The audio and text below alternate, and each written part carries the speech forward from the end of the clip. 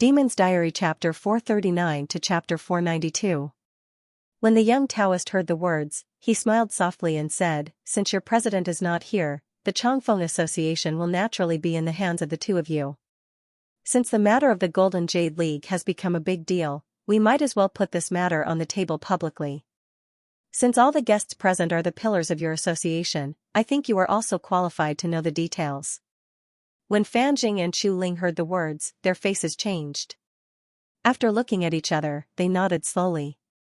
Then Fan Jing took a deep breath, stood up again, cupped his fist and said to Lu Ming and others, "Today, I gather everyone here to introduce this envoy from Purple Night Temple to you, and there is one more thing to discuss with you."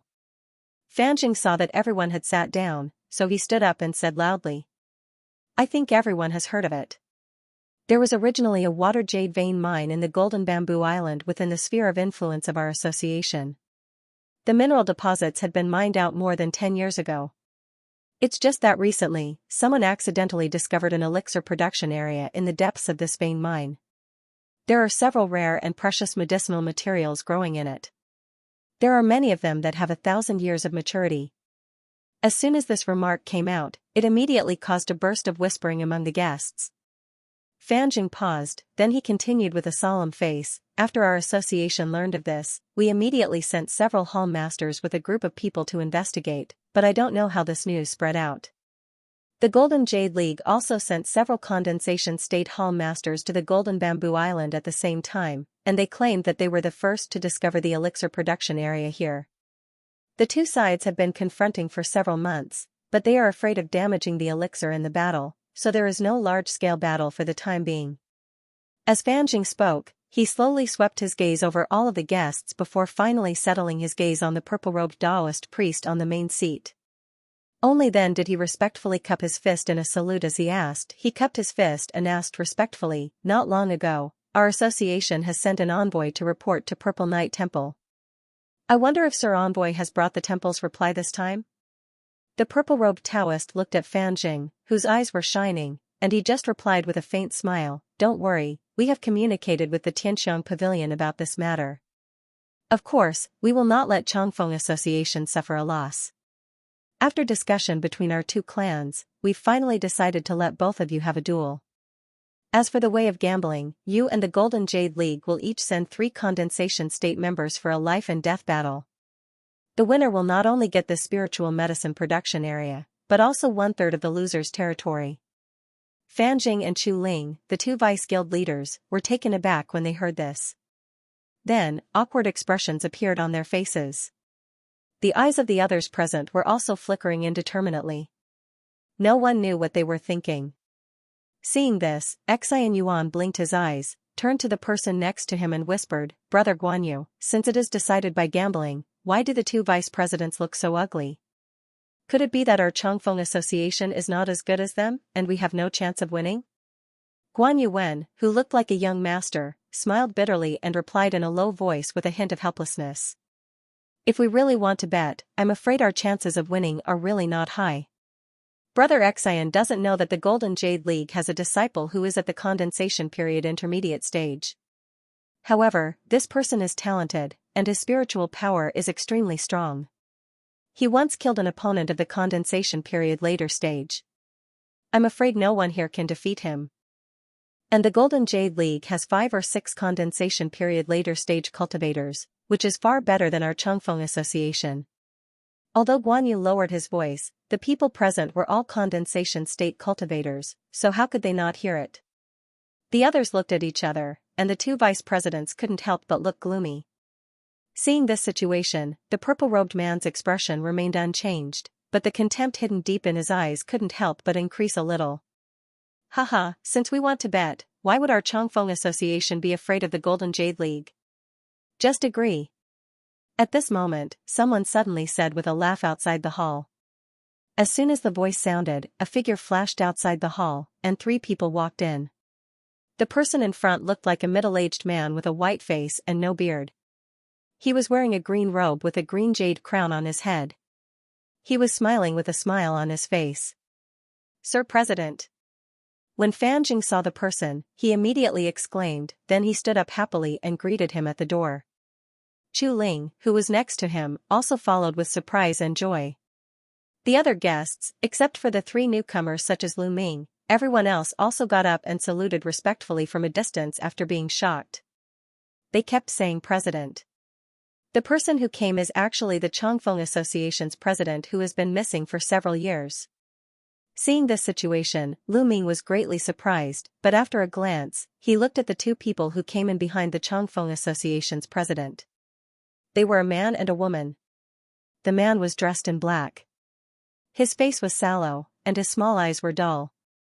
His appearance was really ugly, but judging from his aura, he was at the condensation period later stage. He looked at everyone present with a proud expression. The woman's cultivation was only at the condensation period early stage, but she was graceful. Her black hair was hanging to her waist.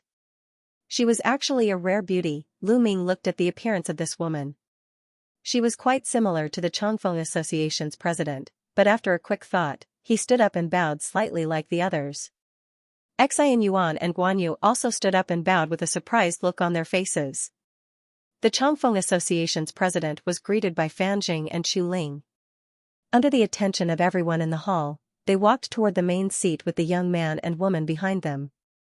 When the young man saw the appearance of the Changfeng Association's president, although there was a hint of surprise on his face, he did not show any loss of composure.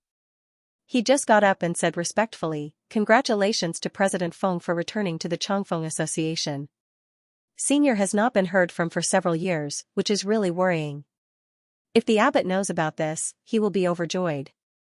However, since Senior has already returned, I presume that you already have a well-thought-out plan for this battle, right?" Feng Zhan's eyes flashed, and he said with a chuckle, "Envoy, you must be joking. I just don't want people to look down on our Changfeng Association, so I agreed to this bet. However, let's not talk about this first. Let me introduce to you. This is my daughter, Feng Kai. We were separated when I traveled the Middle Sky continent when I was a child. We just met a few days ago because of a coincidence. My daughter is currently in the Five Spirits sect of Shuangwu Mountain. Next to her is my daughter's senior fellow apprentice, Wei Zhong." The woman named Feng Kai smiled at the young man. Her smile was as charming as a flower, which made the young man a little absent-minded for a while. Seeing this, the young man in black clothes snorted coldly and did not step forward to greet. When everyone present heard the words Zhongtian Five Spirits Sect, they couldn't help but take a deep breath. Their eyes looking at the man in black clothes were full of surprise and doubt. The name of the Five Spirits Sect could be said to be known to almost everyone present. It was one of the real major sects in the Middle Sky continent. It had thousands of years of inheritance, and there were countless experts in the sect. It was not comparable to the so-called overseas sects such as Purple Night Temple and Tianxiang Pavilion. Although Lu Ming heard of this sect for the first time, seeing this situation, how could he not know that this Five Spirits sect was not a trivial matter? Seeing this, Xian Yuan, who was next to him, was even more interested. "It turns out that you two are the disciples of the Five Spirits sect. I'm Yangxing, the disciple of Elder Yuan of Purple Night Temple. Speaking of which, my Purple Night Temple and the Five Spirits sect also have a lot of intersection. I wonder which disciple of the Five Spirits sect is Brother Wei's disciple." As soon as the young man heard the name of the Five Spirits sect, his heart shuddered. He immediately woke up from the beauty in front of him. He immediately put on a smile and cupped his fist. "Humph." Wei Zhong glanced at the young man in purple robe coldly, but he still didn't say a word. The young man in purple robe was rebuffed, but his face was as usual. Instead, he smiled, then he turned to Feng Zhan and said, "Since Senior Feng's daughter has already joined the Five Spirits sect, I think the matter of the gambling fight is already in the bag. Then I will go back to report and confirm the time of the fight. In that case, have a safe trip. Fan Jing, you send the guest off for me." After Feng Zhan nodded, he didn't intend to keep him anymore, and he instructed Fan Jing next to him. Although Fan Jing was the deputy president of the Changfeng Association, he didn't show any reluctance at this moment. He immediately agreed and personally sent Yangxing out of the hall. Feng Zhan watched the young man walk out of the hall accompanied by Fan Jing, then he turned around and walked to the main seat in a few steps. At the same time, he gestured for everyone to sit down. His daughter and the young man in black followed closely behind him, standing side by side on both sides. Feng Zhan's gaze slowly swept across the hall. After seeing that everyone had sat down again, he smiled slightly and spoke with a kind expression. Everyone, I have been traveling for these years and haven't returned. Thank you for taking care of the affairs of the association. What are you talking about, President? These are all our duties. On the contrary, our association has been in conflict with the Golden Jade League in the past few years, and we have lost a lot of strength. I feel uneasy in my heart. Chu Ling hurriedly stood up and said with a wry smile. Feng Zhan's eyes flickered slightly. He waved his hand to indicate that there was no need to be too polite, then he said, "This matter is nothing at all. We have a long way to go. Let's take our time to think about it. By the way, are these all newly promoted guests?" Feng Zhan said as he glanced at the new faces such as Lu Ming, Xianxia, and Guan Yu. "Greetings, President." Lu Ming and the others hurriedly got up and bowed to him. "Good, very good. You don't have to be too polite. I'm grateful that you can join our Changfeng Association when it is in danger. But now is different from the past. Our Changfeng Association is in sight at this moment. We still need your help in the future. We will definitely thank you in the future." Feng Zhan said so with a faint smile on his face. "Thank you, President. I will definitely do my best to help." Guan Yu couldn't help showing a hint of excitement when he heard this. These casual cultivators joined the Changfeng Association because of the generous recruitment conditions here. Previously, seeing the situation of the Changfeng Association, there were a lot of people who wanted to leave. Now that the president of the Changfeng Association had returned, and he even climbed up the big tree of the Five Spirits sect, this naturally made the guests like Guan Yu who had not left feel lucky. Although Lu Ming and Xianxia had their own thoughts in their hearts, they naturally promised at this time. "Okay, let's call it a day. After I finish dealing with some things in the association, I will come back to entertain you when I have time." Feng Zhan seemed to be very satisfied with the answers of Lu Ming and others, then he announced with a laugh. After Lu Ming got up and left, in the blink of an eye, only Feng Zhan, the two vice presidents, Feng Zhan's daughter and the man in black clothes from the Five Spirits sect were left in the hall. "Kai, you and Mr. Wei must be tired after running all the way. Go and rest first." Feng Zhan hesitated for a while, then he said to the two people behind him. The woman in colorful clothes said yes softly, but the man in black clothes naturally had no opinion. In a blink of an eye, only Feng Zhan and the other two presidents were left in the hall. In the hall, the three of them discussed the recent affairs of the association, but Feng Zhan didn't mention a word about the gambling fight with the Golden Jade League. Although the two vice presidents felt a little strange, they didn't say much. Half an hour later, when the matter was almost finished, Feng Zhan picked up the teacup and prepared to send off the guests. When Fan and Chu also got up to leave, the president of the Changfeng Association suddenly said faintly, "By the way, during the secret trip a few years ago, I was ambushed by a powerhouse of the crystallization period and several powerhouses of the condensation period near Forgotten Dragon Cliff. Fortunately, I used some life-saving means to escape safely and escape to the Middle Sky continent." Fan Jing and Chu Ling couldn't help looking at each other. They didn't seem to know what the president of the Changfeng Association meant by saying these words. But misfortune and blessing come hand in hand. I found Kair in the Middle Sky continent by chance. It seems to be fate.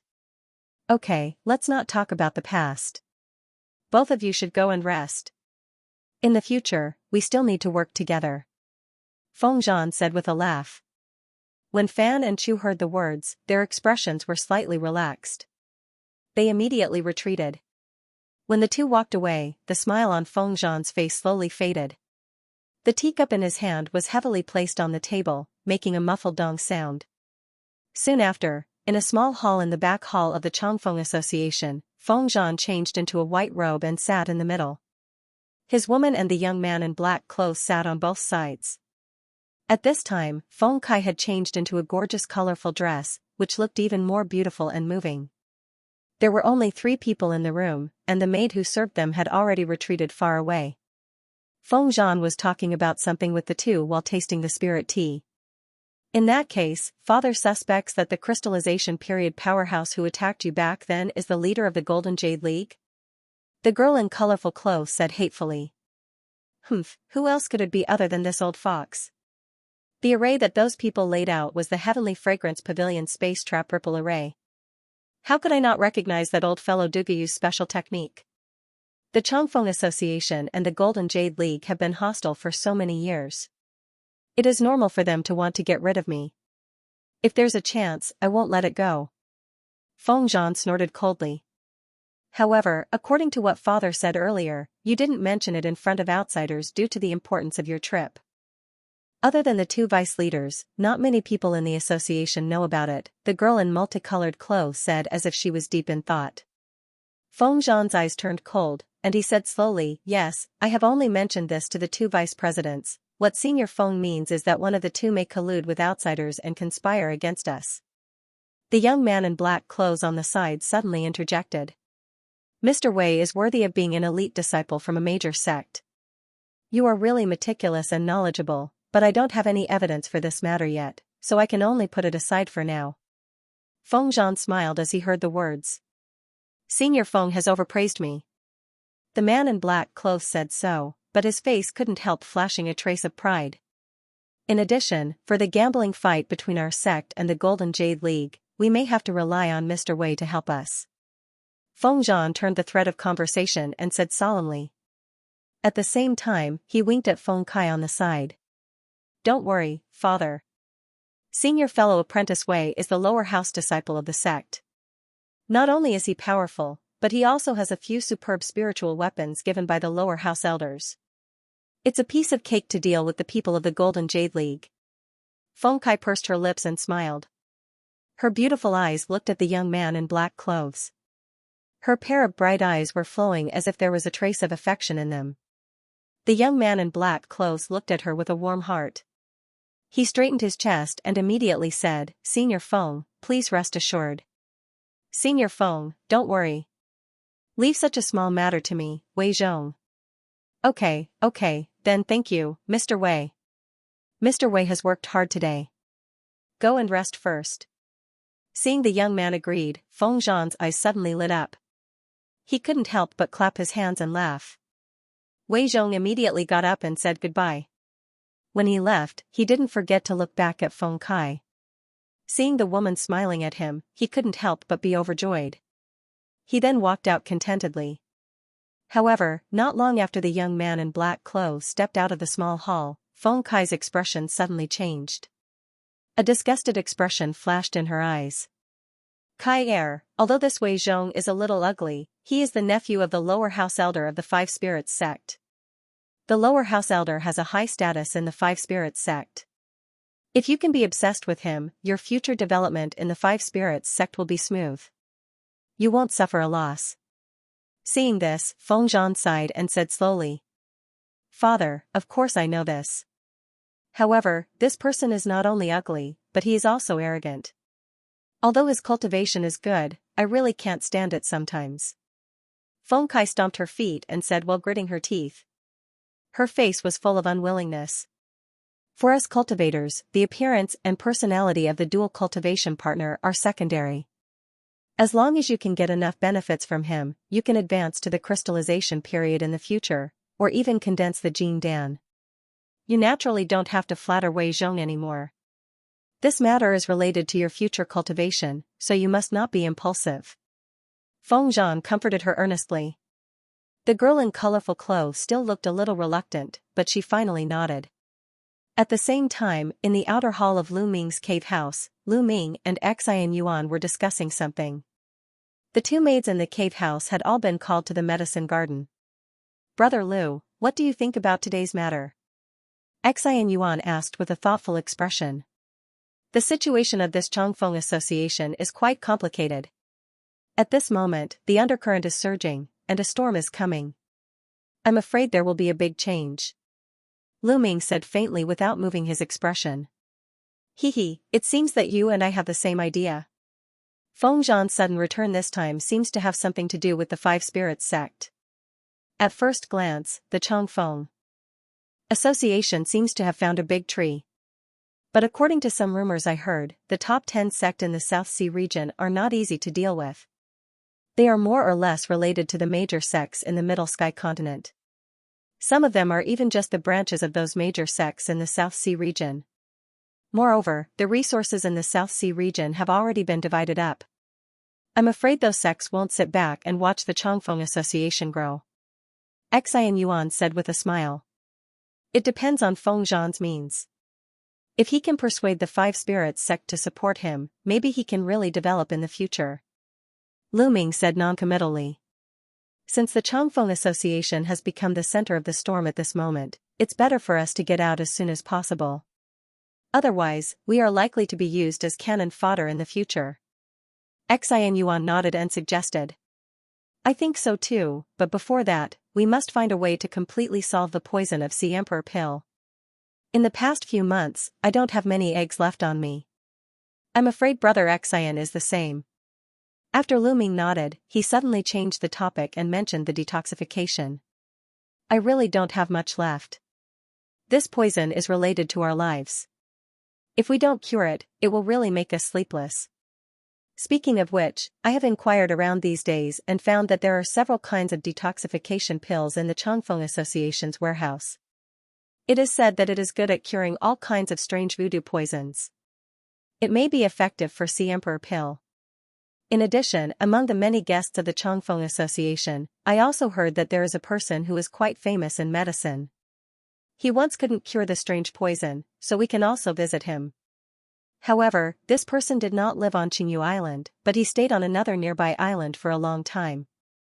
Xian Yuan nodded in agreement as he heard the words, and he mentioned the relevant news he had inquired about these days.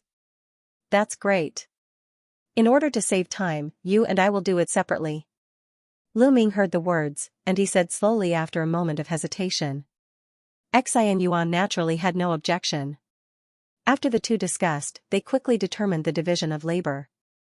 Early in the morning of the next day, Lu Ming left the cave house. After identifying the direction, he flew out of Qingyu Island and flew in a direction that he had already determined. He had learned from Xian Yuan that the guest was named Fang Yao. He was used to living alone, so he lived on a small island that was half a day away.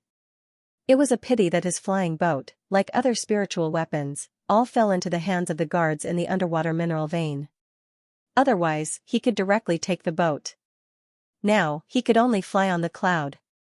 However, Lu Ming had already decided that once he had enough spirit stones, he would buy another flying spiritual weapon. At the same time, Qingyu Island, in a prismatic building with Merit Hall hanging in the headquarters of the Changfeng Association. The interior of this building was quite spacious. It had a width of 50 to 60 square meters.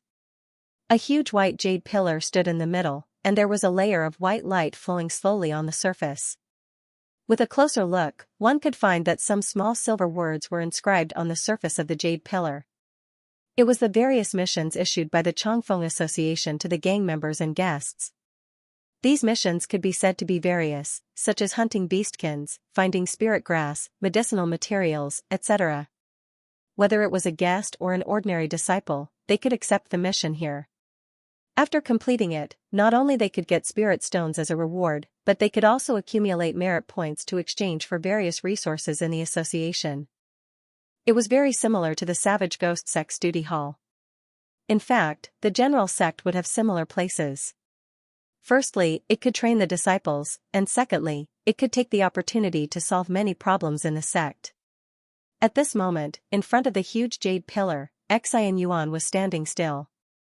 His eyes flickered as the jade pillar turned. After a while, he suddenly raised his hand and waved. A white light suddenly blasted out from the surface of the jade pillar, and it flashed into a jade token in his hand. After a burst of white light flowed on the surface of the jade token, a row of small words suddenly appeared: 10 split soul beasts beastkin cores, 1000 merit points. As soon as Xian Yuan put the jade token on his forehead, he understood the situation of this mission. It turned out that this split nascent soul beast was a sea beast of the condensation period early stage. Although its water magical power was quite powerful, it was extremely afraid of the power of fire. Its beastkin core was an excellent alchemy material. Since its cry was very similar to the cry of a baby, it got its name.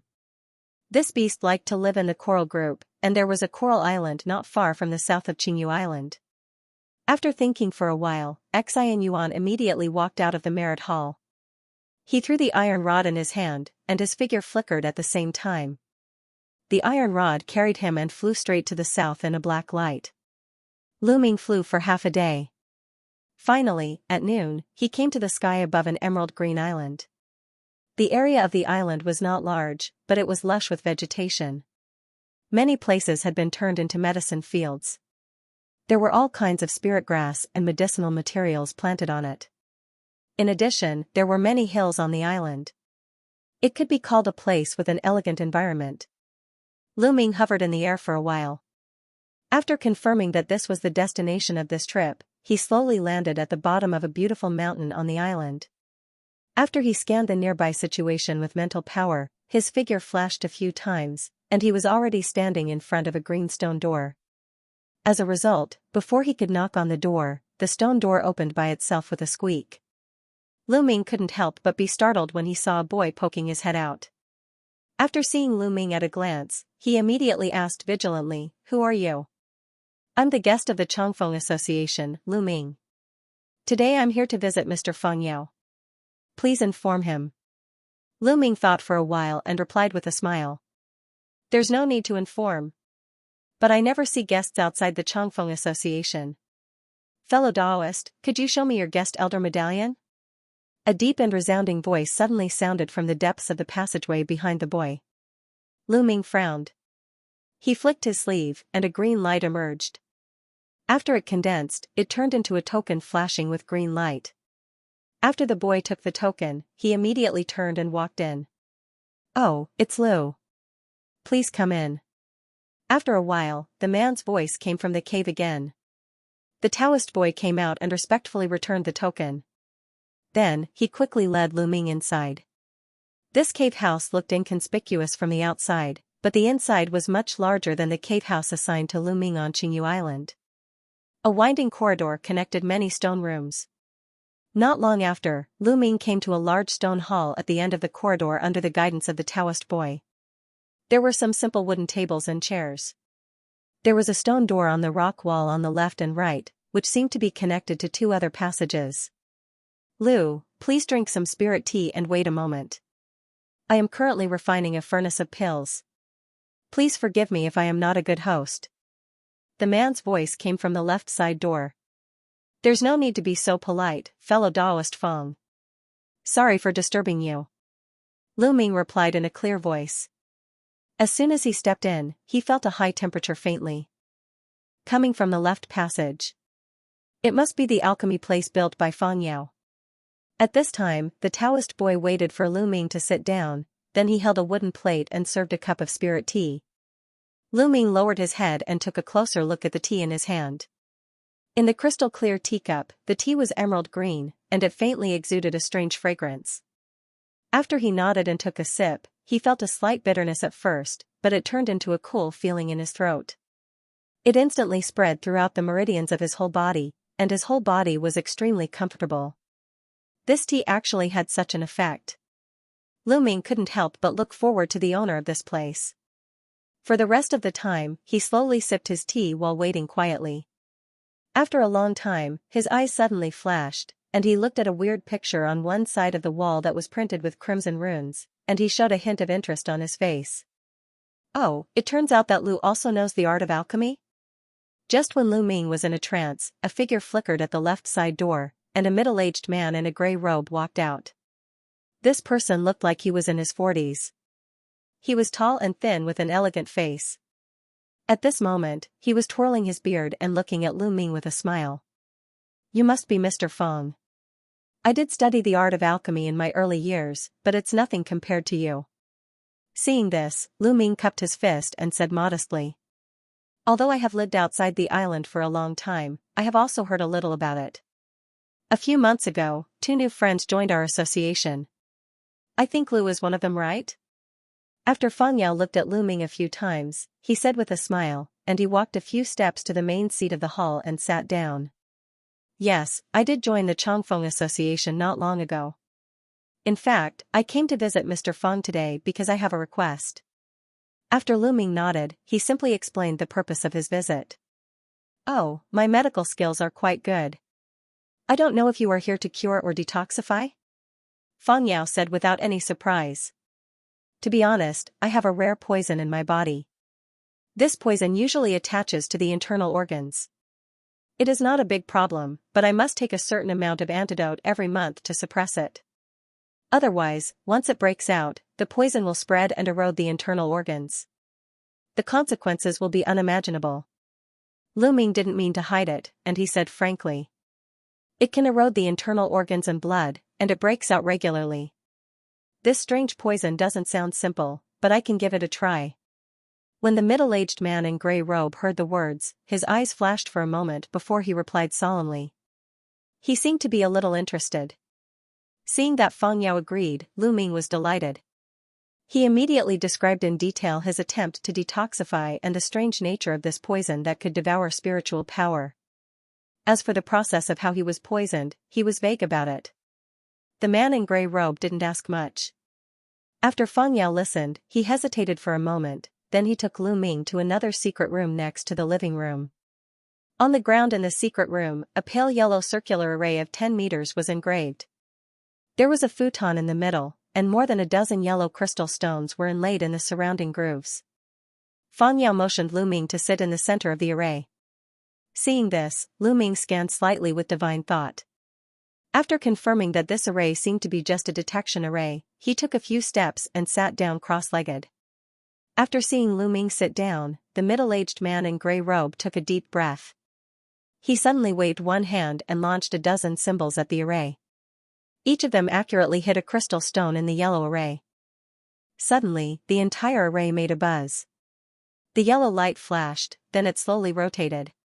Fang Yao then flipped his hand and took out a simple bronze mirror. As he threw it, his chanting sounded in a hurry.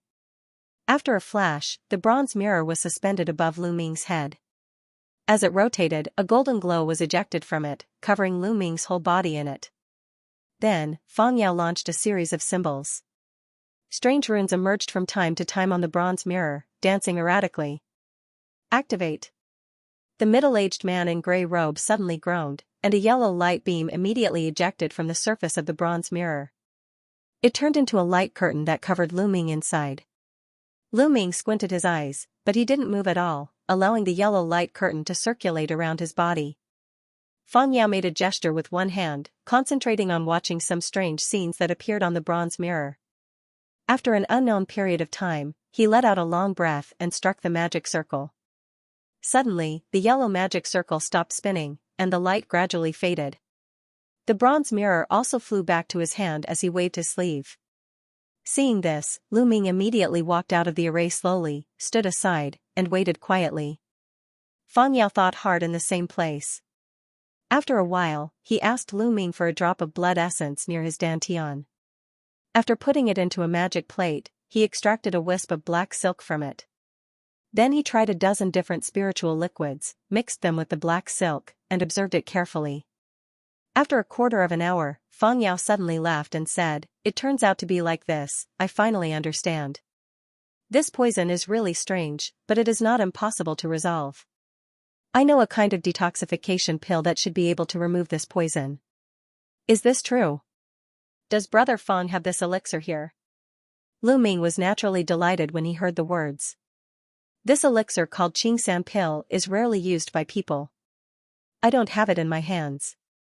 But it is easy for me to refine this pill, but I still lack a guiding drug, and this guiding drug is not easy to get. Fang Yao hesitated when he heard the words. I don't know what this guiding drug is and where can I get it? Please give me some advice. As long as Brother Fang can refine this pill, I will definitely thank you after the detoxification. When Lu Ming heard the name Xianxia pill, he thought for a while. He had never heard of it before, so he immediately cupped his fist and asked solemnly. This guiding drug is the poison sac of a sea beast called the blood locust beast, and it must be the poison sac of the king beast of the condensation period. However, the blood locust beast is not strong individually, but it always lives in groups. There are hundreds of thousands of them, and they live at the bottom of the sea. They are very difficult to deal with. Fang Yao said such words after a little hesitation. Lu Ming couldn't help frowning when he heard this. It was the first time he heard the name blood locust beast today, and listening to the description, it seemed that it was indeed not an easy task. Fang Yao saw the embarrassment on Lu Ming's face, but he suddenly smiled and said, "Lu, you don't have to be anxious. I happen to know that there is a group of blood locust beasts in the nearby sea area. The king beast among them has already reached the condensation period later stage. If you can get the poison sac, it is enough to remove the poison in your body." "Oh, there is such a coincidence." Lu Ming's expression moved slightly when he heard this. "Lu, don't misunderstand. The reason why I know this is because the blood locust beast's beastkin core and flesh are of great value. A few friends and I have been eyeing this group of sea beasts for a long time, and we have been planning for this for a long time, so we know its exact location. However, the number is too large. It is still quite difficult for us to deal with it, so we haven't been able to make it.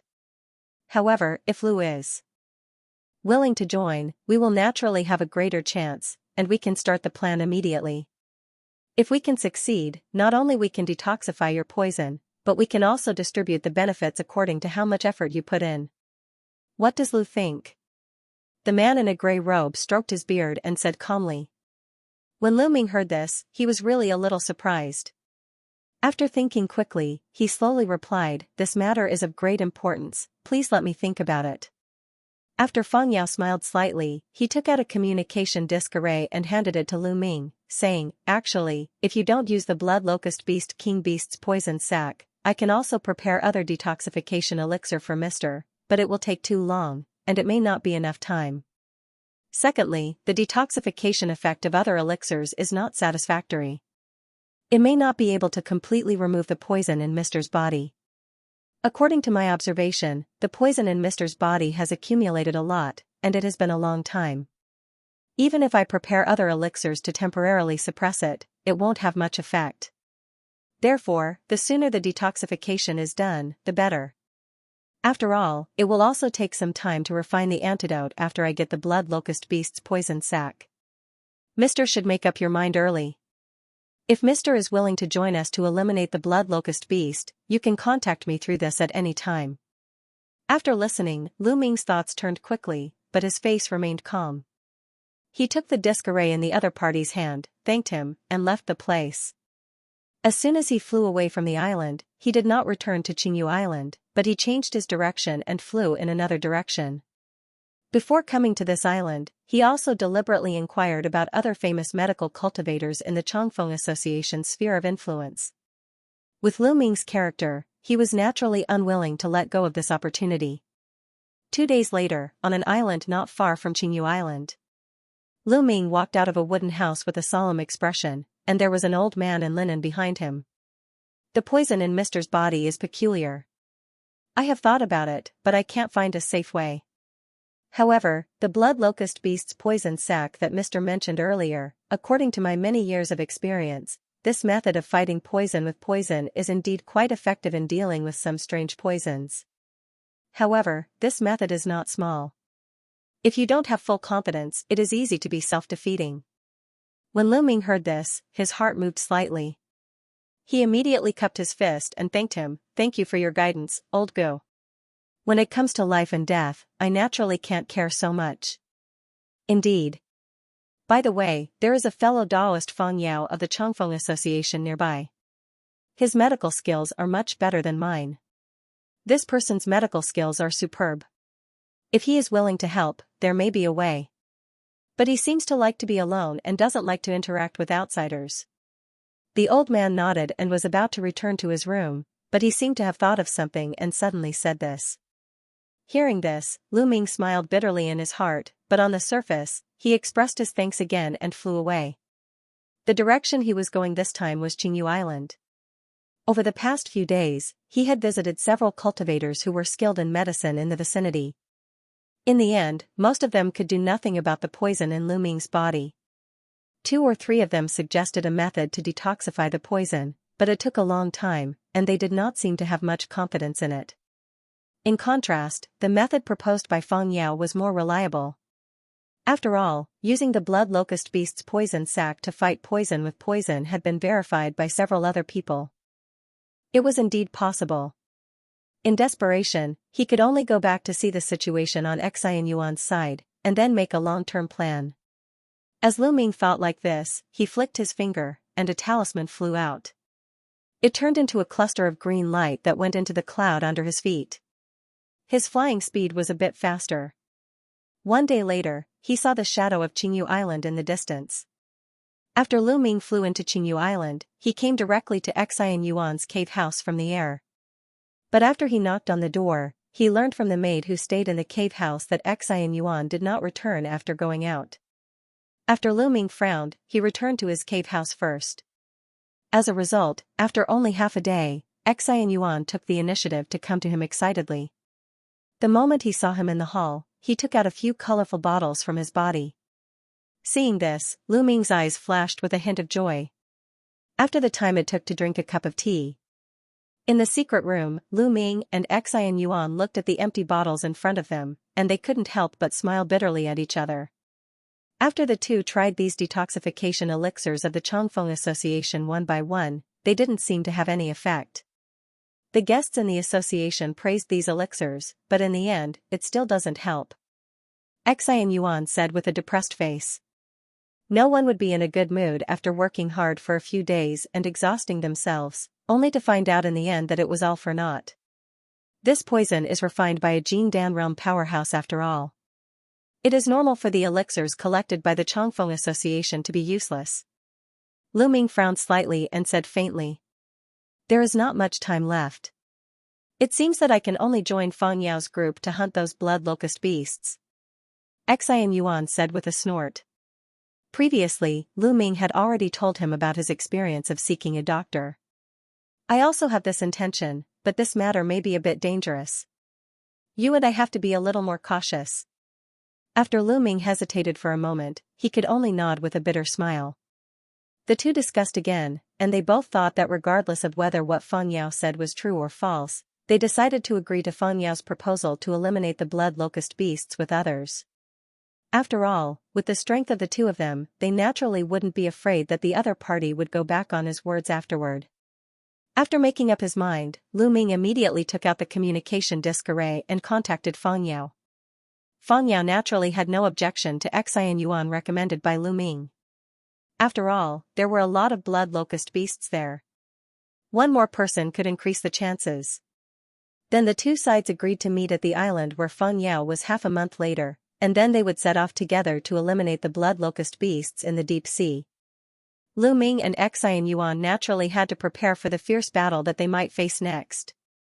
After a little discussion, they prepared separately. Just as Lu Ming and Xianyuan were busy taking action, news came from the Changfeng Association's headquarters. The Golden Jade League finally sent someone to formally issue a challenge to the Changfeng Association. 3 days later. In the Changfeng Association's main hall, the president, Feng Zhan, was sitting in the middle, and the two vice presidents, hall masters, and high-rank guests were all gathered here. They sat on his left side in turn. After receiving the notice, Lu Ming and Xianyuan naturally rushed to the meeting and sat at the back. Wei Zhong and Feng Kai in colorful clothes stood in an open space next to the main seat, talking and laughing in a low voice as if there was no one else around. 2 men in golden robes were sitting opposite everyone.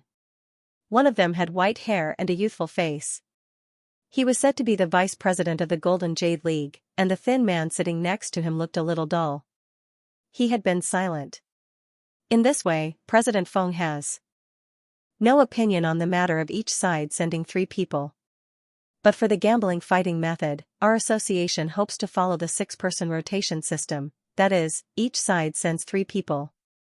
As long as they are not defeated, they can continue to stay on the stage to challenge until all 3 players on one side are defeated. This can reflect the true strength of both sides. The old man with white hair said slowly with a calm expression. As soon as this statement came out, everyone in the Changfeng Association couldn't help but be startled. Feng Zhan on the main seat couldn't help but flash a hint of surprise in his eyes. This kind of rotation system was slightly different from his previous expectation. The strength of the condensation period cultivators in the Golden Jade League was originally above the Changfeng Association. Now that they proposed such a gambling fighting method, they naturally had their ulterior motives. The other party must have something to rely on. Speaking of which, most of the chances of winning on the Changfeng Association's side were on the young man in black clothes of the Five Spirits sect. Such a gambling fight was exactly what Feng Zhan wanted. But he still glanced at Wei Zhong next to him, wanting to see what he meant. Senior Feng, don't worry. This kind of fighting method is exactly what I want. Seeing this, the young man in black clothes said with a grin. Humph, since old man Dugu has such courage, I will accompany you to the end. But you have decided on the gambling fighting method. According to the convention, the location of the gambling fight must be decided by us. Why don't we do it in the Valley of Fire? This valley is also quite famous in the South Sea region. I think the two envoys also know about it. Feng Zhan snorted after thinking about it. Okay, then let's do it in the Valley of Fire. The day after 2 months is the day of the gambling fight. I hope the Changfeng Association won't let us down. The old man with white hair just thought about it for a moment, and he agreed. Wei Zhong showed a satisfied expression on his face when he heard this. He whispered a few words in Feng Kai's ear. After Feng Kai heard it, her beautiful eyes turned, and a smile appeared on her mouth.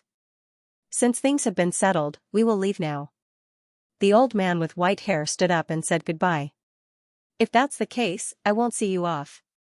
Feng Zhan said lightly with a blank expression. After the old man with white hair laughed a few times, he turned his eyes and looked at the man in black next to Feng Zhan. His eyes flashed, and he said meaningfully, "This is Mr. Wei Zhong, the disciple of the Five Spirits sect, right? Senior Feng is really good." After speaking, he turned around and strode out with another person. When Feng Zhan heard the words, his face sank, but when he glanced at the young man in black from the corner of his eyes, he found that he was chatting happily with his daughter. It seemed that he didn't put the old man's words in his heart at all. He was slightly relieved in his heart.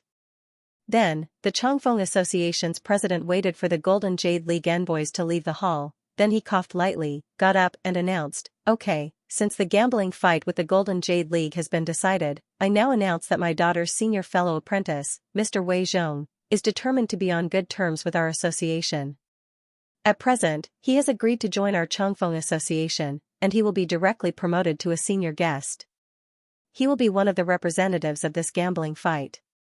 As for the other two representatives of the gambling fight, Vice President Fan and Vice President Chu will serve as the representatives. Do you have any opinions?" Everyone present looked at each other, and naturally no one would really object to anything. After Fan Jing and Chu Ling looked at each other, they were also silent. Lu Yuan and Xian Yuan naturally wouldn't express any opinions. The two of them were busy with the trip to the deep sea and detoxification half a month later, so of course, it was impossible for them to stand out. So this matter was settled on the spot. So everyone discussed the specific matters of the gambling fight for a while, then Feng Zhan announced that the gathering was over. Everyone immediately said goodbye and walked out from the main door. Lu Ming walked out of the hall with everyone. After saying goodbye to Xian Yuan, he did not immediately return to the cave house, but he flew to the other end of the island. After a short while, he landed in front of a seemingly desolate valley. The entire valley entrance was made of crimson-red boulders. Even from far away, one could clearly feel the waves of heat coming from the door. Lu Ming narrowed his eyes and looked at the valley entrance for a moment, then he strode over. If he didn't inquire wrongly, the person living here was a guest of the condensation period early stage. His cultivation was not high, but he was a famous forger in the headquarters. Lu Ming flashed into the valley and walked slowly along a path. Both sides were full of crimson rocks exuding hot breath. After a while, he appeared in front of a gray stone gate built against a mountain at the end of the valley. The surface of the gray stone gate was imprinted with several crimson flame-shaped spiritual patterns. After a few glances, Lu Ming walked to the door and knocked twice without hesitation. Pung pung. The stone door was opened halfway, revealing a dark-skinned young woman. When the woman saw Lu Ming, a hint of surprise flashed in her eyes. She immediately noticed the mark of a high-rank foreign minister on Lu Ming's clothes. "May I ask Senior's name?" "What's the matter?" the young woman asked suspiciously. "I'm Lu Ming, a new foreign minister of the association. I'm here to pay a visit to Mr. Huang Zhen." Lu Ming said with a smile. So it's Senior Lu. Unfortunately, my father is forging a totem in the forging room. Should I go and report to him? When the young woman heard this, she hesitated for a moment before replying truthfully. It turns out to be Miss Huang. Thank you. Lu Ming cupped his fist slightly. Senior, please wait for a moment. I'll be back soon. The young woman said as she closed the door again and went to report. After a while, the door of the cave mansion was opened again with a squeak. This time, a middle-aged man in his 40s or 50s walked out. He had dark skin and thick hands and feet. At first glance, he looked like an ordinary farmer in the mortal world. You're Lu, right? I'm Huang Zhen. My daughter was rude before, please forgive her. Mister, please come into the cave house for a chat. After the dark macho man looked at Lu Ming, he said politely. Mr. Huang is too polite.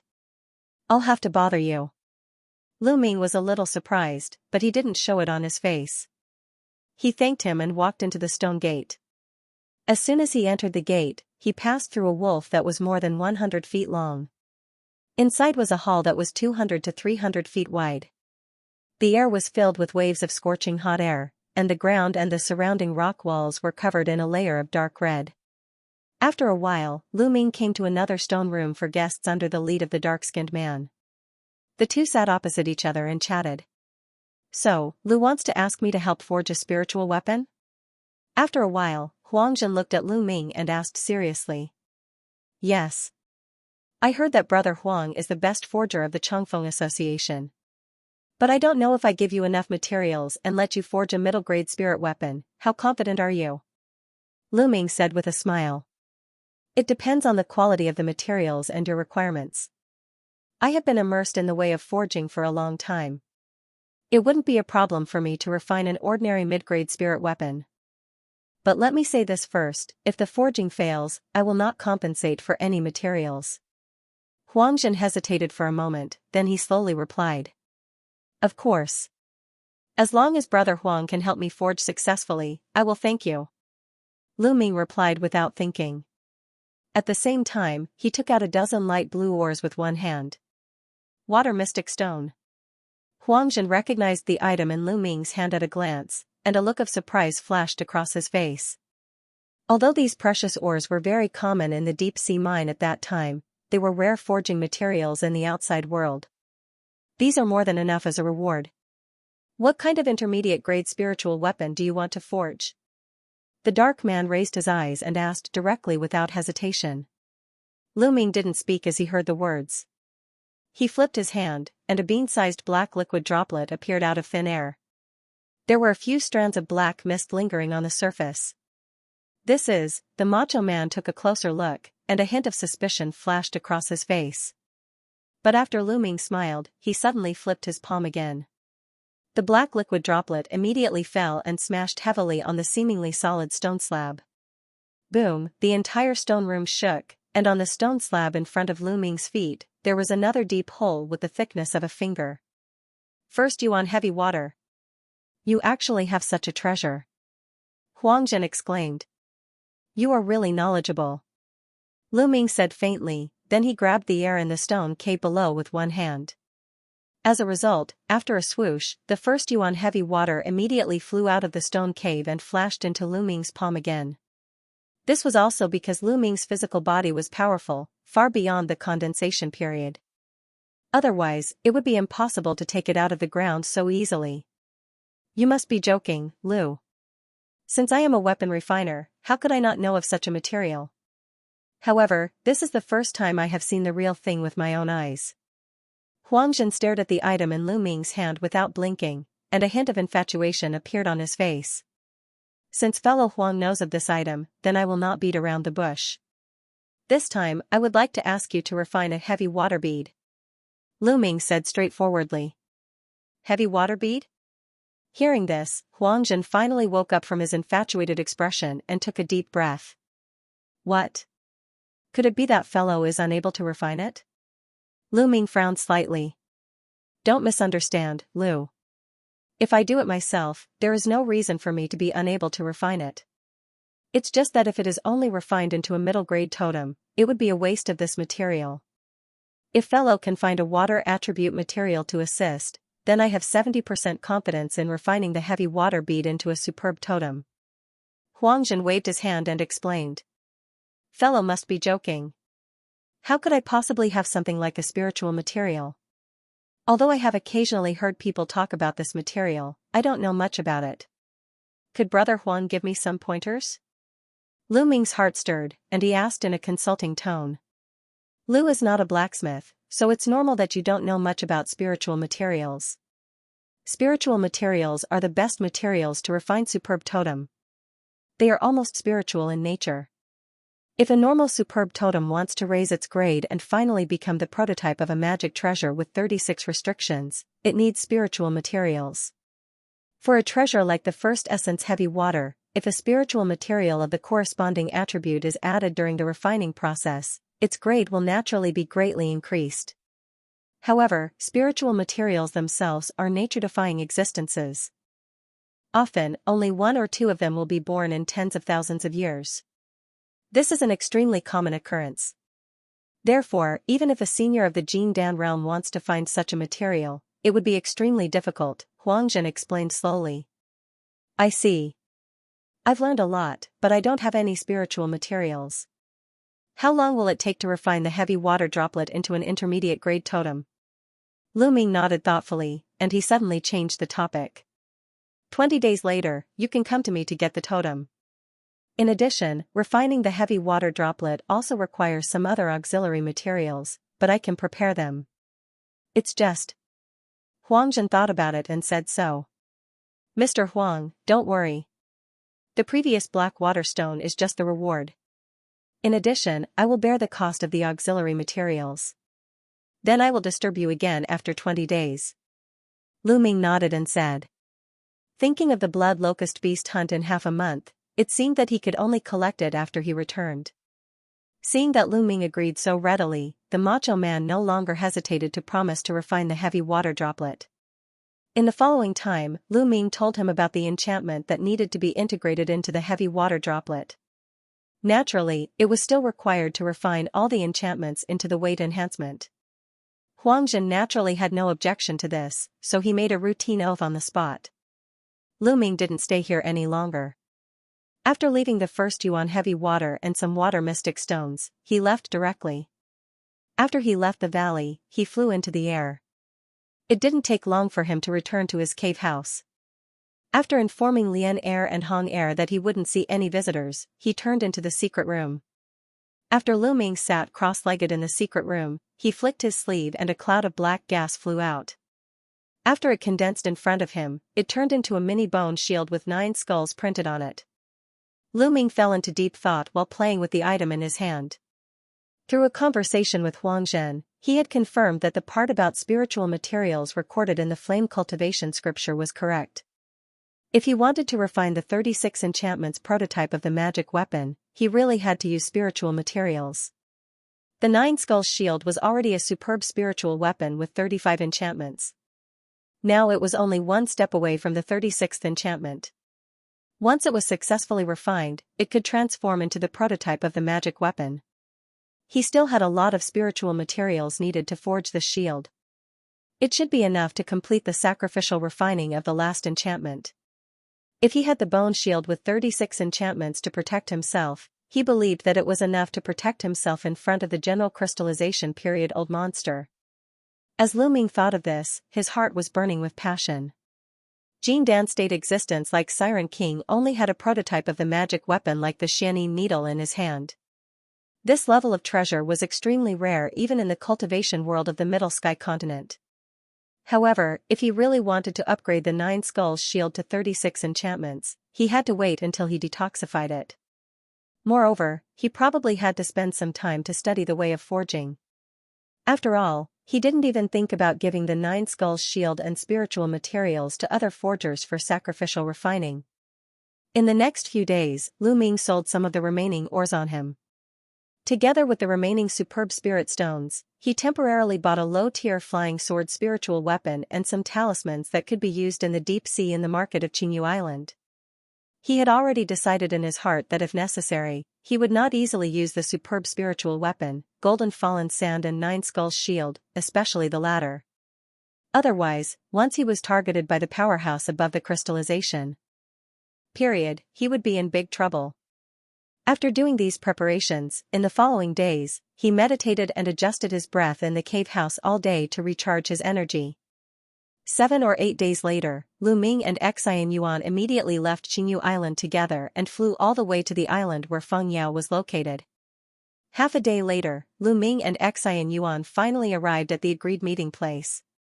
On an open space in front of Feng Yao's cave house, Feng Yao and 2 other men and a woman were already waiting there.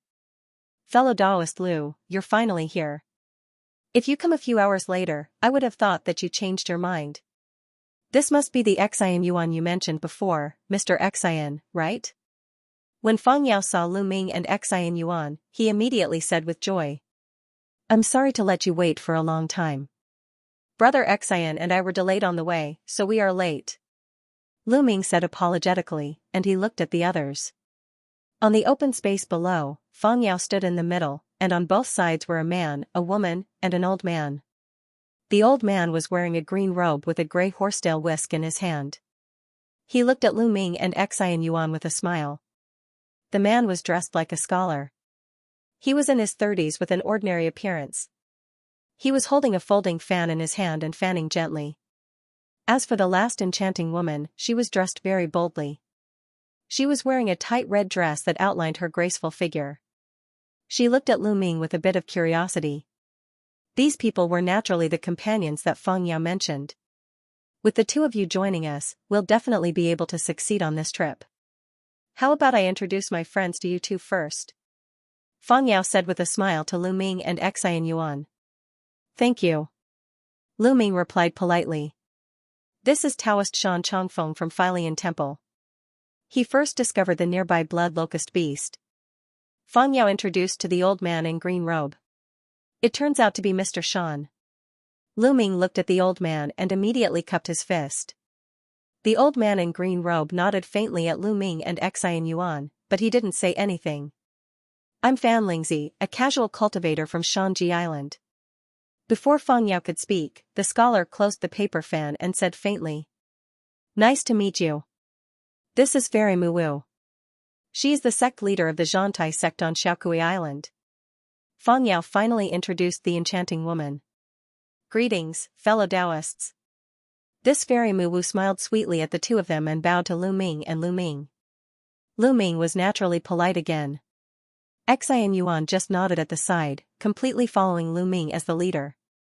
The 2 of them had never heard of Xiaokui Island, and Zhantai sect was even more unheard of. The enchanting woman in front of them was the sect master, but her aura was the weakest, similar to that of Fan Lingzi. On the contrary, the old man in green seemed to have a dull expression, and his bright eyes were reserved. His cultivation should be the highest among the 4. After Feng Yao introduced Lu and Xian to the 3, they exchanged greetings and began to discuss hunting the blood locust beast. This group of blood locust beasts lives at the bottom of the deep sea. Our operation this time.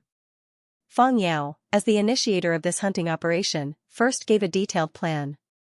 "I just went to investigate again half a month ago. At present, the number of blood locust beasts in this group is about 300 or 400. Among them, only the king beast is at the condensation period. Most of the others are spirit apostle level sea beasts, and they don't have much wisdom at all." After Feng Yao finished the plan, the old man in green robe who had been silent suddenly added, "The sea is vast. This group of blood locust beasts will not stay in one place. How can we determine their approximate location at this moment?" Xianxia frowned slightly and asked suddenly. Feng Yao smiled slightly when he heard the words. He turned his hand and took out a magic weapon like a compass. After launching a symbol with one hand, the compass flashed.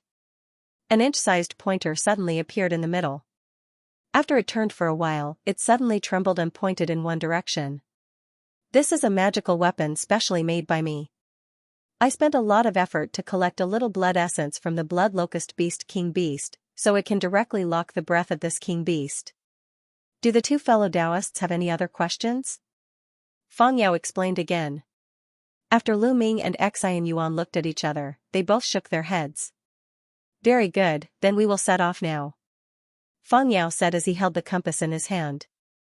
Others naturally had no opinion. So the group of people did not use flying spiritual weapons.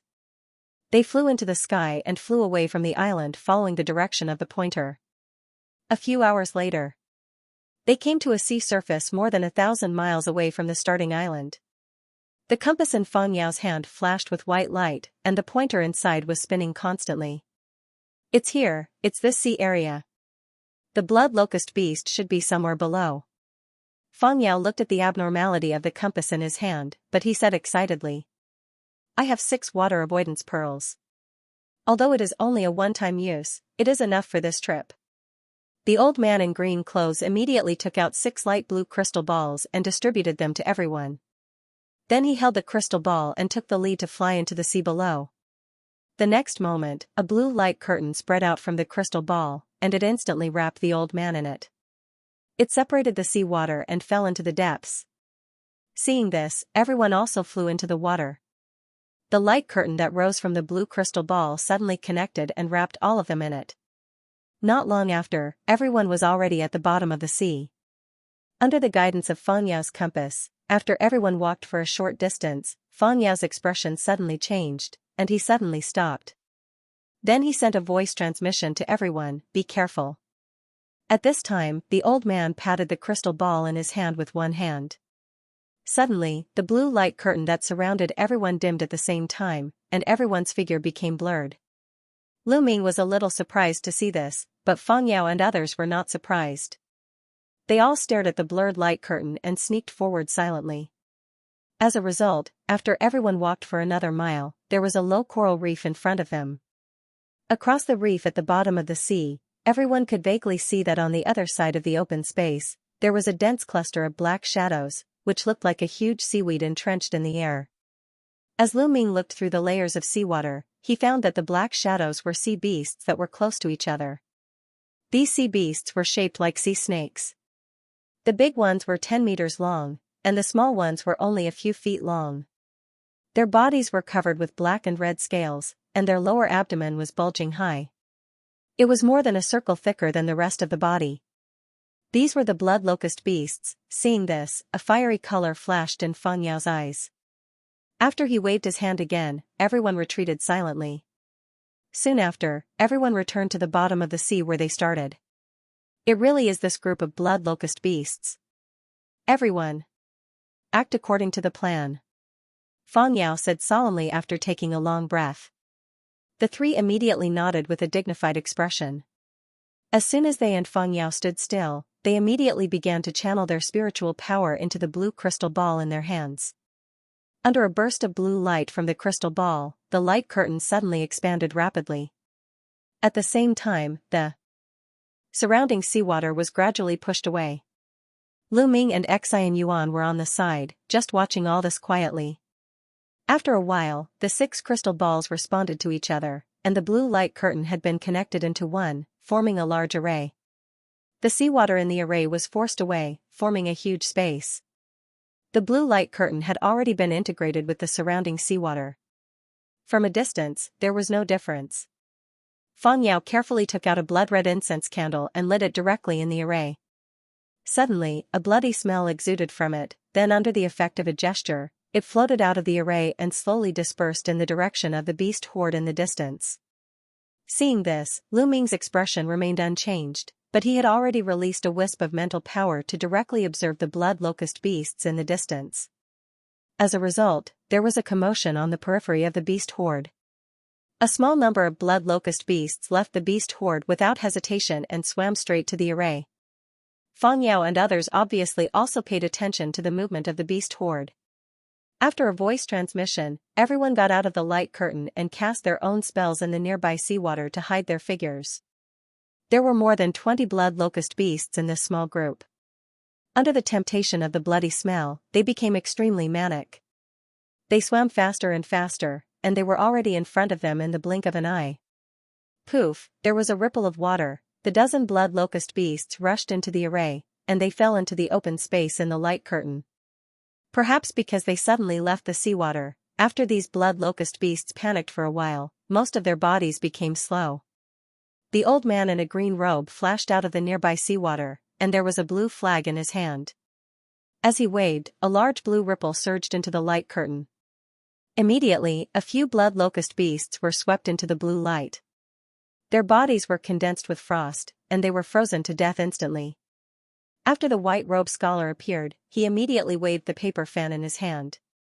Every time the fan was waved, there would be a white mist flying out. After waving 7 or 8 times, it immediately shrouded 7 or 8 blood locust beasts. After the white mist dispersed, these blood locust beasts had already fallen to the ground with blood flowing out of their orifices. In comparison, the dark red ribbon used by Fairy Moo Wu seemed incomparably gorgeous. As her beautiful figure swayed, the ribbon transformed into phantasms like a spirit snake, sweeping forward. Wherever it passed, the blood locust beasts were cut into several pieces in an instant. On the other side, Xianxia had already rushed directly into the light curtain. As he waved the black giant rod in his hand, layers of black stick shadows had already attacked forward overwhelmingly, smashing the blood locust beasts into meat sauce in an instant. Seeing this, Lu Ming flicked his sleeve, and a small silver sword appeared in his hand. After a blur, it transformed into a dense sword shadow that blasted at the light curtain. Poof poof, a few blood locust beasts were pierced by the sword shadow, and they fell to the ground instantly. Seeing this, Fang Yao and the scholar couldn't help flashing a hint of surprise on their faces. They didn't expect that Lu Ming was actually a sword cultivator. Under the powerful means of Lu Ming and the others, these 20 blood locust beasts that were only at the spirit apostle stage were killed in an instant. The old man took out a green brocade handkerchief and threw it forward. It turned into a green glow and collected all the blood locust beast corpses. At this time, the blood-colored incense candle in the light curtain had already been ignited. Fang Yao quickly replaced it with another one. In this way, they lured the low-rank blood locust beasts in the periphery bit by bit, and they came over in batches. It didn't take long for the original 300 to 400 beasts to be reduced to 70 or 80. Roar! The actions of everyone finally alarmed the blood locust king beast of the condensation period at the innermost area. After a deep roar came, the sea where the beast herd was located suddenly had a violent fluctuation. A huge black shadow of more than 100 meters rushed out of the beast herd, and it rushed toward the crowd with a fierce gaze. Behind the black shadow, there were dense low-rank blood locust beasts. Oh no! The king beast has found us. The enchanting woman's face changed as she whispered. There is no way, we can only fight it head-on. Everyone, let's discuss the plan. Lu Ming, Mr. Xian, please stop those low-rank blood locust beasts. Leave the king beast to us. Seeing this, Fang Yao no longer channeled the blood-colored incense candle, but he took out a green bamboo blade. He shouted at the old man in green robe and the other 3 people. After the old man in green robe, the scholar in white robe and the enchanting woman looked at each other, they put away their original spiritual weapons, and each took out the same green bamboo blade. Together with the bamboo blade in Fang Yao's hand, there were a total of 4. This set of special spiritual weapons was specially made by several people to deal with the blood locust king beast. Lu Ming and Xianxia naturally agreed. Immediately, they cast a spell again to hide their figures in the nearby sea. After a while, under the leadership of the king beast, the remaining 70 to 80 blood locust beasts came to the light curtain in the blink of an eye. At this time, Lu Ming finally saw the appearance of the condensation period blood locust beast. Its body was more than 7 or 8 times larger than the average blood locust beast.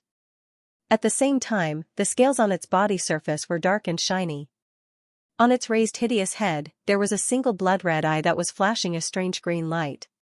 The Beast King was the first to reach the edge of the light barrier, but it didn't go in right away. Instead, it circled around the blue light barrier a few times and suddenly let out a shrill cry. Many of the low-rank blood locust beasts behind opened their mouths at the same time, and they immediately spurted out bloody red light beams. All of them hit the light curtain accurately. Immediately, the blue light barrier buzzed and shattered after a few flashes. Do it! Just at this moment, Fang Yao let out a low shout. Immediately, the 3 of them threw out the cyan bamboo blade in their hands at the same time. Suddenly, they turned into 4 cyan lights that blasted at the king beast. Seeing this, the blood locust king beast's scales opened and closed, emitting a purple-black beastkin aura. It condensed into a black arrow that blasted at the cyan light with a whistling sound. In an instant, after colliding with the 4 cyan lights, it burst into clouds of purple-black mist. Seeing this, Fang Yao and the other 3 chanted at the same time. They each stretched out a finger and pointed at the cyan blades in the air. Suddenly, a strange sandalwood-like aura was exuded. As soon as the blood locust king beast touched the sandalwood-like aura, its body suddenly trembled slightly. The green light in its eye dimmed, and its expression instantly became dispirited. Taking advantage of this opportunity, Fang Yao and the other 3 flicked their figures. They actually commanded 4 green lights from 100 meters away to transform into green blade lights, trapping the condensation period blood locust beast in place. At the same time, after Lu Ming and Xianxuan's figure flickered, they had already pounced on the dense beast horde behind them. Lu Ming waved the small silver sword in one hand, and layers of sword shadows appeared out of thin air, turning into pieces of silver light that surged at the beast horde. His other hand formed a seal, and with a piercing sound, 7 or 8 green wind blades shot out at the same time. The low-rank blood locust beast on the opposite side opened their mouths at the same time and spouted a bloody light beam. After they connected, it turned into a light wall that blocked the silver sword shadows and cyan wind blades. Seeing this, Lu Ming raised his eyebrows and changed his gesture. After the red light spots condensed in front of him, a series of fist-sized crimson fireballs blasted out. They immediately hit the light wall and burst into clusters of fire clouds. After Xianxuan laughed, he took this opportunity to rush into the beast horde from the side. The iron rod in his hand suddenly turned into waves of black rod shadows that rolled at the nearby blood locust beast. Bang bang, a few muffled noises came. The dozen blood locust beasts closest to him were instantly hit by the rod shadows and slammed into other blood locust beasts. They immediately rolled into a ball. The entire beast horde was suddenly in chaos. Seeing this, Lu Ming leaped without hesitation and blasted in a silver rainbow. Poof, the bloody light wall facing Lu Ming was immediately slashed open by the silver rainbow shadow.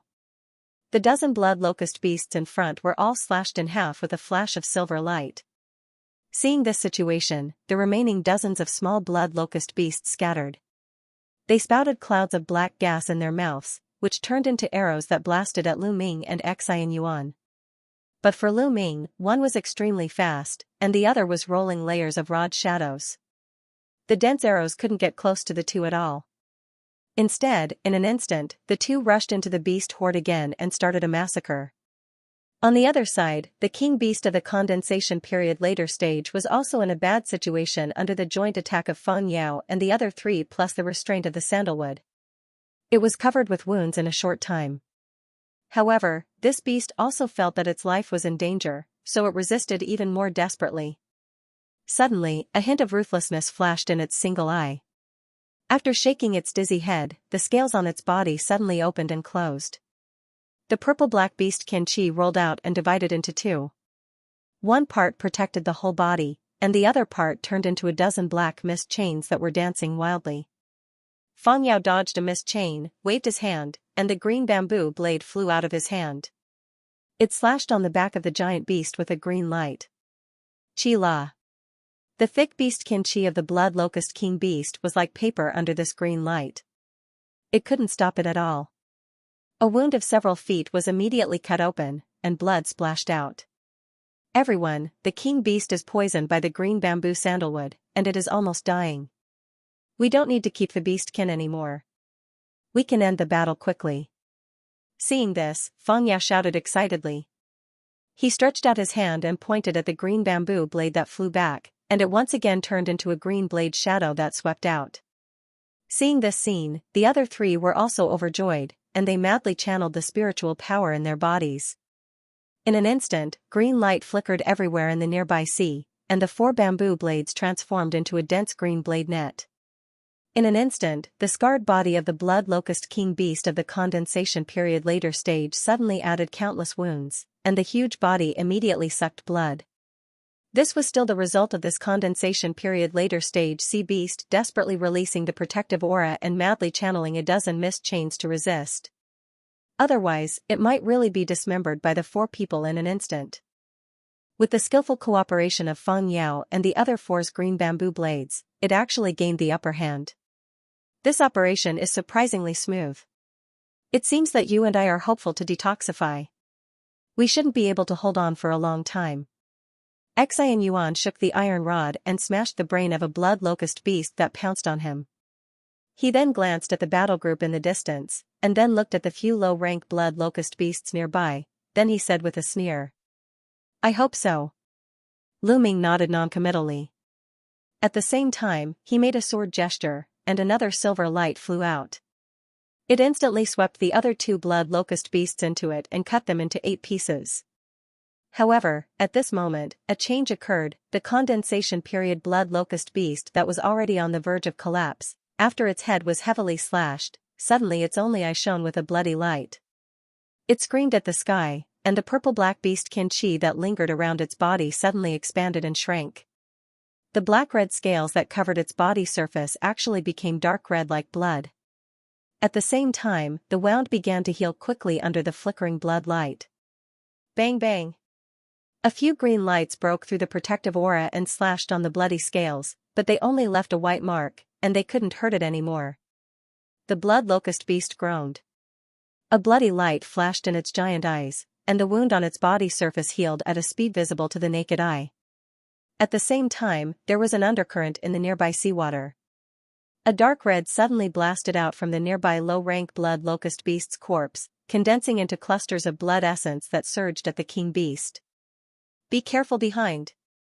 This beast seems to have mutated into madness. Seeing the king beast suddenly became dispirited, the old man in green robe roared. He waved the blue flag in his hand, and several blue ripples protected him in it. The others were shocked when they heard the words. Some immediately changed their gestures, wanting to withdraw the sharp blade, while some raised their hands to release other spiritual weapons. They wanted to protect themselves first. They immediately panicked, and the formation formed by the 4 people became chaotic in an instant. At this moment, the blood locust beast suddenly screamed. After some of the blood clusters condensed, they turned into bloody red blades. There were nearly 40 of them. After a blur, they all disappeared strangely. In the next moment, the space around the scholar fluctuated, and a dense swarm of crimson blades appeared, instantly shooting toward his body. Fan Lingzi was shocked and wanted to dodge again, but it was too late. He screamed miserably, and his protective aura was broken by the blood blades. His body was instantly pierced into thousands of holes. Fan Lingzi covered the vital part of his chest with one hand. His eyes were full of disbelief. After shaking a few times, his body turned over and fell down. Be careful, after this beast mutates, it can manipulate the blood essence of the same kind to attack. Seeing this situation, Feng Yao immediately shouted in shock and anger. But in the blink of an eye, the blood light on the surface of the king beast flickered several times, and the surrounding blood mist tumbled violently. The next moment, it turned into countless blood-colored light blades that burst out, like a blood-colored vortex, shrouding Feng Yao and the other 2. Seeing this, the 3 of them panicked and tried their best to dodge. At the same time, they cast spiritual weapons and talismans to protect their bodies.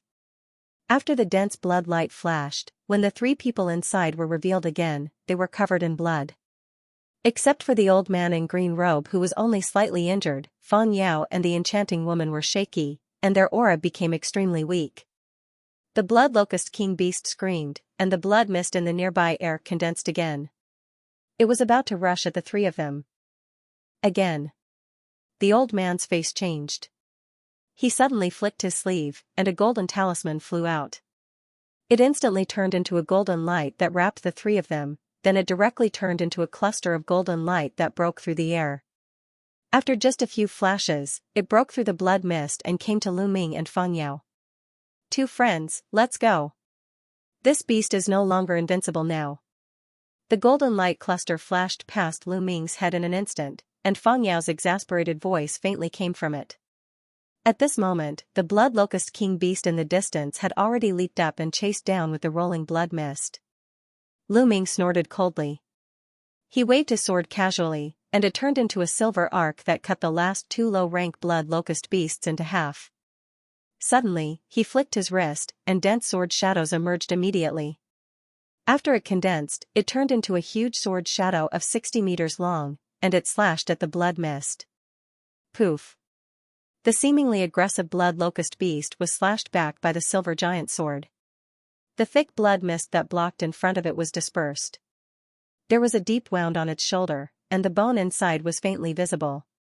But as the blood locust beast roared, the blood mist that had dispersed immediately surged back to the wound on its shoulder. It quickly grew back flesh and blood, healing the wound again.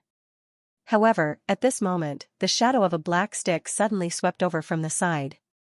The blood locust beast instinctively leaned to one side. Suddenly, a huge force surged, and it was blown away again with a strange cry. Xianxia swept his rod without saying a word. At the same time, Lu Ming made a sword gesture with one hand and pointed a finger at the giant sword shadow in the air. A clear sound rang out. The sword shadow suddenly collapsed. A small silver sword turned into a crystal rainbow and swept at the blood locust king beast, and it instantly made a bloody hole on its body. A large amount of blood gushed out from it. The beast, which was already swaying, could no longer stand firm. It immediately fell to the ground with a mournful cry. Fang Yao and others, who were about to escape, couldn't help but be dumbfounded when they saw this situation. At this moment, Xianxia had already made a sound.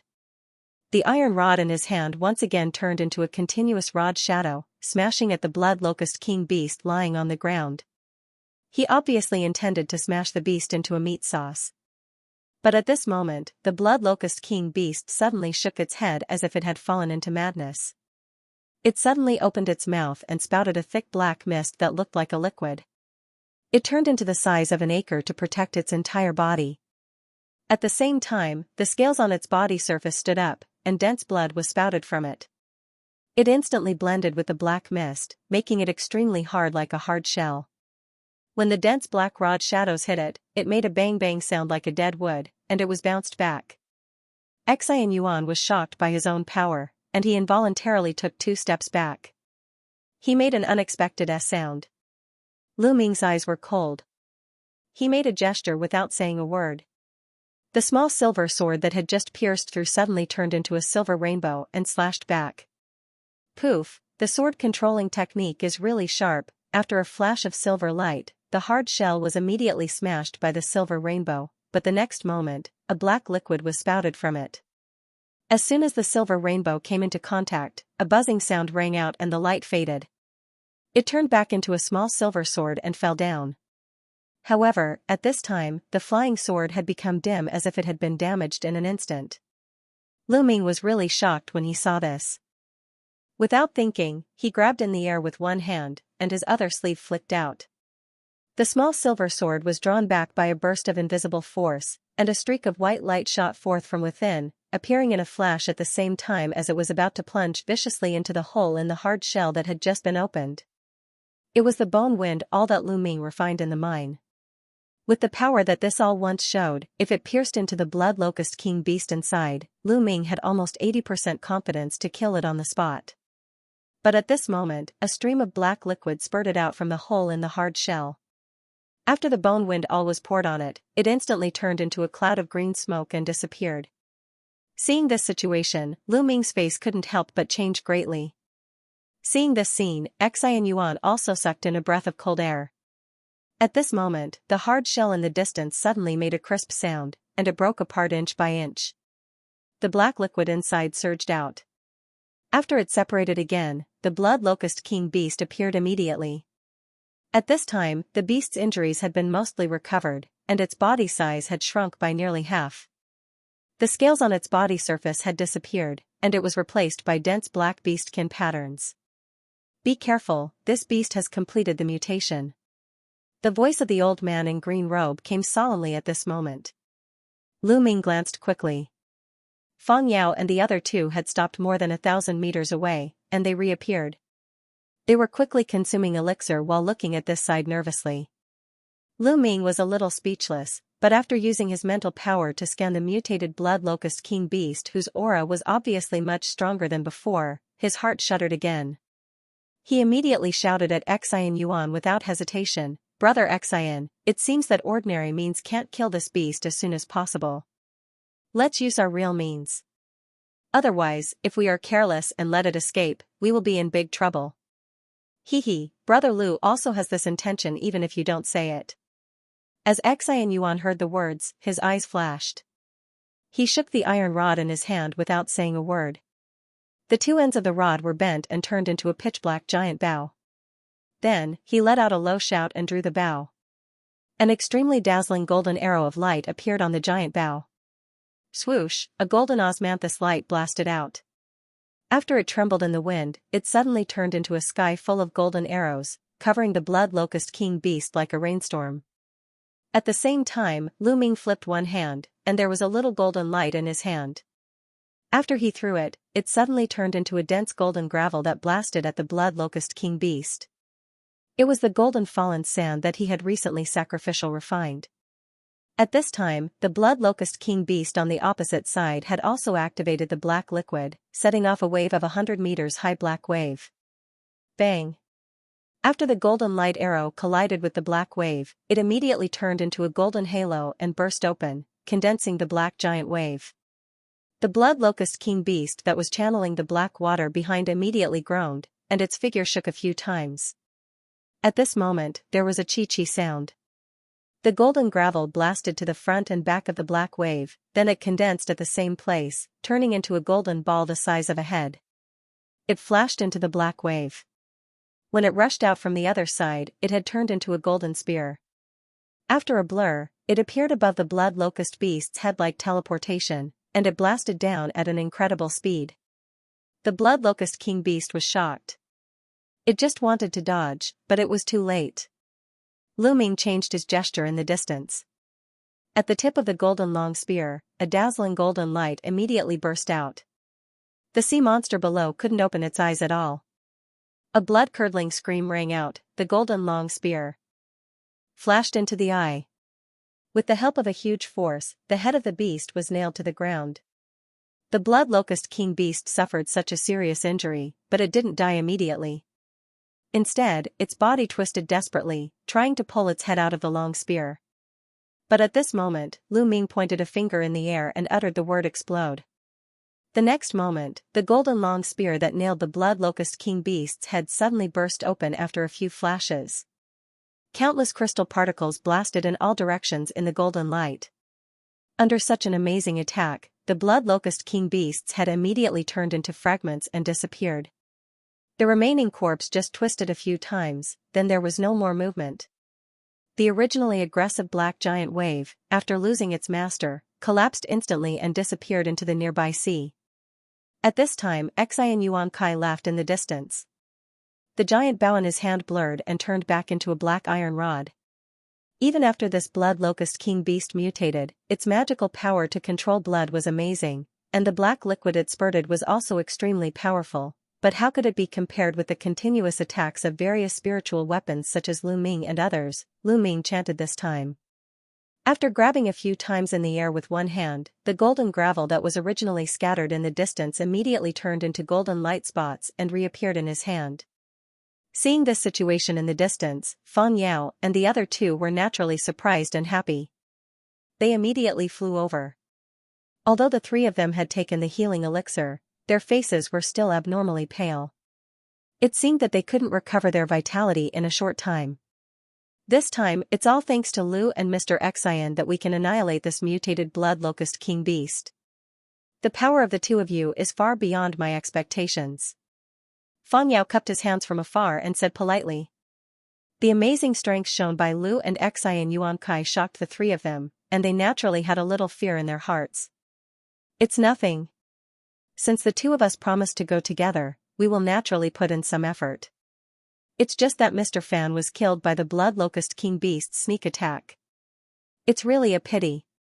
Lu Ming replied slowly without changing his expression. Mr. Fan has been cultivating for hundreds of years, but he was killed by this blood locust beast's sneak attack. It is indeed a pity. Fang Yao said with a long sigh. He was also very regretful about the death of Fan Lingzi. We cultivators are originally acting against the natural order. It is not surprising that we die in the process of cultivation. All we can do is to keep Mr. Fan's corpse well. Shan Chongfeng, the old man in a green robe on the side, said with an indifferent expression. Fairy Muwu also looked a little sad. Although she didn't say anything, she flicked her sleeve, and the ribbon in her hand flew out, bringing back the corpse of the scholar in a white robe not far away. The Philian island where Mr. Fanlingzi is located is not far from my Xiaokui island. We have some friendship. I will bring the corpse back to the island and hand it over to his disciple for burial. Fairy Muwu said faintly. Then, thank you, Fairy Muwu. Fang Yao nodded and said. Next, everyone immediately used a large number of storage talismans to keep all these blood locust beast corpses. The king beast was kept in a separate storage talisman, then they left the seabed. After half an hour, they flew out of the seabed and returned to the island where Fang Yao was located. When they came to Fang Yao's cave house, they immediately flicked their sleeves in the hall and released dozens of storage talismans. After making another gesture, hundreds of blood locust beast corpses rushed out of the storage talisman. A strong bloody smell suddenly spread out. According to the previous distribution plan, they divided up the low-rank blood locust beast corpses that they had obtained in a short time. Lu Ming and Xian Yuan were not interested in this. They just sold them directly to others for more than 100,000 spirit stones. In this way, only the blood locust beast of the condensation period was left. I wonder how to distribute this blood locust beast king. Fang Yao stared at the corpse of the blood locust beast on the ground and asked. The whole body of the blood locust beast of the condensation period could be said to be a treasure.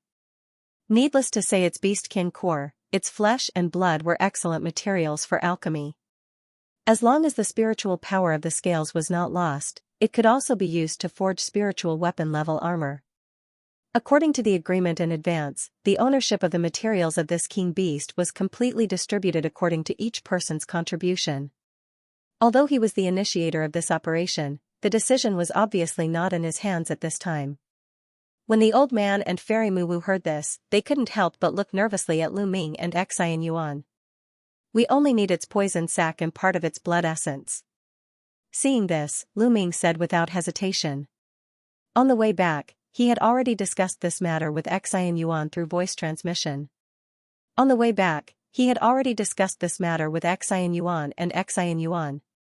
Although the blood essence and poison sac of this beast were also valuable, it was nothing compared with the contribution of the two of them who turned the tide in the end. Under Fang Yao's request, the old man in green robe and the enchanting woman were not in a hurry to leave. They actually stayed in the cave house temporarily like Lu Ming and Xian Yuan. After Fang Yao had seen the strength of Lu Ming and Xian Yuan, he didn't dare to have any other thoughts. He took a little time to deal with the injuries on his body, then he immediately began to refine the Qingsam pill.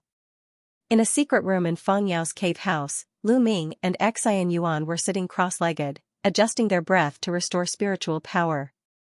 The two of them were not injured during this trip. They just consumed a little spiritual power, and they could fully recover in half a day. In another stone room next door, Fang Yao in a grey robe was sitting cross-legged in front of a white cauldron of several 10 meters in size. He made gestures with both hands, launching a series of symbols into the cauldron from time to time, causing it to tremble slightly. Suddenly, he changed his gesture with one hand, and the lid immediately flew up, revealing the mouth of the cauldron. Fang Yao flipped his right hand without saying a word, and a small white jade bottle appeared in his hand. The bottle contained the venom extracted from the blood locust beast's venom sac. After he carefully poured some of the black liquid in the bottle into the white cauldron, he quickly took out some other materials. While calculating with his fingers, he put the things into the cauldron one by one. After a few hours, in a pit at the bottom of the white cauldron, wisps of crimson flame gushed out continuously. After a while, the cauldron began to exude a hint of medicinal fragrance. This was a sign that many materials began to fuse. At this moment, a black smoke suddenly rushed out of the cauldron. Seeing this, he quickly stopped his gesture, making the flame at the bottom of the cauldron extinguish instantly. Fang Yao sighed lightly and frowned.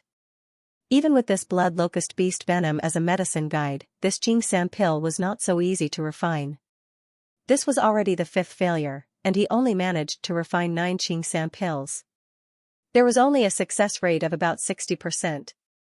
For an alchemist, this was already excellent. However, it was still far from enough to remove the poison in Lu Ming's body. Fortunately, there was a lot of venom in the condensation period blood locust beast's venom sac, so it was enough. Feng Yao thought about this, and he made a gesture again. The flame around the cauldron was ignited again, and he continued to refine pills. After a day and a night, Feng Yao finally walked out of the alchemy room and came to the secret room where Lu Ming and Lu Ming were resting, holding 2 bottles of Xianxia pills in his hand. Fortunately, I didn't fail you this time. I have refined a total of 32 Xianxia pills, which is enough to expel the poison in your body. Feng Yao twirled his beard with one hand, smiled, and handed the bottles in his hand to Lu Ming and Lu Ming respectively. Lu Ming was overjoyed when he heard the words. After thanking him, he hurriedly took the bottle and scanned it with divine thought. He saw that there were bean-sized emerald green elixirs in the bottle, and there was a hint of fishy smell. There were blood-red spirit patterns on the surface. Lu Ming himself was also an alchemist. Naturally, he could see at a glance that the elixir in front of him was indeed of a high grade. After licking the elixir on the tip of his tongue, he narrowed his eyes slightly and tasted the elixir. He nodded with satisfaction. He immediately threw the elixir in his hand into his mouth, then he sat cross-legged on the spot. Xianxia immediately widened his eyes, looking at the reaction of Lu Ming. The elixir melted in his mouth. Lu Ming only felt a slight bitterness in his mouth, then the Xianxia pill turned into a blood-colored aura and went into his body, wandering between the meridians and internal organs. Lu Ming scanned with divine thought, and he saw that the blood-colored aura kept wandering along the meridians. In the blink of an eye, it swam through the internal organs. As soon as the black mist touched this blood-colored aura, it went into it like a moth flying out of the fire. At the same time, there was a sharp pain in his abdomen. After a while, this blood-colored aura gradually turned black. Lu Ming suddenly took a deep breath, opened his mouth again, and spat out a cloud of black blood. At the same time, the black gas in the internal organs was really reduced a lot. Seeing this, Xianxia on the side was overjoyed, and he immediately took an elixir. After Lu Ming let out a sigh of relief, he cupped his fist and thanked Feng Yao. "Thank you, Mr. Feng, for refining this Xianxia pill for us. These blood locust beasts' blood essence are not of great use to us. I will give it to Mr. Feng as a reward for this alchemy." As Lu Ming said, he took out a small gourd, which contained the sea beast's blood essence that was distributed a day ago. Feng Yao was delighted when he saw this. After a few polite words, he also kept the gourd. At the same time, he told the 2 that if they wanted to remove all the toxicity, they still had to take the whole bottle of elixir every once in a while. Lu Ming naturally nodded again and again. Soon after, when Xianxia also spat out a cloud of black blood, and the toxicity was greatly reduced, the 2 bid farewell to Feng Yao and the others. They left the cave house and went back to Qingyu Island. It was just that their mood was different from when they came. At this moment, both Lu Ming and Xianxia felt relaxed. The troubles in their hearts were finally gone. Almost at the same time, on the west island of Qingyu Island, in a small mountain in a remote corner. The mountain was overgrown with weeds and bushes. It seemed to be inaccessible and abnormally desolate. In a secret passage in the belly of the mountain, a tall man was walking slowly inside. With a square face and thick eyebrows, it was the deputy president of the Chongfeng Association, Fan Jing. At the end of the secret passage, a cave entrance suddenly appeared. Fan Jing suddenly looked around carefully. After finding no abnormalities, he suddenly walked into the cave and came to a corner. He stretched out his hand and patted on the stone wall twice. The sound of caw-caw sounded. The originally flat stone wall suddenly sunk for several 10 meters, revealing a small magic array of 10 meters in size. Fan Jing took out a jade slips and threw it into the array. At the same time, he raised one hand and launched a white symbol into the array. The white light of the array flashed, and a buzzing sound sounded. The talisman characters lingered around the jade slip, and it disappeared without a trace. Fan Jing breathed a sigh of relief. He turned around and was about to leave, but there was a middle-aged man with a white face and no beard behind him, looking at him blankly. "Feng. President, why are you here?" When Fan Jing saw the person clearly, his face changed drastically, and his voice couldn't help trembling slightly. "Humph. After Feng Zhan snorted coldly, he flicked his sleeve without saying a word, and a yellow sword light rolled out. Fan Jing was shocked. His figure suddenly jumped back.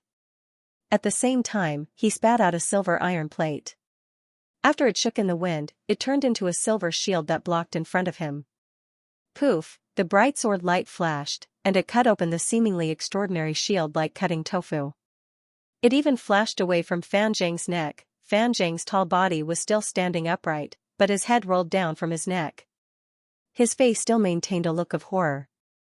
Then a few feet of blood spurted out, and a cloud of black gas blasted out from it. It wanted to escape from the cave entrance in a flash. Feng Zhan sneered. As his long sleeves moved, another yellow sword light swept out. Not only did it shatter the black gas, but it also split the small array in front of him in half with a whistling sound. At the same time, he raised one hand, and a fireball was shot out, burning Fan Zhang's body into ashes. After doing all this, Feng Zhan retrieved the spiritual sword blankly. His figure flickered a few times, then he left the cave quietly. When the two returned to Qingyu Island, it was already the morning of the second day. As they were about to fly to the mountain range where their cave house was located, a person flew toward them. After Lu Ming took a closer look, it was Guan Yu, the guest who also recently joined the Changfeng Association. "Brother Lu, Brother Xian, long time no see." When Guan Yu saw the two, he immediately stopped and asked with a smile. "It turns out to be Mr. Guan. You are in a hurry, is there anything urgent?" Lu Ming asked with a slight smile. "It seems that both of you are not on the island these days. You don't know what happened in the association recently, so you are asking this." Guan Yu was startled when he heard the words, but he immediately said with a smile. "Oh, Brother Lu, and I did go out for a while recently. What happened in the association? I hope Brother Guan Yu can enlighten us." Xian Yuan couldn't help but ask directly. When Lu Ming heard the words, he also flashed a hint of doubt. "This is the case," Guan Yu calmly explained. It turned out that during the period when the two of them left the island, Deputy President Fan Jing, who was supposed to be preparing for the retreat and gambling fight, suddenly disappeared without warning. "You two don't know." Now there are rumors in the association that after the president accepted the gambling fight, he actually met with the Golden Jade League in private. In addition, there is also gossip that in the past few years when President Feng was away, Deputy President Fan had already secretly colluded with other forces. Now many people in the association suspect that he had betrayed the association and fled. Guan Yu looked around and found that no one was around, then he lowered his voice and said, "There is such a thing." Although Lu Ming and Xian Yuan had no intention of participating in the gambling fight, they couldn't help but look at each other in surprise when they heard the news. "The reason why I hurriedly came out of the cave was because I received a message from the association master. He has summoned us all to the main altar hall to discuss some matters. I reckon it's most likely related to Association Master Fan and the wager. Now that both of you have returned to the island, we don't have to go together," Guan Yu said with a smile. "Well, since we already know this news, if we don't go, I'm afraid it will be disrespectful to President Feng." After listening, Lu Ming said with a slight hesitation. Xian Yuan and the poisonous thorn naturally had no opinion. So they changed their direction and immediately went to the main hall with Guan Yu. An hour later, in the main hall of the Changfeng Association, the backbone of the condensation state intermediate stage and above gathered again. Not only Lu Ming, senior guests like Xian Yuan, but even some high-ranked deputies of the Changfeng Association also had the cultivation of the condensation period intermediate stage. Lu Ming glanced around and found that apart from Fan Jing, the young man in black clothes from the Five Spirits sect, Wei Zhong, was also absent. However, Chu Ling, the vice-guild master, appeared to be extremely calm. "Today, I called everyone here for the gambling fight between our association and the Golden Jade League. The meeting is the Feng of the Alliance." And said. "Therefore, I decided to choose one of you as the third person to participate in the gambling fight in the near future." Feng Zhan didn't beat around the bush, and he announced directly. Everyone looked at Feng Zhan, who was sitting in the middle. At the same time, on another island made of purple coral that was far away from Qingyu Island, in a huge Taoist temple that almost occupied most of the island. Xianxia, the messenger of the Purple Night Temple, was standing in a room with a respectful expression. On the chair in front of him sat a white-haired old man in a purple robe. This person was the master of the Purple Night Temple, Tianguizi, a powerhouse whose cultivation had reached the intermediate stage of the crystallization period. Xing, according to what you said, Feng Zhan's daughter actually joined the Five Spirits sect, and there is another Five Spirits sect disciple who returned to the Changfeng Association with her. With the power of the Five Spirits sect in the Middle Sky continent, how would they take a fancy to a small sect like the Changfeng Association? The old man in a purple robe said slowly as if he didn't believe it. Reporting to Master, although I haven't had much contact with the two of them, I think Feng Zhan will never dare to lie about this. Yangxing replied respectfully on the side. With the prestige of the Five Spirits sect, the Changfeng Association will not dare to find someone to pretend to be their disciple no matter how bold they are. However, most of the disciples of the Five Spirits sect outside are the lower house disciples. The real esoteric disciples will never intervene in this kind of thing. I'm a little strange. The Golden Jade League knows that the Changfeng Association is a subsidiary force of our Purple Night Temple, but they are still playing tricks in the past few years. I'm afraid it's impossible without the support of the Tianxiang Pavilion. If that was the case, then this battle was a little thought-provoking. But now your master's granduncle is in a closed-door life and death situation. Even if there is a big thing, it has to be suppressed. For the sake of safety, our temple is not in a hurry to interfere in this gambling fight. It is better to wait and see the result of this gambling fight to see if there are any tricks in it before making other plans. The rest of the matters will be handed over to your master's junior Shi. After all, the Changfeng Association is originally a subsidiary force of our sect. The old man in a purple robe thought for a while, then he instructed. Yes. Disciple understands. Yangxing bowed his head and replied respectfully. Okay, you can go down first. After the old man in a purple robe said, he closed his eyes and rested again. Yes, master. Yangxing immediately retreated. On another island far away from Qingyu Island, this was the headquarters of another major force, the Golden Jade League. The island had a radius of hundreds of miles. The buildings on the island were mainly Golden Palace-style buildings. Looking from a distance, it gave people a different sense of luxury. In a large jade-like pavilion in the center of the island, there were Golden Jade League disciples in golden robes coming in and out from time to time.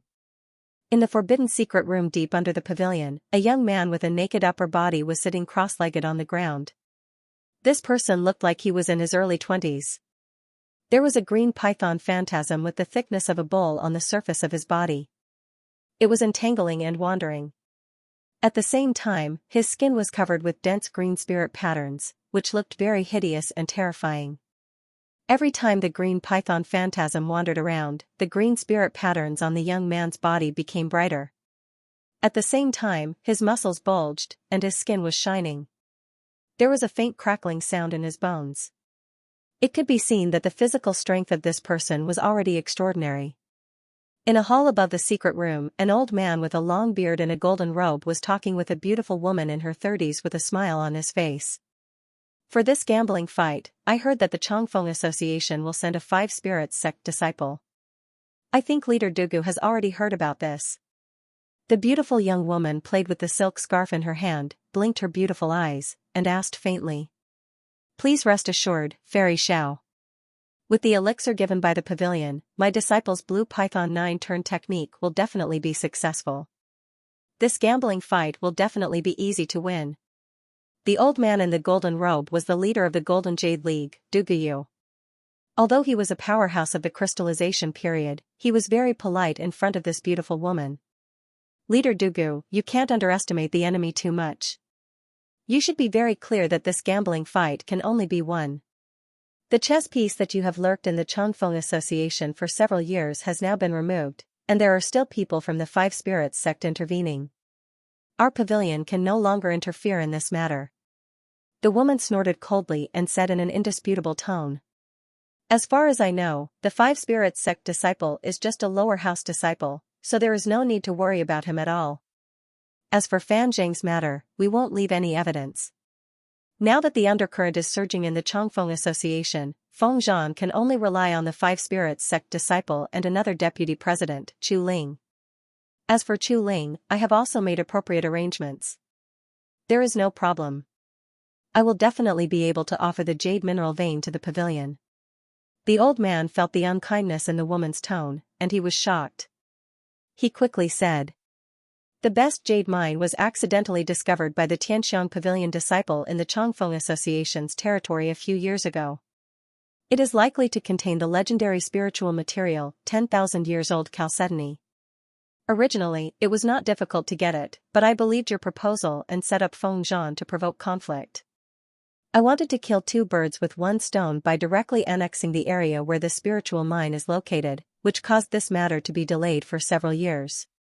If there is another mistake this time, I can't protect you from the pavilion master." The beautiful young woman stared at the old man coldly with a reproachful expression. "Fairy, please forgive me. I really made a mistake back then. But if Purple Night Temple didn't obstruct us many times, and the pavilion master instructed us not to make too big a move to arouse the suspicion of other sect, this jade mine would have been in our hands long ago." The old man's face turned pale. He was obviously very afraid of the pavilion master in the beautiful woman's mouth, and he quickly flattered. "I don't want to hear any more reasons. You should prepare for the gambling fight next month. Don't let the pavilion master down again." The beautiful woman glared at the old man blankly, then she turned and left the hall. "Goodbye, fairy." Seeing this, the old man in the golden robe bowed and watched the woman leave. One day later, an amazing news came out of the Changfeng Association's headquarters. Because this gambling fight was of great importance, anyone who participated, in addition to a large number of contribution points, would also be provided with a heavy reward of 300,000 spirit stones. Of course, if they won, they could also let each participant choose a treasure. It was normal to participate in the gambling fight on behalf of the sect to get contribution points and rewards, but such a heavy reward was obviously beyond the expectations of many people in Leo. 300,000 spirit stones were enough to make these condensation state casual cultivators who didn't have enough money to be very tempted. After all, it was just a gambling fight between the same level, and it was not a real life and death battle. Even if they couldn't win against a strong enemy, they should be able to protect themselves. As a result, this news not only spread throughout Qingyu Island, but also spread throughout the entire Changfeng Association a few days later. Those senior guests couldn't help but be eager to try. Even some condensation state advanced members who held positions outside were tempted to return to the headquarters after learning about it. For a time, the gambling fight attracted the attention of countless people. Those who felt qualified to participate in the Changfeng Association were rubbing their fists. At this moment, an even more shocking piece of news spread like wildfire. Another deputy president, Chu Ling, actually announced that because of a mistake in cultivation, his cultivation was injured, and his strength was greatly reduced. He needed to rest behind closed doors, so he took the initiative to withdraw from the gambling fight. As a result, the number of vacancies became 2. As soon as this news came, it caused an uproar in the Changfeng Association again, causing many people in the association to be even more enthusiastic. Sure enough, soon after, the Changfeng Association's president officially announced that a selection would be held on Qingyu Island to select the 2 strongest people in the association to represent the Changfeng Association in the gambling fight. As soon as this remark came out, many people who thought that they were not weak were eager to try, ready to show off in this selection. During this period of time, the small-scale exchange gatherings between the hall masters and foreign delegates had become even more frequent. For the sake of obtaining a spot, those with some strength would naturally not hesitate to exchange for some talismans and spirit weapons from others. As for those who were slightly weaker and felt that they had no hope of participating, they would also want to seize the opportunity to make a fortune. In the living room of Lu Ming's cave house, Lu and Xian Yuan were sitting opposite each other, tasting spiritual tea while talking about the selection of this gambling fight. In this case, Brother Xian seems to be very interested in this gambling fight, and you are ready to sign up. Lu Ming took a sip of tea and said calmly. Lu, I am in urgent need of spirit stones now. In order to hunt the blood locust beast for detoxification, I even invested the last bit of my wealth. Now I am really short of money. Xian Yuan smiled helplessly. This gambling fight involves the interest disputes of several major forces in the South Sea region. It is not as simple as it seems on the surface. You have to think about it clearly. Lu Ming looked at Xian Yuan with a flicker in his eyes, and he said noncommittally. I am just participating in the gambling fight. I still have the confidence to retreat unscathed. Xian Yuan said with a smile. I naturally know Brother Xian's strength, but the fight is dangerous after all. It is better to be careful. Lu Ming saw that Xian Yuan was determined to win, so he no longer dissuaded him. He just reminded him with a slight smile. Brother Lu is overpraising me. Your strength is stronger than me. Don't you want to participate in the competition? Xian Yuan was naturally modest, and he suddenly asked. I'm going to cultivate behind closed doors for a while. I'll make other plans after the poison of the Sea Emperor pill is completely removed. Lu Ming declined without hesitation. Although he was slightly tempted, he still had many treasures in his possession. If he really wanted to exchange them for spirit stones, it would not be too difficult. Moreover, he hadn't been on this Qingyu Island for long. He didn't know much about the situation of the Golden Jade League. After thinking about it, he decided not to get involved in this mess. Seeing this, Xian Yuan naturally didn't say much. He changed the topic and chatted with Lu Ming for a while, then he got up and left. 2 days later, in a rather secret cave house near the headquarters of Qingyu Island, a group of hall masters and high-rank guests had just held a small trade fair, but they did not leave immediately. They began to chat and have a good time. Lu Ming and Wei Yun, who introduced him to the association at the beginning, were also among them. Recently, such small gatherings were frequent. Lu Ming also took the opportunity to sell some useless materials in his hands and exchange them for a sum of spirit stones. He also got a lot of information from these deputy guests who he rarely came into contact with. At this moment, Lu Ming was chatting with Wei Yun and 2 other guests beside him. He was multitasking while listening to other people's conversations. Suddenly, his heart moved, and he focused his attention on the conversation between the 2 people sitting opposite him. Both of them were in their 30s or 40s. One was wearing a green robe with a square face and wide ears, the other was a ferocious Buddha with long hair. The faces of these 2 people were very unfamiliar. They should be the senior deputies who came from outside the island after hearing the news, so they had never appeared in the previous hall. Brotherly, I heard that the president promised that after winning, not only there will be 300,000 spirit stones as a reward, but he will also open the secret vault to choose 3 treasures. You have entered the Chongfeng Association secret vault before. Do you know what treasures are in the secret vault? The man in green robe asked the Buddha curiously. His eyes flashed with curiosity. The middle-aged man sneered when he heard the words, then he lowered his voice and whispered to the man in green robe, I was just working for the president back then, so I was lucky to enter once, but I didn't look at it much in a hurry at that time. I left after taking the things. However, even though it was just a quick glance, I was still astonished by what I saw. From what I could see, any one of these treasures was worth at least 100,000 spirit stones, and they were all priceless items that couldn't be bought. Moreover, there are a few things that I haven't been able to figure out their origin and use after I came back. Even a knowledgeable person like Brotherly can't identify them, they are naturally good things. What are they? Tell me quickly. The man in green robe heard the words, and he couldn't help but become interested. He began to ask. My knowledge is average, so there are naturally countless things that I haven't seen with my own eyes. But for a few of them, even if I go back and read all the classics, I still can't find the slightest clue. For example, a piece of 5-color ore and a piece of silver bamboo covered with 5-color spirit patterns are quite strange. As the Buddha was praised by his friend, he couldn't help showing a hint of complacency on his face. After thinking for a while, he began to introduce them to Lu Ming. Although the conversation between the 2 was very soft, with Lu Ming's powerful mental power, he naturally heard it clearly. When the middle-aged man mentioned this silver bamboo and its description, he was suddenly shocked in his heart. Mr. Wei, 2 hall masters, I have something to do, so I will leave first. Thinking of this, Lu Ming immediately found an excuse, left the building, and went straight to the headquarters. Although Wei Yun and others felt a little surprised, they only asked him to stay for a few words, then they gave up. After half a cup of tea's time. When Lu Ming stepped into the cave house, he immediately entered the secret room, sat down cross-legged, and closed his eyes. As he immersed his mind, a pale golden light ball suddenly appeared in his sea of consciousness.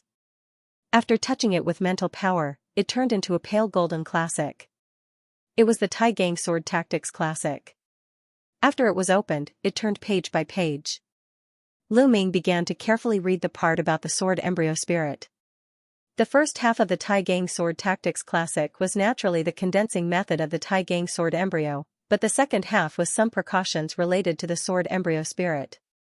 It was clearly pointed out that if the sword embryo spirit was destroyed, the cultivator would no longer be able to condense an ordinary sword embryo like the Tai Gang sword embryo.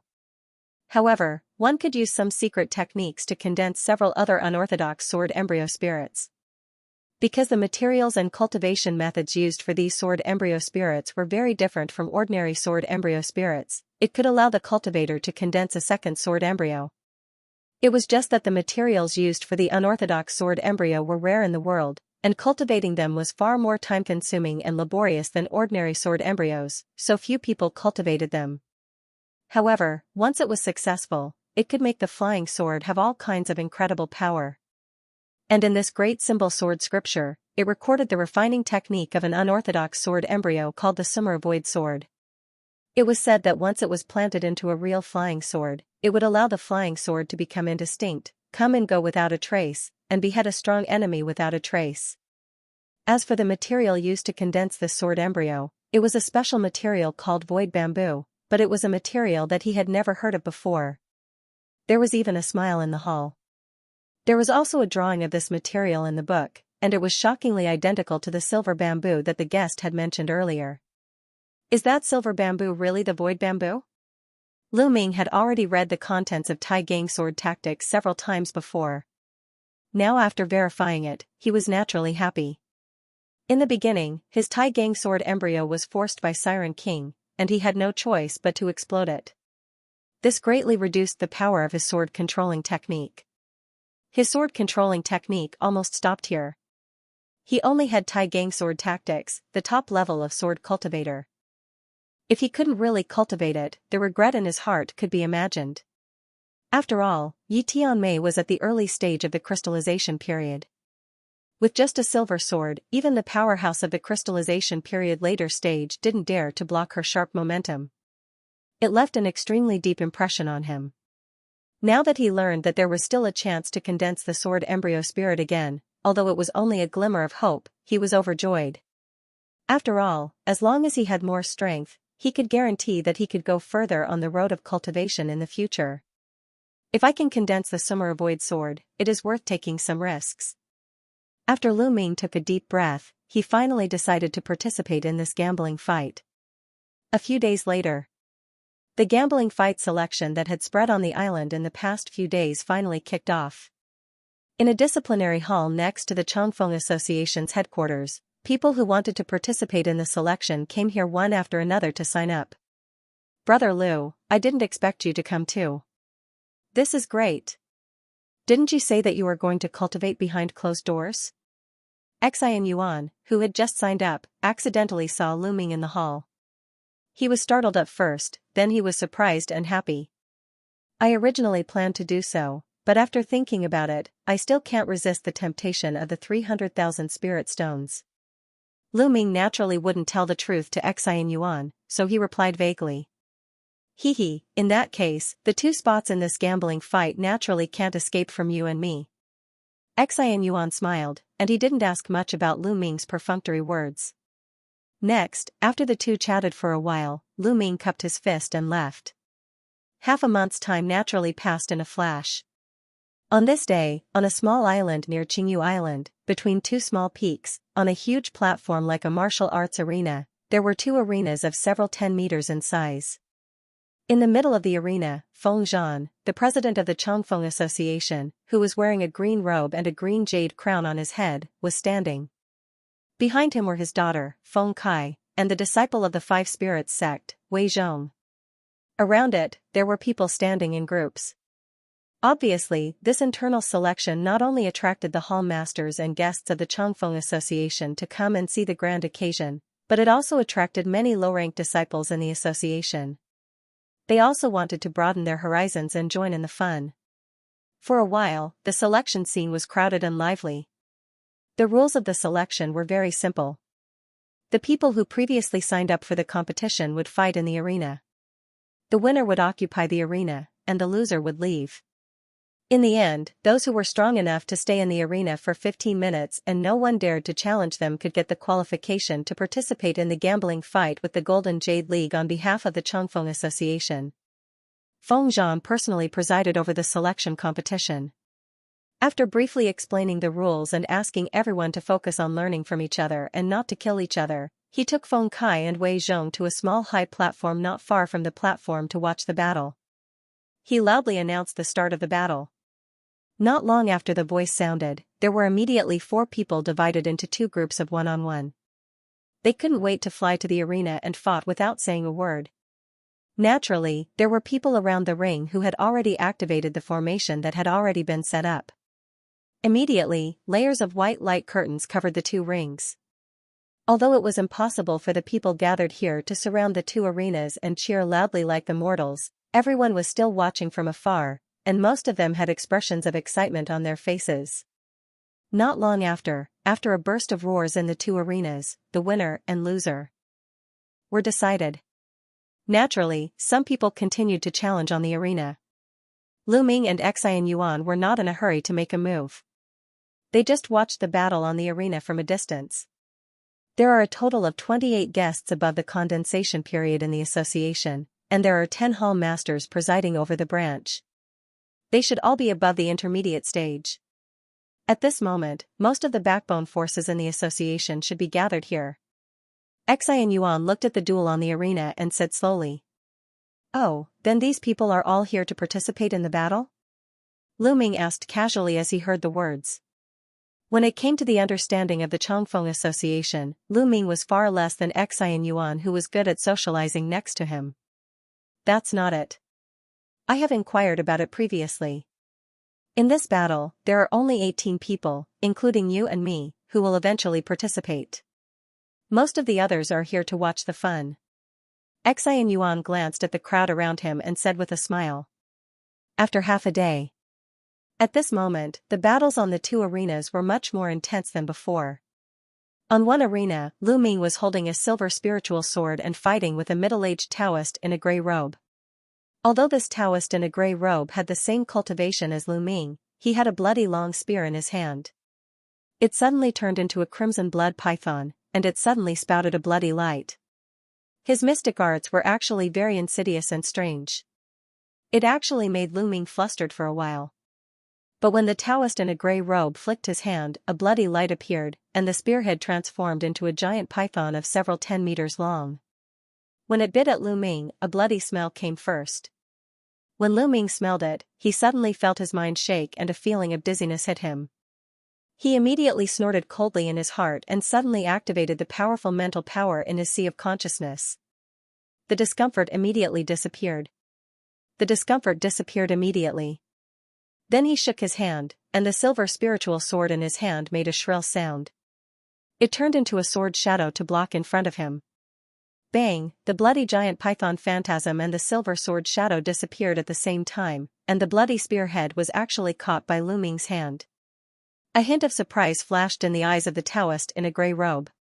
His arms trembled suddenly, trying to pull the long spear out of his opponent's hand, but this weapon seemed to be rooted at this moment. It couldn't move at all.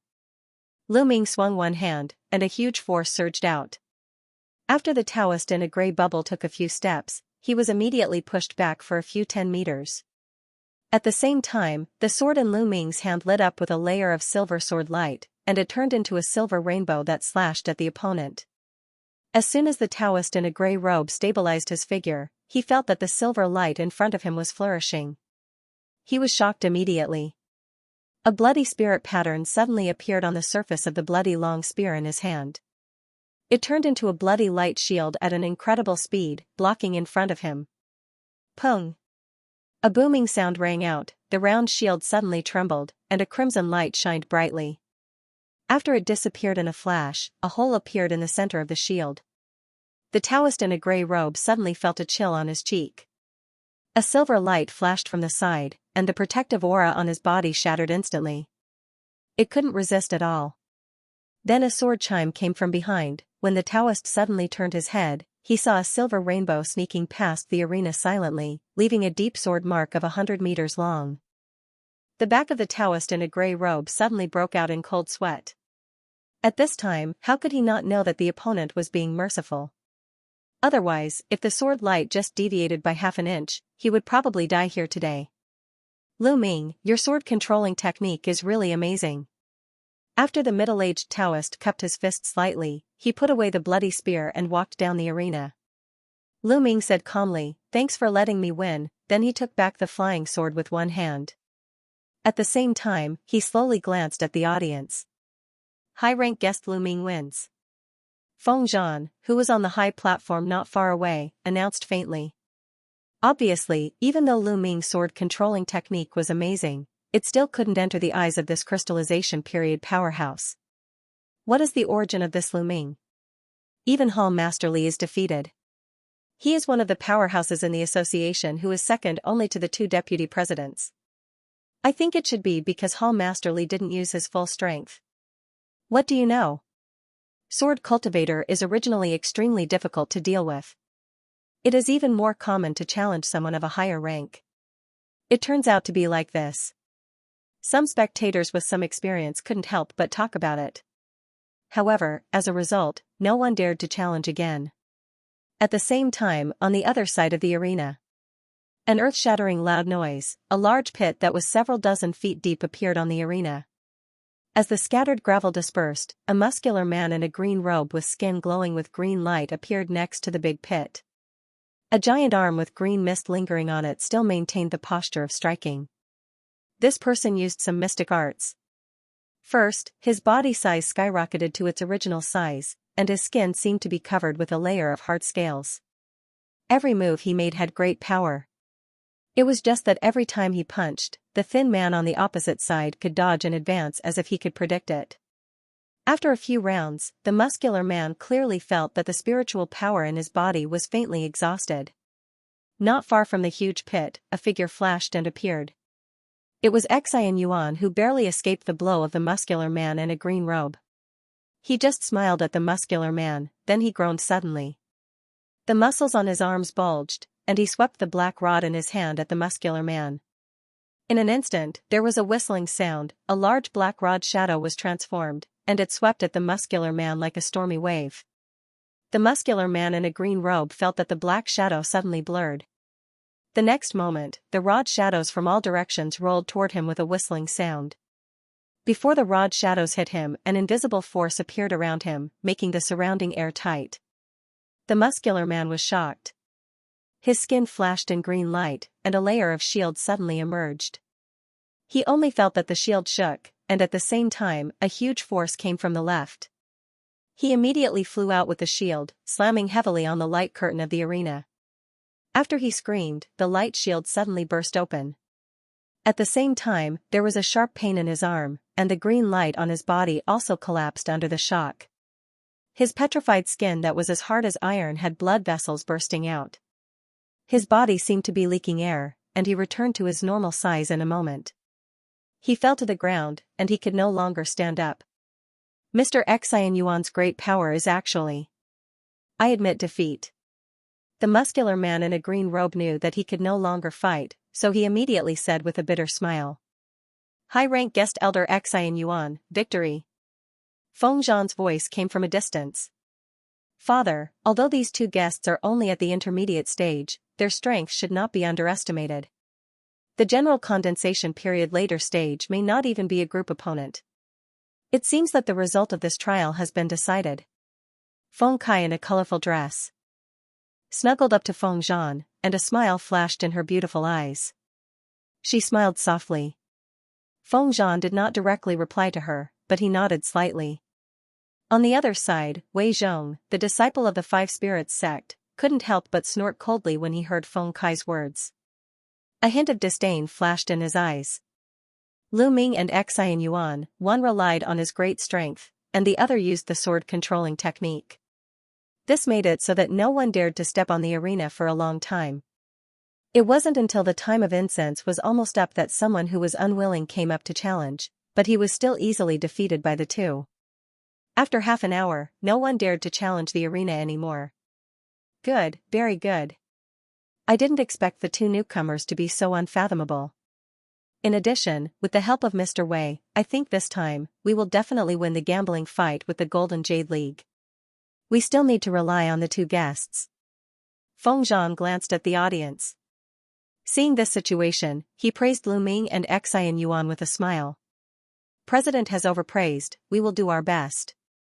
Lu Ming cupped his fist and said with a smile on the arena. Xianxia also said a few polite words on the other arena. Haha. Both of you are too modest. After winning the gambling fight, we will definitely celebrate for 3 days. Feng Zhan said with a laugh. At the same time, he raised his hand to signal everyone to be quiet, then he announced loudly, now, I officially announce that the 3 people representing the Changfeng Association to participate in the gambling fight are Mr. Wei Zhong, and the 2 guests, Lu Ming and Xianxia. As soon as he spoke, some guests who were on good terms with Xianxia came up to congratulate him. Brother Xian, Brother Lu, congratulations. Guan Yu looked at the 2 people in front of him, and his expression was a little unnatural. This time, he also signed up to participate in the fight, but unfortunately, he was defeated by the muscular man in green robe who was at the condensation period later stage. The rest of the people saw that the matter had been settled. After chatting with Lu Ming and Xianxia for a while, they bid farewell to Feng Zhan and left in 2s and 3s.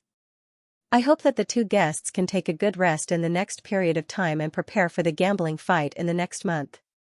During this period, if you need any help from me, just say it. The association will try its best to provide it. At this moment, Feng Zhan had already left the high platform with Feng Kai and Wei Zhong. He came to Lu Ming and promised heartily. We will definitely live up to President Feng's high expectations. Lu Ming and Xianxia naturally thanked him, and they left the island soon after. Seeing that everyone at the scene had left, Feng Zhan waved his hand to release a silver flying boat and walked up with Wei Zhong and Feng Kai. With a whistling sound, the flying boat soared into the air under the bright silver light and blasted in the direction of Qingyu Island.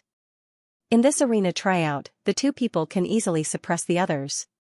Especially Lu Ming is actually a sword cultivator. This is really unexpected. What does Mr. Wei think about this? In the cabin of the flying boat, Feng Zhan seemed to be talking about the previous duel, and he intentionally or unintentionally asked Wei Zhong's opinion on the side. Senior Feng, the reason why the 2 of them can win so easily this time is not because they are strong, but because the other people are too weak. If it were me, I would make them admit defeat in less than 10 moves. Wei Zhong said disapprovingly as he heard the words. Of course, even if the 2 of them really have some skills, how can they be compared with Mr. Wei? After all, we still have to rely on Mr. Wei for this gambling fight. Feng Zhan said disapprovingly. Although Lu Ming and Xianxuan's performance was not bad, Feng Zhan naturally couldn't expect too much from them without showing their full strength, so he still bet on Wei Zhong. Senior Feng, don't worry. To deal with the Golden Jade League, even if I have to fight 1 against 3, it is not a problem. Wei Zhong said while looking sideways at Feng Kai with a proud look. Father, there is naturally no problem with senior brother in this gambling fight. However, those 2 guest chamberlains are worth nurturing. When Feng Kai saw this, she first complimented the young man in black clothes, then she immediately changed the topic and mentioned Lu Ming and Xianxia. She seemed to be very interested in them. I have my own idea on this matter. Feng Zhan said thoughtfully after hearing the words. The gambling fight with the Golden Jade League was 1 month later, so in the following days, Lu Ming and Xianxia focused on training in their respective cave houses. At the same time, they took the Qingsan pill on time to remove the residual poison in their bodies. On this day, Lu Ming was meditating in the secret room. Suddenly, he remembered something. After raising his hand to calculate the date, he suddenly stood up and slowly walked out of the cave house. Counting the days, it was time to meet up with Huang Zhen. Lu Ming flew through the air, and not long after, he once again appeared in front of the stone door of the Yellow True Cave abode. However, the person who opened the door this time was the dark-skinned woman from before, the daughter of Yellow Truth. Greetings to Senior Lu Ming. Senior's spiritual weapon has been refined a few days ago. My father had something to do and went out a few days ago. Before he left, he told me that if Senior comes in a few days, I will take Senior to get the item directly. When the dark-skinned woman saw Lu Ming, she immediately said respectfully and moved aside. Let the gate open.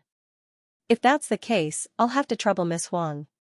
Hearing that the spiritual weapon had been forged successfully, Lu Ming was slightly delighted. He nodded and walked in. He was led into a stone room in the cave house by the dark-skinned woman. The woman pointed to a golden jade box on a stone table in the room. Senior Lu, the spirit artifact that my father forged for you is inside. Lu Ming nodded. He raised his hand and grabbed in the air. The jade box was taken into his hand, and he opened the lid. There was a thumb-sized black bead in the box. Its surface was crystal clear, and there were traces of black gas lingering around it. From its appearance, it looked exactly the same as the other heavy water bead in his hand before it was refined for the second time. However, the coolness it emitted seemed to be a little stronger. With a thought, Lu Ming held the black bead in his hand with 2 fingers. After checking it a little, he found that this heavy water bead was also an intermediate-grade spiritual weapon with 18 enchantments. He immediately praised with joy, that's right. Mr. Huang is really good. You are worthy of being the most famous forger in the Changfeng Association. After he finished speaking, he took out a bag of water mystic stone and handed it to the woman. He stated that it was the cost of the auxiliary materials, then he left. Half an hour later, Lu Ming had flown more than 100 miles away from Huangzhen. He appeared at the foot of an uninhabited mountain on the west island of Qingyu Island. As soon as his figure stood still, he flicked his sleeves and took out the newly forged heavy water droplet. With a little force from his fingers, the heavy water droplet became flat and round as expected. He began to inject spiritual power into it without saying a word. The surface of the black bead flashed with black light, and it gradually condensed into a thick mist. Go! Lu Ming groaned. With a flick of his wrist, the bead that had already become extremely heavy suddenly flew out of his hand and smashed into a hill 100 meters away.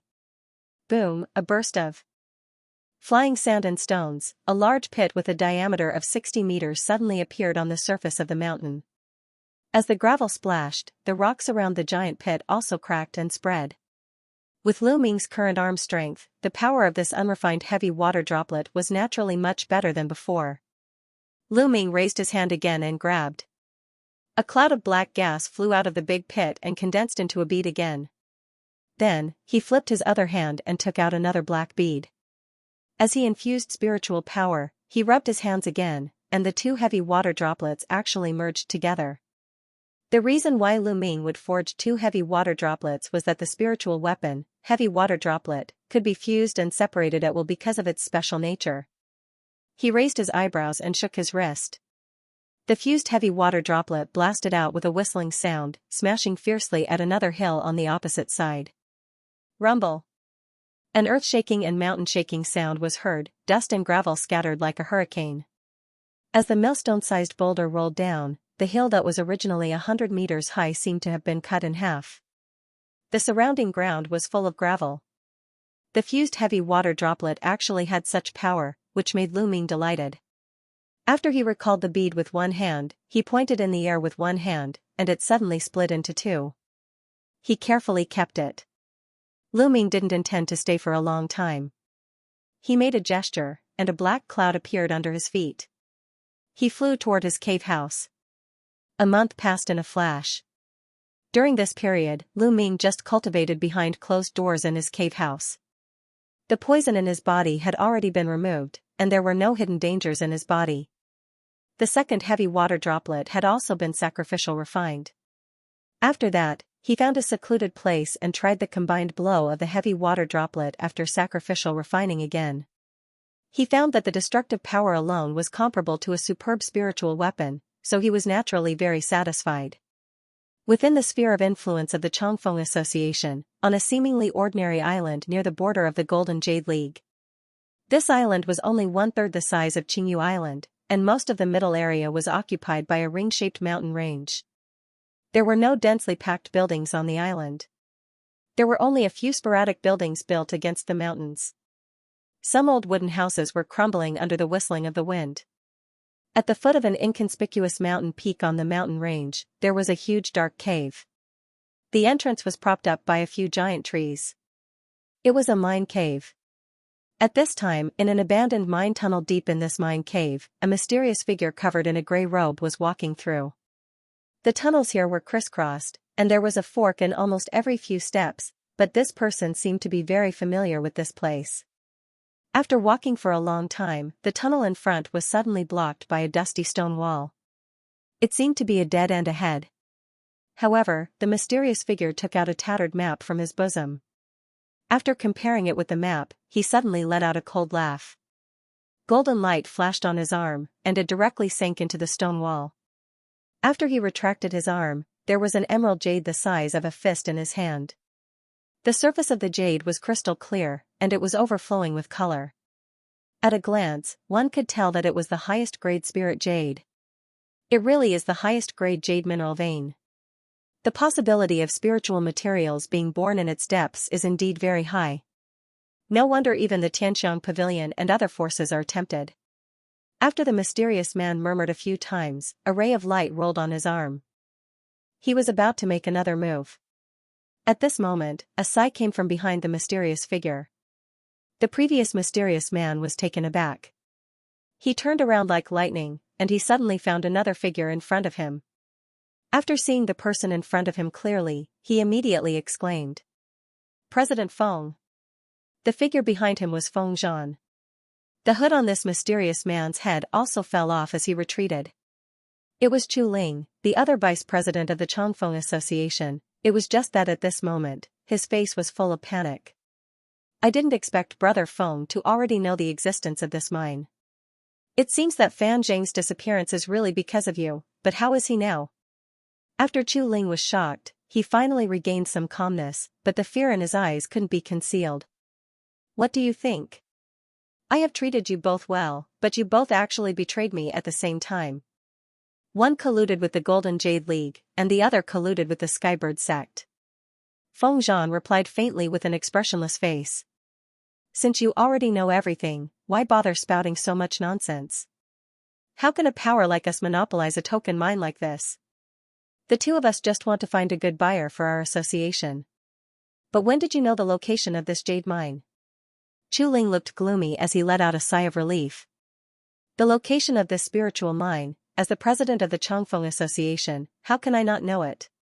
In fact, as early as a few years ago, I already knew the existence of this mine, but I was too afraid at that time, so I didn't dare to mine and disclose any news. Unexpectedly, it was still discovered by others. Old thief Dugu even ambushed me directly. Although I was lucky enough to escape, I also knew that I couldn't stay in the South China Sea region in this situation, so I escaped to the Middle Sky continent to temporarily avoid the limelight." Feng Zhan replied calmly. "It was Fan Jing who colluded with the Golden Jade League. It was also his idea to design the ambush. I didn't know it that day." Chu Ling replied with a wry smile. "Humph, as early as a few years ago, I suspected that he colluded with foreign thieves, but I haven't been able to find out who is standing behind him, so it's not good to kill him," Feng Zhan said with a gloomy face. "Oh, now that Brother Feng killed him directly, aren't you worried about the person behind him?" As Chu Ling was talking, he suddenly waved his sleeve. With a bang, a green light blasted out. At the same time, he crushed a talisman that he had already taken out in his sleeve. His body flashed in yellow light, and he disappeared into the ground. When Feng Zhan saw this, he was not surprised at all, as if he had expected it. He just shook his sleeve expressionlessly. Under a gust of wind, these green lights disappeared without a trace. He opened his mouth and spat out a small golden bell. The small bell was only the size of a palm. Its appearance was exquisite, and its surface was covered with mysterious golden spirit patterns. Feng Zhan waved his hand without saying a word, and the small bell flew up. After spinning in the air in front of him, it turned into a 30 meters tall giant bell in the blink of an eye. Buzz! The sound of a bell rang. There was a burst of golden light on the surface of the giant bell. Countless tiny golden runes emerged from it, and they intertwined into a golden glow. Under Feng Zhan's finger, it flashed into the ground. Chu Ling was desperately escaping to the depths of the ground with the help of the talisman. At the same time, his divine thought kept scanning behind him. After he didn't find any signs of Feng Zhan chasing him, he couldn't help but be delighted. But at the next moment, the extremely weak space behind him fluctuated, and a golden light rolled over and covered him inside. Chu Ling felt his body stiffen, and he could no longer move. At the same time, the spiritual power in his body was condensed and couldn't be channeled at all. "Calm spirit bell!" he exclaimed. At this time, Feng Zhan in the mine tunnel above raised his hand and launched a few symbols. The huge golden bell gently swayed and issued a clear ringing sound, following which another expanse of golden light flew out and quickly disappeared into the ground. The moment Chu Ling heard the second bell ring, his whole body was suddenly wrapped by a suffocating heat. The blood in his whole body boiled and flowed in the opposite direction in an instant. After spitting out a mouthful of blood mixed with internal organs, his eyes had lost its luster. At the next moment, the golden light on his body tightened again. Chu Ling's body instantly burst into a pile of minced meat. Even his soul couldn't escape. Feng Zhan scanned the ground with divine thought and confirmed that Chu Ling was dead, then he put away the small bell calmly. It's just Tianxiang Pavilion, Skybird sect. The result of this gambling fight has long been determined. What do I have to worry about? Feng Zhan muttered a few words to himself, then he turned and left the place. On this day, as Lu Ming was meditating in his cave abode, his sleeve suddenly trembled and emitted a burst of white light. His eyelids twitched and he opened his eyes. He flipped his hand and took out a white communication array disc. A row of words appeared on it. "It's finally time to move." After Lu Ming saw it clearly, he murmured a few times, then he stood up and walked out of the cave house. Under the black gas, he flew toward the headquarters. A moment later, when he arrived at the square in front of the main altar, a huge flying ship was already waiting there. Feng Zhan and his daughter Feng Kai, the young man in black clothes Wei Zhong, and Xian Yuan were already waiting there. Feng Zhan stood with his hands behind his back. When he saw Lu Ming coming, he smiled faintly at him. Lu Ming naturally stepped forward and bowed. The ugly young man in black clothes, standing on the other side of Feng Zhan, still looked proud under the accompaniment of Feng Zhan. Xian Yuan waved at him with a smile on his face. In addition to the three of them, there were also a group of ordinary disciples of the Changfeng Association who were busy preparing. "Okay, now that everyone is here, let's go." Under Feng Zhan's command, everyone immediately boarded the giant boat. Then the giant boat blasted away into the distance with a sound of breaking through the air. Feng Zhan's giant boat was obviously also a flying spiritual weapon of a high grade. Its speed was far faster than Lu Ming's previous flying boat. When this flying spiritual weapon broke through the air, the spiritual array engraved below would condense billowing white water vapor. With a push, it could travel a distance of more than 1,000 meters. Even so, the giant boat flew for 2 days before it came to an island at the junction of the Changfeng Association and the Golden Jade League. The shape of this island was quite weird. There were more than a dozen large and small volcanic craters that were exposed to the sea surface. Some of them even emitted black and red smoke from time to time. The hot air continued to roll up, making the clouds floating in the sky red. The parts of these volcanoes that were exposed to the sea surface were all barren. They were covered with red sandstone. Under the refraction of light, there was a lava-like red. From a distance, the island in the middle seemed to be surrounded by flames. This was the location of the famous Valley of Fire in the South Sea region. Under the protection of a layer of blue light curtain, the giant boat flew steadily over the crater, directly accelerated into the center of the island, and slowly landed in a valley similar to a basin. At this time, another giant flying boat with a length of more than 100 meters was already parked in the valley. The whole body of the flying boat was streamlined. There were dozens of fist-sized green crystal stones inlaid at both ends of the head and tail. A huge black flag stood at the front of the boat. The flag was imprinted with a huge Jin character. In the open space in front of the giant boat, there were several figures standing at the moment. The leader was an old man with a long beard, wearing a golden robe. He was the leader of the Golden Jade League, Duguyu. Behind him stood an old man in a golden robe with white hair and a youthful face. He was the deputy leader of the Golden Jade League who came to send the letter of challenge that day. Another thin man who went to the Changfeng Association to send the letter of challenge last time stood with several other Golden Jade League cultivators. One of them was a young man with a hideous face full of scars. His body was surrounded by a green mist which was very eye-catching. Leader Dugu, you are here early enough. It seems that you are determined to win the gambling fight. When Feng Zhan saw these people, his face immediately turned gloomy. He led a group of people off the flying boat and said coldly, "Hee, your association has a disciple of the Five Spirits sect like Mr. Wei, how dare I think so? This time, I just want to let my disciple see more." Duguyu laughed and replied noncommittally. Feng Zhan snorted coldly in his heart. Naturally, he wouldn't believe such nonsense. Then he led everyone off the flying boat, found a cleaner place, and sat down cross-legged. Lu Ming then carefully looked at the surrounding environment.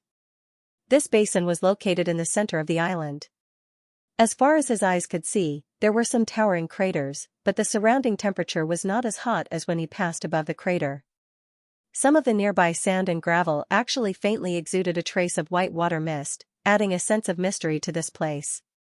When Lu Ming saw this, he withdrew his gaze, and he calmly glanced at the people of the Golden Jade League again. Not to mention the crystallization period powerhouse like Duguyu, he had a dignified aura just by standing casually. But his attention was attracted by the young man with a face full of scars behind him. From this person, Lu Ming faintly felt a hint of danger. If he didn't guess wrong, he should be the powerful disciple of the rumored Golden Jade League leader, and he was also the biggest reliance of the other party in this gambling fight. The scarred young man seemed to feel Lu Ming's gaze. He suddenly raised his head and stared coldly at Lu Ming. In an instant, Lu Ming felt a slight heat in his eyes. He looked at the man's gaze calmly. After a few seconds, he smiled and looked away. Seeing this, the scarred young man's face flashed a hint of fierceness. In this way, more than an hour later, another white flying car slowly landed in the basin. After stopping, 3 women slowly walked out of the car. The leader was a beautiful woman. She was the beautiful woman who talked to Duguyu in the Golden Jade League that day. At this time, the beautiful woman was wearing a light green tulle, and there was a peacock-like hairpin in her hair. Her bright eyes looked flirtatious. The 2 young women who followed behind her covered their faces with white veils. One had snow-white and delicate skin, and there was a charming expression between her eyebrows. The other had a graceful figure, but a pair of big clear eyes faintly revealed a hint of killing intent. "Welcome, Fairy Xiao." Seeing the arrival of the woman, Duguyu hurriedly stepped forward and cupped his fist to salute. "Leader Dugu, haven't the people of Purple Night Temple arrived yet?" The beautiful young woman raised her eyes and looked around. She found that there were only the people of the Changfeng Association not far away, so she asked faintly. "Hee, how dare I let Fairy Xiao wait?" A cold voice came from the distant sky. As soon as the voice sounded, a purple cloud blasted from the horizon. After a few flashes, it came to the sky above the basin. And slowly landed. Several Taoists in purple clothes flashed down. As the silver light flashed, their sleeves fluttered, giving them a sense of sages. The leader was a middle-aged Taoist with a blank look. After everyone behind him had landed, he gently waved his hand, and the purple cloud under him disappeared in a flash. At the same time, there was a cloud-like item in his hand. It was emitting purple gas. It was obviously a rare treasure. Behind the middle-aged Taoist stood several people of Purple Night Temple.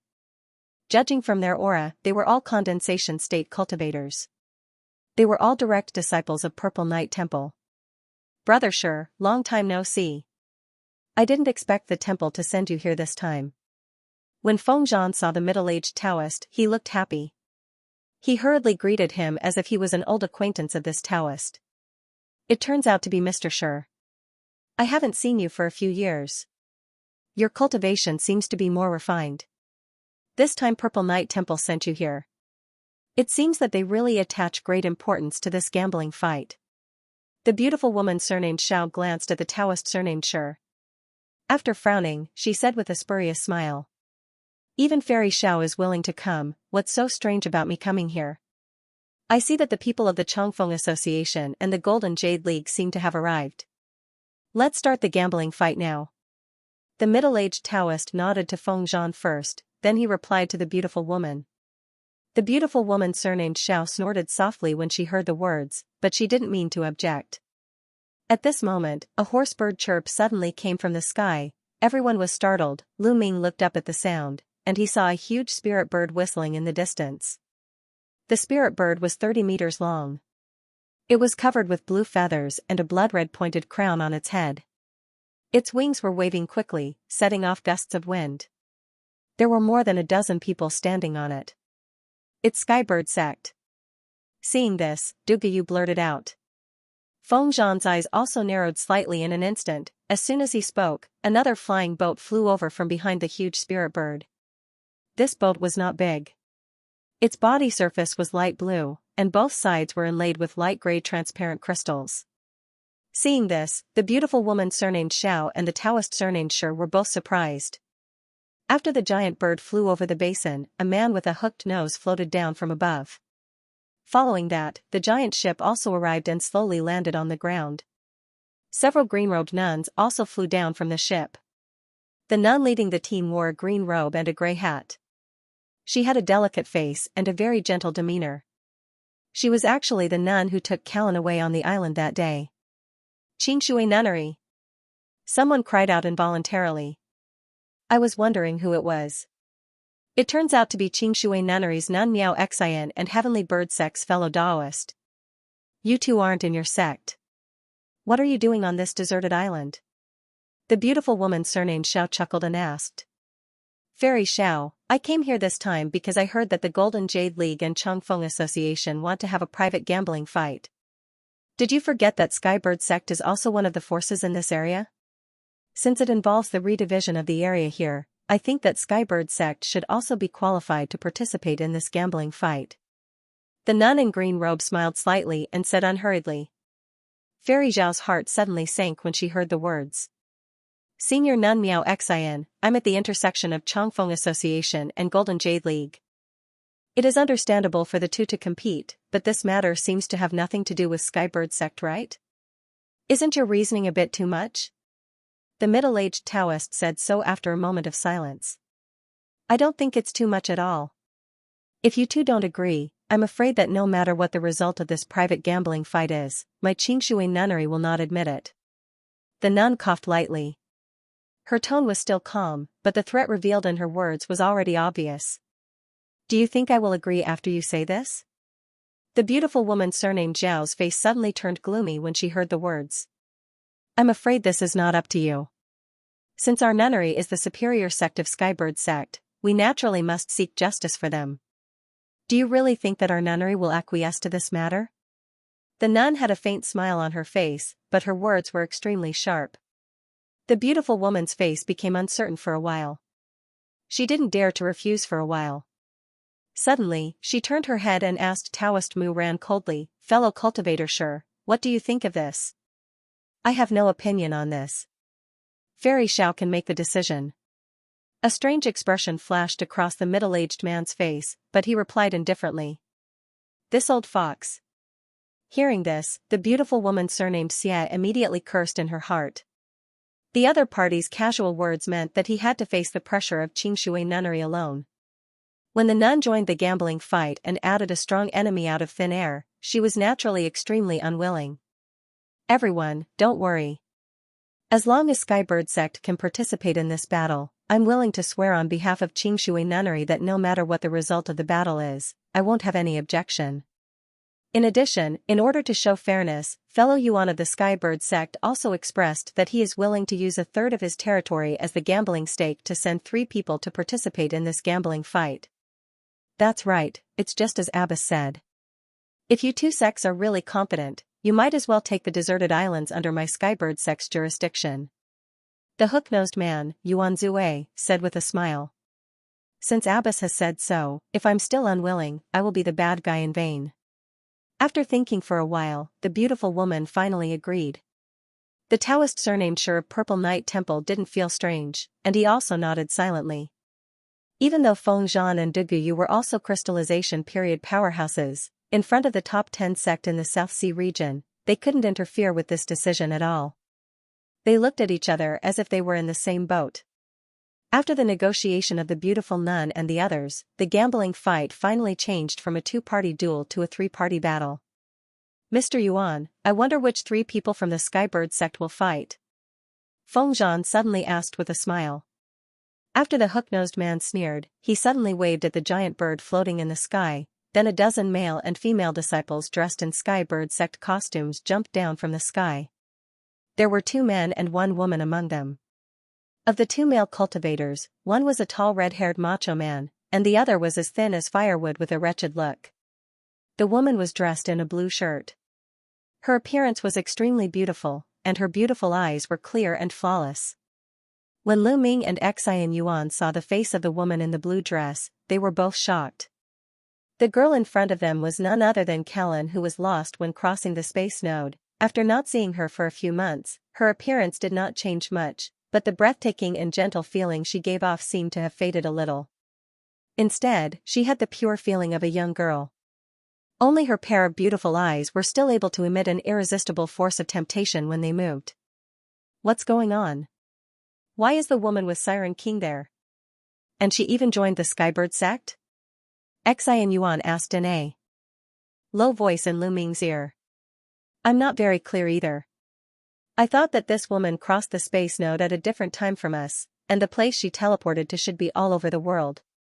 I didn't expect to meet her so soon. Lu Ming glanced at Callan, then he retracted his gaze and replied. Xian Yuan was silent for a while when he heard the words. Suddenly, his face changed as if he thought of something. It seems that Brother Xian has also thought of this. Since Callan was also teleported to the South Sea region, then Siren King is likely to be somewhere in this region. If we really encounter him, I'm afraid it will be troublesome. Lu Ming saw the change in Xian Yuan's expression, and he said with a solemn voice transmission. Callan was also looking at the Chongfeng Association at this time. She glanced at Lu Ming and Xian Yuan faintly, but her gaze stayed on the young man in black robe for a moment. Lu Ming couldn't help but be slightly surprised. Before he could figure out what was going on, he inadvertently glanced and found that Wei Zhong, who was not far away, was also staring at the stunning girl in the opponent's camp with fiery eyes. Callan's stunning appearance completely attracted the 5 Spirits sect's disciple. He couldn't take back his gaze for a while. Seeing this, Feng Kai couldn't help but look a little ugly. Not only the young man in black robe, but some other disciples who were slightly less determined were also attracted by Callan's appearance. They couldn't help but peek at her. This succubus physique is really amazing for those who are weak or unprepared. Seeing this, Lu Ming's mouth twitched, and he muttered in his heart. After the Skybird sect's master announced that the disciples participating in the gambling fight were Callan and the 2 men, one fat and one thin beside her. The Taoist surnamed Shi, the beautiful woman surnamed Xia, and the nun in green robe, the 3 envoys of the sect all made the vow of the heart demon, indicating that they would never go back on the result of the gambling fight on behalf of the beauties. Mr. Shi, Fairy Xiao, since the vow has been made, and there are more disciples of our 3 sects participating, I'm afraid the specific rules of this gambling fight should be renegotiated. The nun in green robe said after thinking for a while. Of course. Miao Xian, if you have any suggestions, just say it. The beautiful woman surnamed Xiao saw that she had made the vow, and she secretly breathed a sigh of relief. She said with a smile. The Taoist surnamed Shi didn't say much when he heard the words, but he still looked at the nun with a blank expression. Since Fairy Xiao said so, it would be impolite for me to refuse. I suggest that the 9 people participating in the gambling fight draw lots at the same time. Unless they are from the same force, otherwise once they draw the same number, they will fight immediately. The loser will be eliminated, and the winner will enter the next round. Then, they will draw lots again. If there is no winner, they can directly enter the next round. Until there is only the same force or one winner left in the end. Nun Miao Xian raised her voice slightly and said indifferently.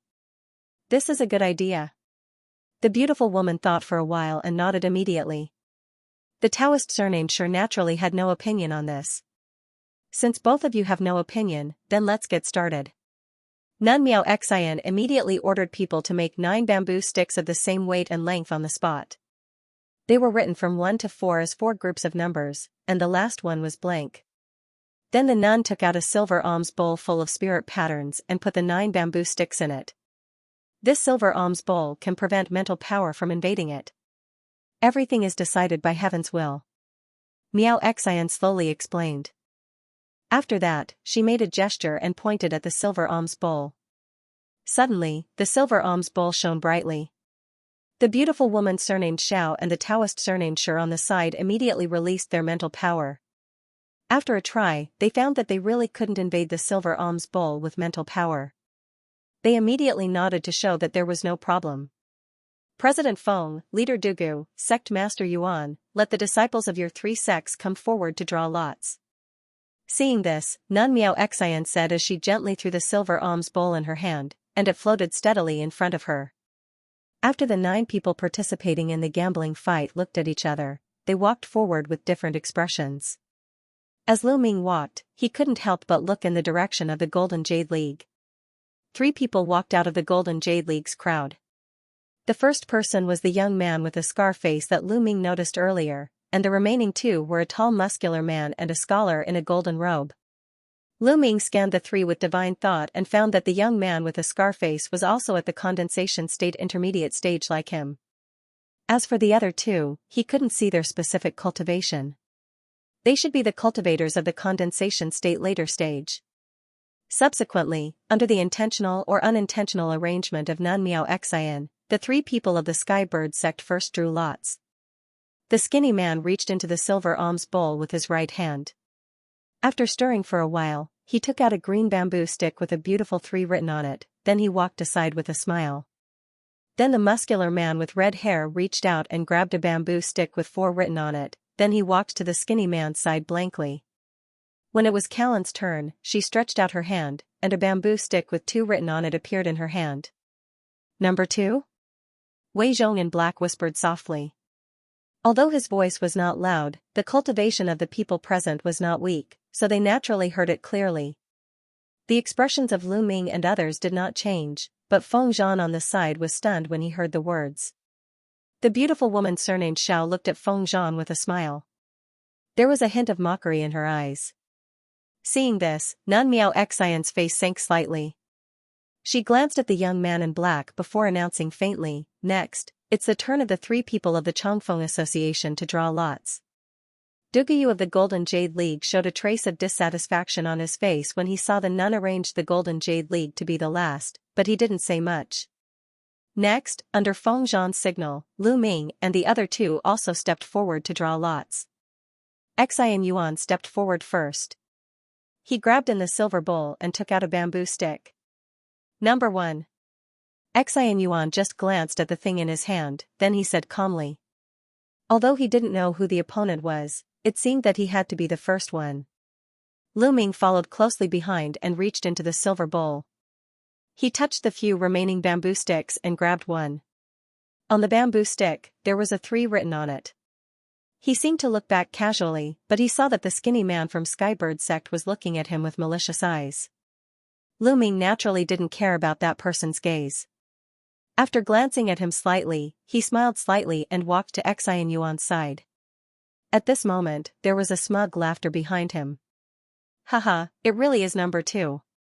Wei Zhong held a bamboo stick with 2 in his hand. He seemed to be quite satisfied with the result. After laughing, his eyes looked at Callan intentionally or unintentionally. This move was noticed by Feng Zhan on the side. He frowned and looked a little embarrassed. At the same time, there was a slight smile on Duguyu's face. Since the Golden Jade League was the last to draw lots, the remaining blank bamboo stick was already in the bag. There was one person who advanced in the first round, which was very beneficial for the later situation. As a result, after a round of drawing, the muscular man in golden robe drew 1, which was the first match against Xian Yuan. The scholar in golden robe drew 4, which was the muscular man with red hair who was fighting against Skybird's sect. As for the blank bamboo lot, no one drew it from beginning to end, so it naturally belonged to the young man with a face full of scars. However, the result of the first round made the young man frown slightly. He seemed to be slightly dissatisfied, but he didn't say much. He turned around and walked behind Duguyu. Seeing this situation, Duguyu's face showed great joy. The beautiful woman surnamed Xiao glanced at the young man with a scarred face, and she also giggled. She seemed to be quite satisfied with the result. The result of the first round of drawing lots has been decided, then the gambling fight can officially start. The nun waved her sleeve, took back the silver bowl, and announced at the same time. The Taoist surnamed sure nodded when he heard the words. Suddenly, he flicked his sleeves, and several silver lights flew out of it. It was a dozen of several feet-long formation flags. In a flash, it had already disappeared into the center of the Valley of Fire, faintly forming a circle with a diameter of 100 meters. At the same time, he made a gesture, and the silver light of the formation flags turned into an invisible enchantment that shrouded the circle. The specific method of victory and defeat will be decided by both sides. However, once you leave this circle, you will also be considered to have lost. If there are no objections, the two who have drawn number 1 can begin. After Taoist priest Sure finished all this, he immediately said in a clear voice. As soon as he spoke, Xianxia appeared in the circle in a flash. He carried the black iron rod on his shoulder and looked at the direction of the muscular man in golden robe with a spurious smile.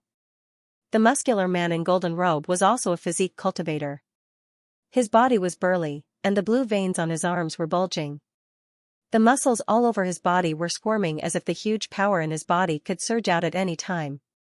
In comparison, Xianxuan's skinny figure seemed much thinner. Seeing that the opponent entered the circle first, the muscular man in golden robe snorted coldly. He spread his arms and flew up, then he landed steadily on the opposite side of Xianxuan. As soon as he landed, he flipped his hands without saying a word. His palms flashed in black light, and 2 green giant hammers with a length of 5 meters appeared in his hands. The surface of the giant hammer was covered with green light, and it was covered with dense black spirit patterns. Then he shouted loudly, and a black gas suddenly appeared on the surface of his body. The spirit patterns on the giant hammer flashed, and layers of black gas lingered on it.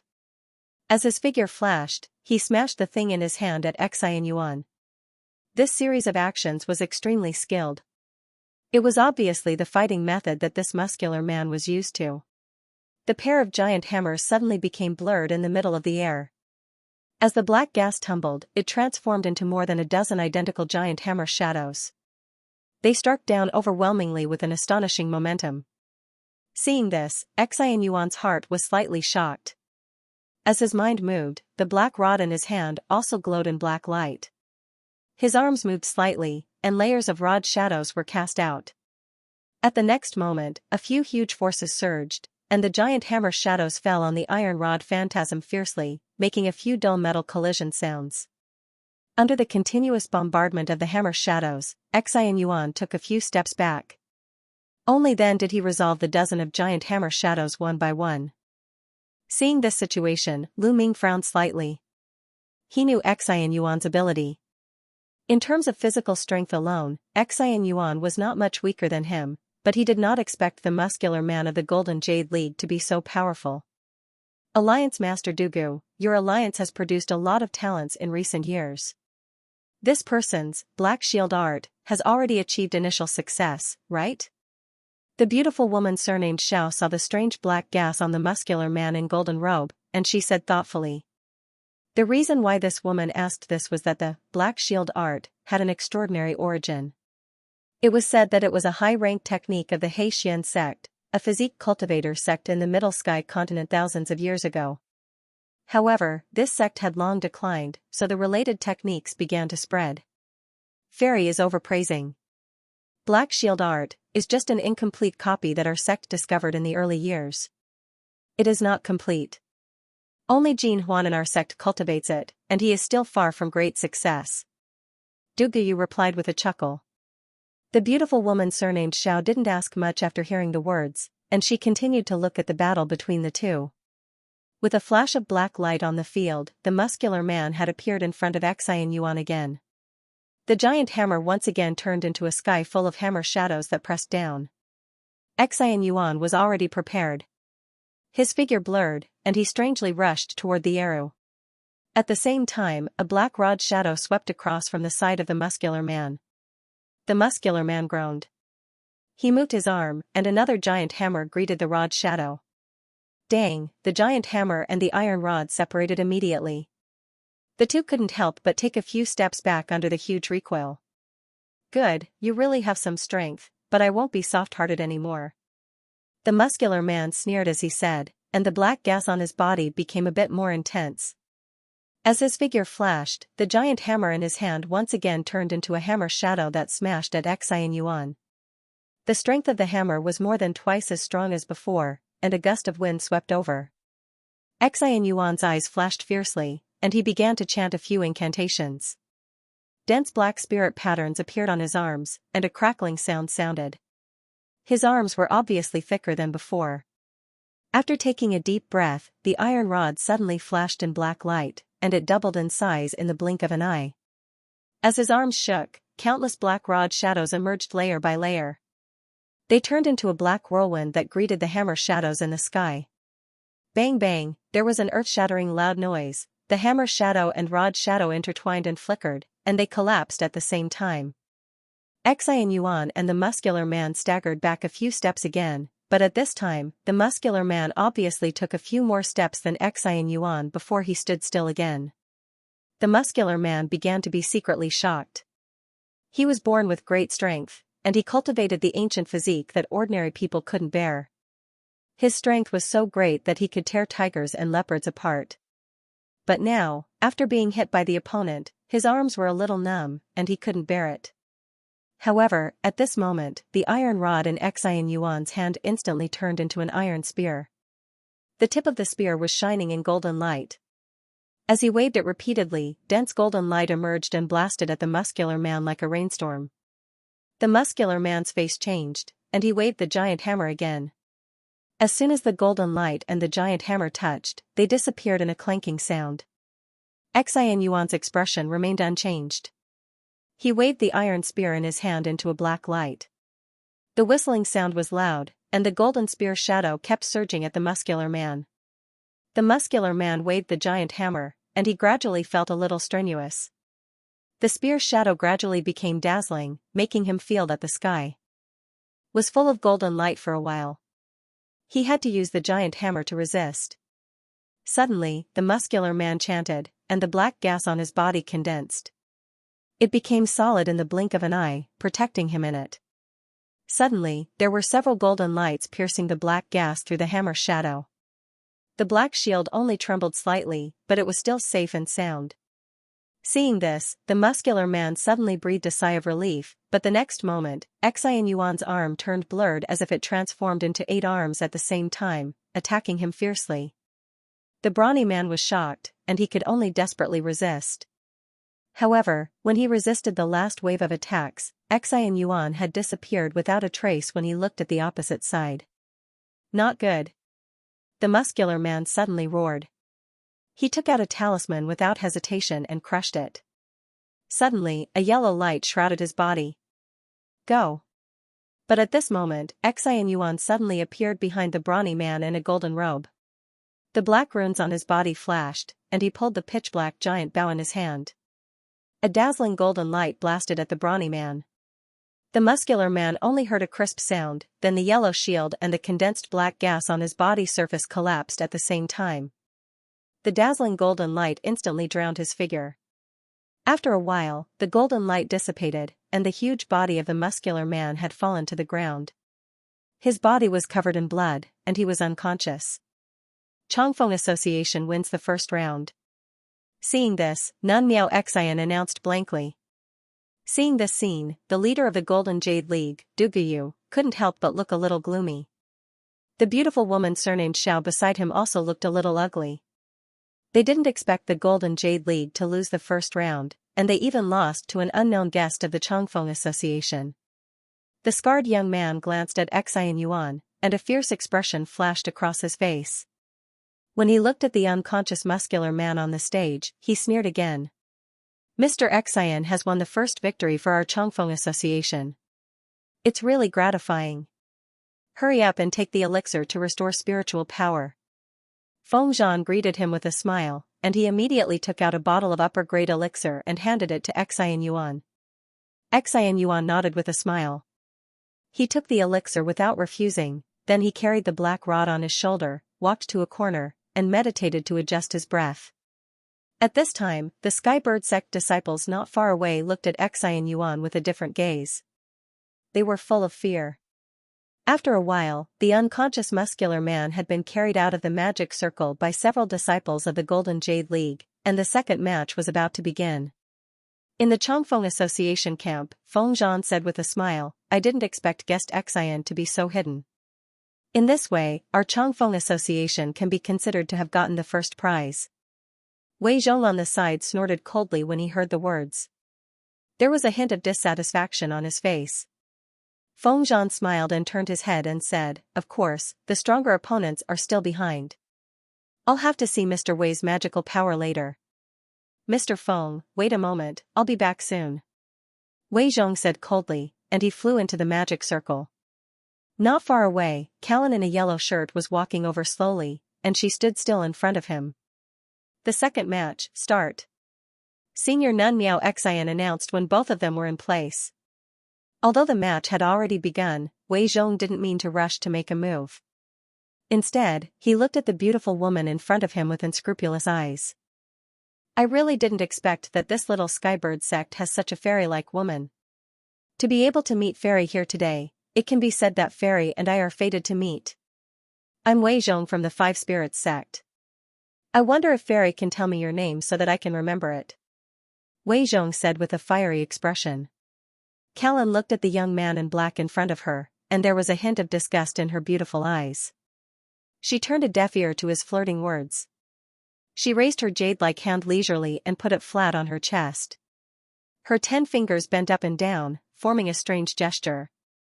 At the next moment, as soon as the gesture was made, Callan's eyes began to glow with purple light. In an instant, the space where her fingers passed immediately set off layers of ripples, and the ripples spread to the surroundings. "This woman is quite weird, Mr. Wei should be careful." Feng Zhan vaguely felt a trace of uneasiness. The technique used by the beautiful girl from the Skybird sect in front of him was very weird. Even he couldn't recognize it for a while. He quickly secretly reminded Wei Zhong. "Fairy doesn't have to be so nervous. I'm a person who has a tender heart for the fairer sex. It was such a waste for someone as talented and beautiful as you to stay in a small South Sea sect. If I win this time, why don't Fairy follow me back to the Middle Sky continent? I guarantee that you will join the Five Spirits sect. From then on, you will enjoy endless cultivation resources, and advancing to the crystallization period is just around the corner." Although the technique of the stunning woman in front of him was strange and extraordinary, Wei Zhong had already discovered that her cultivation was only at the condensation period intermediate stage. He didn't think she could cause any trouble, so he didn't take Feng Zhan's reminder seriously. Instead, he became more and more excited as he spoke. When Callan heard this, she coldly looked at Wei Zhong and continued to ignore him. Her hands trembled as she continuously made hand seals.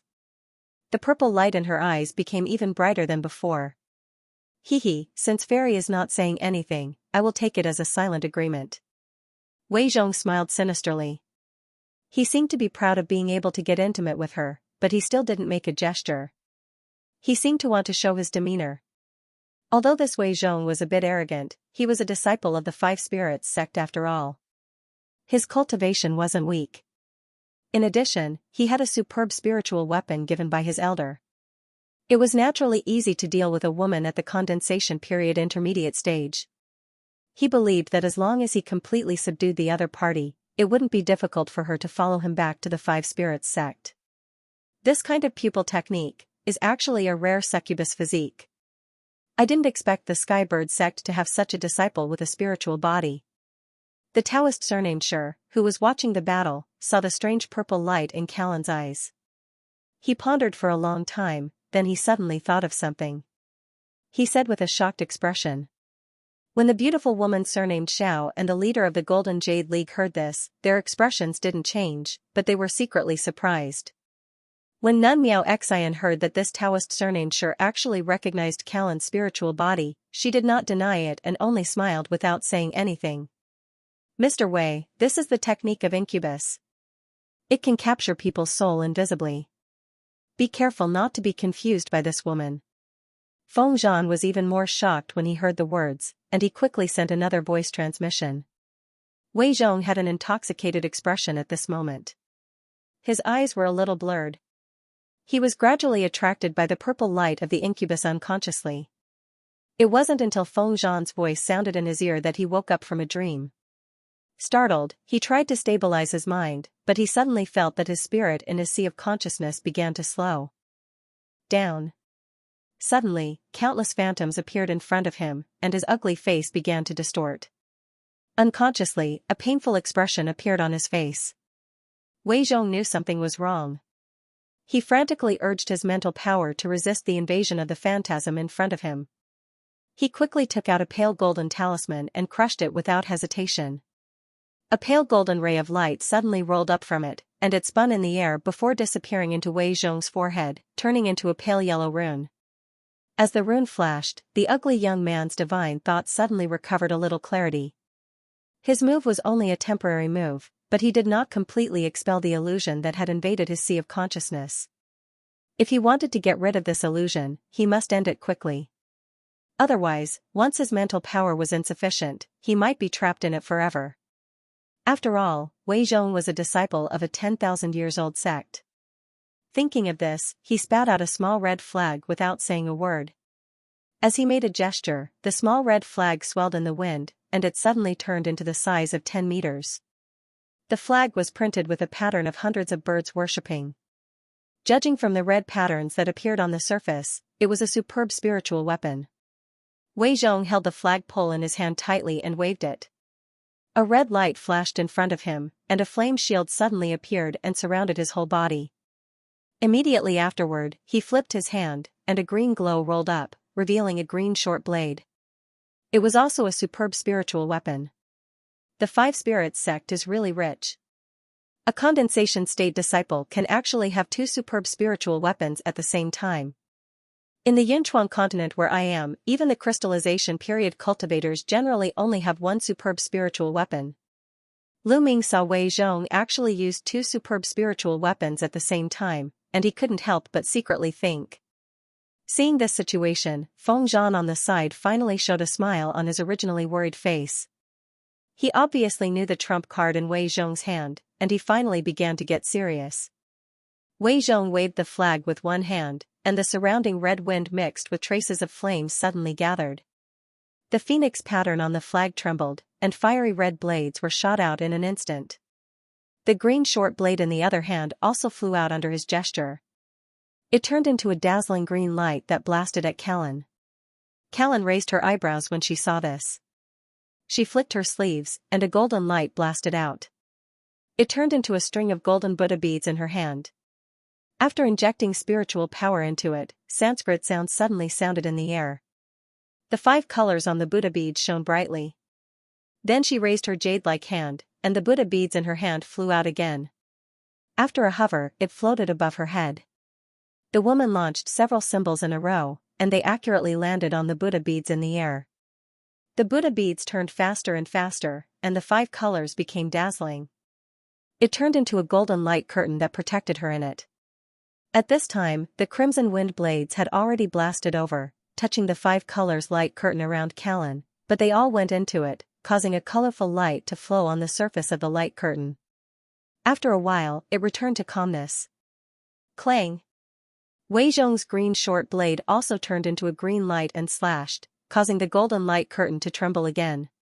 However, as Jiao Lan chanted an incantation, dense 5-colored Sanskrit characters quickly appeared on the light shield, and it actually bounced the green dagger away again. Wei Zhong saw that this 5 colors light curtain couldn't be shaken by the superb spiritual weapon, and the illusion in the sea of was still not cleared. He needed to disperse part of his spiritual power to forcibly restrain it.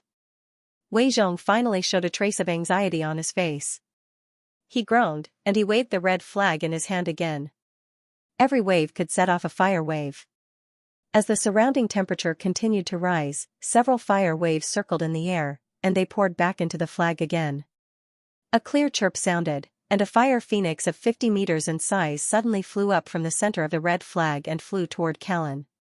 At the same time, the green short blade was also controlled by Wei Zhong's other hand, slashing at Callan. The fire phoenix, enveloped in scorching flames, charged towards the light barrier. Callan's expression did not change at all.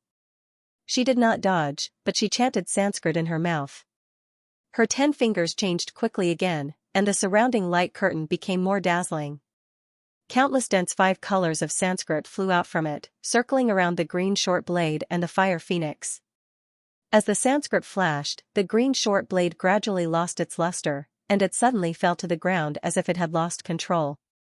The fire phoenix that flew over also dissipated under the Sanskrit chants. After a mournful wail, it turned into a few remnant flames and dissipated in the void. Senior Nun Miao Xian, this woman is actually a disciple of your Xianxia nunnery, right? Don't tell me that she is not using the Buddhist mystic arts of your Xianxia nunnery. Seeing this, the Taoist surnamed Shi frowned and said.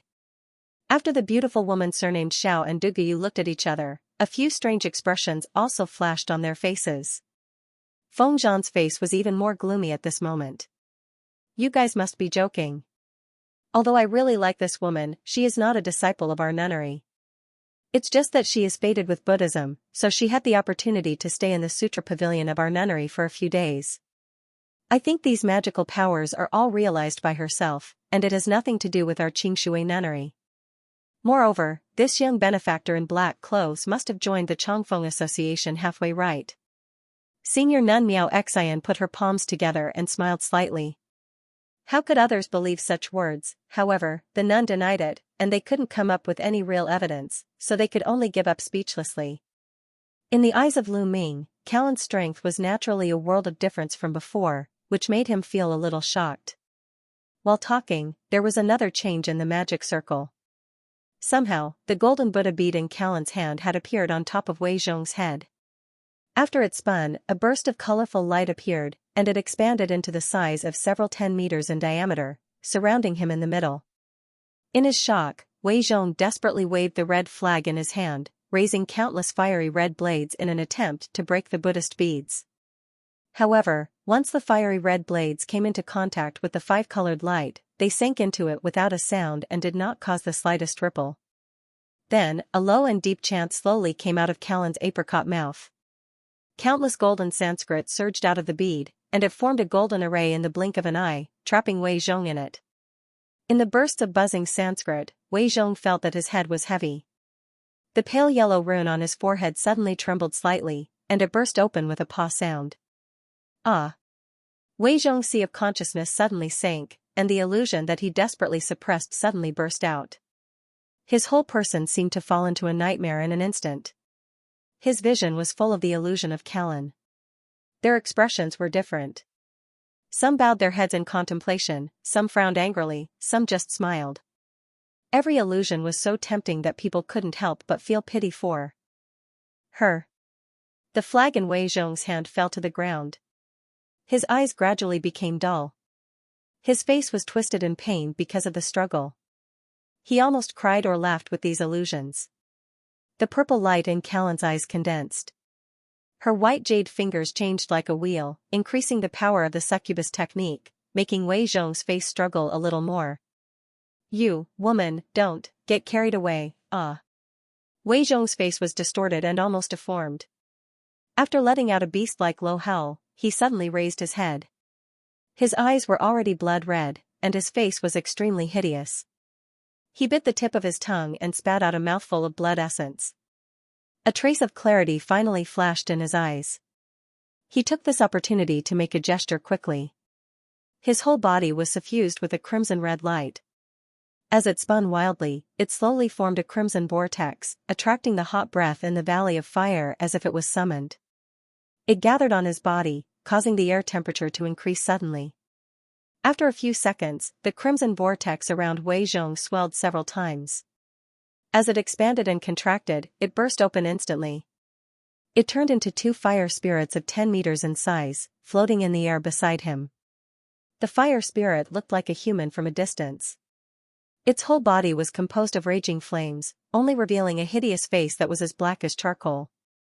As its sharp claws scratched in the air, it stirred up a burst of sparks. Its momentum was much stronger than the fire phoenix just now. Even the surrounding onlookers felt a wave of scorching heat assaulting their faces, and at the same time, they all retreated a little. Seeing this, Feng Zhan on the side was delighted. Others might not know, but he knew in his heart that Wei Zhong was performing the unique secret method of the Five Spirits sect, the spirit gathering method. As soon as the two fire spirits appeared, they constantly waved their sharp claws to attack the golden array. The black and red flames constantly intertwined and collided with the golden light curtain, causing a burst of golden light to tremble. On the other hand, Wei Zhong, who was in the middle, had a grave expression on his face as he channeled his hand's seals. He was determined to break the formation before he lost consciousness. Seeing this, the purple light in Callan's eyes did not diminish. The Sanskrit on her fingertips continuously blasted out, constantly entering the golden array. Wei Zhong channeled the fire spirits to attack the array while enduring the erosion of succubus technique. Most of his spiritual power was used to resist the illusion in the sea of consciousness. Knowing that he couldn't hold it for too long, he suddenly gritted his teeth and changed his gesture. With a low roar, the two fire spirits turned around and charged at him. Under the collision of black and red flames, Wei Zhong's body suddenly burned with a boom, but the flame turned from red to black in just a few seconds, turning into a raging black flame. Wei Zhong's figure gradually became blurred and enlarged in the fire. At the next moment, a huge fire spirit of several 10 meters tall appeared in the array, but its face was replaced with Wei Zhong's appearance. "What mystic art is this?" Xian Yuan whispered with a look of horror on his face. In this form, Wei Zhong's aura was more than half stronger than before. He was infinitely close to the existence of the crystallization period. Lu Ming's eyes flickered, and he also sighed in his heart. The cultivation world of the Middle Sky continent was really unfathomable. Sure enough, both the mystic arts and mystic arts were far beyond imagination. Even he couldn't help but have a trace of yearning. At this time, the black fire spirit had already swept up the black flames in the sky. It turned into a black shadow and rushed toward the corner of the array. Boom! An earth-shattering rumbling sound came out. Countless black sparks mixed with golden light splashed in all directions. Under the punch of the black demon spirit, the golden light rippled and trembled violently. Although this array blocked Wei Zhong's dying blow, it was not as calm as before. Seeing this, the fire spirit transformed by Wei Zhong roared, and the giant arm entangled in black flames blasted at the golden light curtain again. When Jiaolan saw it, a look of surprise flashed across her eyes. She shook her wrist and suddenly took out a small wooden fish. She then made a gesture, and the wooden fish emitted a long and clear wing sound. The sound was like the sound of an empty valley, causing the black demon spirit's mind to shake. The giant arm that was raised in his hand slowed down. A few clear sounds of the wooden fish came out, and the Sanskrit in the golden array also suddenly became urgent. Although the black fire spirit raised its arm a few times to try to resist, the discerning people had already seen that the flames on its body seemed to gradually dim, and the roar in its mouth was gradually covered by the bursts of Sanskrit in the array. After a while, Wei Zhong finally couldn't maintain the demon spirit form. The black flames around him dissipated, and his figure returned to its original appearance. He fell to the ground and fell into a deep sleep. This battle was shockingly won by Jiaolan. The second match, Master Skybird won. Seeing that Callan won, the nun in green robe suddenly announced with joy. Feng Zhan's face at this time was really as ugly as it could be. In order to win Wei Zhong to participate in this gambling fight, he paid a great price in private. The location of this gambling fight, the Fiery Mountain, was also chosen to match Wei Zhong's technique and spiritual weapon. He didn't expect this man to be defeated in the first round. What made Feng Zhan even more depressed was that the Buddha bead spiritual weapon and the wooden fish used by this woman were Buddhist items at a glance, and the grade was no less than the superb spiritual weapon in Wei Zhong's hand. The mystic arts she used were also obviously Buddhist mystic arts. These were definitely related to Xianxia nunnery. But Wei Zhong himself was also a disciple of the Five Spirits sect, which made him really bitter. After watching the battle between Callan and Wei Zhong, the beautiful woman surnamed Xiao couldn't laugh anymore, and the Taoist surnamed Shi on the side also looked a little gloomy. The two of them knew that this Callan must have a lot to do with Xianxia nunnery, but it was not good to offend Xianxia nunnery. Secondly, they couldn't get any evidence on the surface, so the anger in their hearts could be imagined. After witnessing the second match, the scarred young man of the Golden Jade League also showed a dignified expression for the first time. It was no wonder. Callan's incubus technique could directly affect the opponent's spirit. No matter how powerful the physique cultivator was or a superb spiritual weapon like Wei Zhong, once he was hit by this technique, he could only surrender obediently. Feng Zhan sent 2 disciples to carry the unconscious Wei Zhong back with a black face. Seeing that his painful expression had disappeared, but white foam slowly flowed out of the corner of his mouth, Feng Zhan immediately snorted secretly, but he still took out a blue pill for him to consume. He then told Kai Kai, who looked reluctant, to take care of him carefully. After cleaning up the scene a little, the nun immediately announced the start of the third match. This third match was between Lu Ming of the Changfeng Association and Zhu Hao of the Skybird sect. Zhu Hao was the skinny Skybird sect man who stared at Lu Ming during the draw. "Lu, I will leave this match to you. I, Feng Zhan, am a person who keeps his word. I will fulfill my promise." Feng Zhan turned to Lu Ming and said word by word. With Wei Zhong's defeat, he could only pin his hopes on Lu Ming and Xian Yuan. When Lu Ming heard the words, he nodded to Feng Zhan, then he flashed into the array. "Kid, you, a cultivator of the condensation period intermediate stage, also dare to come to this arena. If you want to die, get down quickly. I won't be merciful." The tall and thin man looked up and down at Lu Ming, then he sneered. No wonder, whether it was his appearance, figure, or aura, Lu Ming was really ordinary.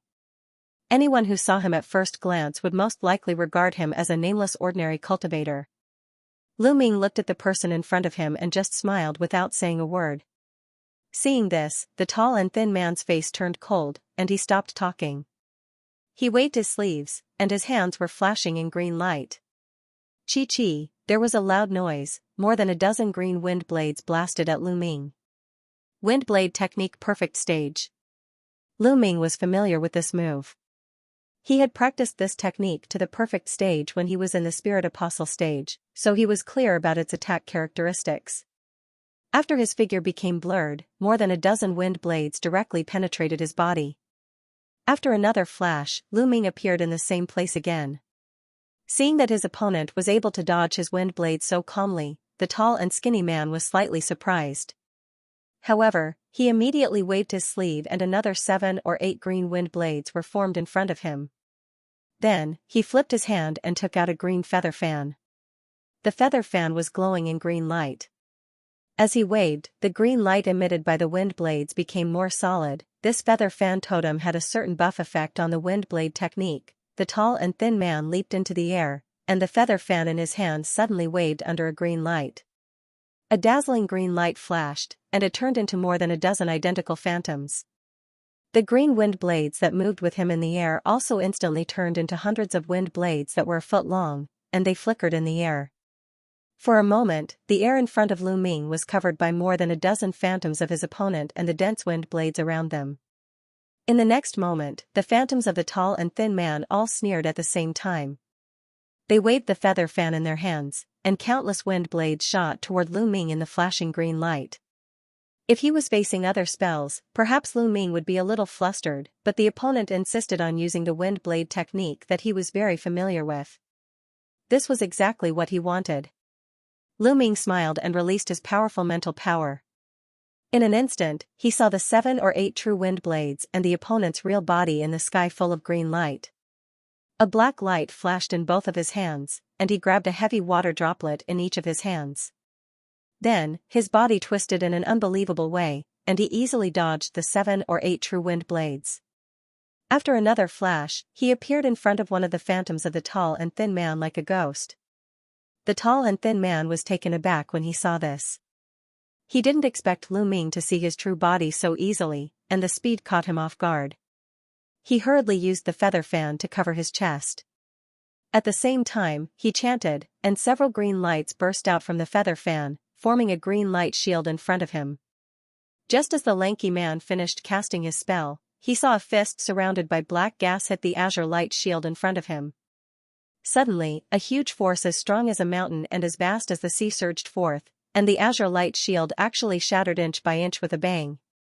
The man's arm that was holding the feather fan was brushed by this sudden huge force. With a gotcha sound, his whole arm was bent into a strange shape. The bones in it were broken into several pieces, and the feather fan flew out directly. Before the tall and thin man could recover, another fist, also shrouded in black gas, whizzed toward him with a gust of wind. The tall and thin man was shocked. The green protective aura in his body surged out, and it instantly covered his whole body in a flash. However, it was like a paper in front of Lu Ming's fist. After a muffled sound, his body was knocked out for 100 meters away, and he fell to the ground like a pile of mud. He could no longer move. From the time the tall and thin man took out the feather fan spiritual weapon and released the phantasm to being knocked down by Lu Ming, it was just a few seconds. The victory and defeat was decided in the blink of an eye. The amazing strength shown by Lu Ming not only stunned the surrounding spectators, but even the nun in green robe and the beautiful woman surnamed Xiao flashed a hint of surprise in their eyes. Feng Zhan was delighted in his heart. This man is so fast. Not only is he not affected by the skybird sex illusion, but the power contained in the 2 punches just now is probably tens of thousands of kilograms. I didn't expect Brother Feng to have such a capable person. The Taoist Xianxia glanced at Feng Zhan and said meaningfully. Feng Zhan smiled dryly when he heard the words, and he did not answer anything. Changfeng Association won the 3rd match. The nun in green robe recovered from the surprise and announced. The skybird sex master looked at Lu Ming in the magic circle with a gloomy face. He waved his hand and gave a few orders. Immediately, 2 disciples came forward to carry the seriously injured tall and thin man out.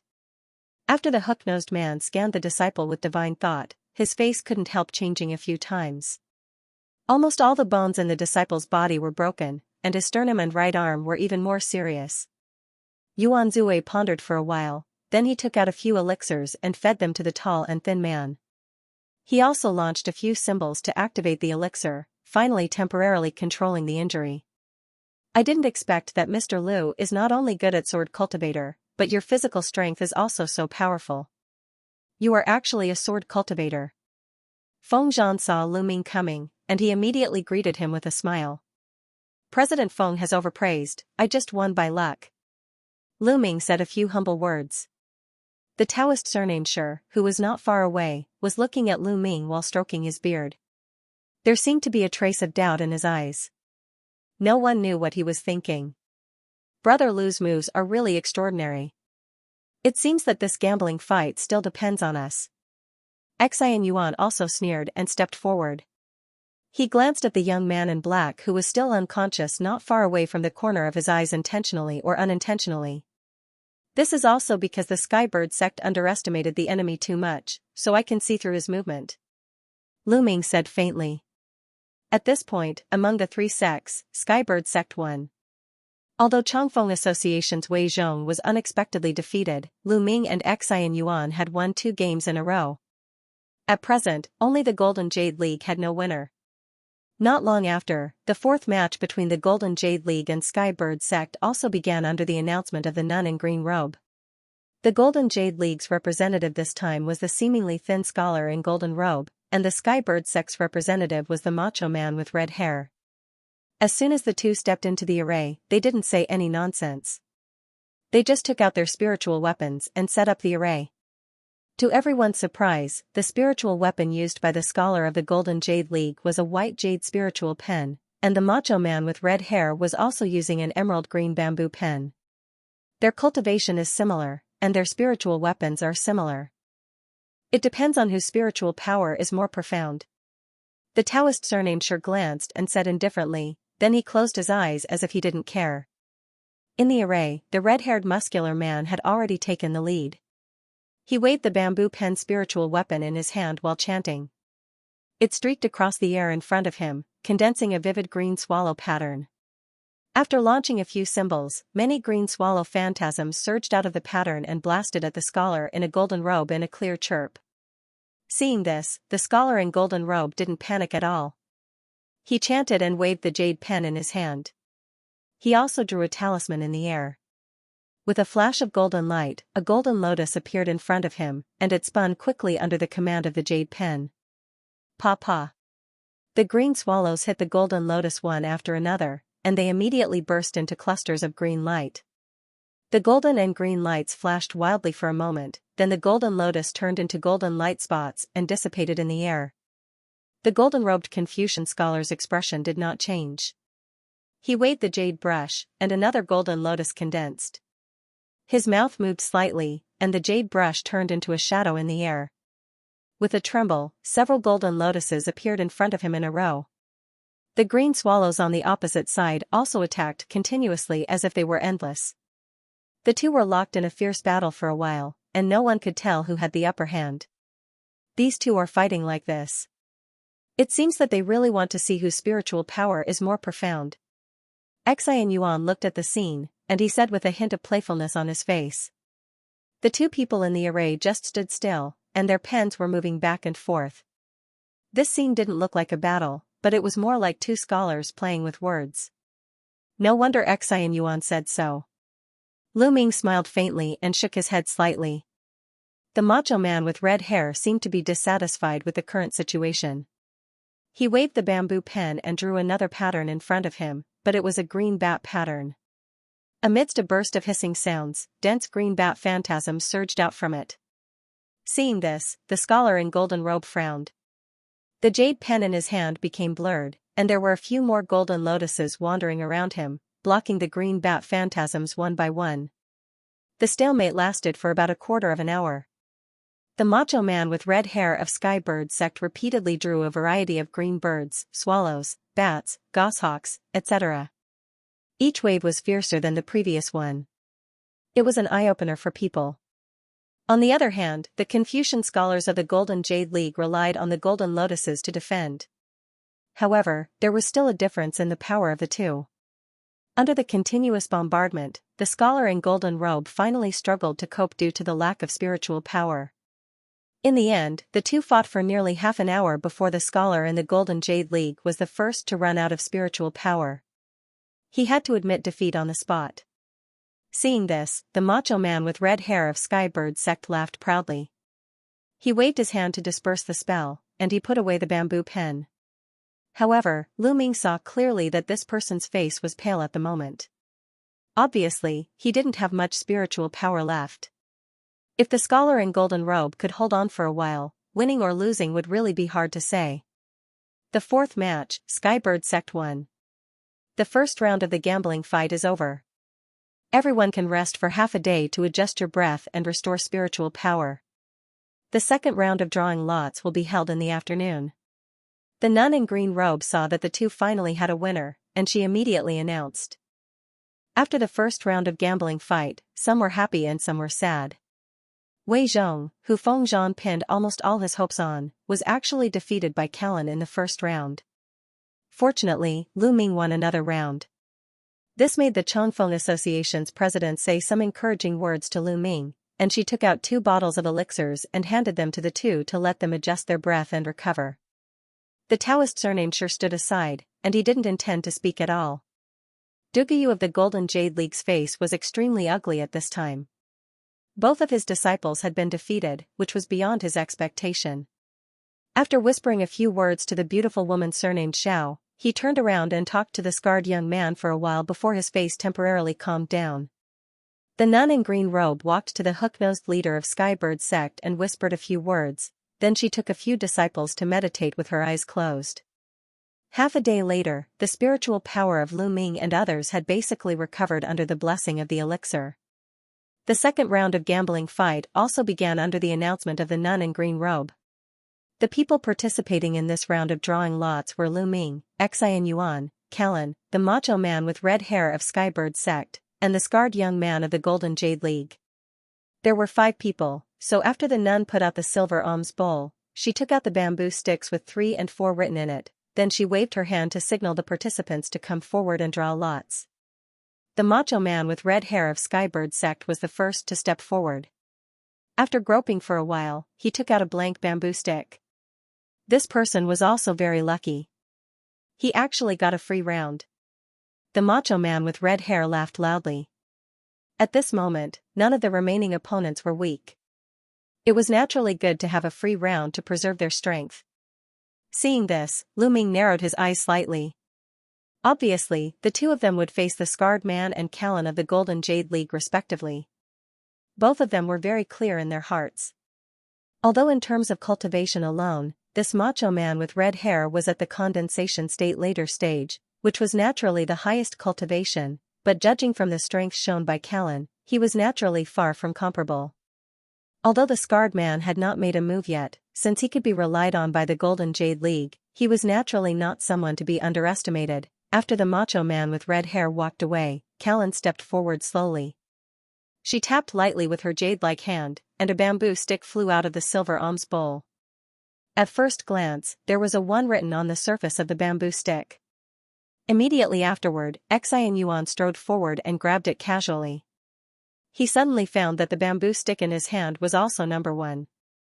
In this case, Lu Ming and the Scarred Man naturally didn't need to draw lots anymore. Nun Miao Xian immediately kept the silver alms bowl with a wave of her sleeve, and she announced the result of the draw loudly. Both of them were facing a strong enemy. Feng Zhan thought for a while, then he walked over quickly and promised the two seriously, "Don't worry, I won't kill you. In this gambling fight, if the two guests can help my Changfeng Association to laugh to the end, then I promise that no one can choose 2 more treasures in the treasure house as a reward." At this time, Feng Zhan could only tempt them again to stimulate their fighting spirit. "President, don't worry, we will do our best." Feng Zhan's words made Xianxia feel refreshed. Lu Ming also nodded silently. The first match of the second round, Skybird Sect vs Changfeng Association, start. Nun Miao Xian saw that both of them had entered the center of the circle, then she immediately announced. As soon as she spoke, Callan made a series of gestures with her 10 fingers. Strange runes loomed on her body. The space in front of her immediately set off layers of ripples, and purple light flashed in her eyes.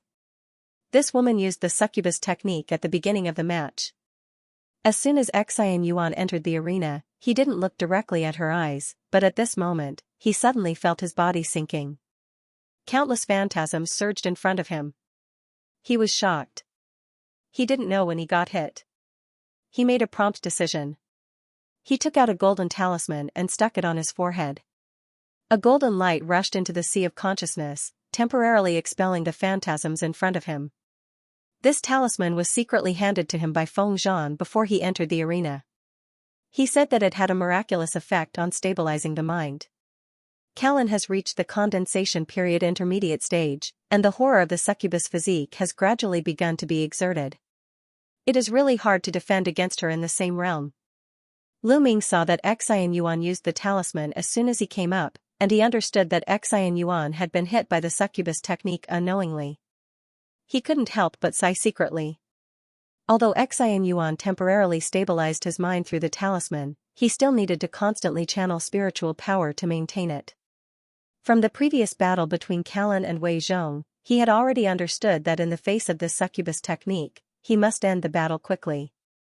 He groaned, quickly raised the iron rod in his hand, and rushed toward Callan. Seeing this, Callan didn't panic at all. She cast the golden Buddha bead in her hand and made it hover above her head. She chanted Sanskrit, and 5 color light spots gradually appeared around her. Xianxia frowned. He knew that once this shield was formed, even the superb spiritual weapon couldn't break it. His figure couldn't help but speed up a little. His figure appeared 10 meters in front of Callan. As his mind moved, countless dense black spirit patterns appeared on the surface of the iron rod. After a burst of golden light flashed, a golden spearhead condensed in front of the black iron rod. His arm instantly became thick, and the long spear in his hand was thrown out with a huge force. Wherever the spear passed, it would leave a trail of golden shadows in the void. At the same time, a sharp explosion could be heard. Selah, the 5-color light curtain in front of Callan just formed a prototype, then a big hole was torn open. The long spear pierced through Callan's chest in a sharp whistling sound. Xianxia was delighted when he saw it, but at the next moment, a strange scene appeared. However, Jiao Lan, who was penetrated by the golden spear, suddenly became blurry. Then, it suddenly burst and disappeared like a bubble in a wave of ripples. The one who was pierced was shockingly only Jiao Lan's phantom. Xianxuan's face sank in midair. He waved his hand, and the golden spear flew back to his hand. At the same time, he released his mental power. At this moment, there was a fluctuation in the air a few 10 meters away. Callan appeared with a blank expression. She sighed softly and flipped her hand. The Buddha bead spiritual weapon appeared in her hand again. She threw it out, and it turned into a cluster of golden light that went straight at Xianxia. Xianxia had already seen the power of this Buddha bead spiritual weapon, so he naturally didn't dare to underestimate it. He made a gesture, and the long spear flew out like lightning. Boom, there was a loud noise. As soon as the golden spear touched the Buddha bead, it was bounced back by the golden light on the surface, and the Buddha bead still swept toward Xianxia without stopping. Xianxia frowned tightly, and he grabbed the rebounded long spear with lightning speed. The thing in his hand shook in the air, and it turned into a huge black sword of a few 10 meters in size. Traces of sword chi lingered on the sword, and there were waves of fluctuations in the surrounding air. Slash! Xianxia shouted fiercely in his hand, and the huge black sword made a rumbling sound. It slashed at the golden Buddha bead again with an imposing momentum. Another violent explosion rang out. When the golden Buddha bead and the giant sword collided this time, they both turned into a shocking rainbow and blasted back in the opposite direction. Xianxuan's eyes flashed, and he recalled the giant sword with one hand. After a transformation, a pitch-black giant bow appeared in his hand. He pulled the bowstring with bulging arm muscles, and a dazzling golden light arrow appeared on the bowstring. When Callan saw the golden arrow, her expression changed. Her 10 fingers launched a series of symbols.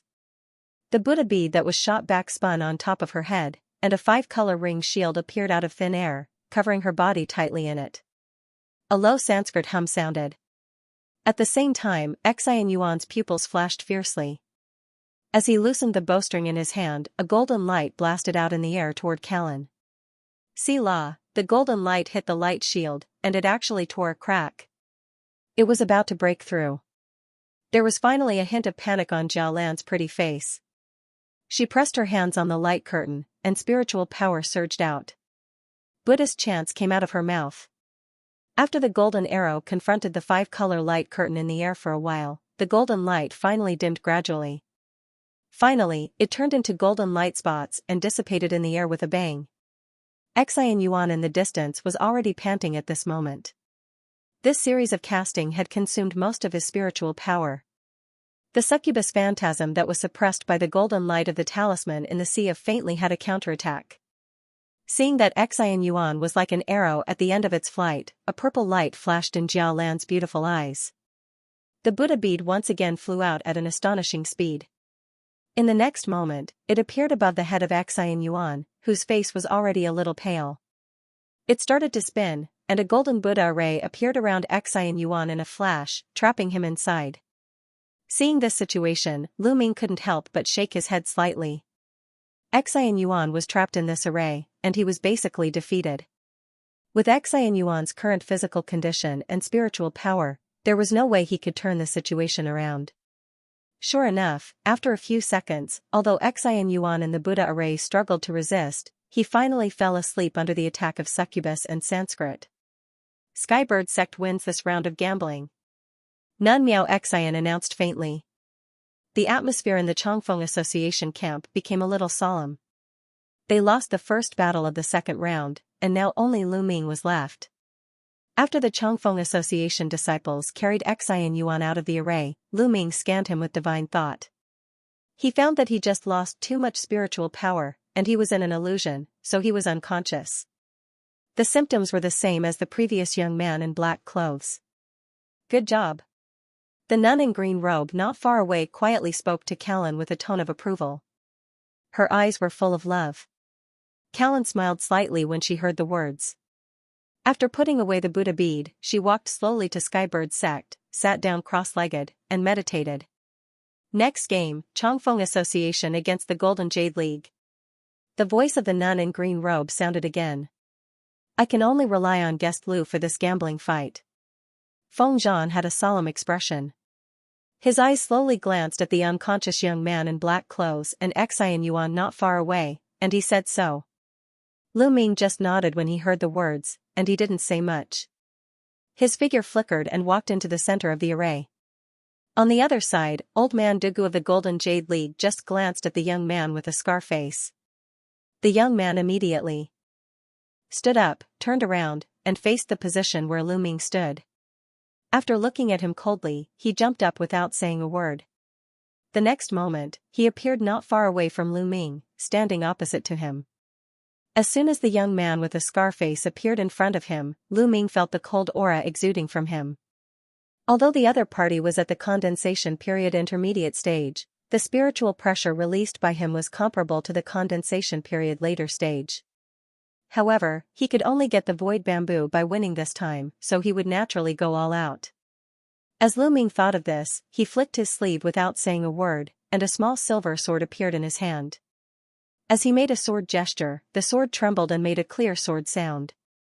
It transformed into layers of silver sword shadows. As he pointed in the air, the sword shadows surged at the young man with a scar face with amazing momentum. Sword controlling technique! Someone exclaimed, and there was a commotion among the onlookers. The people present, except for the few people of the Chongfeng Association who had personally witnessed the tryout that day, all thought that Lu Ming was just a physique cultivator, but they didn't expect him to be a sword cultivator. Although the dual cultivation of sword and physique was not unheard of in this Middle Sky continent, it was also rare in some major sections. The young man with a scar face was also startled when he saw this, but he was by no means an ordinary person. He recovered his calmness in a moment, and he made a low hiss. His hand shook suddenly, and there was a muffled sound in his body. Green spirit patterns appeared on his skin, and a green giant python suddenly emerged. It swam quickly around his body. The young man's face was already gloomy. After the emergence of the giant python phantasm, the blue veins all over his body bulged, making him look even more hideous and terrifying. Go! The young man with a scar pointed at the air in front of him, and the green giant python came out of his body.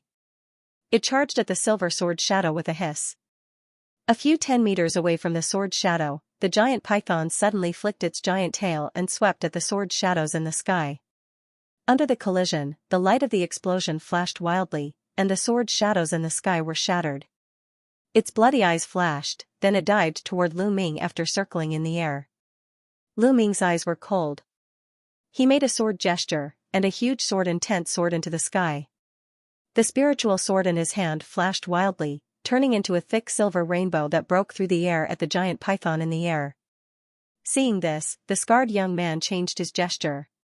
The giant green python in the air suddenly opened its mouth, revealing its fangs. A cloud of green light exuding a strong corrosive breath was spurted out from it, clashing head-on with the silver rainbow that was galloping over. After a flash of silver light, the green light was shattered by the silver rainbow. It flashed through the giant python's body without stopping, leaving a deep wound. Green gas splashed out from the giant python's body. At the same time, the young man with a scar face frowned. There was also a wound on his shoulder, and there was blood oozing out. The silver rainbow slashed the green light, and the dazzling silver light also dimmed. Under the connection of divine thought, Lu Ming found that the flying sword itself was not damaged, but most of the spiritual power attached to the sword body was corroded. With a wave of his hand, he took back the silver sword, and he made a gesture to make it shine brightly again. At the same time, the young man with a scar changed his gesture, and the giant python retracted and wrapped around his body again. The green spirit patterns on his body flashed, and green filaments appeared from them. They wrapped around the wound in a moment, and the wound on the giant python and his body healed at a speed visible to the naked eye. A cold light flashed in his eyes. After a low shout, the giant green python actually split into two as it slithered. It broke out of its body at the same time and once again pounced at Lu Ming. Lu Ming made a sword gesture with a calm expression, and the silver flying sword once again turned into a silver rainbow and launched at the incoming attack. The silver light and green gas immediately burst apart in the air. After the giant python and silver rainbow fought for a while, there were several deep and shallow wounds on the surface of the scarred man's body again. Under the control of Lu Ming, the silver flying sword had many changes.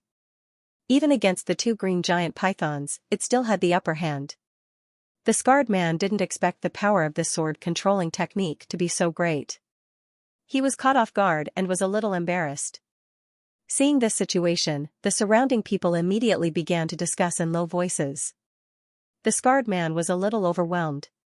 When he heard these pointing voices, he was furious. He immediately took out an elixir and swallowed it, then he took out a few bloody talismans and tore them. In an instant, the veins on the young man's face bulged. His eyes were red, and blood spirit patterns appeared on the surface of his body. After the two green giant pythons that were fighting in front of him hissed, they suddenly circled back and returned to the scarred young man's body. At the next moment, the young man shouted, and his body immediately shone in green light. His entire body was submerged in it. Then there was a hissing sound in the green light. When the green light faded, the figure of the scarred young man appeared again. At this moment, there were 9 phantoms of green python heads condensed behind him. Each of them was 10 meters long, and their mouths were bearing fangs. Their eyes were emitting green, blue, red, and other colors. Your disciple has really mastered the green python 9 revolutions technique. Seeing this phenomenon, the beautiful woman surnamed Xiao felt relieved and whispered to Dugyu beside her.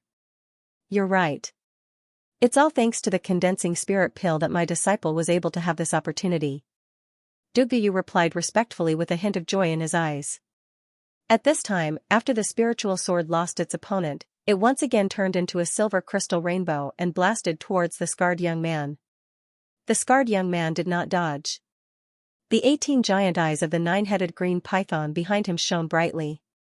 Immediately, 3 of its heads shook, and a crimson fireball, a green hurricane, and a black lightning shot out from its mouth at the same time. The silver crystal rainbow was first drowned by the explosion of the fireball, then it was entangled by the lightning, and then it was swept by the hurricane. It suddenly lost control. After the light dissipated, it returned to a small silver sword and fell straight down. Seeing this, Lu Ming couldn't help but change his face. If he had guessed correctly, the 9 green python's eyes were of different colors, which should represent different attributes. They correspondingly shot out 9 kinds of spells of different attributes. Facing 1 or 2 kinds of spells, the Imperial Sword technique could still handle it, but under the effects of so many spells, the low-grade spiritual sword was somewhat powerless. After Lu Ming thought about it, he suddenly waved his sleeve, and a string of dazzling golden light flashed out. It spun in the air and turned into a cloud of golden sand. It was the superb spiritual weapon, golden fallen sand. At this moment, his face was extremely solemn. He changed his gestures, and he chanted in a low voice at the same time. The golden sand all over the sky disappeared after a flash and the whistling sound. At the next moment, in the air, directly in front of the scarred man, golden sand appeared out of thin air as the yellow sand mist rose. As they were densely arranged, they vaguely formed a layer of strange and ever-changing sand array. It was Lu Ming who activated the enchantment attached to the golden fallen sand in order to end the battle quickly. Seeing this, the scarred man sneered and launched a series of symbols. Suddenly, various spiritual lights flashed from the mouths of the 9 green pythons behind him, blasting directly at the sand array in front of him. He wanted to forcibly break it open and then defeat Lu Ming in one fell swoop. Rumbling, a series of loud noises came, numerous wind blades, golden light, flames, venom, and other attacks collided with the sand formation and instantly exploded into colorful light balls. Then, a storm of hot and cold alternating winds spread out in all directions from the point of explosion. The momentum was so great that except for a few crystallization period powerhouses, the other people who were watching the battle from 100 meters away couldn't help but take a few steps back. Various spells burst on the sand curtain, but it was like encountering an iron wall. It only caused the golden sand curtain to shake violently, then it returned to calmness after the golden light flowed. The scarred man's face changed sharply. He didn't seem to expect the sand to be so strong that it was invulnerable. He hurriedly changed his gestures, and the green pythons behind him opened their mouths again. Another burst of spells was launched. The huge fireball was wrapped in a hurricane, and it blasted at Lu Ming with a blue water column and icicle. Lu Ming's eyes flashed.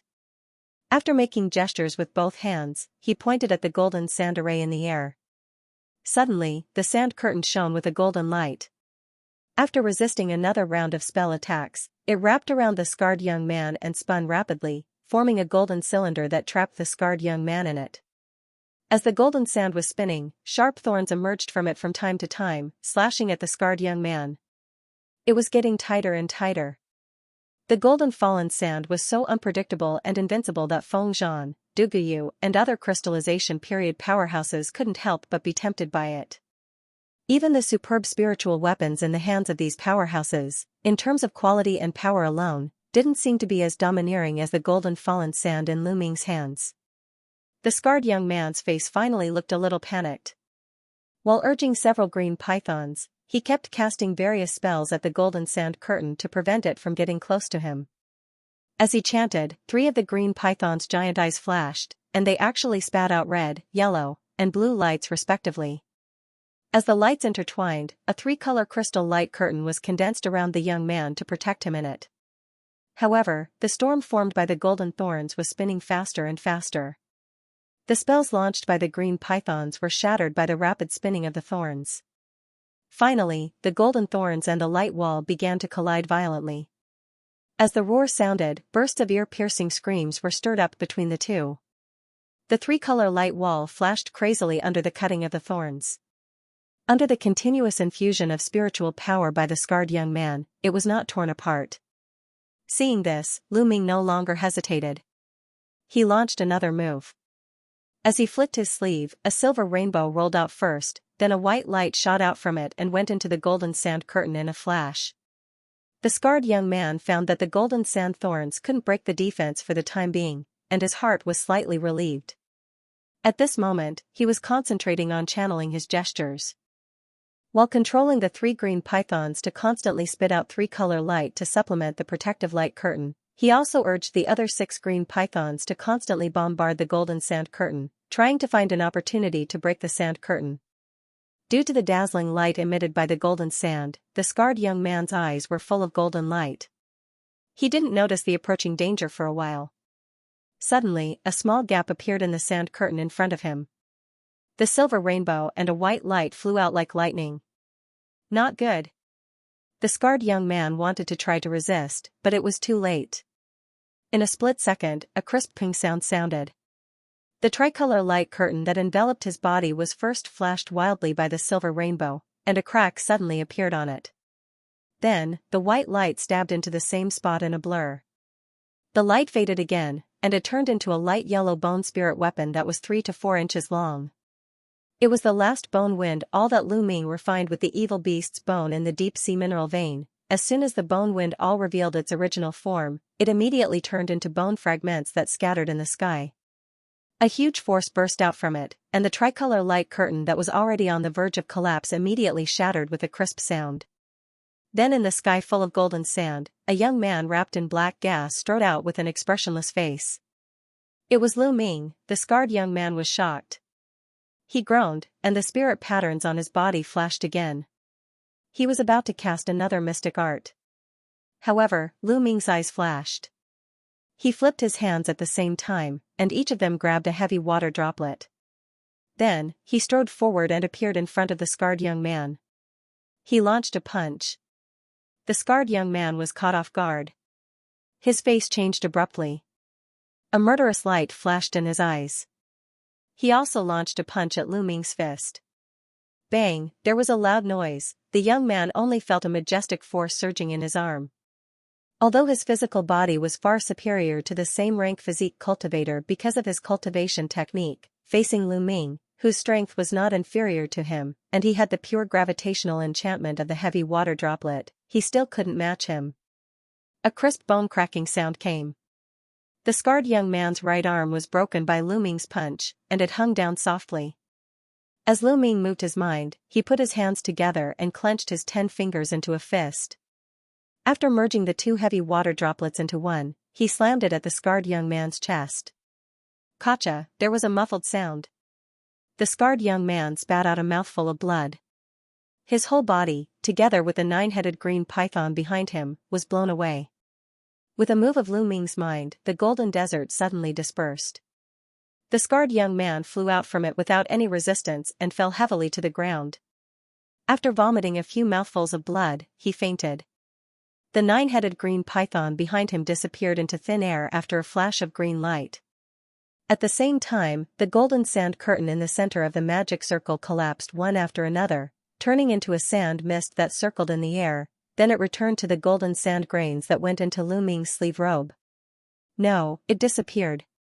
The reason why Lu Ming did not take the life of the scarred man at the last moment was that he had no enmity with this person.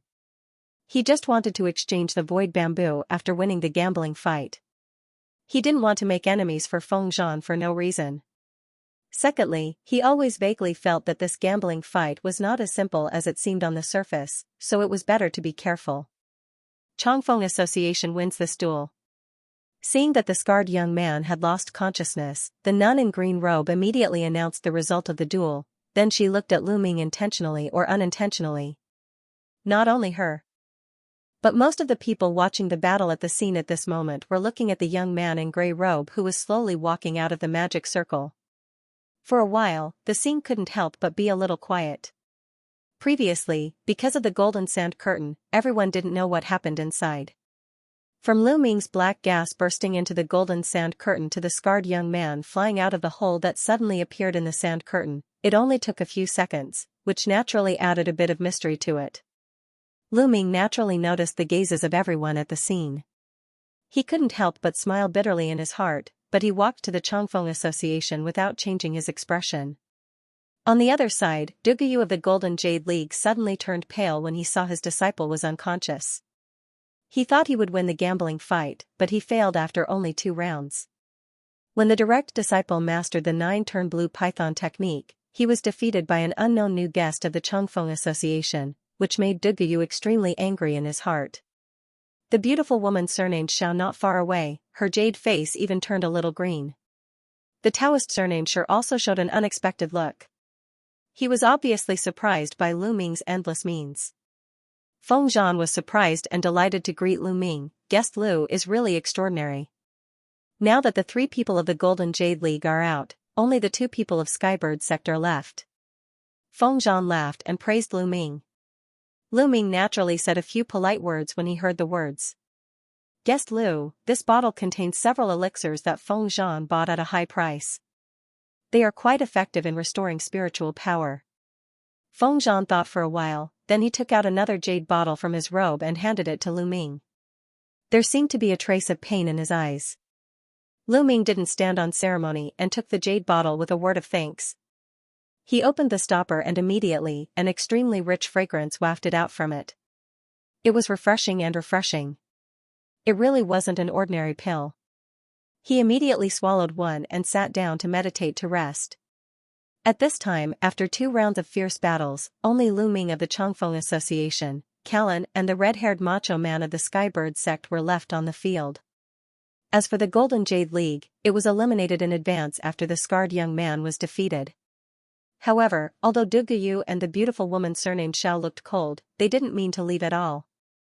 They just watched coldly as if waiting for the final result of the gambling fight. After the Taoist surnamed Shi and the nun in green robe discussed, they decided not to rest anymore and directly started the 3rd round of drawing lots. After the nun in green robe announced, a silver alms bowl floated in front of her again. In the 3rd round of drawing lots, it must be Lu Ming versus one of the 2 from the Skybird sect, so there were only 2 number 1 lots and 1 blank lot. Callan was still the first to draw lots. As her jade arm blurred, a bamboo lot appeared in her hand.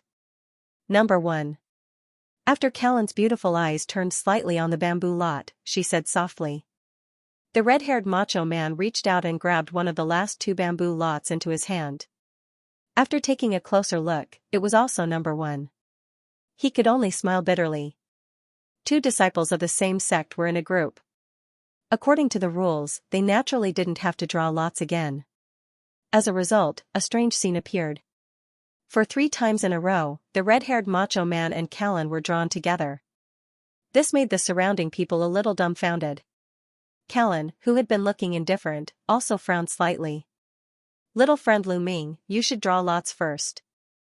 The nun in green robe saw that it was the same result for many times, and she was a little helpless. She turned her head and said to Lu Ming. Lu Ming didn't care.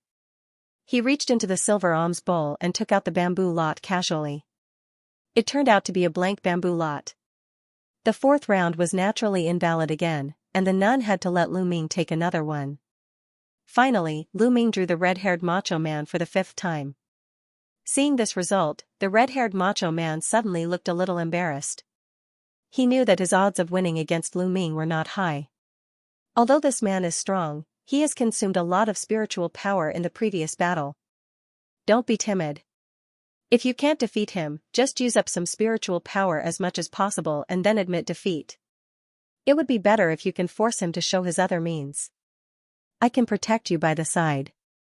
The nun in green robe noticed the frown on the face of the red-haired macho man, so she sent a voice transmission to him.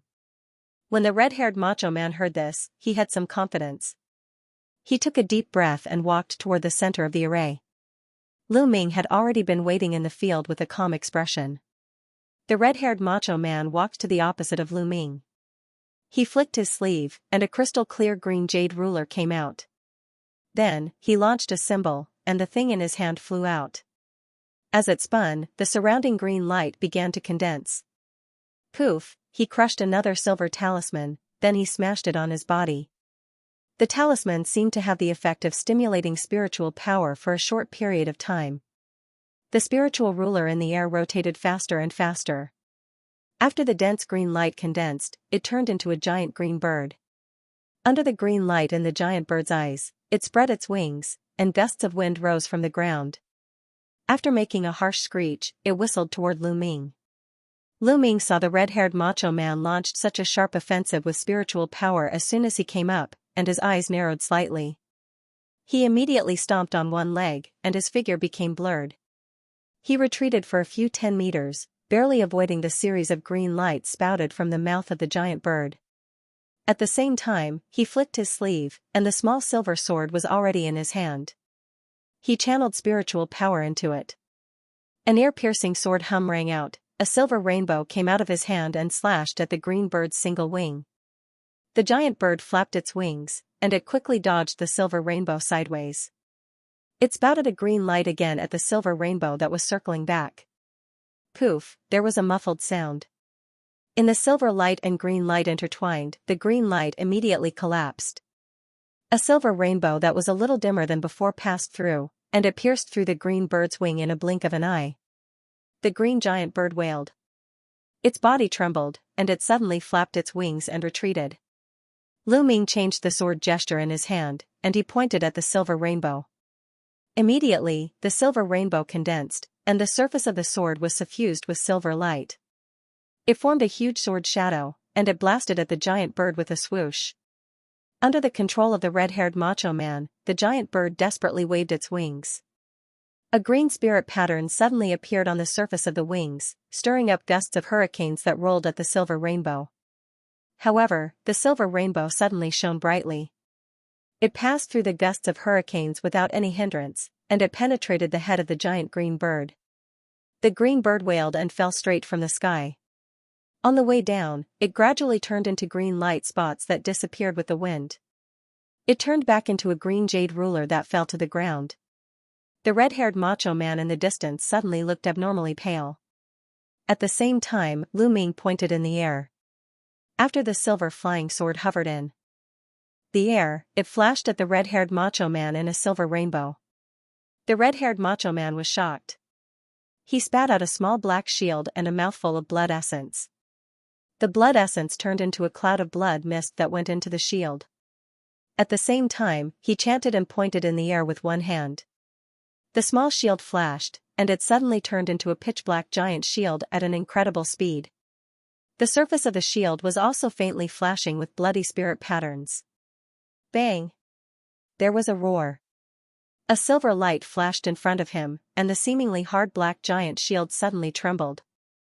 The center of the giant shield was smashed by the silver rainbow, but the next moment, the blood mist tumbled, and it instantly recovered. Lu Ming's eyes were cold. He once again channeled the sword gesture. After the silver sword hovered in the air, it made a whistling sound and slashed at the black shield again. The next moment, there was a crisp sound, the bloody spirit patterns on the surface of the iron shield flashed a few times, then it shattered with a crisp sound. The red-haired macho man suddenly felt a huge force surging toward him. His figure couldn't help but stagger back a few steps before he slowed down a little. Lu Ming, who was originally standing in the distance, suddenly appeared in front of him in a blur.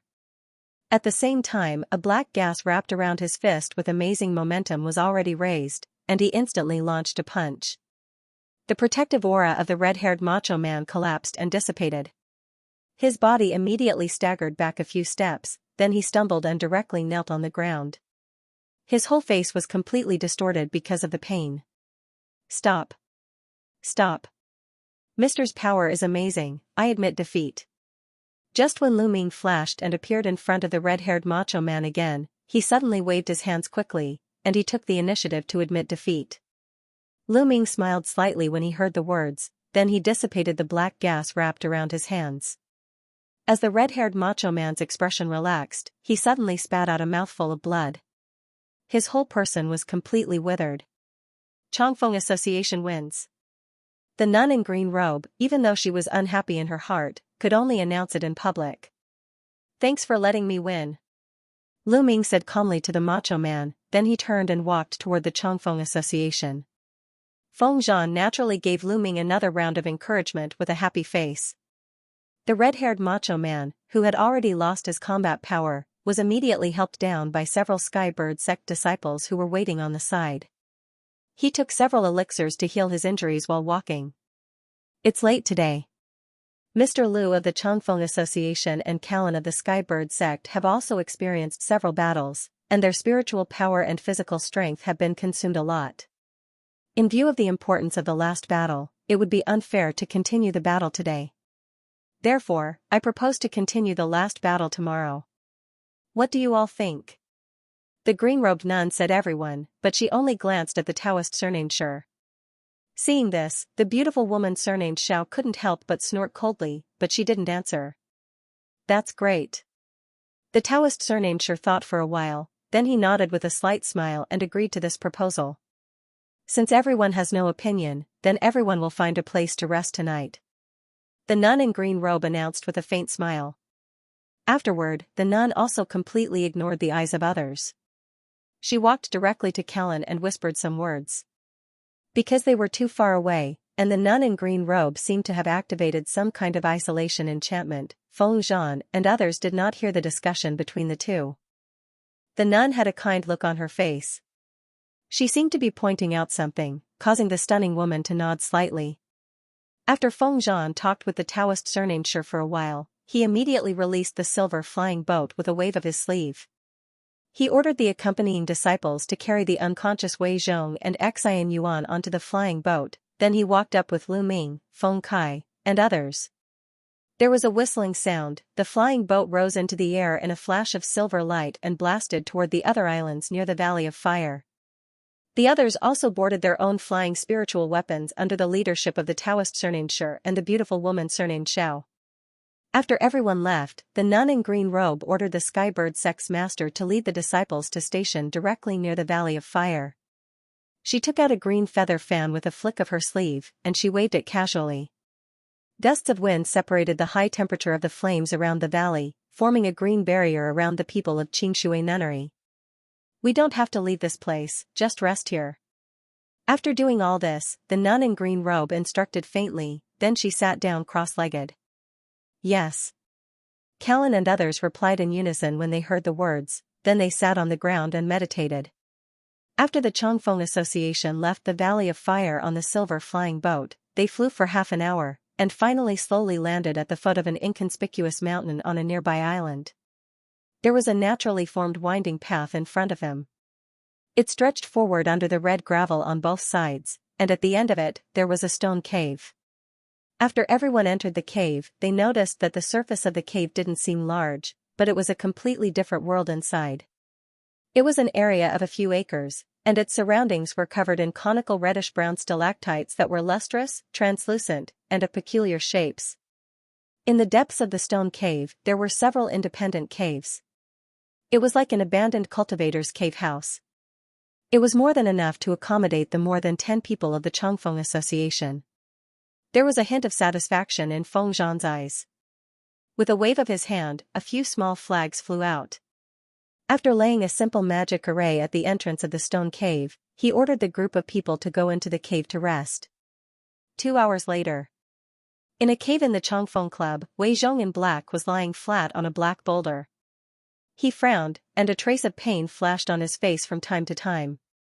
Obviously, his divine thought was still trapped in the succubus technique, and he was unconscious. At the same time, there were 2 men and a woman in another cave that was located in the most secluded area. Both young men were sitting cross-legged. They seemed to be adjusting their breath and meditating. The woman was dressed in colorful clothes. Her figure was graceful, and her face was beautiful. At this moment, she was sitting on a black stone next to her with a smile. It was Lu Ming, Xian Yuan, and Feng Kai, the daughter of the Changfeng Association's president, Feng Zhan. Xian Yuan was not deeply affected by the succubus technique, so he had woken up not long ago, but his face was still a little pale. He was watching the conversation between the two with a spurious smile. Feng Kai saw Lu Ming defeating strong enemies in 3 consecutive battles today, and she seemed to be interested in him. Although she had already known that Lu Ming was a casual cultivator, and she had inquired about his origin from Feng Zhan, she still took the initiative to come to the cave of Lu Ming and chatted with them seemingly casually. Brother Lu's performance today is amazing. The faces of those people in the Golden Jade League are really ugly today. By the way, Brother Lu's swordsmanship seems to be amazing. I wonder which sect did you learn it from? The woman in colorful clothes looked at Lu Ming and asked. Miss Feng, I'm just a casual cultivator. This sword-controlling technique is just a coincidence. I was guided by a master, and I learned some superficial knowledge. It's really not worth mentioning. Facing the woman's inquiry, Lu Ming glanced at her and replied very calmly. Some superficial knowledge can have such amazing power. It even forced Paying of the Golden Jade League to use the Blue Python 9-turn technique directly. I heard from my father that although this man is only at the intermediate stage, his strength is so strong that he is rarely matched in the condensation state. The expert that Brother Lu mentioned must have an extremely high cultivation base. I wonder if you have the opportunity to introduce me to him? The woman in multicolored clothes continued to speak, and she moved even closer to Lu Ming. Cough, that master came and went without a trace. I have only met him a few times. By the way, Brother Xian, you have woken up. Is there anything wrong with your body? As Lu Ming said, he suddenly turned around and changed the topic to ask about Xian Yuan's physical condition. Fortunately, my illusion is not too deep. It's no big deal now. Xian Yuan was slightly startled at first, then he replied subconsciously. Thanks for Mr. Xian's hard work today. Feng Kai turned around and smiled at Xian Yuan. Thank you for your concern, Miss Feng. It's a pity that I'm not as good as you. The incubus technique of the Skybird sex woman is so powerful. It is even more difficult to crack with the Buddhism technique. I'm really ashamed. Xian Yuan thought of the battle with Callan, and he replied with a solemn expression. Brother Xian doesn't have to blame yourself too much. The Skybird sex woman is indeed extraordinary. Even my senior fellow apprentice Wei is still in a coma after being hit by her illusion, but Brother Xian is awake at the moment. It can be seen that your spiritual power is far better than him. Feng Kai's beautiful eyes turned, and there was a hint of comfort in her tone. When Xian Yuan heard the words, he couldn't help but smile bitterly. He didn't know how to answer for a while. Brother Lu, I heard that you and Brother Xian are not from our South Sea region. Where are you from? Can you tell me? Seeing that Xian Yuan didn't answer, Feng Kai blinked again. Suddenly, she turned her eyes and asked Lu Ming. Xian Yuan and I come from a small place called Songhai. Compared with this middle sky continent, it is extremely remote. Lu Ming replied noncommittally. Songhai. Why haven't I heard of it? Is it the same as our South Sea region? Feng Kai looked thoughtful when she heard the words. Lu Ming finally showed a trace of helplessness. He looked at Xian Yuan who was looking at him with a strange smile, then he vaguely said some of his experiences in Yunchuan continent. Half of it was true and half false. He naturally wouldn't mention the important things. After about half an hour, Feng Kai finally bid farewell to Lu Ming and left the cave. Late at night, Lu Ming was sitting cross-legged, trying to restore himself to the best state to prepare for the battle with Callan tomorrow. Because he was in a strange place, he naturally didn't dare to really meditate. Instead, he used the method of multitasking. At the same time, he released his powerful mental power. While adjusting his breath, he always paid attention to the situation outside the cave. Suddenly, the corner of his eyes moved slightly. He vaguely felt that there was a slight movement in a cave next door.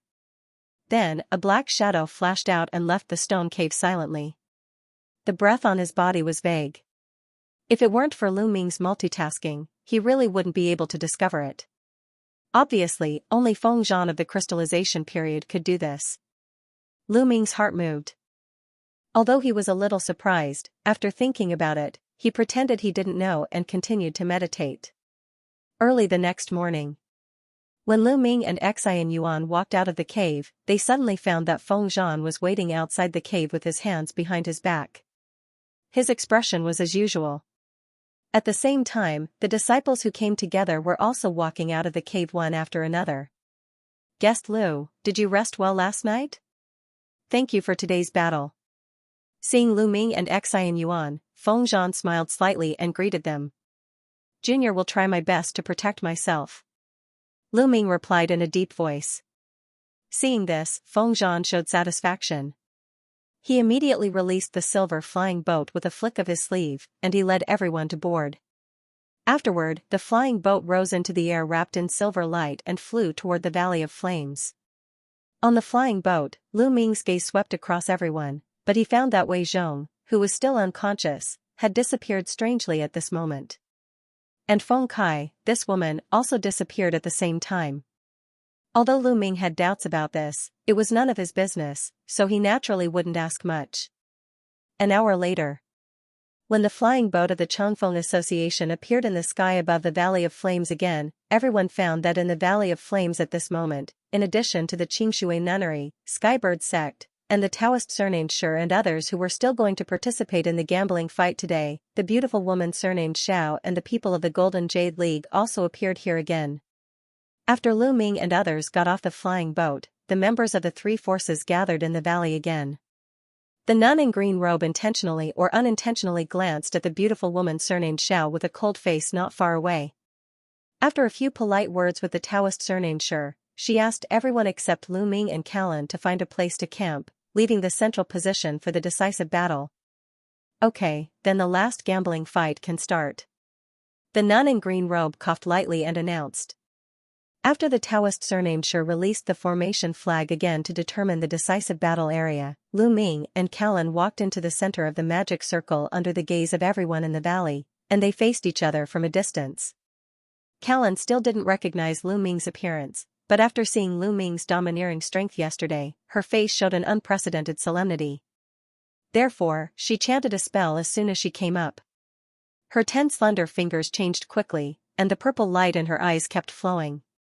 In an instant, phantasms appeared in front of her, and they floated toward Lu Ming in bursts of ripples. Afterward, the woman flipped her jade hand, and the golden magic bead that she had shown off many times appeared in it. She threw it up and spun above her head. Seeing this, Lu Ming immediately closed his eyes as if he was already prepared. While releasing a powerful mental power to protect his sea of consciousness, he flicked his sleeves, and the golden fallen sand swept up again. Under the channeling of a gesture, it condensed into a golden spear of several 10 meters long, blasting toward Callan. The long spear pierced through the air with a whoosh, a shockingly cold light appeared on the spearhead. It looked extremely sharp, and with a boom, it fiercely stabbed into the 5-colored light curtain outside of Jiaolan. After this light curtain flashed wildly, there was a faint sign of instability. Callan was slightly shocked. She made a gesture with one hand, and her spiritual power was poured into the light curtain. The colorful light on the surface of the light curtain turned sharply, and it stabilized in an instant. It bounced the golden spear away with a natural tremble. On the other side, Lu Ming felt that his head was heavy under the entanglement of countless phantasms nearby. His divine thought suddenly became a little sleepy. Even though he had taken precautions in advance, he still slowed down the gestures he made. His whole person became lazy unconsciously. He didn't even want to move a finger, and a strange smile appeared on his face unknowingly. Xianxia, who was watching the battle outside the field, couldn't help feeling a little shocked. The illusion that this woman cast at this time was even better than the one she cast yesterday. As he felt the same, his eyes looking at Lu Ming were full of sympathy. Feng Zhan, who was not far from Xian Yuan, did not show any anxiety, but his eyes drifted around as if he was a little absent-minded. Lu Ming was even more shocked. He suddenly bit the tip of his tongue to make his divine thought sober up a little. He flipped his hand and took out an inch-sized silver lock that was imprinted with layers of spirit patterns. It was the soul lock. As he channeled his spiritual power, the spirit patterns on the small lock lit up. Accompanied by a hissing sound, silver runes appeared and quickly disappeared into his body. At the next moment, Lu Ming felt a burst of coolness in his body, then it converged into a trickle of cold current that rushed into his sea of consciousness. After a shiver, his eyes returned to normal. The strong restraining effect of this soul lock on succubus mystic was completely beyond his expectation. As Lu Ming was overjoyed, he waved one hand, and the golden spear that was bounced back flashed. It once again turned into sand dancing and hovered in front of him. Callan kept making gestures in her hands, but she found that she couldn't move the phantasm to shake Lu Ming's divine sense at all. She couldn't help feeling surprised. With a thought, she made a gesture and pointed at Lu Ming. The golden Buddha beads immediately turned into a ball of golden light and shot toward him. Seeing this, Lu Ming raised his hands in the air and made a hand sign each. As the golden sand in the sky condensed, a giant golden hand broke through the air and punched the Buddha beads. Boom! A loud sound rang out, a burst of five-colored light flowed on the surface of the Buddhist bead, and it actually resisted the giant golden fist. The two of them stopped in mid-air at the same time, and it seemed like they were evenly matched. Jiao Lan's hand seal suddenly changed, and he pointed at the void. After the Buddha beads became blurred, they disappeared into the void. At the next moment, the golden light flashed above Lu Ming's head, and the Buddha beads reappeared. With just a roll, they turned into a golden light that covered Lu Ming. Lu Ming was caught off guard. He only felt an invisible pressure shrouding his whole body. A golden array was faintly visible under his feet, and golden runes emerged from it. It was accompanied by the Sanskrit chanting, which made people dizzy. Not good. Lu Ming screamed secretly. After thinking about it again, he immediately made a gesture to control the giant fist transformed by the golden sand. After it circled in the air, it suddenly turned around and blasted at the golden array below. At the same time, a black mist appeared on his body surface. After it split into two, it turned into a black dragon and a black giant tiger. After the two circled, they began to wander on the surface of his body. At the same time, Lu Ming grabbed in the air with both hands, and two clouds of black gas came out immediately. Each of them turned into a black bead. It was the two heavy water droplets. He just rubbed his hands and immediately merged the two beads into one, then he suddenly grabbed it and blasted a punch at the golden light curtain. A dragon's roar resounded through the sky, causing the surrounding mountains to shake. The people watching the battle in the valley only felt a shock in their ears. They vaguely saw a black dragon shadow with a black bead in its mouth breaking out of the array. The golden array transformed by the Buddhist beads immediately cracked under the attack of the tiger dragon hell prison enhanced by the giant golden fist and the combined heavy water droplets. Then a figure surrounded by black gas flashed out of the golden light with a deafening tiger roar, pouncing toward Callan. On the way, the black dragon's shadow circled in the air, then it merged with the figure again. Callan was shocked.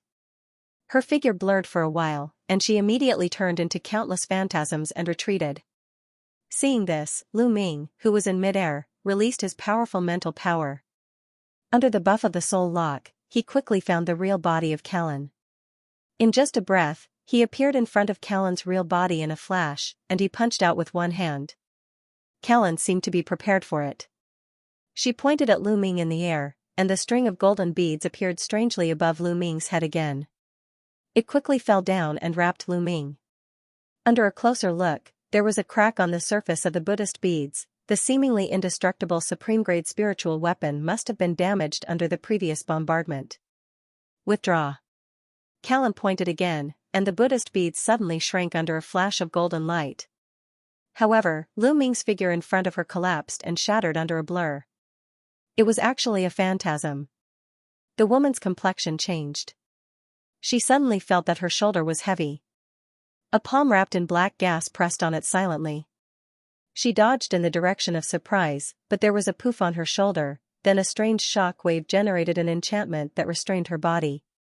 At this time, Lu Ming's figure emerged strangely from behind the woman. Callan was naturally shocked and angry. She kept making gestures, but she couldn't mobilize her spiritual power at all. Lu Ming flicked his finger again, and another symbol went into Callan's body. This woman really couldn't move at all. Fellow Taoist, you're very powerful. I've lost this match. Seeing that the defeat was certain, Callan no longer struggled to admit defeat. Her face returned to calmness. Lu Ming smiled slightly. He made a gesture and released the enchantment on the woman. He then waved his hand to recall the golden fallen sand into his sleeve. Callan glanced at the young man in front of her with a weird expression, then she turned around and walked toward the place where the Xianxia nunnery was located. Lu Ming's victory was obviously beyond the expectations of most people in the audience. The nun in green robe did not announce the result of the battle, but she put her palms together and chanted the name of Buddha in a low voice. Her face was a little uncertain. The Taoist surnamed Shi looked at the figure of Lu Ming, frowned, and showed a thoughtful look. Lu Ming just forcibly shattered Callan's Buddhist light array, and the black dragon and tiger phenomenon appeared on his body. He vaguely remembered where he had heard of it, but he couldn't remember it for a while. The beautiful woman surnamed Xiao of the Heavenly Fragrance Pavilion wore a cold smile on her face as she silently stood to the side. The envoys of the three major sects didn't speak. The rest of the onlookers couldn't help but look at each other with different expressions, but no one said anything for a while. The whole scene became cold for a while. As for Feng Zhan, he was naturally overjoyed. Du Guyu looked at Feng Zhan with jealousy. For him, he naturally would rather the Sky Bird sect represented by Callan win. It was much better than the Chongfeng Association, his old rival, laughing in the end. After all, the Golden Jade League and the Sky Bird sect did not have much conflict of interest. If the Chongfeng Association really won the Jade Vein Mine and 1/3 of the territory of the two major sects, their power would definitely rise. Under this situation, whether the Golden Jade League could still survive was another matter. Very well, since the final winner of this gambling fight is out, according to the previous agreement, I think you have no other opinions. If this is the case, I will officially announce. The Taoist surnamed Shi temporarily put down the doubts in his heart. Seeing that the nun in green robe still didn't speak, he immediately coughed lightly and prepared to announce the result. I have an opinion. I'm afraid this Jade Vein Mine can't be taken by your sect alone. Before the Taoist surnamed Shi finished speaking, a faint voice suddenly came from the air as if whispering in everyone's ears. Who is it? The Taoist surnamed Shi was startled when he heard the words, but he immediately shouted. Purple Night Temple didn't know about the Jade Vein Mine before.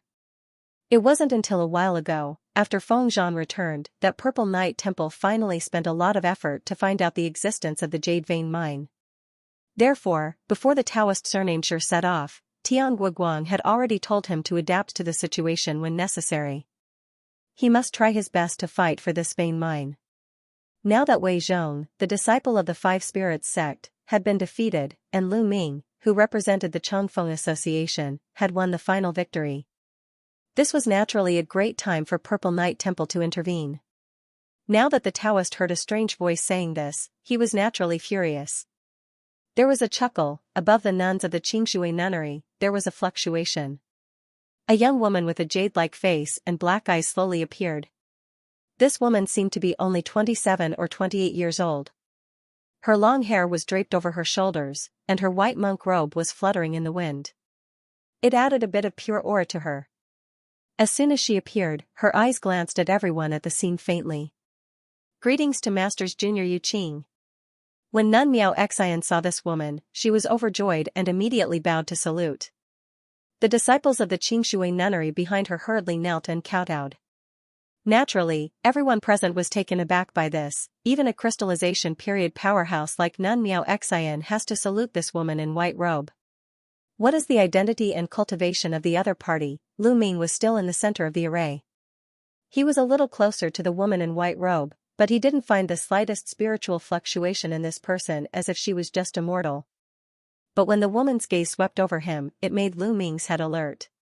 He actually had a strange feeling of breathlessness inexplicably.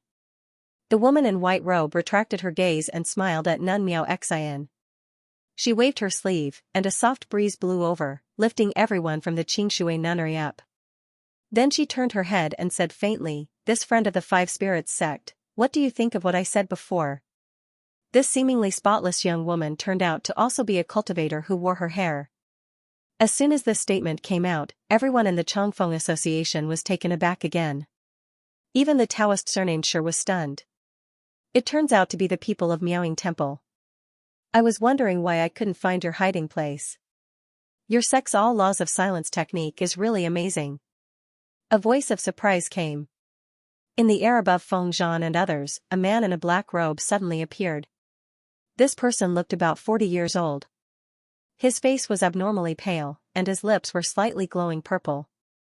He looked very strange. When Feng Zhan saw this person, he was overjoyed and hurriedly greeted him as a junior. Lu Ming was shocked when he saw this. The feeling that this man in a black robe gave him was also unfathomable. He was probably also at the Jing Dan state. After the Taoist Xianxia and the beautiful woman Xiao looked at each other, their faces turned pale, and they shut up. Facing the existence of the Jing Dan state of the Five Spirits sect, there was no place for them to speak. I'm Shui Kuei, temporarily the lower elder of the Five Spirits sect. Mr. must be Mr. Yu Qing of the Miaoying Temple, right? I have been looking forward to meeting you for a long time. The man in a black robe cupped his fist slightly, and there was no emotion in his voice. It turns out to be Elder Shui. May I know why Elder came to this island in the South Sea region personally this time? Senior Nun Yu Qing returned the salute and asked coldly. Haha, if the Miaoying Temple can come here, why can't my Five Spirits sect come here?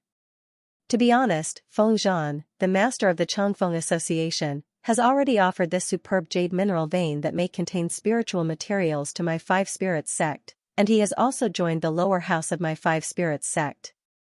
Now his identity is a deputy of the sect. I'm just here to inspect the minds of the sect. The man in a black robe said with a chuckle. As soon as this statement came out, everyone present was in an uproar, but they didn't dare to talk loudly due to the existence of the two Jing Dan state masters. Mr. is wrong. This jade mineral vein is a mineral in the South Sea region. It doesn't belong to the Changfeng Association alone. Skybird sect is naturally qualified to get a share. Xianxia Nunnery is its superior sect, and it is also a branch of my Miaoying Nunnery in the South Sea region. How can this mineral vein be given to others? The woman in a white robe frowned slightly as she said word by word. As soon as this statement came out, the Taoist Xianxia and the beautiful woman Xiao were even more shocked. Although Purple Night Temple and Tianxiang Pavilion both knew that Xianxia Nunnery had a backer in the Middle Sky continent, and they also vaguely knew that it was Miaoying Nunnery, they did not expect the two to have such a relationship. Second, the wonderful Sound Academy was the same as the Five Spirits sect, one of the great sects in the Middle Sky continent with thousands of years of history. The Taoist Xianxia and the beautiful woman Xiao were naturally secretly bitter at this moment. It seemed that they really had no hope of getting a share of this jade vein mine. These are it. Let it, long as it.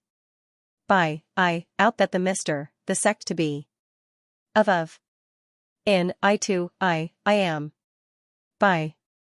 I have, these are just the juniors messing around. How can they be serious? Taking a step back, Changfeng Association is not representing your Five Spirits sect to participate in this gambling fight, right?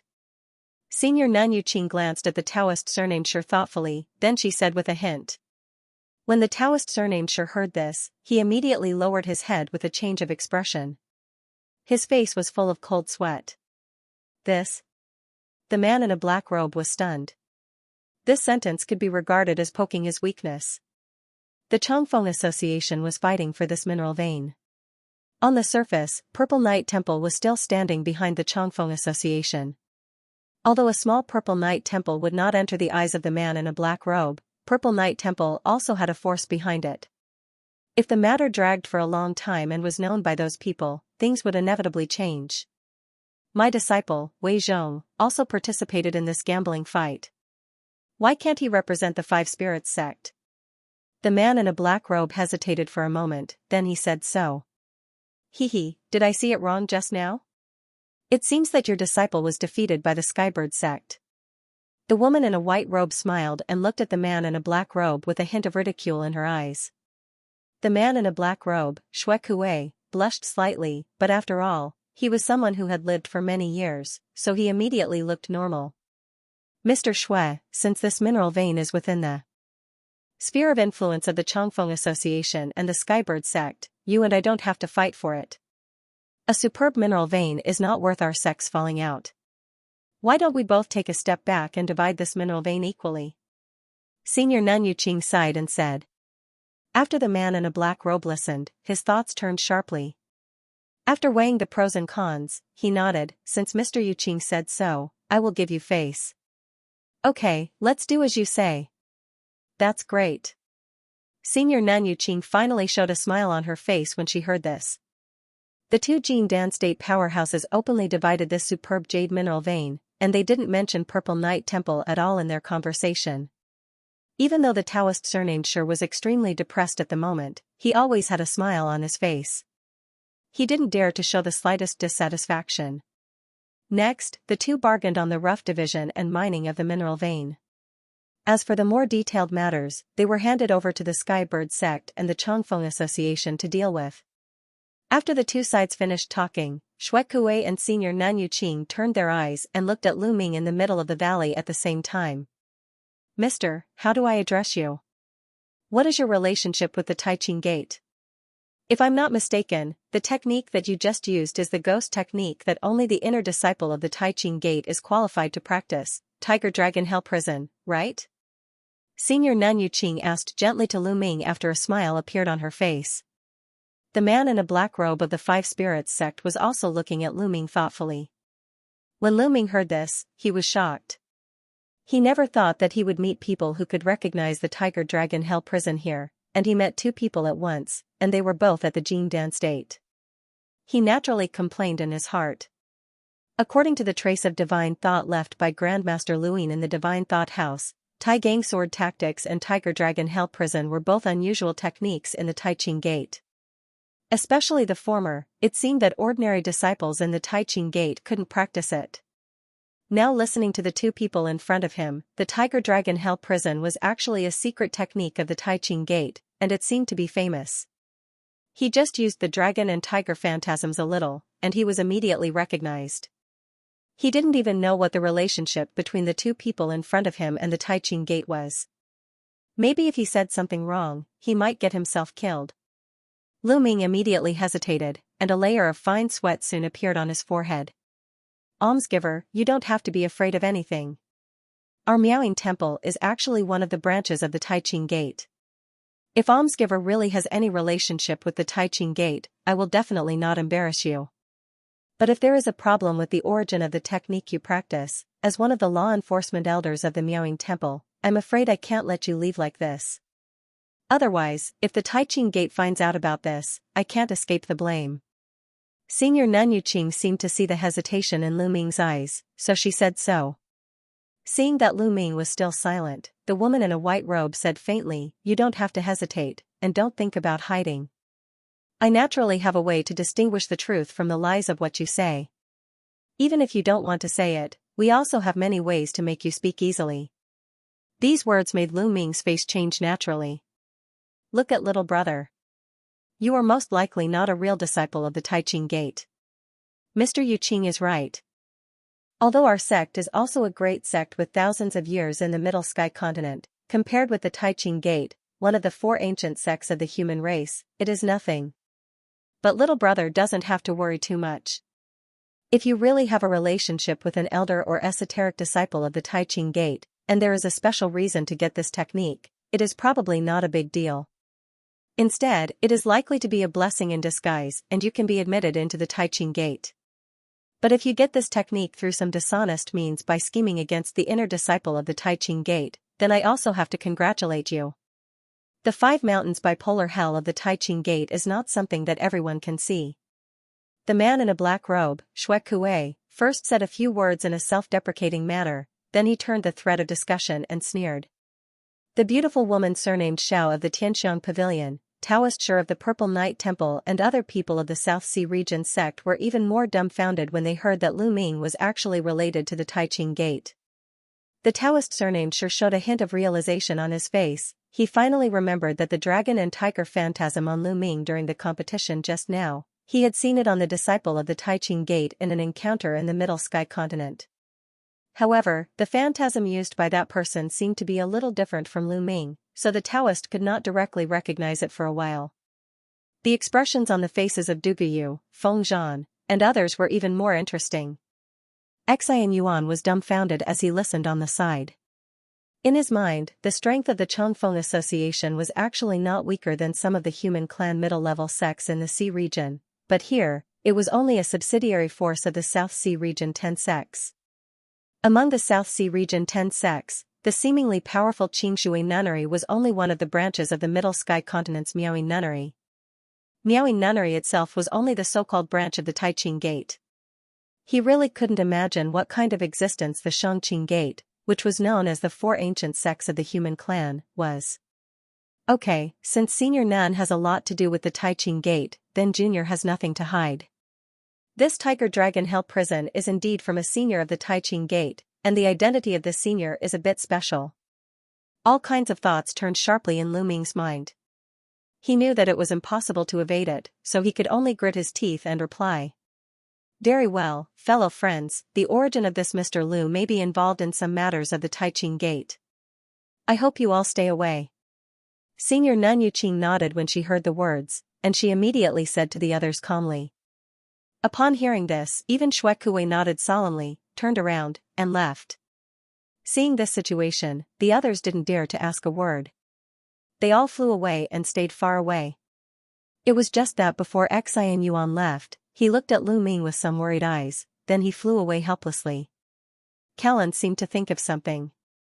Before she left, she looked at Lu Ming with a trace of inexplicable suspicion.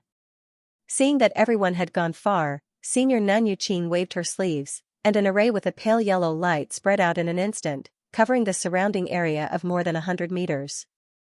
Okay, I have laid an enchantment here. There is no one else within 100 meters around. You can say whatever you want to say.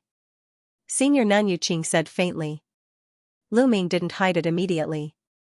He simply told her that Grandmaster Luing wandered to the Sea region and founded the Savage Ghost sect, but in the end, he couldn't return to the Middle Sky continent because of the long journey, so he had to die on Yunchuan Island. Of course, it was about the divine thought left by Grandmaster Luing. He also told her that he got 2 ancient books from the Wall of Shadows. The only thing he hid was the Tai Gang sword embryo that Grandmaster Luing told him back then. Otherwise, he couldn't explain everything about the demonic soul split thought in the mysterious bubble. As for the matter regarding the mysterious bubble, Lu Ming would definitely not divulge anything to outsiders. After listening to it, Senior Nun Yuqing couldn't help showing a hint of surprise on her face. What Lu Ming said was really a bit bizarre and special. After a little hesitation, she took out a green jade rui from her sleeve. There were countless silver runes looming on the surface. Yuqing pointed at the jade rui, and a white light flashed. A little beast phantasm that looked like a cat appeared in front of the rui. There was a faint light in the blurred eyes of the little beast. After glancing at Lu Ming coldly, it suddenly retracted into the rui with a soft cry. Lu Ming was glanced at by the little beast, and his heart was inexplicably cold as if all his secrets were seen through. At the same time, Lu Ming vaguely felt that the celestial tablet in the sea of consciousness seemed to flash, but it immediately returned to normal. After hearing the previous soft cry of the little beast, Senior Nun Yuqing glanced at Lu Ming with satisfaction on her face. She nodded slightly. Senior Yuqing, what I said is true. I have no intention of deceiving you. I don't know what was that just. A chill flashed in Lu Ming's heart inexplicably. At this moment, he felt that his divine thought was a little confused. It's okay, the little beast phantasm just now is the sole essence of a strange beast in the world. It was sacrificially sealed in the jade rui. It can be used to distinguish the truth of anyone's words in the world. The woman in white robe put the jade rui into her sleeve and explained lightly. When Lu Ming heard this, he was relieved. As for what you said, although I'm an elder of the Wonderful Sound Academy, I don't know much about the Grand Clear sect. I've never heard of the name Luing before. Moreover, this matter is too bizarre and complicated. It's not easy for me to make a decision. At present, I can only send little friend Lu to the Taiqing sect and let the elders of our sect decide this matter. Whether it is a blessing or a curse, it all depends on your luck. As Senior Nun Yuqing said, she put her palms together and chanted the name of Buddha softly. Lu Ming smiled bitterly in his heart. How could he refuse this matter? He could only nod and agree. 3 days later, in the main hall of the Changfeng Association, the hall masters and guests gathered together. It was a peaceful scene.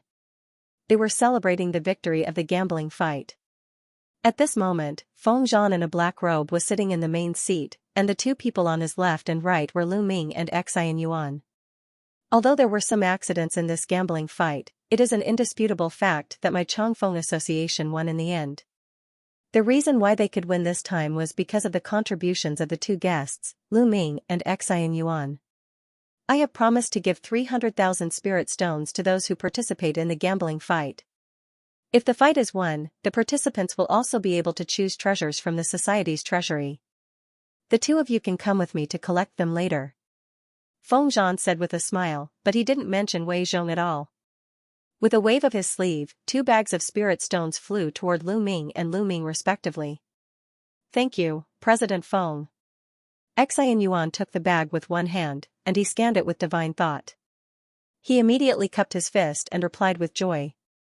After Lu Ming took the bag, he also cupped his fist and saluted. It is not easy for Lu to win after 4 rounds of fighting this time. It is really a great credit, so Lu can choose 2 more treasures from the treasury. As soon as this statement came out, most of the deputy disciples and high-rank guests around were startled, then they looked at Lu Ming with a trace of envy. This time, Lu Ming's victory not only made the Changfeng Association gain prestige in many sects in the South China Sea region, but also made Feng Zhan's face shine. The Five Spirits sect was also quite satisfied with the result of this gambling fight. On the day of the gambling fight, Feng Zhan also secretly promised that if Lu Ming won, he would give him 2 more treasures. At this time, he announced it publicly, which also showed his attitude of clear rewards and punishments. Half an hour later, as soon as the door of the hall opened, Feng Zhan walked out of it first, followed by Lu Ming and Xian Yuan. The 3 of them then walked into an extremely secluded side hall not too far away. The decoration in the hall was extremely elegant. Facing the door sat a young woman with a jade-like face and a white robe. It was the one I saw in the Valley of Flames that day, Senior Nun Yuqing of the Miaoying Nunnery. Senior Yuqing, please wait for a moment. I will take guest Lu to the treasury to get a few treasures as a reward, then we will go back. Feng Zhan took a few steps forward and said respectfully to the woman in white robe. The woman in white robe nodded slightly when she heard the words, then she closed her eyes to rest. Feng Zhan then ordered the maid to make tea for the nun, then he turned around and took Lu Ming and Xian Yuan out of the side hall and walked toward the back of the hall. The 3 of them passed through a long corridor and came to a small door at the back of the hall. After pushing the door in, they walked down a secret passage for a few minutes and appeared in front of a jade-carved door. President Feng, this treasury is behind the main hall, and no one is guarding it. Aren't you worried about something going wrong? Xian Yuan was a little puzzled when he saw this, so he asked. Guest Xian doesn't know this, but this treasure house was built by a forging master. It itself is an extremely strong spiritual weapon. If you want to break in, you will trigger the enchantment and be trapped in it. Feng Zhan replied with a smile. Then he patted his waist, and a small crystal jade fell into his hand. He then shot the jade into a groove in the jade-carved door. Another spell was cast into the jade stone, the jade-carved door suddenly began to vibrate. The green light flashed on the door, and it made a rumbling sound. After a few seconds, the door of the treasury slowly opened. Then Feng Zhan walked in with Lu Ming and Xian Yuan. As soon as the 3 of them stepped into the treasury, the door behind them closed on its own. Although the treasury was not big, it was hundreds of meters wide. Light walls of various colors divided the treasury into 6 areas. There was a row of storage shelves in each area. The shelves were stacked with jade boxes of different sizes and colors. Lu Ming roughly calculated that there were more than 300 or 400 treasures in the Changfeng Association's treasury. You two don't have to be polite. you can choose at will. Some treasures suitable for physique cultivator are in that area. Feng Zhan saw the embarrassment on the faces of the two. They didn't know how to start, so he pointed to the area surrounded by the blue light wall and said faintly, "Thank you, President Feng." After Xianxia thanked him, he quickly walked to the blue area. He picked up a jade box and opened it. It turned out to be a small black lock. After injecting a little spiritual power, the small lock turned into a black armor. This is a black chain armor. It is made of thousands of years old black iron. It contains 19 enchantments. It is an upper-grade spiritual weapon. Feng Zhan looked at the item in Xianxuan's hand and explained. Xianxuan nodded when he heard the words. He seemed to be dissatisfied with withdrawing his spiritual power. He put the item that had returned to the small lock back into the jade box and put it back to its original place, then he began to choose again. Lu Ming had a purpose for coming this time. It was not for the spiritual weapon, but to find the void bamboo. After a glance, his gaze stopped in the deepest part of the treasury that was wrapped by a 5-color light wall. There were a total of 6 white jade boxes of different lengths in this area. As Lu Ming thought about it, he walked to the storage shelf. He waved one hand, and a jade box fell into his hand. After opening it, a 5-color dazzling light shot out from the jade box. After the light disappeared, Lu Ming looked down at the jade box and found that it was a 5-color ore. The ore was crystal clear. Under the refraction of the light in the room, it actually emitted 5 colors of red, yellow, blue, green, and purple. It was very wonderful. Then Lu Ming opened the remaining jade boxes one by one. When he opened the 5th jade box, he suddenly found that a section of silver bamboo covered with 5-color spirit patterns was lying quietly in the box. Lu Ming was overjoyed in his heart.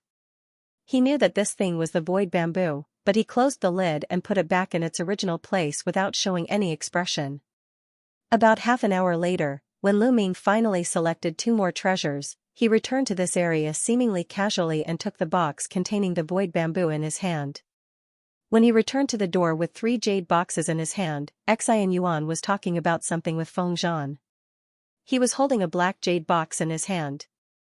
"Brother Lu has been picking for so long, did you find any treasures?" Xianxuan saw Lu Ming coming, and he asked with a smile. "I didn't find any suitable spiritual weapon, so I just picked a few seemingly extraordinary materials. I'm going to find someone to forge a spiritual weapon when I get to the Middle Sky continent." Lu Ming naturally wouldn't mention the void bamboo, so he said vaguely. Xianxuan didn't ask much. After opening the jade box in his hand, there were 3 black pills in it. "I chose these 3 tiger baleful pills. President Feng said that this pill can not only improve physique, but it also has the effect of purifying spiritual power. It is of great benefit to the advancement of physique cultivator. When I go out this time, I am going to start my retreat to advance to the later stage." Xianxuan said to Lu Ming with a smile as if he had gotten a treasure. Feng Zhan on the side just glanced at the jade box in Lu Ming's hand, then he nodded and said, "Since both of you have finished choosing, let's go."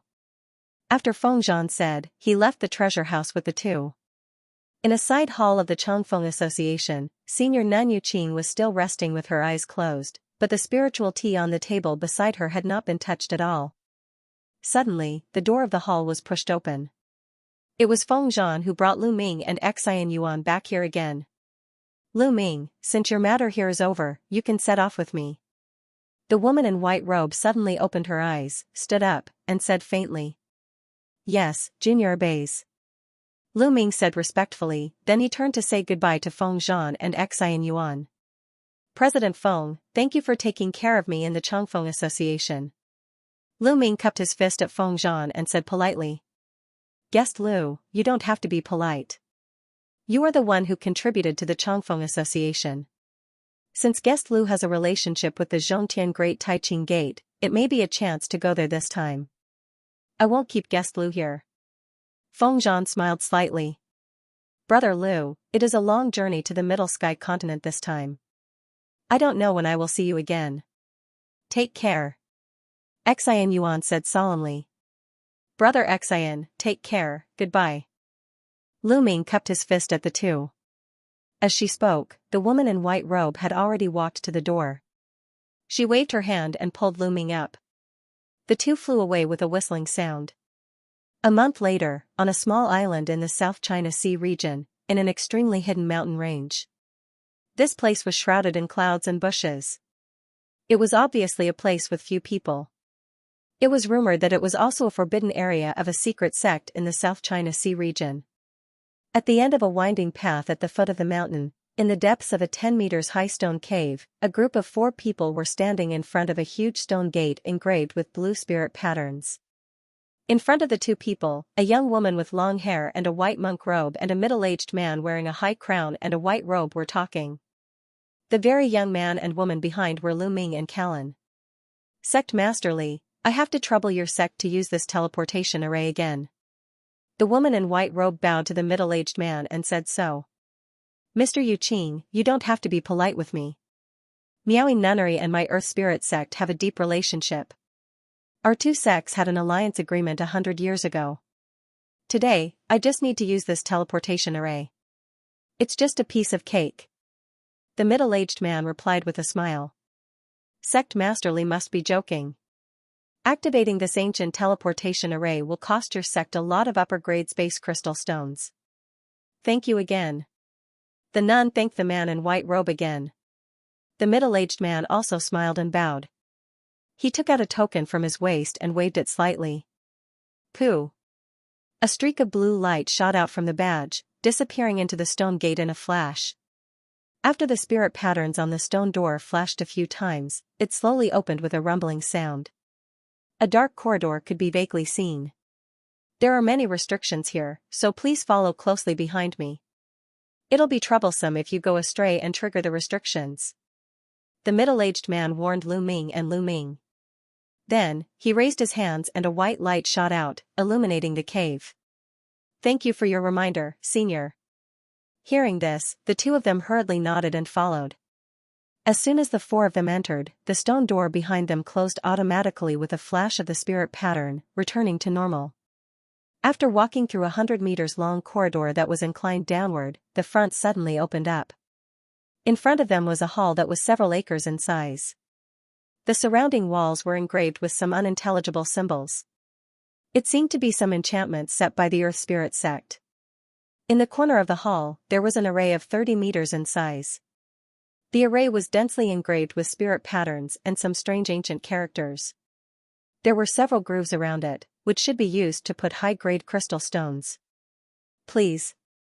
The middle-aged man gestured the 3 of them to walk into the array, then he took out several black crystal stones and put them into the grooves around the array one by one. When this array is activated, there will be some spiritual power fluctuations.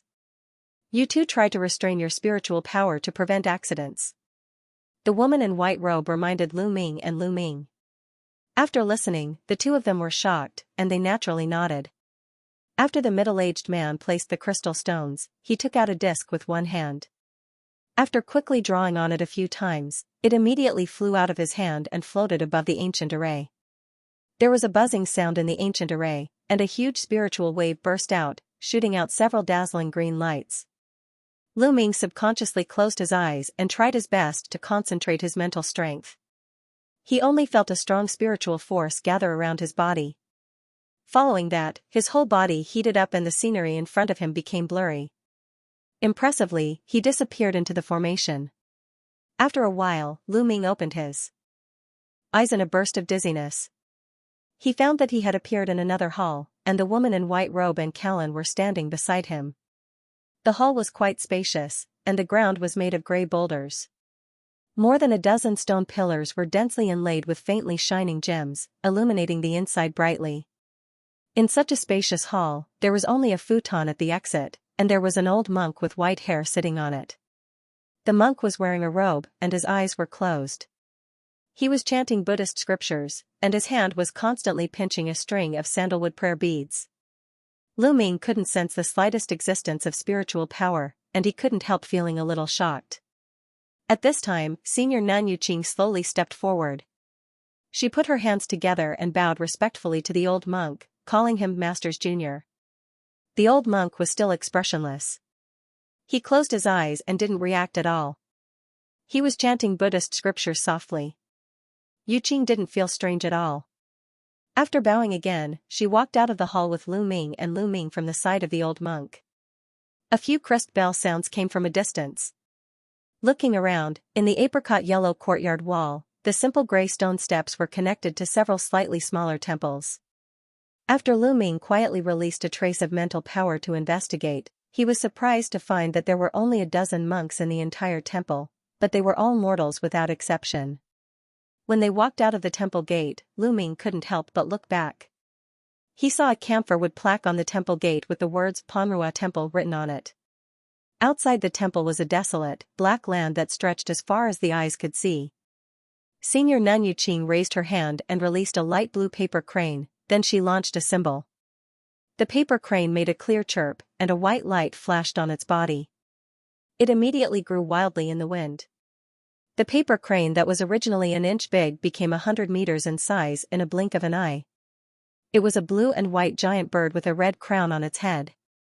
After the three of them jumped on the paper crane, Senior Nun Yuqing's figure flashed and landed lightly on the head of the paper crane, then she made a gesture with one hand. With a chirp of the paper crane, it immediately flapped its wings and rushed into the sky with a hurricane. It flew in a certain direction with the three of them. Half a month later, over a miniature mountain range that was connected by more than a dozen emerald-green peaks, a blue and white paper crane flashed past, leaving a white cloud mark in the air. Perhaps it was to deliberately avoid some sects or bustling cities, the paper crane did not fly in a straight line along the way. Instead, it would suddenly head east and suddenly head west, making a detour through the deserted mountains and wilderness. Therefore, on the way, except for occasionally encountering a few waves of low-level cultivators who were rushing with spiritual weapons, they did not encounter anyone. There was no group of cultivators as Lu Ming originally imagined. Obviously, even in the Middle Sky continent, cultivators were a minority compared to mortals, and it was not as calm as it seemed on the surface. Otherwise, even a Jin Dan realm powerhouse like Yuqing would not be so cautious. Senior Nun Yuqing sat cross-legged on the head of the paper crane, closing her eyes to rest. She rarely talked with them along the way. She meditated quietly most of the time. Callan, dressed in a light yellow shirt, sat cross-legged beside Lu Ming, silently looking at the scenery below. Whether it was the layers of green mountains and boulders below, the clear and melodious trickle, or the wild beasts and raptors in the weeds of the forest, they all seemed to be able to attract her attention. Lu Ming's gaze swept across her delicate face, then he smelled the faint fragrance exuded by the woman. He couldn't help but smile bitterly in his heart. After he left the Changfeng Association with Senior Nun Yuqing that day, he went to Qingshui Nunnery to stay for 2 days. As a result, during this period, Senior Nun Yuqing was actually quite interested in Callan. After testing her aptitude, she unexpectedly found that Callan didn't have a pure succubus physique, but a succubus physique that was very similar to the succubus physique. Although the two were only one word different, the role of the spiritual body was worlds apart. The succubus physique could suppress people of the same rank or even lower rank, but when facing a powerful enemy of a higher rank, the effect would be greatly weakened. Therefore, although it was also an extremely rare spiritual body, it still had its drawbacks. On the other hand, although the heavenly succubus physique looked very similar to the succubus physique on the surface and could be easily mistaken for the latter, in fact, it had all sorts of incredible effects. If one could cultivate the appropriate cultivation method, it would be sufficient for one to unleash the illusory art to the extreme and kill powerful enemies without leaving a trace. This kind of spiritual body was also extremely rare in the Middle Sky continent. Senior Nun Yuqing also learned about it from an ancient book, and she happened to know that an elder of Taiqing Gate had a technique that had no successor. It was suitable for this kind of spiritual body. Later, after she learned that Callan had not officially become an apprentice of any elder of Qingshui Nunnery, she directly asked the nun Miao Xian to bring Callan to Taiqing Gate. Although the nun in green robe was very reluctant, she also knew that this was a rare opportunity for Callan. After a conversation, she agreed and gave the previous spiritual weapons to the nun. As a result, it became Senior Nun Yuqing who set off with the two of them. During the journey, Callan never showed signs of remembering the past in front of Lu Ming, and she showed a lukewarm look to Lu Ming. This naturally made Lu Ming smile bitterly. 2 months later, in an uninhabited desert, a man and two women were walking on foot. The desert in front of them was like an endless yellow sea. Under the sunlight, there was a little golden light. Sometimes a gust of wind would blow up a yellow sand mist that covered the sky. This smoke sea sand territory has a flight enchantment because of some ancient seals, but we can reach the next long-distance teleportation array by walking for half a day. The woman in white robe walked at the forefront and explained to Lu Ming and Nun Yuqing as she walked. Lu Ming couldn't help wondering where the teleportation array in the desert would lead to, but he didn't ask much. He followed behind silently. Callan curiously asked the woman in white robe about the situation of the Middle Sky Continent. The Middle Sky Continent is vast and has many forces, but it is dominated by our human race. Among the many human sect forces, the four ancient sects are the leaders. Taiqing Gate is one of the four ancient sections. Its historical origins are said to date back to the ancient times. The affiliated forces are countless. There are as many as 36 branches like the Miaoying Temple that I am in. In addition to the human race, there are also some places occupied by Beast King clan and some alien clans. Some of them are even powerful. It is said that they are close to the four ancient sections. They can't be underestimated. The woman in white robe said faintly to the two people behind her.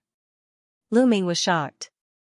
There are as many as 4 behemoths like Taiqing Gate, and there are other alien clan forces that are not weaker than the 4 ancient sects. This was really beyond his expectation.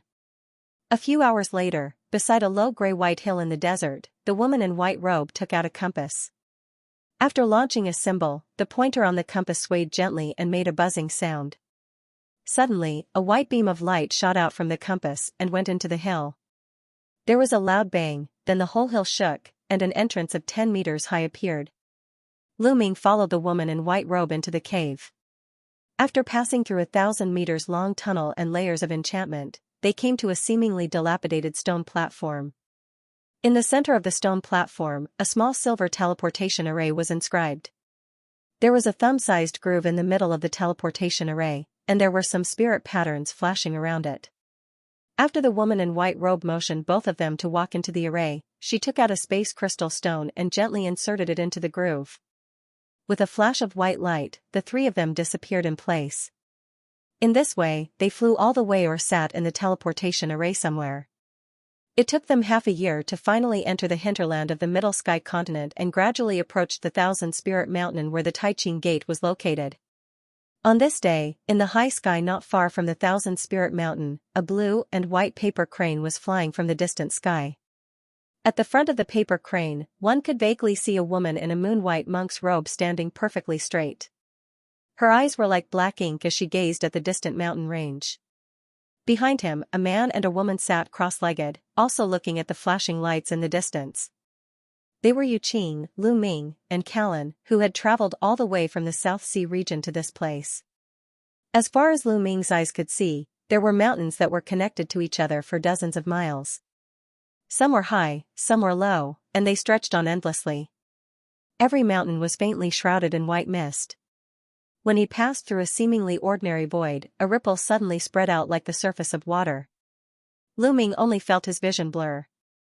When he came back to his senses, he found that the scenery in front of him was completely different.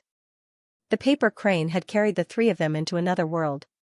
He glanced down in surprise, but he saw that he was surrounded by mountains that were several times more majestic than before. On the top of a huge mountain, there was a towering stone tablet with a height of 10,000 meters. The stone tablet was engraved with a few ancient and vigorous green characters Taiqing Gate. The stone tablet shone with silver light under the sun, and the 3 green characters on the surface gave people a sense of solemnity. At this moment, 2 white giant eagles suddenly flew out of this giant peak. There was a young man in a light blue robe standing on each of them. They flew to the front of the paper crane in just a few seconds, blocking their way. Fellow Taoists, may I ask for your esteemed names? This is our sect's headquarters. Those who are not members of our sect are not allowed to move forward without permission. On the giant eagle on the left, a young man in a robe in his 20s glanced at senior Nun Yuqing, then he bowed slightly and said. The young man seemed to be a few years younger than Lu Ming. He exuded the aura of the condensation state, but facing Yu Qing of the Jin Dan state, he still looked neither humble nor arrogant. This made Lu Ming's eyes flashed as he looked at this person a few more times. I'm Yu Qing, the law enforcement elder of the Miaoying Nunnery. This time I brought 2 juniors to meet senior fellow apprentice Zhang of the Emerald Cloud Peak. After that, senior nun Yu Qing took out a light green jade pendant and threw it to the young man in a robe on the left. The young man took the jade pendant with one hand. After launching a symbol on it, he checked it carefully for a moment, then he returned it to senior nun Yu Qing. I wonder if this senior has any other proof? The young man on the left asked again after a simple voice transmission with another young man with a childish face. Seeing that the 2 people in front of her were so cautious, senior nun Yu Qing was not annoyed. She smiled faintly, made a gesture, and raised her hand. A green light shot out from her sleeve, and it condensed into a palm-sized talisman needle in the air a few 10 meters away. Bursts of Sanskrit sound came from it. Green sound mystic art. It turns out to be the senior of the Miaoying Nunnery. Sorry for offending you. Junior fellow apprentice Xing, you take senior to the Emerald Cloud Peak. I will continue to patrol here. The young man pondered for a moment, then he said to the young man on the giant eagle on the right. This young man who seemed to be only 15 or 16 years old actually had the cultivation of the condensation period. Junior Xianxia, senior, please come with me. After the young man on the left rode the eagle away, the young man on the right introduced himself, then he rode the giant eagle to lead the way. Senior nun Yu Qing nodded slightly. The paper crane under her feet made a clear chirp, then she followed closely into the mountains. The so-called Thousand Spirit Mountain was actually a continuous mountain range with a radius of 10,000 miles. Among them, there were nearly 1,000 large and small mountain peaks. The large mountain peaks were about hundreds of thousands of meters high. The top couldn't be seen, and the small mountain peaks were only about 10,000 meters in size. Rivers of various sizes shuttled between the mountains, there were countless lakes and so on. Along the way, because most of the mountain peaks were towering into the clouds, even if Lu Ming flew past the paper crane, he could only vaguely see some tall pavilions in the white clouds. What was even more surprising to him was that there were some exquisite and peerlessly beautiful buildings hovering in the air between some of the mountain peaks. Some of them were only being propped up by white clouds and could be seen clearly, but there were also some that were obscured by all types of light, making them appear blurry and difficult to approach. Streaks of light flew in and out of the buildings on the mountain peaks. There were people riding spirit birds and stepping on clouds, looking like immortals. There were also people riding flying carriages, flying boats, and other strange flying magic treasures. Just when Lu Ming and Callan were stunned all the way, a group of people came to an antique pavilion under a mountain peak. The pavilion was more than 100 meters high. It was built on the mountain. There was a camphor wood plaque hanging above the door of the pavilion. The 3 big golden words "Fate Pavilion" were written on it. The exquisite wood carving patterns around it made it have a unique charm. 2 friends, you can take a rest in this Fate Pavilion for a while. Senior Yu Qing, please come with me. The Emerald Cloud Peak is not far ahead. The childish young man Xianxia first said to Lu Ming and Lu Ming, then he turned around and said respectfully to senior nun Yu Qing. You 2 stay here for the time being. I will report to the elders of Taiqing Gate for the following matters. Senior nun Yu Qing nodded. After giving a few words to the 2, she let them get off the paper crane and left with Xianxia. After Lu Ming and Callan looked at each other, they could only walk to the pavilion honestly. As soon as they entered the door, there was a hall on the first floor of the pavilion. It was about 100 meters long and wide. There were some simple wooden tables and chairs. There were 2 middle-aged men in light blue suits. They were talking softly. When one of them saw Lu Ming and Lu Ming coming in, he immediately got up and gestured for the 2 to follow him upstairs. Obviously, this person had been instructed by Xianxia. The second floor was a wing room. The middle-aged man told Lu Ming and Lu Ming a few things to pay attention to. After asking them not to go out and leave the pavilion at will, he arranged a room for them respectively. Lu Ming's room was arranged at the end of the corridor on the second floor. He pushed the door into the room and saw that the furnishings in the room were simple. Except for some furniture such as tables and chairs and a wooden bed, there were no other furnishings. Most of the room was very clean. Lu Ming released his divine thought and scanned the room. After finding that there were only some simple enchantments to isolate divine thought, he sat cross-legged on the wooden bed and began to close his eyes to rest. That night, Lu Ming, who had recovered his spirit, began to pace in his room. He silently thought about the various processes and experiences of coming out of the savage island and embarking on the road of cultivation. It was like a dream. He couldn't help but feel emotional. He suddenly remembered one thing. He immediately closed his eyes and sat cross-legged on the wooden bed again. At the same time, he scanned his sea of consciousness with his spiritual power and poured all his spiritual power into the celestial tablet. After a while, after the celestial tablet shone brightly, he entered the mysterious space again. "Senior Luo Hu. I have something I need to ask you." Lu Ming faced the gray sky and respectfully called out twice. After a few seconds, the space in front of him fluctuated faintly. After a green figure flashed, a 13 or 14-year-old young man with the appearance of Lu Ming appeared silently. He looked at Lu Ming and said blankly, "Say it, why are you here this time?" "Senior Rahu, you should be well aware of what's happening in the outside world. But a few months ago, when Senior Nun Yuqing took out the spiritual weapon to cast mystic art to check the authenticity of what I said, I faintly felt that there was some movement in the celestial tablet, but I don't know if it was Senior who helped me to cover it up." Lu Ming cupped his fist to the young man in front of him and asked slowly. "Yes, I did something. Otherwise, even if Tao Wu only has a trace of soul left, how can you hide it?" The young man in green robe admitted without blinking. "It turns out to be Senior Luo Hu, Junior. Thanks a lot. But I don't know if Junior can still." When Lu Ming heard the words, there was a hint of joy on his face, and he immediately wanted to say something. "You'd better get rid of this idea. If it didn't involve the exposure of the cage last time, I can't and won't make a move at all. Moreover, this attack has already consumed a lot of the energy that I have accumulated over the years. If I were to do it again, I would have no choice but to fall into a deep sleep."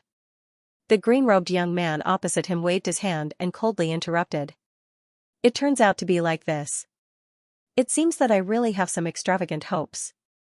However, the exact time of the next absorption of spiritual power in this mysterious space, I hope Senior can tell me. In this way, I can also make some preparations in advance." When Lu Ming heard the words, he was naturally disappointed. After a wry smile, he thanked him and asked again. "The next absorption of spiritual power should be in a year and a half. But with your current spiritual power, as long as you consume some of your lifespan, it should be enough." Luo Hu heard the words and looked at Lu Ming coldly for a while, then he replied stiffly. Hearing that there was only a year and a half, and he still needed to consume his lifespan, Lu Ming was shocked. When he wanted to ask something more, Luo Hu suddenly said, "There is someone outside." Then, he flicked his sleeves. Lu Ming only felt a bang in his divine thought, and his vision was blurred. When he opened his eyes again, he found that he had returned to his room. At this moment, there was a knock on the door. After Lu Ming calmed his mind, he got up from the bed and walked over to open the wooden door. Callan, dressed in a light yellow shirt, stood outside the door. Lu Ming's face was naturally full of surprise. After hesitating for a while, he still turned sideways to let the other party enter the door. But the first sentence that the woman said when she came in made his face change. "Lu, do you and I know each other before?" Lu Ming looked at the woman's delicate face, and he didn't know how to answer for a while. After Callan spoke, she just looked at Lu Ming silently, and she didn't say a second sentence. After Lu Ming thought for a moment, he sighed softly. He told the truth about the two of them joining the savage ghost sect at the same time, their mixed-blood sea creature clan, and what happened during the sea creature clan battle until they were caught by Siren King. As a result, after Callan listened to this, her expression was uncertain for a while, and she looked absent-minded for a while. After listening, she immediately turned around and left without saying a word. Callan's behavior naturally made Lu Ming a little confused. After thinking for a long time, he still couldn't figure it out. At the same time, in the main hall of a certain mountain peak at the Taiching Gate. "What? There's actually news of our faction's secret disciple, Luin, who went missing several thousand years ago?" A pale-faced man who appeared to be in his 30s spoke with an expression of shock. This person wore a green Taoist robe and a green jade Taoist crown, and he was sitting at the main seat in the hall while playing with a green and hazy pearl in his hand. This information is indeed true. If fellow Taoist Yu Qing of the Fine Sound Courtyard hadn't brought this news, who would have thought that this esoteric disciple had wandered to such a remote place and even founded a small sect on his own? A gray-robed boy who appeared to be 12 or 13 years old with delicate features sat on the seat to the left of the man. With that said, the boy flipped his hand, took out a jade slips from his sleeve, and tossed it over with one hand. The white-faced Taoist priest took the jade slips and placed it on his forehead. He sent his divine sense into it and examined it carefully. Seeing this, the gray-robed boy continued to say, "Well, senior fellow Taoist Liu, I have carefully read through the history of our sect.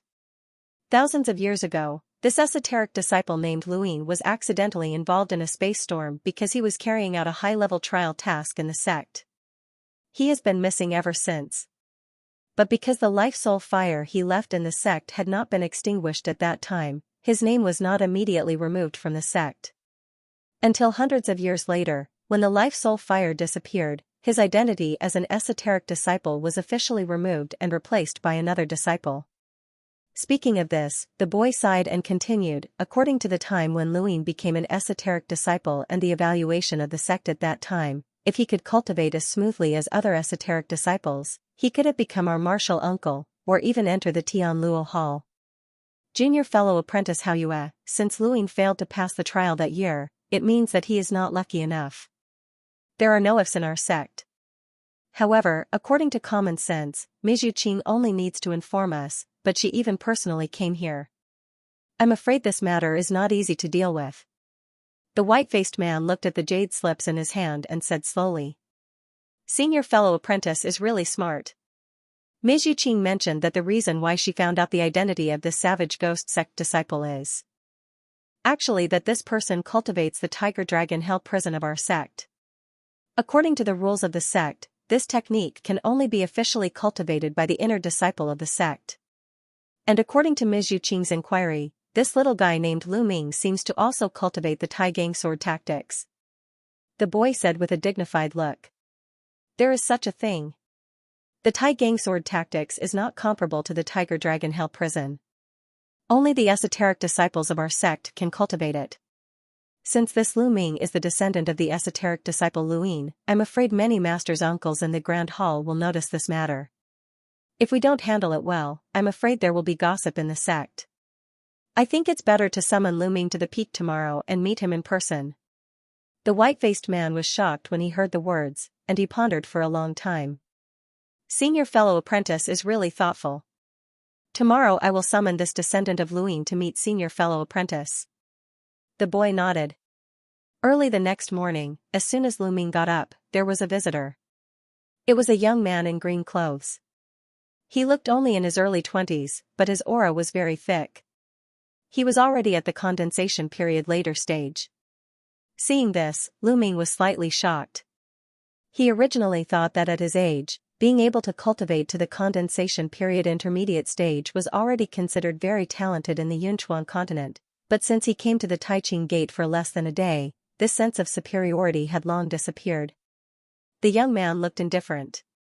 After slightly explaining the purpose of his visit, he immediately took Lu Ming to a shuttle-shaped flying boat and flew away. Not long after, the two came to a tall mountain not far away. This emerald cloud peak was 30 kilometers tall, and from halfway up the mountain, one could see layers upon layers of spiraling white mist. As far as the eye could see, the entire mountain was verdant and lush, and with a single glance, one could tell that this was a rare spiritual mountain paradise. From the foot of the mountain, from time to time, there were some 2- or 3-story attics and large and small cave houses, but on the top of the peak was a wide platform of more than 10 acres. It was all paved with gray and white stones, clean and tidy. At the center of the platform, there was a huge cauldron furnace with a height of several 10 meters. The surface was covered with mysterious patterns, and wisps of white smoke were curling up. It was quite illusory. The platform was surrounded on 3 sides by several tall palaces. In the center, facing south and north, was a magnificent hall that was over 1,000 feet in size. Behind the hall on the left was a row of simple and unadorned azure buildings of varying heights. Behind the hall on the right was a row of similar wooden houses, seemingly for the residence of low-grade disciples. Lu Ming looked at all this silently. His face didn't show any strange expression, but the man in green clothes thought highly of him. Not long after, Lu Ming walked into the middle hall under the lead of the man. "Two masters, disciple has brought Lu Ming." The young man bowed respectfully to the two in the hall and said respectfully. Lu Ming quickly followed and bowed. He glanced at the two in the hall, then he lowered his head slightly. "Okay, you can leave first." The white-faced man on the main seat waved his hand. The young man in green clothes bowed again and retreated respectfully. The white-faced man looked up and down at Lu Ming. He smiled slightly and said, "You are Lu Ming, right? I received news some time ago that you are a disciple of the sect founded by Luin, a disciple of our sect. This is the Emerald Cloud Peak of Taiching Gate. I and Immortal Hao Yuan next to me are the masters of this peak. In the past, Luin also came from the Emerald Cloud Peak, so you can be said to have some relationship with this peak." Lu Ming was shocked when he heard this. On the way to this Taiching Gate, Senior Nun Yuqing also said some things about Taiching Gate. This white-faced man and the boy next to him turned out to be the masters of a peak. They must be powerhouses of the Jin Dan stage, or even the late stage. They could almost be said to be people with high positions in Taiching Gate. "Yes, disciple is Lu Ming. Greetings to the two seniors," Lu Ming said respectfully. "Today, the two of us called you here for no other reason. We just want to hear you say again about the matter of Luin in as much detail as possible." Seeing Lu Ming's fear and trepidation, the boy chuckled and said. Lu Ming's thoughts turned sharply. He faintly guessed the intention of these two people. It was nothing more than that they didn't believe the words of Senior Nun Yuqing, so they wanted him to say it again. Naturally, there was some kind of mystic art that could see the truth of what he said. At this point, although Lu Ming was worried about the mysterious bubble in his body and the celestial tablet, when he thought that Luo Hu was there, he calmed down a little. He immediately repeated what he said to Senior Nun Yuqing. As the white-faced man listened, he picked up the teacup and took a sip of tea. His other palm turned over, and a thumb-sized white bead appeared in his palm. There was a faint halo flowing in it. As Lu Ming began to narrate everything, the halo on the bead began to rotate. In the space where the mysterious bubble was located, Luo Hu was sitting quietly cross-legged in the air. Suddenly, his eyes condensed, looking at the celestial tablet in the air. He sighed softly, and a symbol was launched out. Lu Ming only felt that in the spiritual sea, the celestial tablet trembled slightly, then it quieted down. At this point, he couldn't help but secretly breathe a sigh of relief. The white-faced man looked at the bead in his palm. The halo flowing in it had not changed. He nodded with satisfaction at the moment, and he transmitted his voice to the boy beside him. "This disciple is telling the truth. It seems that he is indeed the descendant of Luin. Seeing that he can cultivate to the condensation period intermediate stage at such a young age, his aptitude should be quite good. Senior fellow apprentice is wise. Since this person has learned Tai Gang sword tactics, if his aptitude is not bad, we might as well let him join our Emerald Cloud Peak as an inner disciple. After all, the disciple of the sect created by Luin can barely be regarded as half a disciple. It is not bad to spend some effort to protect him." The boy nodded secretly and replied with a voice transmission. After the two finished their discussion, the boy smiled slightly and said to Lu Ming, "It turns out to be like this. Since you are the descendant of Luin, you have some opportunities to come to the sect, but if you want to join the Taiching Gate, it depends on your aptitude." Yes, disciple will listen to the arrangement of the two masters. Lu Ming was delighted when he heard the words. If he could join the Taiching Gate, it was naturally what he wanted, but when he heard that he still had to check his aptitude, his heart turned cold. He could only bite the bullet and reply. The boy nodded slightly and waved his hand to launch a symbol. A white glow instantly enveloped Lu Ming's whole body. At the same time, a heat flow circled around his body as if it was alive. Lu Ming only felt that wherever the heat flow passed, every part of his body seemed to be seen through. Then the heat flow made a turn and began to enter his spiritual sea again. Lu Ming was shocked. The spiritual sea was the place where the mysterious bubble resided. He was not sure if the Jin Dan State powerhouse could sense it. If this boy found out, but the next moment, after the heat flow circled around his spiritual sea, it quickly retracted as if it didn't feel the existence of the celestial tablet at all. Cough, the boy glanced at Lu Ming, shook his head slightly, and transmitted a voice to the white-faced man. This disciple's aptitude is extremely poor. He actually only has 3 spiritual pulse. His physical body is relatively tough, but it is not a spiritual body. I don't know how he cultivated to the condensation period intermediate stage. It is probably because of taking a lot of elixir. If this is the case, relying on elixir to improve his power is just pulling up seedlings to help them grow. At this level, there should not be much potential to speak of, then it is not worth our time and energy to cultivate. There are already a lot of inner disciples in our Emerald Cloud Peak, and the resources allocated by the sect are not loose. The white-faced man heard the words, and he was slightly regretful. Senior fellow apprentice is right. In addition, there are traces of the Tai Gang sword embryo being broken in this person's spiritual sea. It seems that it is impossible to cultivate Tai Gang sword tactics in the future. The boy continued to transmit his voice. In that case, let's report this matter to the law enforcement hall of the Taiching Gate and let them decide. The white-faced man replied coldly. Then how should we deal with the matter that this disciple cultivated Tai Gang sword tactics and Tiger Dragon Hell prison? After all, the technique he got from Luin can be said to be indirectly obtained from our Emerald Cloud Peak. If this matter is not properly resolved, I'm afraid it will be a source of gossip. The boy thought about it and asked again. Why do you and I need to think about these things? The law enforcement hall has clear rules on how to deal with this kind of thing, and those guys in the law enforcement hall are more afraid of leaving a source of gossip than us. The white-faced man sneered and replied. Senior brother is wise. The boy came to a realization and made a decision in his heart. Lu Ming waited below for a while, but he was quickly dismissed by the 2 men with cold faces. He could not help but smile bitterly.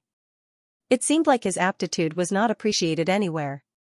After Lu Ming left the hall, the pale-faced man explained the ins and outs of the matter in detail. He sealed it on another jade slips and sent the green-robed man from before to the law enforcement hall. This matter was considered to have come to an end. Shortly after Lu Ming returned to his residence, Senior Nan Yuqing took Callan away from the attic. On the morning of the 3rd day, a middle-aged man with a cold expression came to the door. After this person sized up Lu Ming with a cold gaze, he flipped his hand and took out a law enforcement hall token, waved it, and said coldly, "You're Lu Ming. I'm Deacon Galin of the law enforcement hall. I'm here today to deliver the verdict of the law enforcement hall." Lu Ming's heart sank. It seemed that what this person was going to say was not a good thing. According to the investigation of the sect, you are the descendant of a small sect founded by our disciple, Luin. You have practiced the secret techniques of Taiching Gate, Tai Gang sword tactics and Tiger Dragon Hell prison. First of all, Tai Gang sword tactics is a secret classic of our sect. As an outsider, you are not qualified to practice it. You should have abolished the related techniques, but according to verification, the Tai Gang sword embryo that you practiced has been destroyed, so it can be regarded as abolished, so you can be exempted from the execution. The man paused slightly when he said this. Before waiting for Lu Ming to answer anything, he continued to say blankly, secondly, Tiger Dragon Hell prison is also a technique that can only be practiced by the inner disciple of Taiching Gate. You are also not qualified to practice it. However, since you are a member of the sect founded by the secret disciple of Taiching Gate, and you didn't know it in advance, and you have already practiced this technique, so it can't be said that you can't be accommodated. After a round of discussion, the law enforcement hall elder has given you 2 choices. One is the same as the Great Symbol Sword incantation. The law enforcement hall will abolish the related magical power, and the sect will bestow upon you a suitable cultivation method, in addition to some elixirs, to help you cultivate to a certain level. The second choice is that our sect can make an exception and let you continue to cultivate the Tiger Dragon Hell prison. However, this technique is a secret technique of the inner court, so you have to pay 1 million Taiching contribution points and pay it in full within 100 years. Just take it as directly exchanging for this technique at a huge price. From then on, the sect will no longer pursue it. If you can't pay by then, it will still be dealt with according to the first choice. The law enforcement disciple said such a long paragraph in one breath, then he looked at Lu Ming, waiting for his reply. I choose the second one. After listening, Lu Ming almost chose the second one without hesitation. Since he succeeded in condensing his evil spirit, he had been practicing Tiger Dragon Hell Prison until now. Although he could change to another suitable technique after abolishing it, needless to say, the power was definitely far from as exquisite as Tiger Dragon Hell Prison. In addition, after abolishing the technique, it might cause irreversible hidden dangers. Just like the previous Tai Gang sword embryo, he could no longer condense other ordinary sword embryo spirits. More importantly, the mysterious bubble in Lu Ming's body would absorb spiritual power in a year and a half later. If the Tiger Dragon Hell Prison was abolished at this moment, it was equivalent to sentencing him to death. As for the so-called 1 million Tai Ching contribution points, he could only take one step at a time. Not to mention that it should not be particularly difficult to pay it off within 100 years. Lu Ming could only comfort himself in this way. The middle-aged man nodded when he heard the words. Obviously, Lu Ming's choice was within his expectation. He immediately continued to announce the third decision of the Law Enforcement Hall. Since you chose this way, because of your special identity, you are the disciple of Luin, and you want to continue to practice Tiger Dragon Hell Prison, so the Law Enforcement Hall specially allows you to become an outer disciple of our sect. You are exempted from the entrance test, and you are not limited by your own aptitude. When Lu Ming heard the words, he naturally thanked him with joy. A condensation state can only become an outer disciple. It seems that Tai Ching Gate is much stronger than imagined. In this way, even if the existence of the crystallization period in the Tai Ching sect wasn't as many as the hairs on a cow, they could only barely stand in the Tai Ching sect. When he was in the Savage Ghost sect, the outer disciple was just a disciple of the Qi training stage. Once he successfully promoted to the Spirit Apostle, he could immediately become an inner disciple. The condensation state cultivator was also the backbone strength when encountering strong enemies in the sect or the entire Yunchuan continent. Of course, through this experience, he had long known that the resources and strength of remote areas like Yunchuan continent were thousands of times worse than that of the Middle Sky continent. Therefore, to be able to join a behemoth like Tai Ching Gate as a reliance, even if he was an outer disciple, he couldn't ask for more. He naturally had no opinion on the decision of the Law Enforcement Hall, and he gladly accepted it. Seeing this, the man of the Law Enforcement Hall nodded slightly. He immediately patted his waist with one hand and took out a jade book and a token. The jade book was the size of a book, and there were some complicated runes engraved on it. Lu Ming was also a knowledgeable person, but he didn't know any of the runes on the jade book. The other token was almost the size of a palm. The whole body was crystal clear. It was inscribed with a few light green seal characters, Tai Ching Gate Outer Door. It exuded a hint of coolness from time to time as if it was made of cold ice. Drip your blood into the jade book and token, then you will complete the entry rules of the sect. The man said blankly. Lu Ming nodded and dripped his blood into the jade book and token respectively, and it quickly penetrated into them. A vague phantasm rose above the jade book. After a while, it turned into a vivid image of Lu Ming. The token seemed to have spirituality under a burst of green light. It slowly condensed the two words Lu Ming, then it disappeared without a trace. Now you are considered to be an official disciple of my sect. This is your token. Don't lose it. From now on, you will need this identity certificate to travel everywhere in the sect. In addition, since you have become an outer disciple, you first have to report to the Foreign Affairs Hall of the sect. The guest residents here can no longer stay. The sect will arrange another place for you to live. After that, the man explained a few things that he needed to pay attention to. He ignored Lu Ming and left with the jade book. The man handed the token to Lu Ming. After giving a few instructions, he left. Lu Ming looked at the token in his hand and checked it with divine thought. He found that there were several enchantments imprinted on it. It was a lower-grade spiritual weapon. Tai Ching Gate is really rich. It is worthy of being one of the 4 ancient sects of the human clans. An identity token is actually a spiritual weapon. Lu Ming muttered to himself. He immediately found the middle-aged man on the first floor of the attic and inquired about the location of the so-called Foreign Affairs Hall. He flew straight there. At the same time, on another mountain peak of Taiching Gate. This mountain was also as tall as Emerald Cloud Peak. Looking up from the bottom, it towered into the clouds. The peak couldn't be seen. The towering ancient trees were densely spread all over the mountain. At the top of the peak, there was a large number of pavilions with carved beams and painted rafters in the clouds. They were simple and elegant. This place was the famous Misty Peak of Taiching Gate. At this moment, in a hall on the top of the peak, a beautiful woman was sitting on the main seat. On her left side, Jiao Lan sat there quietly. She had changed into a blue dress at some point in time, and the woman's finger was lightly touching her forehead. A faint purple light flickered on her fingertips. Callan's beautiful eyes were closed tightly. There was a hint of bitterness between her eyebrows. Not long after, the beautiful woman retracted her finger. She said with a trace of satisfaction on her face, "Very good, your physique is indeed the succubus physique. It is very suitable to practice my Misty Peaks techniques. And your mental power seems to be abnormally strong. It can almost be comparable to the crystallization period. Did you have some adventures before?" "Yes." Callan opened her eyes when she heard the words. She bowed her head slightly, but there was a hint of confusion and complexity in the depths of her eyes. "Well, if that's the case, then I will accept you as my disciple. From today on, you are the inner disciple of my Piamiao Peak." The beautiful woman did not ask anything, but she announced directly. "Disciple greets master." Callan bowed to the beautiful woman.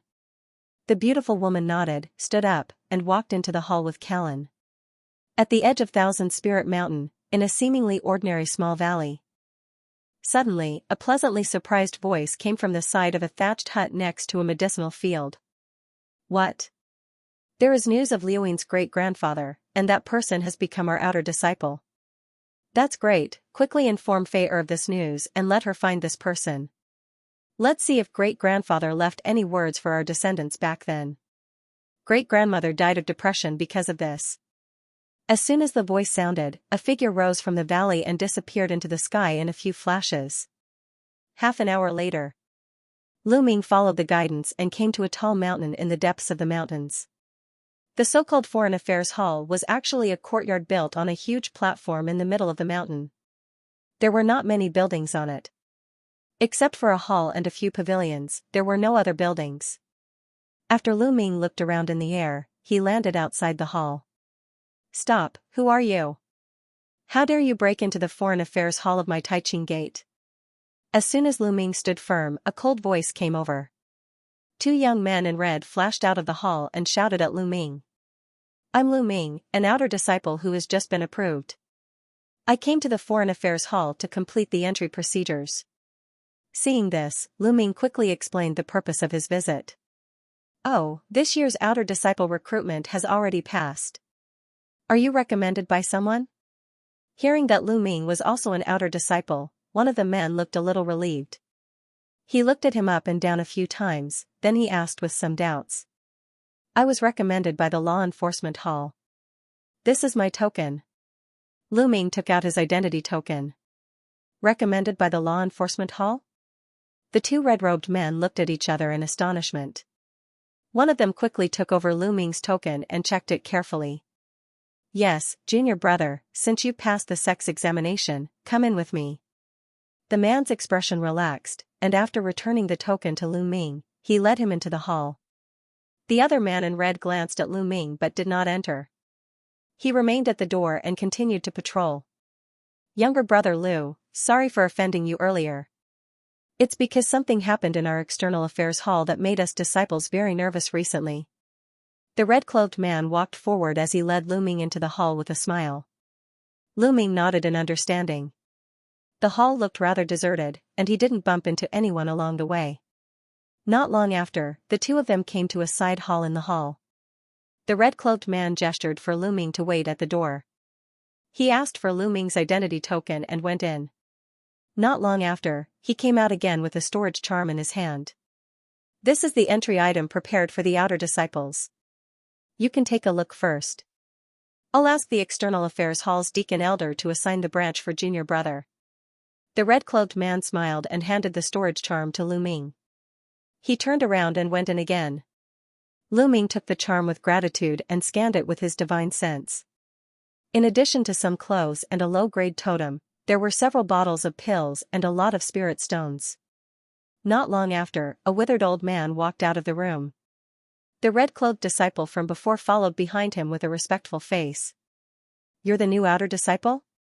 The withered old man glanced at Lu Ming and asked lightly. "I am."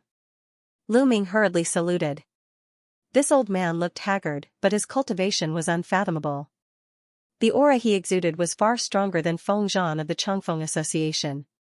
I checked the recent news from the Law Enforcement Hall. I didn't expect you to be the disciple of Luin, the esoteric disciple of our sect thousands of years ago. Since this is the case, I will assign you to the Piaohong courtyard where Luin came from. As the withered old man said, he took out a jade book and tapped it a few times with his finger, then he drew a stroke on it. Piaohong courtyard is one of the 8 branches of my Taiqing gate. There are about 3,000 outer disciples stationed there. Now that he has entered my Taiqing gate, he must abide by the rules of the sect. Yi Tu, take him to Piaohong courtyard to report, and tell him some of the rules there by the way. The withered old man put away the jade book, gave a few instructions to the man in red clothes, and walked back. Yi Tu naturally said yes respectfully. Lu Ming also hurriedly bowed and watched the old man leave. Interesting, there is actually a disciple of the esoteric disciple of thousands of years joining our sect. No wonder he has the aura of Tiger Dragon Hell Prison. Those guys in the Law Enforcement Hall are strict and old-fashioned. It is rare that they didn't abolish his cultivation this time. After the withered old man walked away, he muttered to himself. When Lu Ming and Yi Tu left the Foreign Affairs Hall, they boarded a flying car released by the red-cloaked disciple and went all the way to the Piaohong courtyard. This Foreign Affairs Hall disciple named Yi Tu was quite talkative. The two talked and laughed on the way. Lu Ming asked a lot of useful information from him. First of all, this so-called outer disciple was different from what Lu Ming originally imagined. The cultivation of the outer disciples of Taiqing Gate was very different. The low ones were the spirit apostle stage who had just joined the sect, and the high ones were the condensation state later stage. They could reach the crystallization period in one step. Under normal circumstances, the admission criteria were based on cultivation aptitude, plus a series of tests. Only those with superior aptitude and temperament could join the outer branch. Unlike the barbarian sect, the only purpose of the existence of the outer disciples of Taiqing Gate was to cultivate and try their best to become an inner disciple. Otherwise, once the age was over 50 and he had not become an inner disciple, he would be kicked out of the outer branch and become an ordinary disciple of Other Chores Hall. He would no longer be able to enjoy the many treatments of the outer branch. That's why becoming an outer disciple of our sect is also the dream of countless cultivators in this middle sky continent. After all, you can cultivate without distractions here. Yi Tu clicked his tongue and said. Was senior fellow apprentice Yi also an outer disciple before? When Lu Ming heard this, he asked with a thought. Yeah, but I couldn't become an inner disciple before the age of 50, so I was transferred to the Foreign Affairs Hall. Of course, the treatment of the outer disciple was naturally nothing compared to the treatment of the inner disciple or even the rumored esoteric disciple. The inner disciple and esoteric disciple are the core that the sect really spends a lot of effort to cultivate. Once you become an inner disciple, not only the cultivation resources will be greatly increased, but you can also cultivate the truly exquisite techniques of our sect. It is not impossible to advance to the Jindan or even higher realms in the future. Yi Tu couldn't help but sigh when he said this. There was a trace of yearning in his eyes. Then how can I become an inner disciple? I hope senior fellow apprentice Yi can give me some pointers. Lu Ming asked again with a flicker in his eyes. If an outer disciple wants to become an inner disciple, there are no more than 3 ways. One is to have excellent aptitude and be favored by many peak masters in Taiqing Gate. Every 3 years, the peak master can use a special power to recruit several outer disciples to become the inner disciple of his peak. The second is to challenge the Void Spirit Tower by yourself. As long as you can pass the 36th floor of this tower, you can choose which peak to become an inner disciple. Third, if you can reach the crystallization period before the age of 50, you can automatically become an inner disciple. Yitu didn't mean to hide it, and he explained frankly. After listening to Yitu's 3 ways to become an inner disciple, Lu Ming couldn't help thinking quickly. This first way required excellent aptitude, which had nothing to do with him at all. Recalling the indifferent expression of the 2 peak masters of the Emerald Cloud Peak after checking his aptitude that day, Lu Ming could only smile bitterly. The second way was to challenge the so-called Void Spirit Tower. Although he still didn't know the specific situation of this tower, it was a shortcut that could be tried. As for the third way, reaching the crystallization period before the age of 50, he naturally didn't need to think much about it. After all, with his current cultivation progress, he would probably be sucked dry by the mysterious bubble before he reached the crystallization period. In the current situation, if he wanted to become an inner disciple, he could only try to pass the 36th floor of the Void Spirit Tower. As long as he could become an inner disciple, he could get more cultivation resources from Taiching Gate, which would greatly increase his cultivation speed.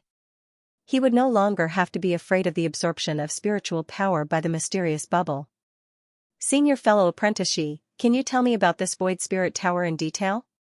Lu Ming thought about this, then he began to ask Yitu about the specific situation of the Void Spirit Tower. Younger brother Lu has just joined our sect, so he naturally doesn't know. The Void Spirit Pagoda was actually a treasure of the sect. Almost everyone knew about it, so it wasn't a secret at all. It is said that it is one of the 3 psychic magic weapons in the sect that have self-born intelligence. It is usually placed on the top of the Void Spirit Peak all year round. Any disciple can enter it to hone themselves as long as they spend a certain amount of contribution points. Yitu didn't think much about it, and he directly told Lu Ming. This pagoda has a total of 108 floors. Every floor can be targeted at the person challenging the pagoda. Various demonic beasts and spiritual monsters will appear, and the difficulty will increase with every floor. After every 12 floors, the strength of the monsters will suddenly increase by a large amount. If junior fellow apprentice wants to become an inner disciple through the challenge, you have to break through the 36th floor. It is said that the 36th floor will create 4 powerful beastkins of the condensation period later stage at the same time. If there is a way to defeat these 4 beastkins, I am afraid that they are already at the crystallization period. Most of them can become an inner disciple without challenging the tower. Most of the people who can become an inner disciple in our sect are still through the first and third ways. Speaking of this, Yitu sighed. Senior fellow apprentice, is there anyone who can really pass these 36 floors and become an inner disciple? Lu Ming was startled when he heard the words. Even if he had reached the condensation period later stage, the odds of winning against these 4 beastkins at the same time were extremely low. To tell the truth, younger brother Lu. As far as I know, among the tens of thousands of outer disciples of the 8 branches in the past 10 years, there are only a few people who can break through these 36 floors and become an inner disciple. In addition, many years ago, the current Taiching Gate's master, also known as the cultivation genius of Taiching Gate, Master Tiangu, once reached the 72nd floor in one go as an esoteric disciple of the Jingdan stage. He finally defeated 6 terrifying ghost kings of the Jingdan later stage. At that time, it caused a sensation in the entire Taiching Gate, and it also laid the foundation for him to smoothly become the master of Taiching Gate. Speaking of this, Yitu was already full of admiration. Lu Ming was completely speechless. When he heard this, the Void Spirit Tower is so difficult to pass. It seems that the idea of becoming an inner disciple through this way has to be considered. Younger brother Lu, I heard that you are the successor of the Emerald Cloud Peak's esoteric disciple thousands of years ago.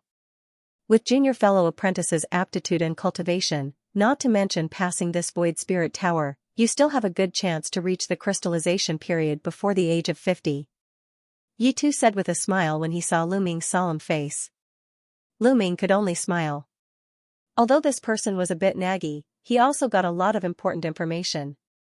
Next, Lu Ming continued to ask, and he finally found out what the so-called inner disciple and esoteric disciple were. According to the Taiching sect, the outer disciple was recruited by the entire Taiching sect, and the inner disciple belonged to each peak. The esoteric disciple was specially selected from the inner disciple. His status had been separated from the category of ordinary disciples, and he was already on an equal footing with the masters of the major peaks and the elders of the various courtyards and branches. As for the future sect leader of the Taiching sect and the several core hall masters, they would definitely be chosen from the esoteric disciples. Therefore, they would be the elites of the elites within the sect. Thinking about how the barbarian ghost sect's 16 ancestor had once been such an existence in the Taiching Gate, Lu Ming couldn't help but feel deeply moved. In this way, Yi Tu drove the flying car to take Lu Ming to Piaohong Courtyard while carefully answering some of his questions. Half an hour later, the two of them arrived at a huge valley surrounded by several mountains of different heights. On the south side of the valley were two relatively short peaks. The surface was densely covered with green bamboos. There were several pavilions and a courtyard on the mountainside. On the north side, the three towering peaks were close to each other. Except for some gray-white boulders piled up randomly, there were no other buildings. It looked bare. In front of a peak in the east, there was a hall of more than 100 meters high. This hall was made of white marble. It was even more magnificent than the Foreign Affairs Hall. Younger brother Lu, this is the Piaohong Courtyard. Yi Tuyao pointed to the hall in front and said to Lu Ming with a smile. Lu Ming took a closer look, but he saw a white jade plaque hanging high outside the hall door. It was engraved with the words Piaohong Courtyard. After a while, the flying car landed in front of the hall. Younger brother Lu, I have other things to do, so I will leave first. After Yi Tu delivered Lu Ming, he said goodbye to him. Thank you senior fellow apprentice for sending me all the way, take care. Lu Ming bowed slightly and cupped his fist at the man in red. Yi Tu nodded, then he turned around and jumped on the flying car again. He made a gesture and flew away. Lu Ming didn't rush into the hall, but he looked at the building in front of him carefully from the outside. On one side of the hall here, there were a few attics of average height, and behind them was a large wooden house. On the other side was a winding path, which was sandwiched by some unknown trees on both sides. No one knew where it led to. Although Lu Ming was a little curious, he didn't dare to walk around when he first came here. After hesitating for a moment, he still walked to the hall. As a result, as soon as he stepped into the hall, he was immediately stopped by a tall young man. Who are you? What are you doing in my Piaohong Courtyard? The man asked coldly with a fierce face. I'm a new outer disciple. I'm here to visit the master. Lu Ming looked at the man in front of him, shook the token in his hand, and said calmly. Why are you still accepting people at this time? You wait a minute, the master is not here. I will report to the deputy master. The man took a closer look at the token, then he frowned and said, then he turned around and strode into the hall. He disappeared from sight after a while. Thank you. Lu Ming cupped his fist slightly, then he looked at the interior of the hall again. Compared with the magnificent appearance of the hall inside the hall was more extraordinary. The hall was more than 1,000 feet in size. The pillars were made of bluestone and were engraved with the image of a flood dragon. The surrounding walls were also made of bluestone, but there were some unknown spirit patterns engraved on the surface. It seemed that there were a lot of restrictions laid down here. Some of the crystal stones inlaid on the walls were emitting light that illuminated the hall. There were 2 neat rows of dark green wooden tables and chairs in the hall, and at the end of the hall, there seemed to be a few disciples whispering to each other. Due to the distance, Lu Ming didn't hear what they were talking about. He just stood at the door and waited quietly.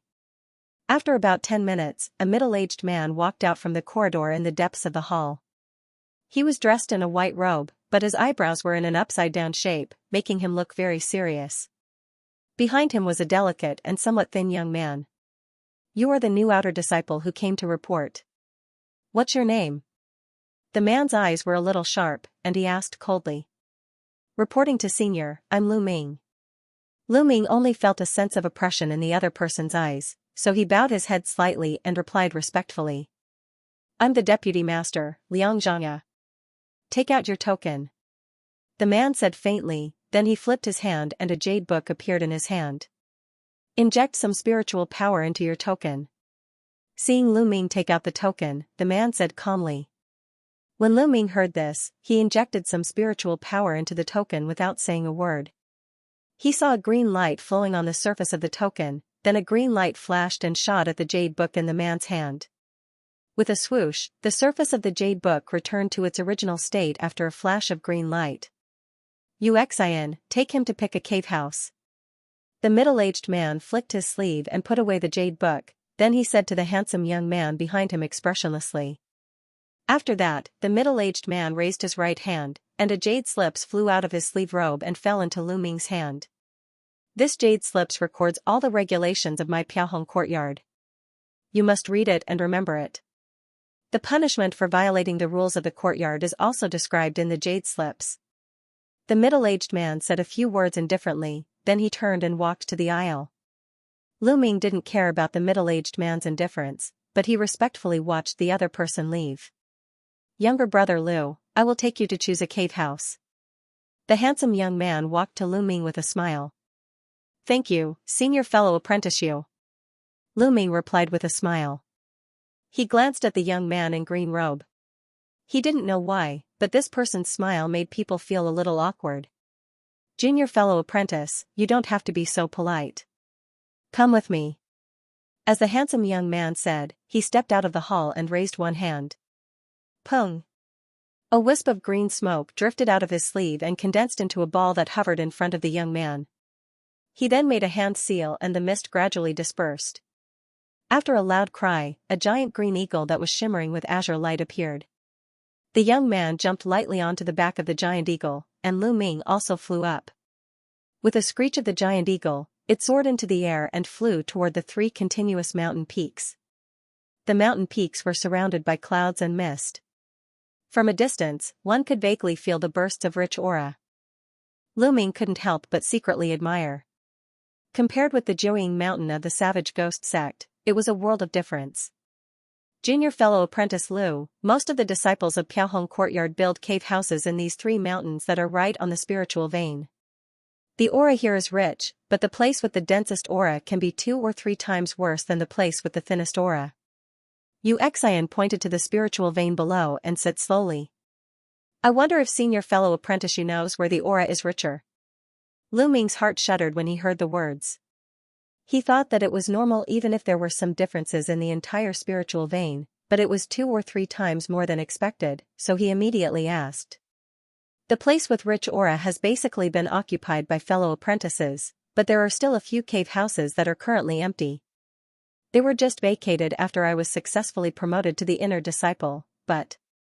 Xian suddenly paused, showing a non-committal expression on his face. I'm new here, senior fellow apprentice can speak frankly. Seeing this, Lu Ming had already faintly guessed it in his heart, but he still asked politely. I think younger brother Lu is also a straightforward person. These cave houses were originally prepared as a reward for the next minor competition. Although it may have to be redistributed later, younger brother Lu can temporarily live in it for 2 years, but... Xian smiled again. Since the other party had already spoken, Lu Ming naturally knew it. He took out a bag of spirit stones and handed it to Xian without saying a word. That bag of spirit stones was the one he received from the Foreign Affairs Hall when he joined the sect. There were about 40 to 50,000.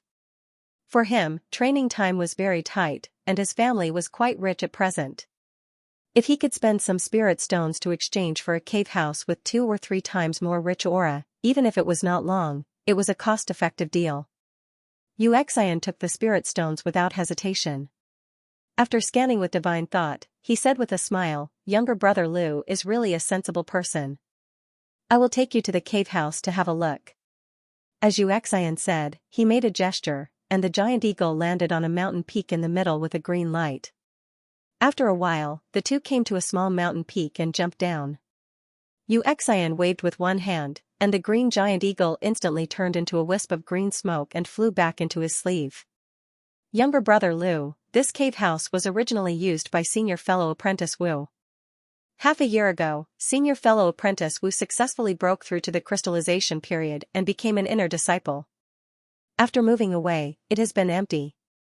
Junior fellow apprentice, please inject your spiritual power into the token and imprint your name on this cave house. Xian explained to Lu Ming.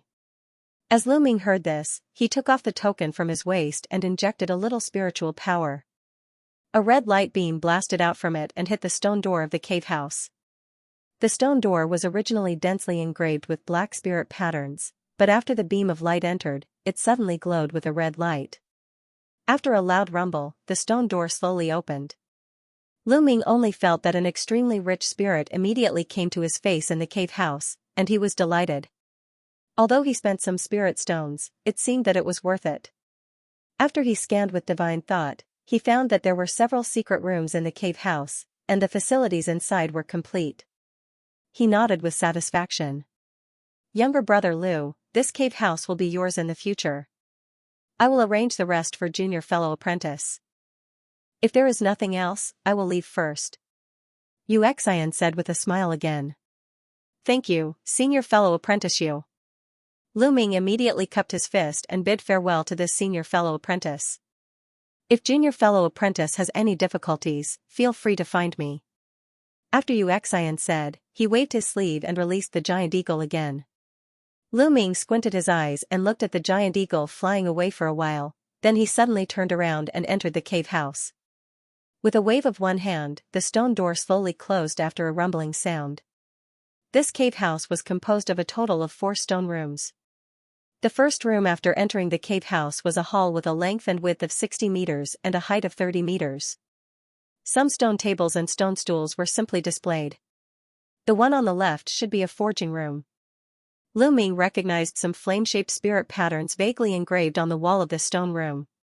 It was the same as the one engraved at the entrance of Changfeng Association's Huangjin's cave house. It must be some enchantments that could enhance forging. On the right side of the hall was a stone corridor about 10 meters long. The end was connected to 2 stone rooms on the left and right. The left one was slightly larger, it was about 80 meters long and wide. The wall of the stone room was slightly red. Lu Ming glanced and found some elixir residues in one corner, and the other corner was some soil for planting spirit grass. It seemed that this senior fellow apprentice was also proficient in alchemy, which made Lu Ming slightly surprised. On the right side of the stone corridor was a slightly smaller secret room. It was only 40 meters in size, but the spirit in the secret room was much richer than outside. After Lu Ming took a closer look, he was startled at first, then he laughed. It turned out that there was a crystal spirit stone inlaid in the stone wall on one side of this stone room. The spirit stone was about the size of a fist and was surrounded by wisps of misty white spirit chi. Lu Ming placed his hand on the surface of the spirit stone and felt waves of spiritual chi rush into his hand. Then, the spiritual chi quickly flowed through his meridians. As the spiritual chi continued to flow into his body felt comfortable and his face revealed a happy expression. This spirit stone should be the legendary spirit spring stone. The so-called spirit spring stone was actually a special kind of spirit stone that was formed by absorbing the spirit chi of heaven and earth within a mountain after thousands of years. Because it could attract the spirit chi of heaven and earth together, the surrounding spirit chi was several times denser than other places. And the cave where the spirit spring stone was located was the legendary spirit spring mansion. The spirit chi of heaven and earth was endless, and it was a cultivation treasure land that cultivators dreamed of. The only drawback was that this item could not be moved. Once it left its original place of birth, it would gradually become an ordinary crystal. Lu Ming didn't know if Xian knew about the spirit spring stone, but it only cost tens of thousands of spirit stones to be able to find such a cave, so it was naturally worth it. When he returned to the hall with a face full of joy, he already had some plans in his mind. He didn't intend to make any changes to the general layout of the cave, but he was going to add some concealment enchantments to the secret training room where the spirit spring stone was located. As for the minor competition 2 years later, he would probably fight for this cave just for the sake of this cave. Half a month later. In the secret room, Lu Ming sat cross-legged. Above his head, the roars of dragons and tigers were endless. A black mist dragon and a black mist tiger were hovering in the air, looking lifelike. He abruptly opened his eyes and let out a low roar. Wisps of black chi suddenly rose up from his body again before disappearing into the dragon and tiger, causing their bodies to become even more substantial. After that, he clasped his hands together and then separated them. Crackling sounds came from his arms. With a thought, the dragon and tiger formed by the black mist above him immediately turned into rolling black gas and disappeared into the top of his head. During the days when he moved into the new cave house, he spent most of his time meditating and practicing the tiger-dragon hell prison. It seems that it will take some time to master the second level of the tiger-dragon hell prison. Lu Ming muttered to himself, and he fell into contemplation again. There was only less than a year and a half before the mysterious bubble would absorb spiritual power. With his current situation, coupled with the cultivation in this spirit spring house with abundant spirit, he should be able to barely cope with the absorption. Of course, if he could master the second level of the tiger-dragon hell prison before that, then it shouldn't be difficult to break through to the condensation state later stage. Fortunately, he was now practicing this technique. Because he swallowed some evil beast jerky in the underwater mine, he no longer needed to use external force to refine his body. He just needed to cultivate spiritual power quietly. After he thought about it, he scanned the leather bag on his waist with divine thought. Bone Scorpion and the demon were still in a coma since they encountered the troll head in the abyss last time. It was really unexpected that the mutation process was so long. However, the two had previous mutation experiences, so Lu Ming wasn't really worried about this. After thinking for a moment, he flipped his hand and took out a white jade box from the Sumera snail. With a gentle flick of his sleeve, the jade box slowly opened. There was a piece of silver bamboo inside. The surface of this bamboo was covered with countless black spirit patterns. It was the void bamboo he got from the Chongfeng Association's treasure house. Lu Ming played with this thing for a while, then he grabbed one end of it with one hand and injected some spiritual power into the void bamboo. After the surface of the spirit bamboo flashed, the seemingly gorgeous 5-color spirit patterns turned black in an instant. It began to squirm slightly, looking very mysterious. He then tried to inject more magic power into the bamboo, but apart from the slightly faster squirming speed of the spirit inscription, there was no change in the color. When the magic power in the spirit bamboo was completely sucked out, the spirit inscription returned to its 5-colored color. Lu Ming closed his eyes slightly, and he once again read the Tai Gang Sword Tactics in the Sea of Consciousness. However, the ancient book did not record some changes before and after the spiritual power was injected into this bamboo. After thinking about it, he decided to do some other tests. He threw the bamboo into the air and let it float in the air, then he raised one hand, and a foot-long green wind blade appeared in front of him. He waved his sleeve, and the wind blade blasted at the bamboo. Swoosh! The green light flashed, and the wind blade was bounced up. There wasn't even any trace on the surface of the void bamboo. Seeing this, Lu Ming's face was happy. He made another gesture, and red light spots appeared in front of him. A bowl-sized crimson fireball slowly rotated in front of him. After his arm shook again, the fireball whizzed toward the spirit bamboo. After a boom, a small mushroom-shaped black-red cloud rose into the sky in the middle of the secret room, causing the entire secret room to tremble slightly. Lu Ming looked at it intently. After the mist dissipated, the spirit bamboo in the air was still intact as expected. This time, he grabbed in the air with one hand, and a small silver sword appeared in his palm. He injected some spiritual power into it, and a silver sword light slashed at the spirit bamboo. An incredible scene appeared. After a poof, the 5-color spirit patterns on the surface of the void pearl flashed wildly, and the silver sword light refracted toward the stone wall of the secret room, leaving a sword mark a few feet deep. This void bamboo is so mysterious. No wonder when Feng Zhang got this thing, he put it in the treasure house even if he didn't know its origin. Lu Ming was surprised and delighted. After putting away the small silver sword, he waved the spirit bamboo down.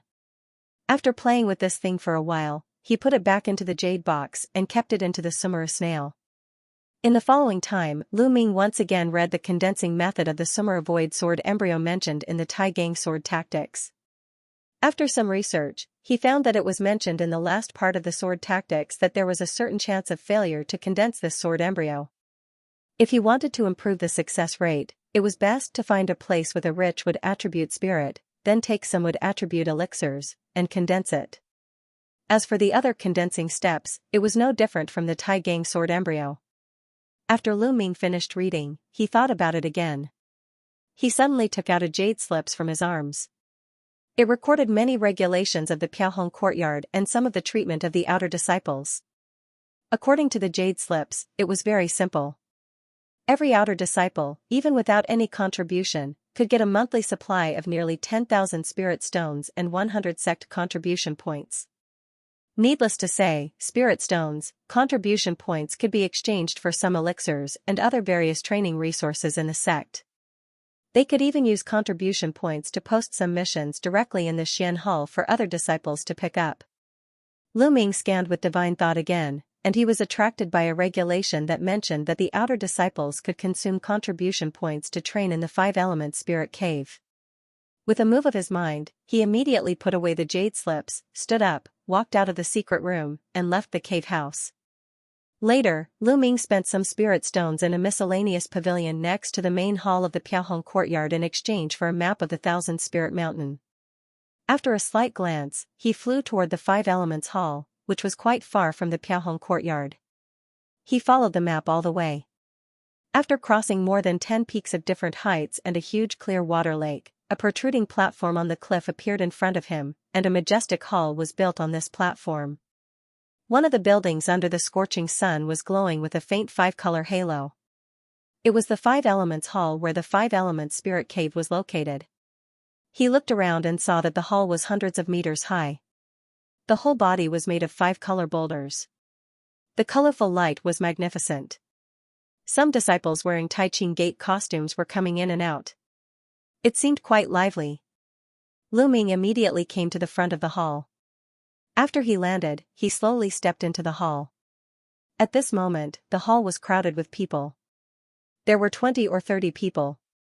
It seemed quite lively, and there was a long line in front of several people who looked like attendants. All the deputies were holding a green jade pen in their hands. After talking with the disciple in front of them, they gently touched the identity token that the disciple handed over. After that, the disciple put away the token, turned around, and walked to a passage beside the hall. Most of these disciples seemed to be the most ordinary Tai Ching Gate disciples. A few of them were wearing outer disciple costumes like Lu Ming. In addition, some people gathered in the corner of the hall in twos and threes. They seemed to be talking about something. "Excuse me, senior fellow apprentice, are there so many people going to the Five Elements Spirit Cave to practice every day?" Lu Ming saw a young man in a black robe who was dressed like a deputy not far away. He immediately walked over and asked, "Junior fellow apprentice, you are new, right?" "I'm the disciple on duty here. Just call me Yuan Rong." In the past, when there were many people here, there would be at least 180 people a day. But today, I don't know why many disciples suddenly gathered here. The young man in a black robe glanced at Lu Ming.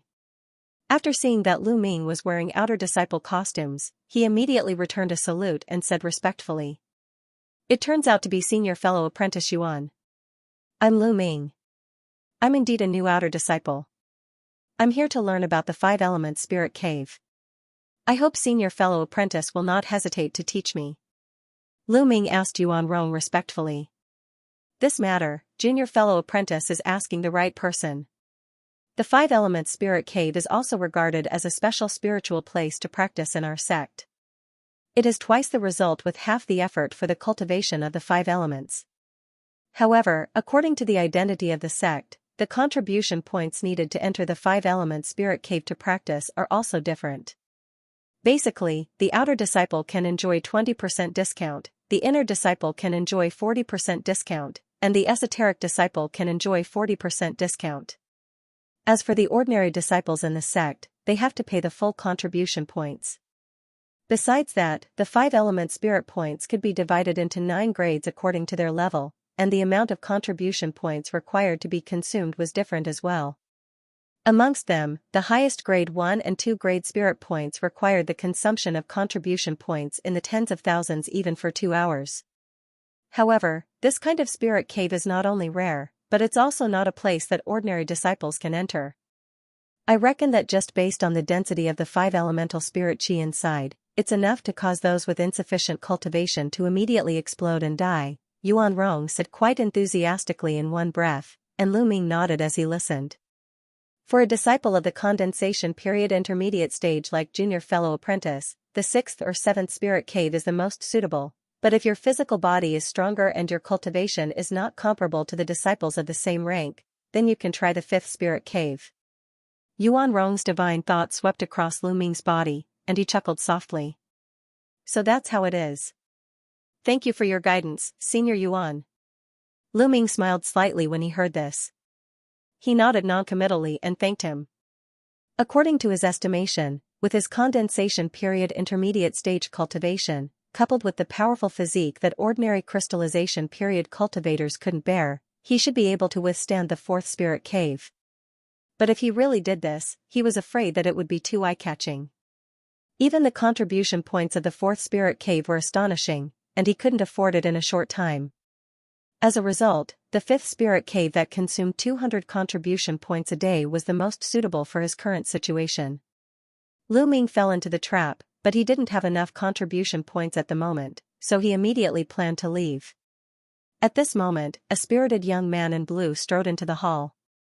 As soon as Yuan Rong saw this person, he said "Excuse me" to Lu Ming, then he immediately greeted him respectfully and called him Senior Fellow Apprentice Zhou. The crowd in front of him also gave way when they saw the man in blue approaching. They also showed respect on their faces. Give me a 5th grade golden spirit cave. The time limit is 1 month. The young man in blue walked blankly to a deputy disciple, handed over the identity token, and said faintly. After the deacon received the token, he immediately processed it quickly. After this, Senior Fellow Apprentice Zhou took back the token, he talked with a few disciples nearby, then he turned and entered the side hall next to him. Obviously, he went to the spirit cave to cultivate behind closed doors. Seeing this, Lu Ming's eyes flickered slightly. This young man in blue seemed to be about the same age as him, and his cultivation was only around the condensation period, but looking at the attitude of others, he was obviously someone with a strong background. After thinking about it, he immediately took a few steps forward and asked Yuan Rong, Senior Fellow Apprentice Yuan, what is the origin of this Senior Fellow Apprentice Zhou? Is he also an outer disciple?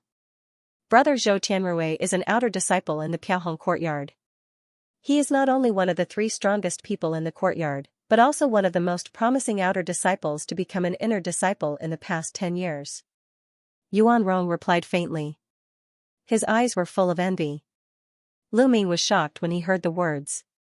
After inquiring about it, he learned that according to the rules of Taiqing Gate, all outer disciples had a minor competition every 3 years and a major competition every 10 years. It was especially so for the top 10 of the latter. Not only would they be able to obtain a shocking amount of cultivation resources and contribution points, but their battles would also be watched by the peak lords and elders of the various peaks. If they took a liking to them, then they would be able to use their quota and naturally become inner sect disciples. This was also the fastest way for an outer disciple to become an inner disciple. This Senior Fellow Apprentice Zhou's strength was amazing. He had entered the top 10 of the 2 minor competitions in a row, so he was naturally very different from ordinary disciples. Thank you for your guidance, Brother Yuan. Lu Ming nodded thoughtfully after listening.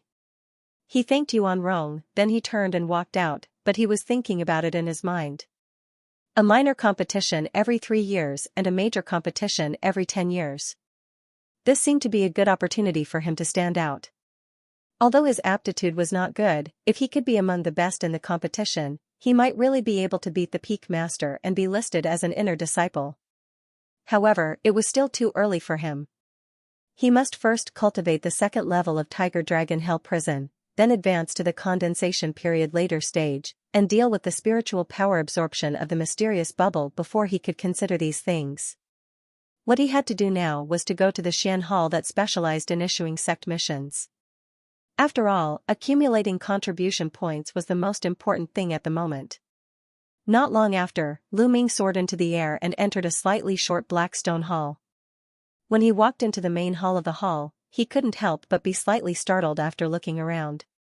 In the Xian Hall, which was the size of an acre, there were 300 to 400 people gathered densely.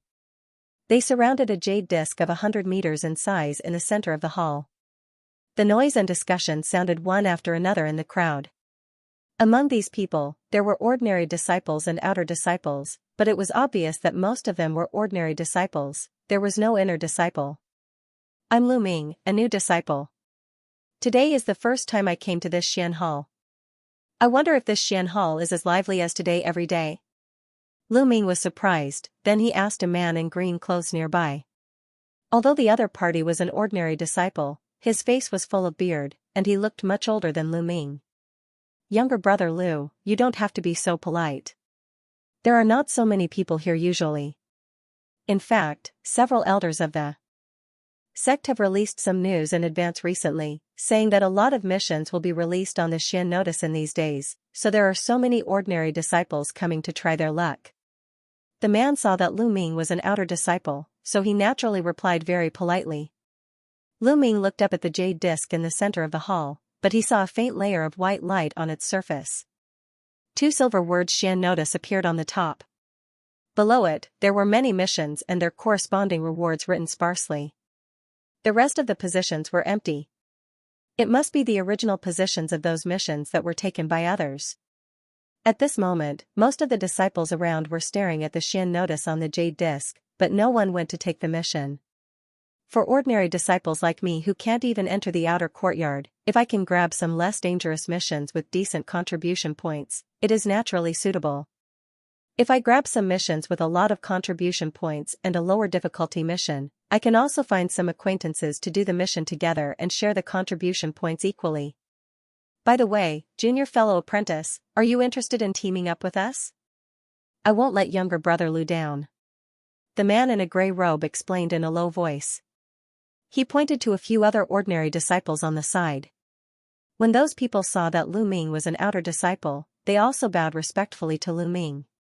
Lu Ming naturally refused politely, then he continued to look up at the Xian notice and studied the sect missions on it. After all, with his current strength, he naturally had no intention of joining forces with others.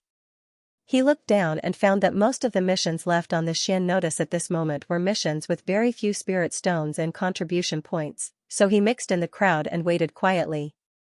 As a result, after 10 minutes, there was a burst of white light on the surface of the Xian notice, and lines of words began to appear in the original blank space.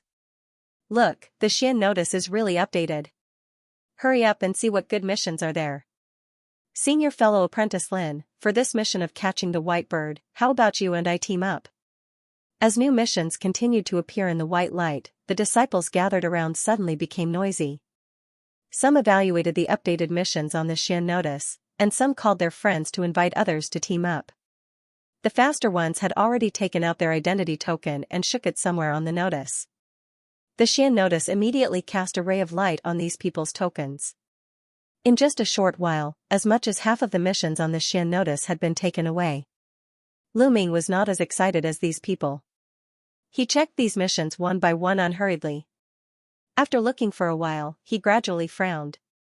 The rewards of the missions on the Xian notice were basically spirit stones and sect contribution points. The missions that rewarded spirit stones were fine. The people who issued the missions were quite generous. Any mission would be worth tens of thousands of spirit stones. In contrast, there were very few missions that rewarded contribution points, and most of the people who issued them were extremely stingy. The least was only a dozen points, and the most was only 50 or 60 points. On top of that, after being snatched up by those disciples, the remaining contribution point missions were few and far between. Moreover, the danger of these missions was much lower than expected. Most of them were time-consuming and laborious missions such as hunting ordinary beastkin, collecting demonic cores, collecting raw materials, and transporting materials. It was estimated that the people who issued the missions were too lazy to waste time, so they let these low-ranked disciples do it for them. Seeing this, Lu Ming was very depressed and felt a little strange. As a result, Lu Ming looked around and found that there were a few people wearing deputy disciple costumes standing near the jade wall. From time to time, someone came up to ask something, and then left after answering the questions. Lu Ming thought about it and waited for a while. When the crowd began to thin out, he found a gap and walked over. Senior fellow apprentice, I have some questions that I want to ask you. Lu Ming came to a disciple on duty and asked while cupping his fist. This person seemed to be in his early 30s. His face was full of vigor, and his eyes were unusually sharp. He was obviously a capable person. Oh, it turns out to be an outer disciple. Feel free to ask. The vigorous man was previously surrounded by a few ordinary disciples, and there was a trace of impatience on his face. When he saw Lu Ming's outer disciple costume, his expression immediately changed. I just joined the sect not long ago, and it is the first time to come to this Xian temple. I have some doubts in my heart, and I want to ask senior fellow apprentice to give me some advice. Lu Ming asked with a smile. It's okay. I have been working in this Xian temple for a long time. If there is anything you don't understand, feel free to ask. Xianxia agreed without any hesitation. Lu Ming saw that this person was quite straightforward, so he asked the doubts just now. Oh, it turns out to be like this. To be honest, younger brother Lu, the list hanging in this Xian temple is the outer list. There is also an inner list inside the Xian temple. The missions inside are much more dangerous than the outer list, and the rewards are mainly contribution points. Since junior fellow apprentice has already joined, you should also find that in our Taiqing gate, contribution points are much more useful than spirit stones, so the missions on the inner list are correspondingly more difficult. Many missions are life-threatening. So this list is not accessible to ordinary disciples. Only the inner disciple and the powerful outer disciple are qualified to take it. The vigorous man replied quickly when he heard the words. Seeing that Lu Ming's face showed a hint of realization, the man continued with a smile. Younger brother Lu, since you've just joined the outer sect, why don't you take on some missions for the outer list first? It'll be good for you to try it out first. You should wait for the inner list missions for a while. The Xian ranking was indeed divided into internal and external, and Xianxia had repeatedly mentioned the dangers of the internal ranking. Obviously, it was not an alarmist talk.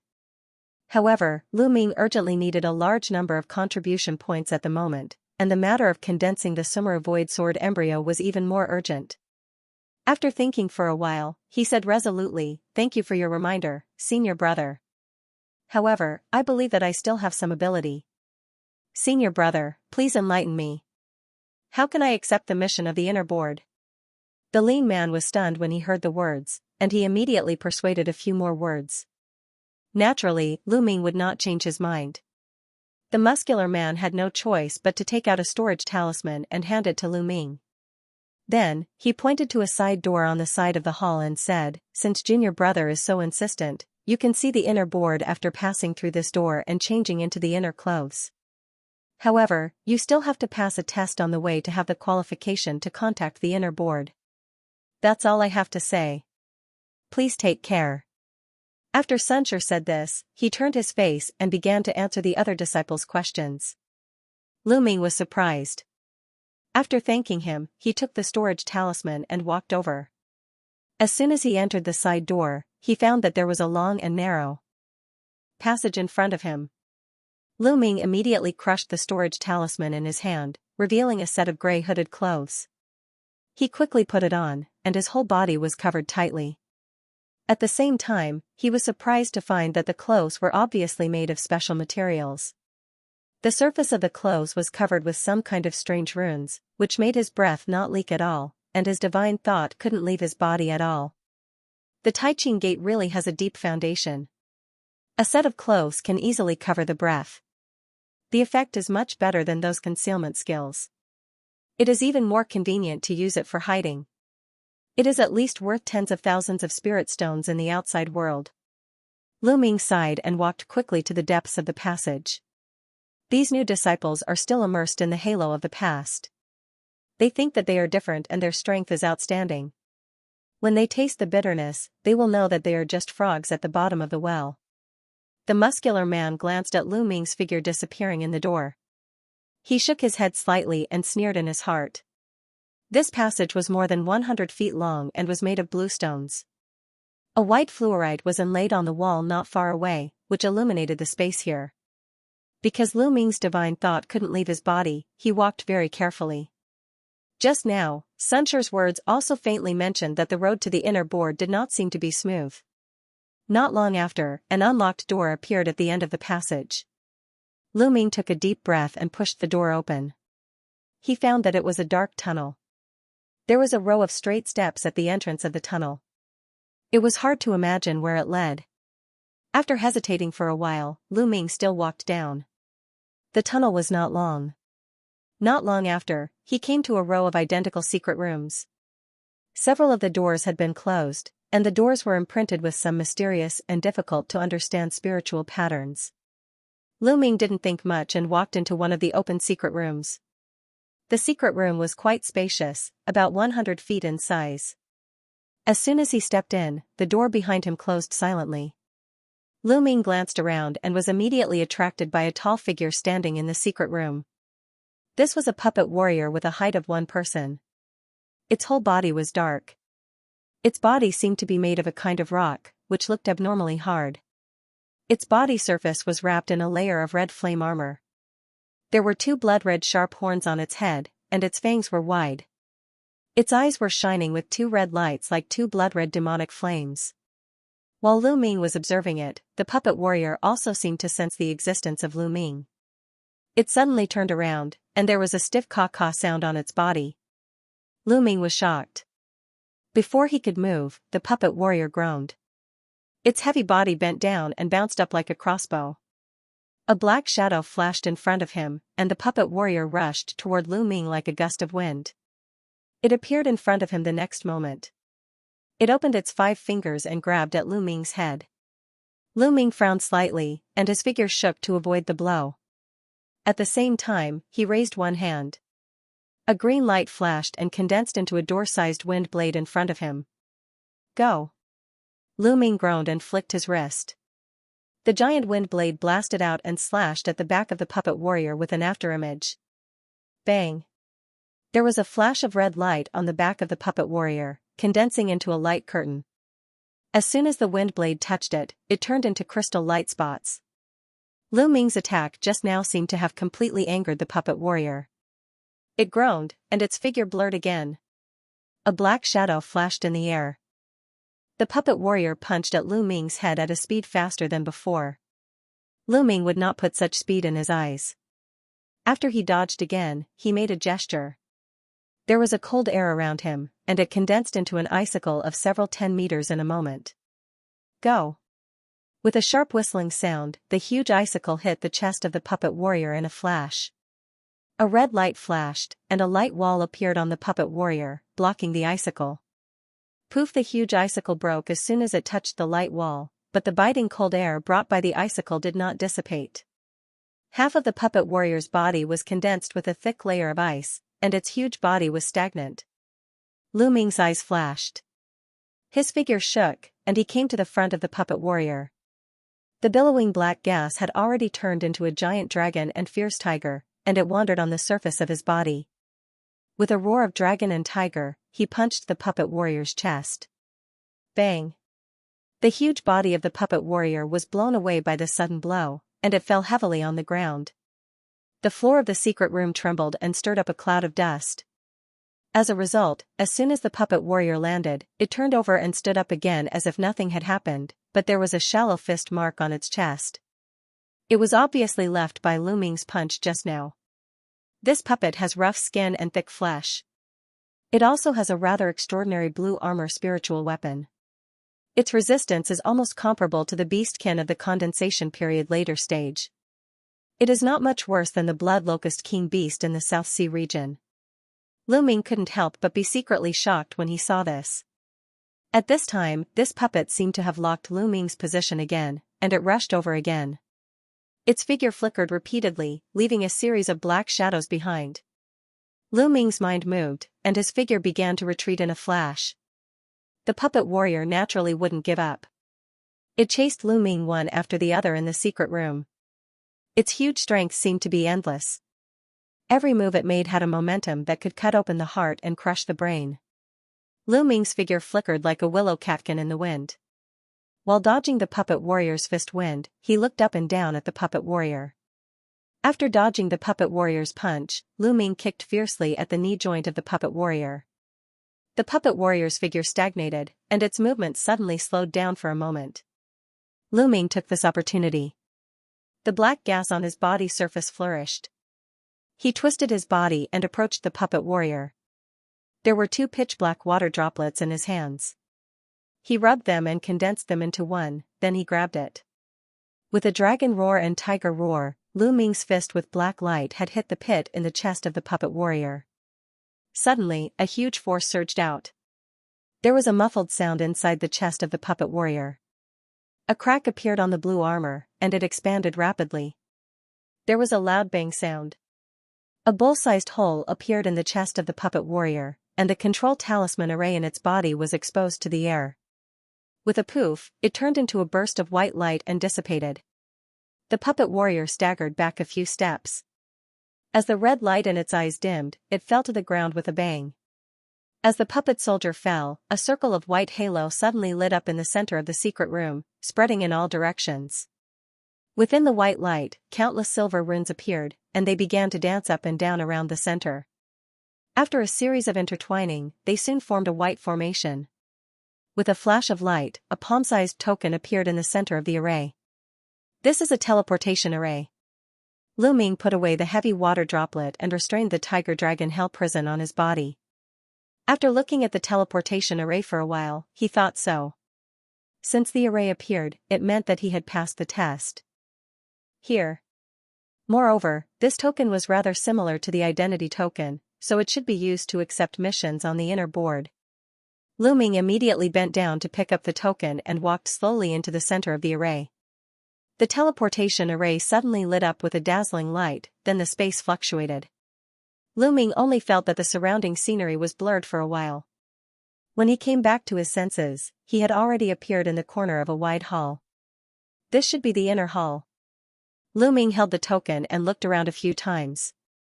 The layout of this place was very similar to that of the previous hall. 4 stone pillars with coiling dragons supported the 4 corners, and there was also a slightly smaller jade disc in the center of the hall. It glowed with a faint silver light, and there were also lines of missions listed on it. It was just that the word Xian notice appeared above the jade disc was golden. Unlike the bustling crowd in the outer hall, there were only 20 people here. It seemed very spacious, and everyone was wearing the same gray hooded clothes as Lu Ming. Other than their height and weight, there was not the slightest aura to be felt. No one in the crowd spoke. Compared with the bustling outer hall, this place was filled with a quiet and dull atmosphere. As soon as Lu Ming appeared, a few people in the crowd around the jade disc glanced at him, then they immediately turned their heads. They obviously didn't care. Seeing this, Lu Ming didn't care. He walked behind the crowd, glanced slightly, and immediately cast his gaze on the inner notice jade disc in front of him. At the same time, in a secret room of the Xian Hall, a fat disciple in a yellow robe was half lying on a chair, holding a disc array with a leisurely expression. Most of the jade runes on it had been shattered, and only a yellow bronze mirror in the center was still intact. The bronze mirror was showing a video. It was the scene of the battle between Lu Ming and the puppet soldier. The battle process was not long. The two fought for less than 10 minutes, and the winner was decided. The disciple in a yellow robe glanced casually. When he saw the dragon tiger chi phantasm displayed by Lu Ming, he couldn't help being slightly startled. His half-lying body sat up a little. Which idiot in the inner door is this? He actually practiced such a stupid technique like the tiger dragon hell prison, but it seems that he hasn't even reached the 2nd level yet. He is probably a newly joined inner disciple. The disciple in a yellow robe scratched his head and muttered. The fat man shook his head. He flicked his sleeve, and the image on the bronze mirror disappeared in a flash. He lazily lay back down on the chair again. He rummaged around in his bosom and pulled out a roasted golden chicken drumstick from somewhere. He ate it with big bites as if he had completely forgotten about what had just happened. In the inner hall of the Xian Hall, Lu Ming had browsed through the missions on the jade disc at this moment, and his face suddenly became a little dignified. The missions here were really more dangerous than the outer notice. Most of the missions made Lu Ming feel a chill in his heart. But at the same time, the contribution points as a reward were extremely generous. It was far from what the outer hall could compare with. For example, one of them, collect the tentacles of the firewire ant, each reward is 500 contribution points. Lu Ming had seen in the classics of the Chongfeng Association that the firewire ant was a fierce insect beast that appeared in the volcanic area. Its body was about 2 to 3 meters long, and it was very difficult to deal with. The beastkin fire it spat was comparable to the fire of the earth lung. Ordinary spiritual weapons would melt upon contact, and its strength was comparable to the cultivator of the condensation period. If that was the case, it would be fine.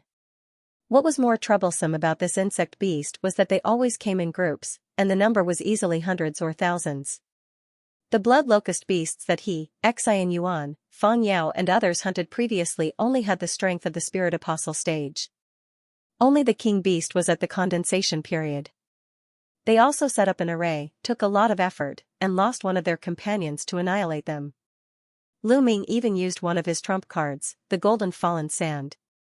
When he thought of hundreds of firewire ants of the condensation period spraying beastkin fire, Lu Ming couldn't help but feel his scalp tingle. Another one, hunt the colorful dream butterfly and obtain the medicinal stone in its body. Each medicinal stone will be rewarded with 1,000 contribution points. The colorful dream butterfly was a kind of beastkin that looked like a butterfly. Its strength was not strong. It was generally only around the condensation period early stage. If it was one-on-one, an ordinary condensation period disciple could easily kill it, and this beast did not appear in groups. An adult male colorful dream butterfly would condense a medicinal stone in its body. This kind of medicinal stone was an excellent medicinal material and one of the main materials to refine several superb elixirs.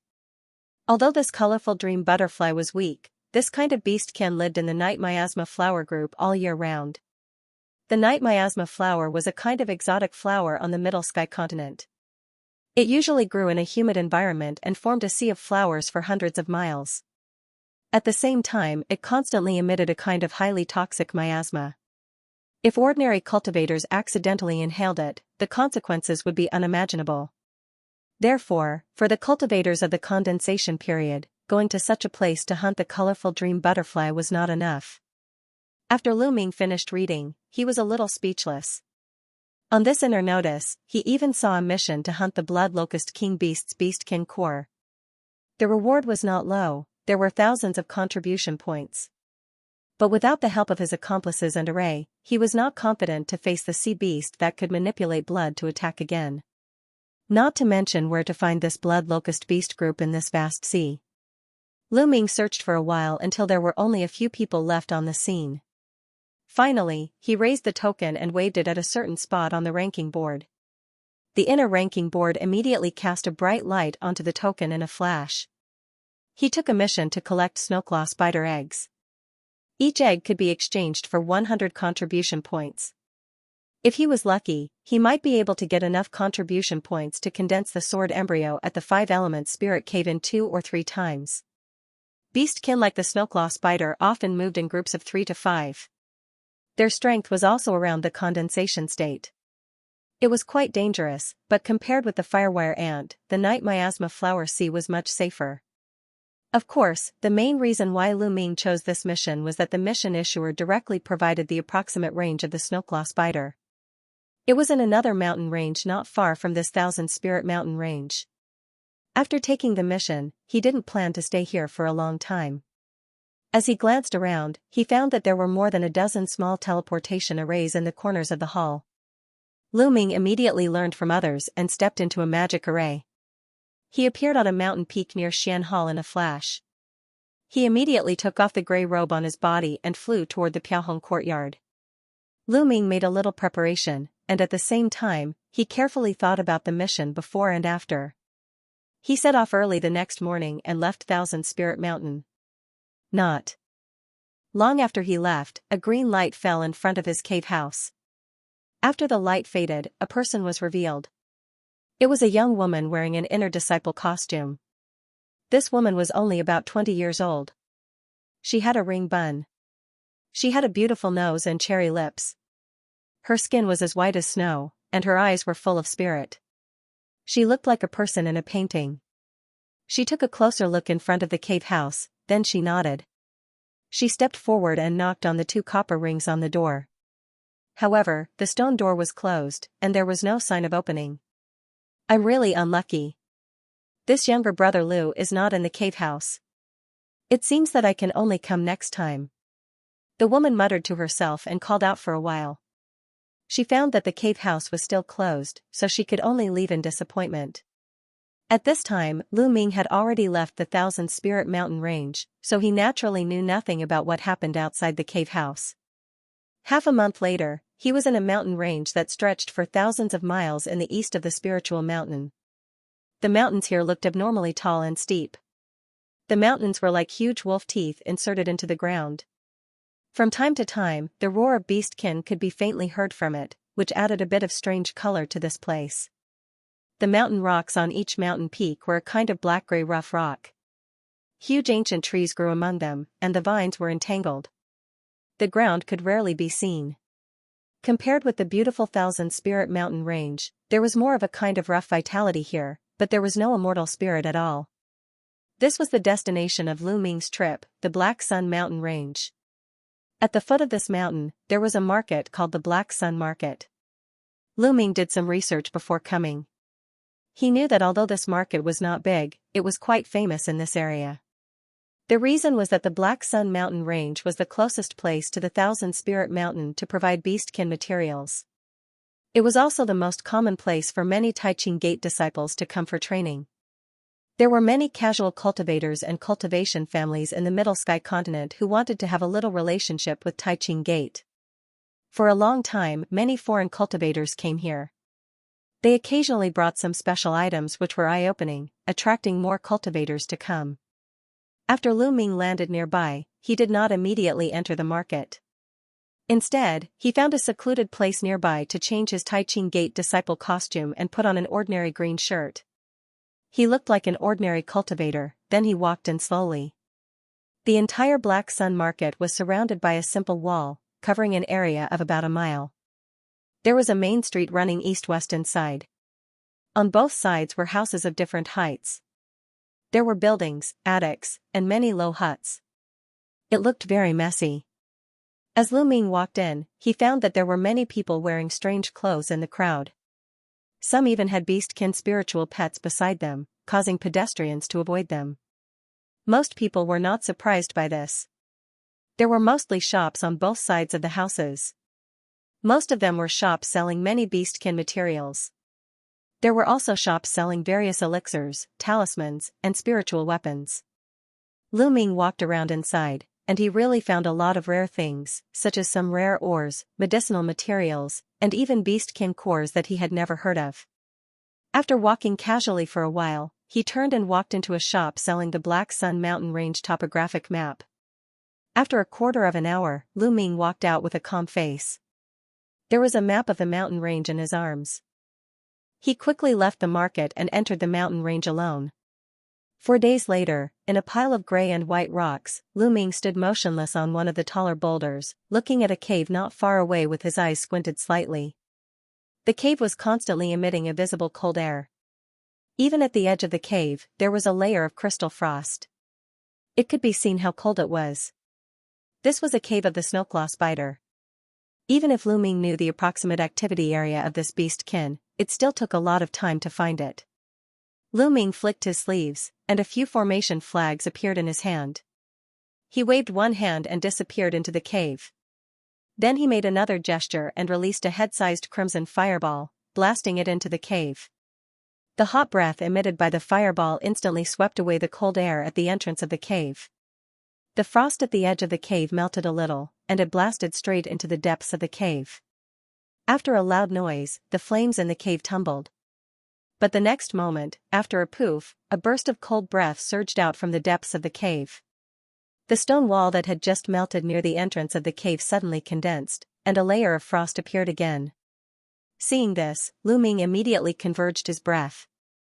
After a flash, he hid behind a nearby boulder. Chi-chi sounds were heard, and 5 purple spiders with white mist lingering around their feet scuttled out of the cave. Under a slight scan with divine thought, Lu Ming suddenly found that the physical characteristics of these spiders were exactly the same as the snowclaw spider recorded in the ancient book. Most of these spiders were 10 meters in size, and the one in the middle was twice the size of the 4 beside it. Its breath was also much stronger than the others. As soon as these spiders appeared, they didn't seem to notice anything unusual. The pair of huge fangs in their mouths suddenly opened and closed at the surrounding rocks. As the gravel flew into the air, the moment it came into contact with the cold air on the surface of the spiders' bodies, it immediately turned into pieces of solid ice and fell to the ground. With a swipe of its sharp claws, it shattered. As Lu Ming thought about it, he flicked his sleeve, and the small silver sword was already in his hand. He made a sword gesture with one hand. After the sword body trembled slightly, it immediately turned into a silver light that rolled toward the biggest spider in the middle. This snowclaw spider's reaction was extremely fast. It retracted its 8 legs in an instant and lowered its body. The small silver sword actually brushed past its back. At the same time, the spider hissed, and a layer of ice armor instantly formed on its back. The flying sword only left a deep mark on its back, and it didn't hurt the spider in the slightest. Lu Ming's gaze turned cold when he saw this, and then he suddenly pointed towards the space in the distance. The small silver sword suddenly made a clear sound. After turning around, it turned into a silver rainbow and blasted toward the other snowclaw spider next to the giant spider. Poof! After a flash of silver light, the spider was caught off guard. Its left limbs were cut off, and purple blood gushed out from the spider's body. It immediately lay on the ground and couldn't move. Suddenly, the hissing sound sounded from the remaining spiders, and they immediately spouted a gust of cold air. As soon as Lu Ming looked up, he suddenly found that a layer of white on the ground was quickly spreading toward him, and a few spiders on the opposite side jumped up, revealing their sharp snow-white claws and pounced at him. Without thinking, he stomped on the ground with both feet and his figure immediately shot backward. Bang bang, the 2 spiders that pounced at the front were immediately trapped in a layer of blue light shield. It was the 2 sets of flag arrays that Lu Ming had previously set up. As the 2 spiders were shocked, the cold air on their body surface surged. They desperately attacked the light shield with their giant claws, making an ear-piercing screech. At this time, another big and small spider had already pounced at him aggressively. Go! Lu Ming groaned. Immediately, clusters of crimson fireballs appeared in front of him. He flicked his sleeves, and the fireballs turned into clusters of red light that blasted at them. There was a roar. The 2 spiders were forced to fall in the tumbling flames due to the restriction of their attributes, but in fact, they were not injured at all. But at this moment, the silver rainbow flashed, and it immediately split the smaller spider in half from the middle. After circling, it flashed toward the giant snowclaw spider of the condensation period intermediate stage without stopping. But the giant spider opened its mouth and spat out a huge spider web accompanied by a rancid smell. The surface flashed with a strange purple flame-like light. The silver rainbow only paused for a moment, then it turned into a small silver sword that broke out of the web, but it became extremely dim in an instant, and its speed was greatly reduced. The giant spider just waved its front claws, and the small sword was easily bounced away. Then, it waved its sharp claws, and several white lights blasted at Lu Ming. Lu Ming made a gesture, raised one hand, and released a crimson fireball at the white lights. Bang! After the white light came into contact with the fireball, it instantly exploded and turned into a white mist that dissipated without a trace. Seeing that this white light was somewhat similar to the icicle technique, Lu Ming was secretly delighted. He waved his hands repeatedly, and fist-sized fireballs blasted at the giant snowclaw spider densely. At first, the giant snowclaw spider also released white lights and poisonous webs to fight against the fireballs, but after seeing that it had no effect at all, it curled up its whole body. Suddenly, white mist rolled around its body, and it condensed into an ice armor to protect its whole body. The ice armor was slightly damaged when the fireball passed by, but it was immediately restored under the rolling of the mist. But at this time, Lu Ming made a gesture with one hand, and a giant fireball the size of a washbasin appeared in an instant. After being flicked by his sleeve, it flew out with a whistling sound. Wherever the huge fireball passed, the ice on the ground immediately melted into mist. There was an earth-shattering noise. After a huge mushroom-shaped fire cloud rose into the sky, the raging flame wrapped the giant spider in it.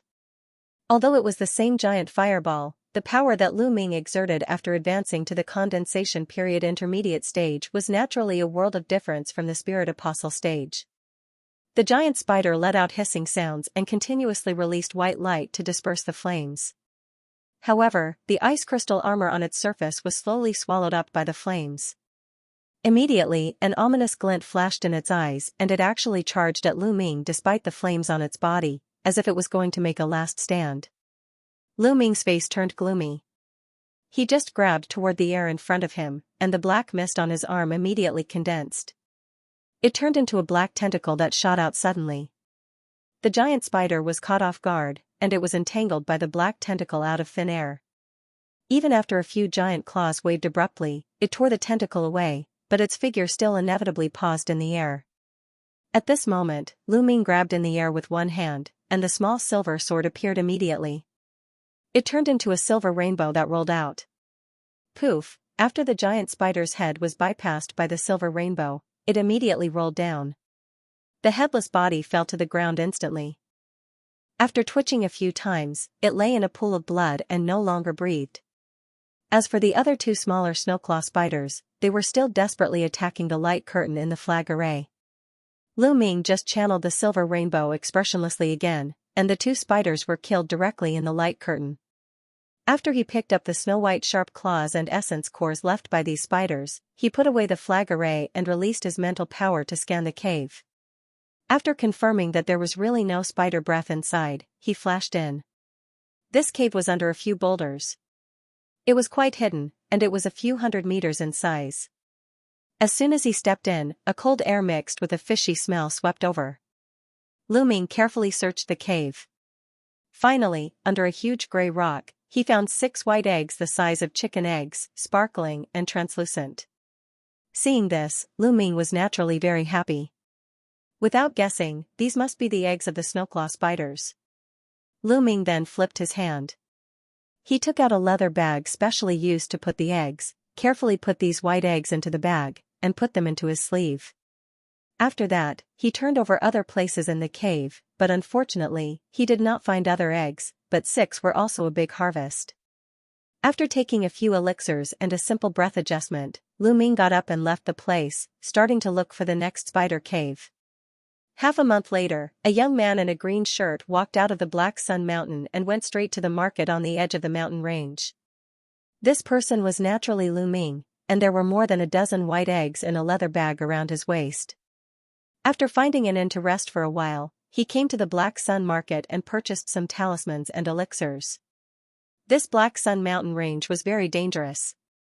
The depths of the mountain range were densely covered with poisonous clouds and miasma, and there were many condensation state beastkins. It couldn't be avoided easily, so the consumption of such recovery talismans and elixirs was also very huge. 1 egg could be exchanged for 100 contribution points, and a dozen eggs could only be exchanged for more than 1,000 contribution points. It would cost 200 contribution points to cultivate in the 5-element spirit cave every day. These dozen eggs were only enough for him to cultivate for a week, which was far from enough. After resting in the Black Sun Market for 2 days, he entered the mountain again. Deep in the Black Sun Mountain range, outside an ice-sealed cave, Lu Ming was setting up a flag array. In the past half a month, he ran to many mountains and only found 1 spider lair. After killing for a while, he didn't find the snowclaw spider's eggs in the cave. In order to avoid some other powerful beastkins of the condensation period, he was even more careful. He hid his breath all the way, which took a lot of time. And here was the second spider lair he found after entering the mountain this time.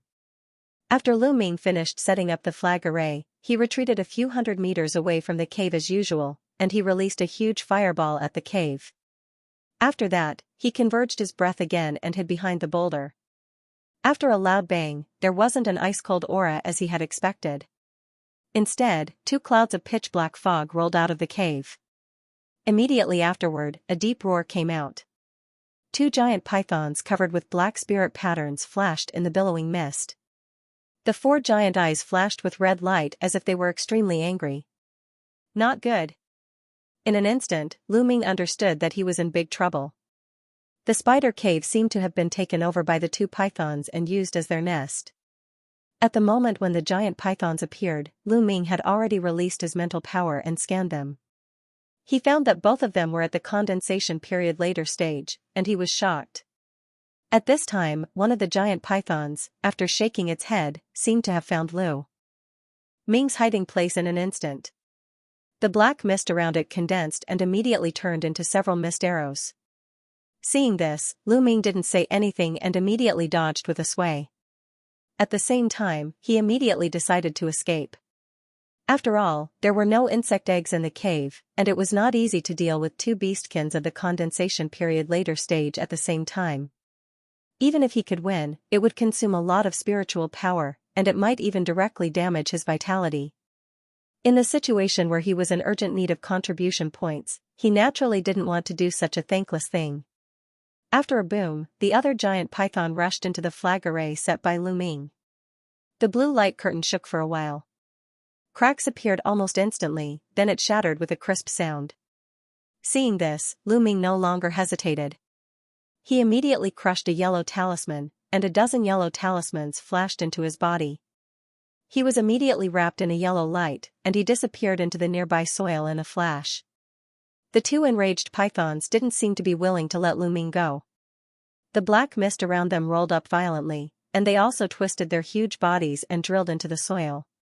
However, fortunately, the giant pythons knew how to burrow into the ground, but after all, they were not as fast as Lu Ming with the talisman. After escaping for dozens of miles, the breath of the giant pythons behind him could no longer be felt. Lu Ming was slightly relieved, but he still didn't dare to be careless. After escaping for a dozen miles, he confirmed that there was no giant python behind him, then he came out of the ground in a flash. He then found a small cave, took some elixir, and rested.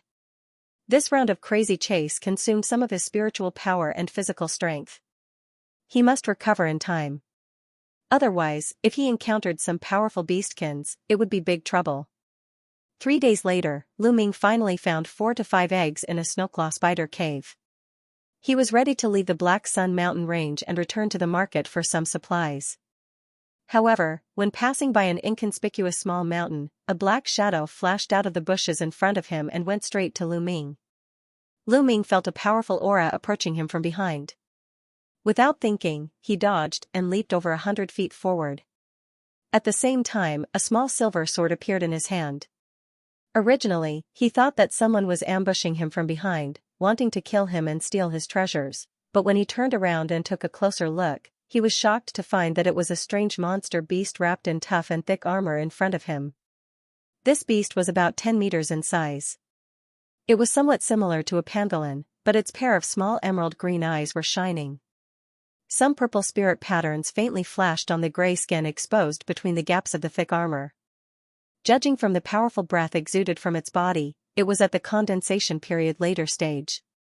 As Lu Ming's eyes condensed, he also recognized the origin of this monster beast. It was a rare monster armor dragon beast.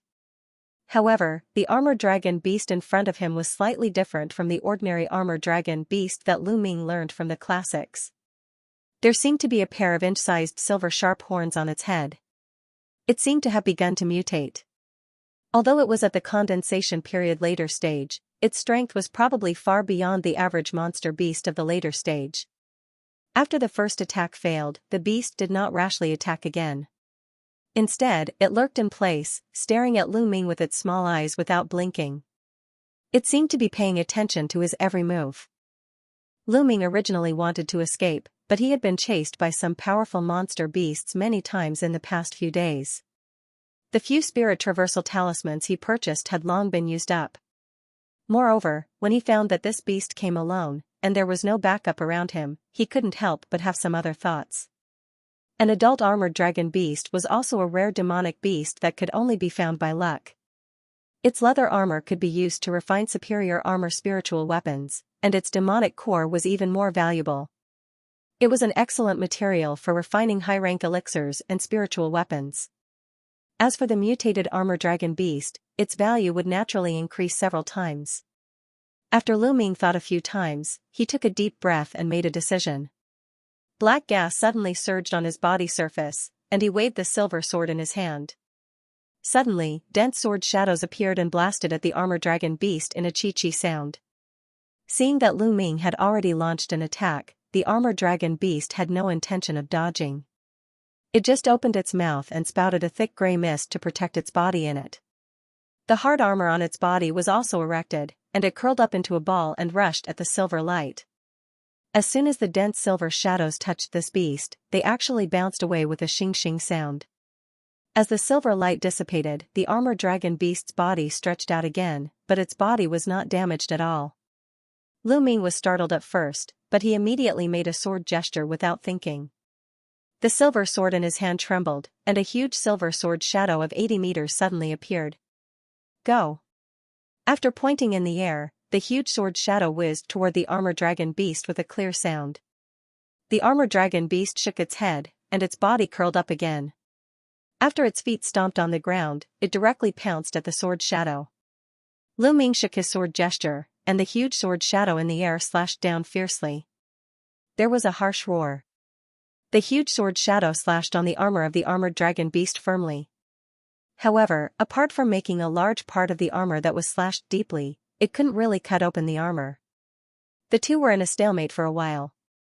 Then under the beast's roar, the purple spirit patterns on the armor flashed.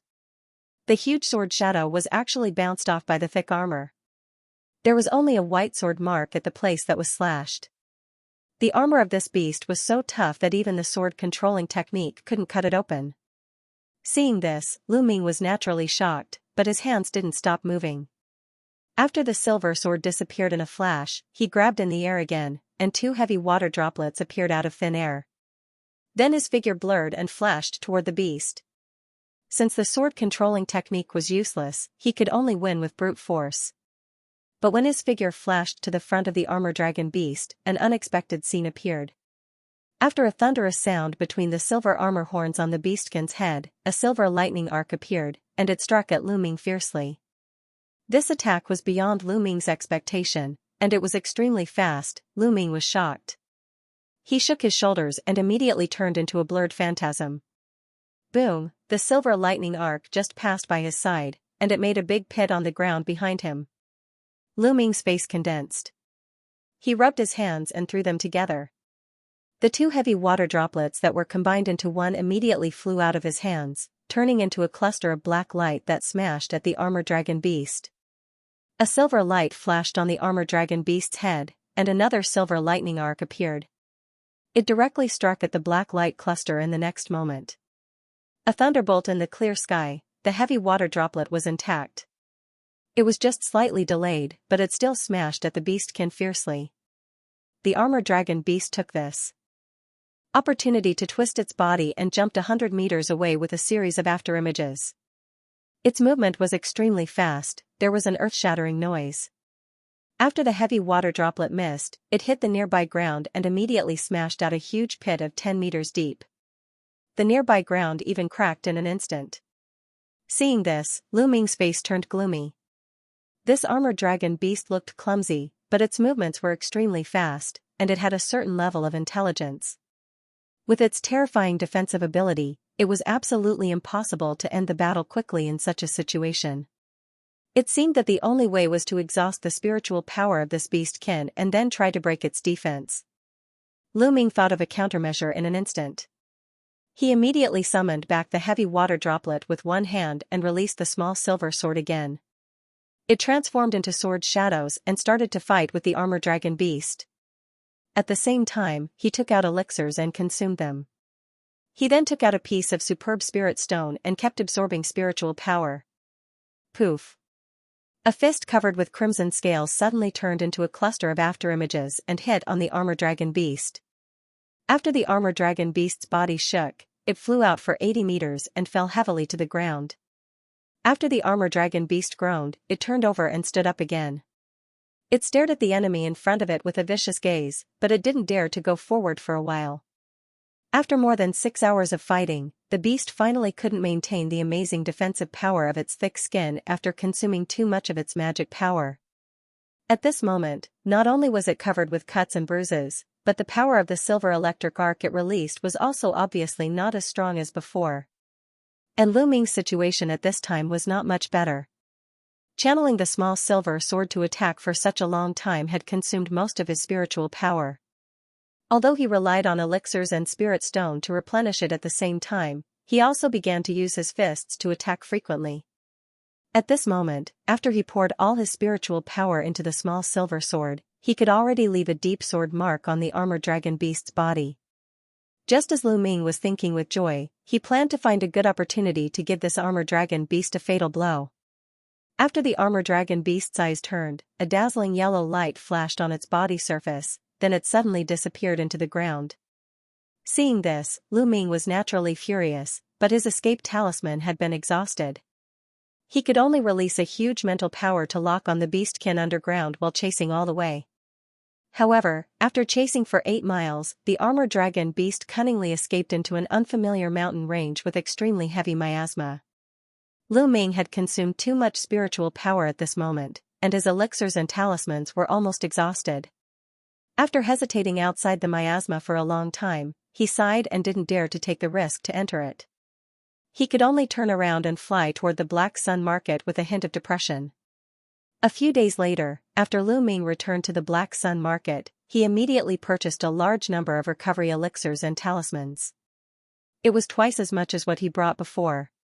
He also purchased a few more sets of simple formation flags for backup. After doing all this, he found an inn and asked for a room. He sat down to meditate and recuperate. The second time he entered the mountain was obviously not as smooth as the first time. Although Lu Ming advanced step by step and adapted to the situation, he did not suffer any serious injuries. However, with such a huge consumption of Fa, it would take quite some time to recover. After these 2 hunts, there were already nearly 20 spider eggs in the leather pouch on his waist. If he was able to obtain another 10 spider eggs next time, then he would be able to gather enough contribution points to cultivate in the 5th level of the 5-element spirit cave for half a month. After Lu Ming thought about it, he immediately set up a simple magic circle in the room, then he took some elixir and took out 2 spirit stones to slowly recover his vitality. 2 days later, Lu Ming suddenly opened his eyes. He felt that his spiritual power and spirit had almost recovered. He immediately took out the map of the Black Sun Mountain and studied it carefully.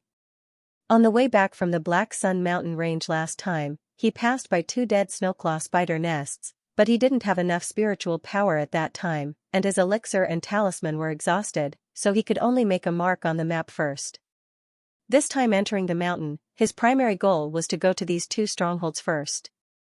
He thought about it carefully again. After feeling that there was no problem, he immediately put away the map, left the inn, and prepared to enter the depths of the Black Sun Mountain range for the 3rd time. More than an hour later, when Lu Ming just flew a few miles away from the Black Sun Mountain range, he suddenly stopped in the air with a change of expression. He turned around and looked back with narrowed eyes. After a while, there was a whistling sound in the sky behind him. 5 figures of 4 men and 1 woman flashed out, and they flew straight toward Lu Ming. "I'm Yan Ming, how should I address this junior fellow apprentice?" As soon as the men and women flew near Lu Ming, they took the initiative to stop. The leader was a slender young man wearing the outer disciple costume of Tai Ching Gate. He cupped his fist at Lu Ming and asked with a smile. "So it's Brother Yin. My surname is Lu." Lu Ming glanced at the other disciples around the man and slowly replied. The 4 people behind the young man were also dressed as outer disciples. One of them was a beautiful girl who was about 17 or 18 years old. She had creamy skin. When she saw Lu Ming looking at her, she just smiled slightly. The other 3 were young men in their early 20s. One of them was a handsome man with a Confucian crown on his head. He was a scholar. The other was angular and had a wild and unruly look in his eyes. The last young man was short and had an indifferent look on his face.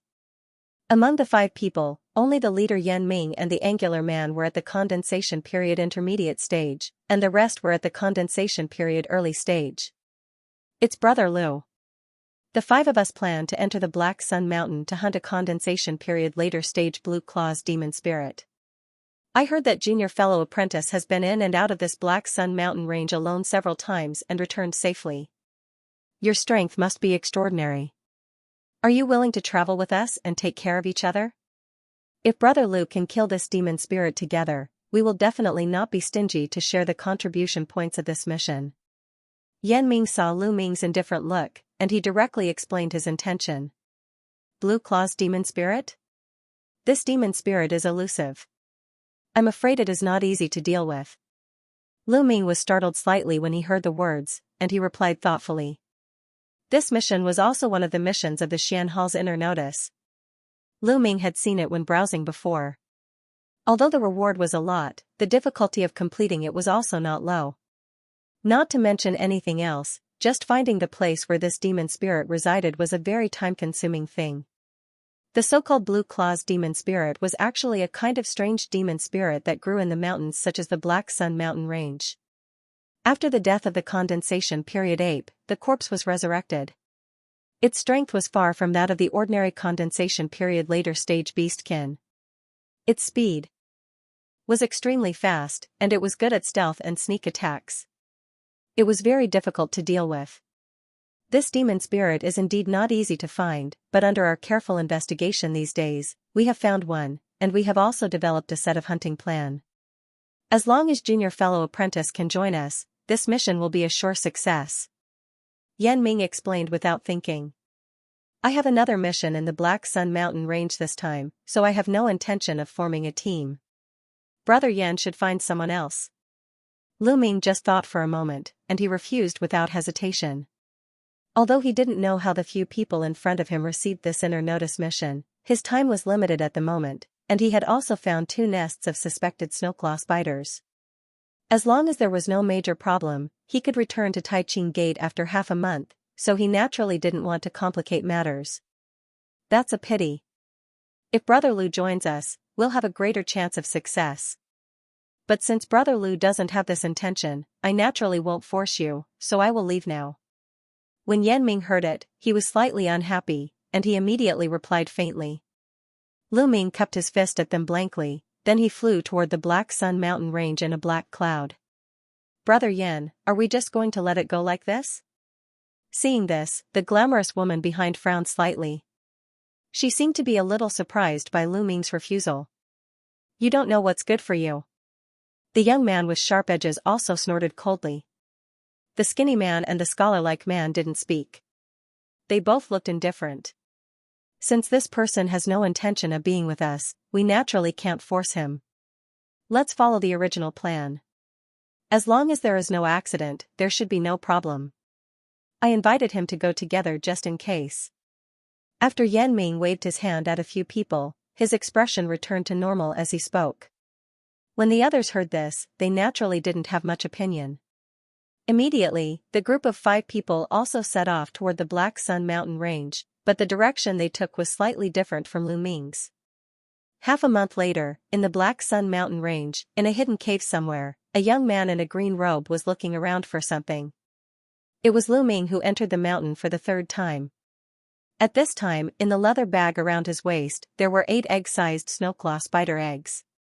After the time it took to eat a meal, Lu Ming found 6 crystal-clear insect eggs behind a thick stone pillar in the cave. He was overjoyed to see this. It was a bit unexpected to find 6 eggs in the nest of the 3 condensation period early-stage snowclaw spiders. This time, the trip was quite smooth. The spiders in the 2 nests were not difficult to deal with, and the eggs were found in the caves.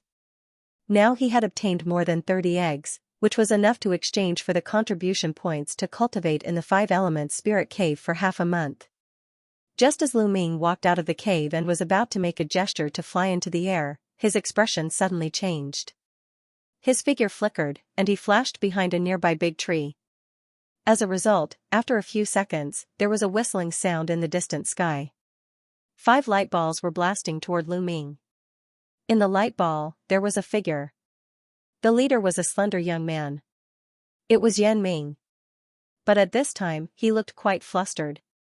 He just made gestures to activate the light ball and fled desperately with the other 4 people. More than 1,000 meters behind the 5 people, a cloud of green mist was chasing closely.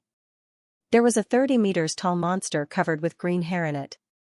It kept spitting out mist. Lu Ming narrowed his eyes and took a closer look.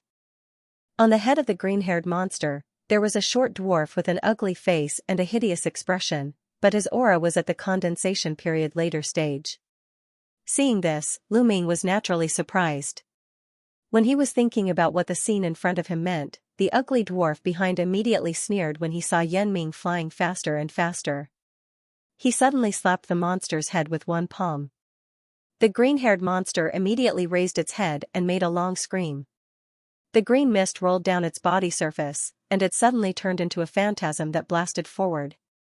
Its speed was almost twice as fast as before. Tian Cantongzi, do you really want to kill us all? The 5 of us might not be your match, but if we join hands and fight to the death, we might be able to take you down with us. Moreover, you dare to chase our sect's disciple so close to the Taiqing sect. Aren't you afraid that our sect's elder will know and deal with you personally? Yan Ming said loudly with a pale face when he saw this scene. Hee, you are just Taiqing Gate's outer disciples.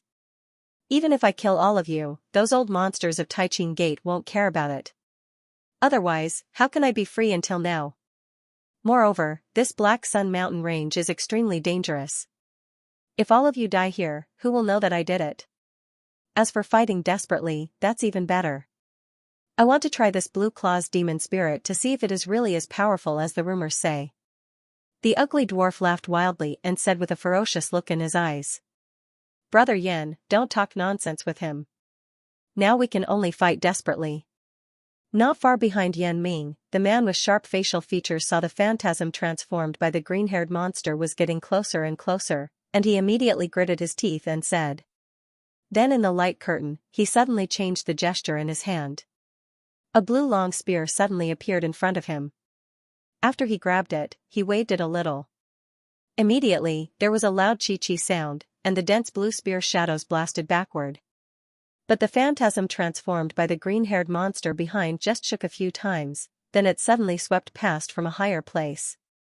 It appeared ghostly in front of Yan Ming's group of 5, blocking their way. Tian Cantongzi stood on the head of the green-haired monster with a cruel expression. The 5 of them were shocked, and they could only stop. Do it. Yan Ming was also decisive. As soon as he saw this scene, he knew that it was simply wishful thinking to retreat safely this time.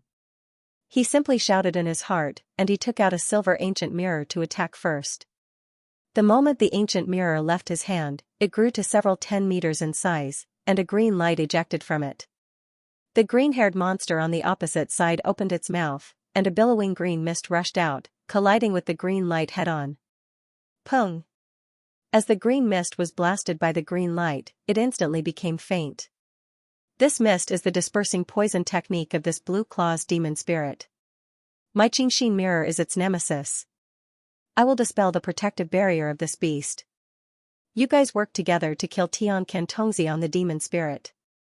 Yan Ming saw that the ancient mirror was really effective, and he hurriedly transmitted his voice to the 4 people behind him.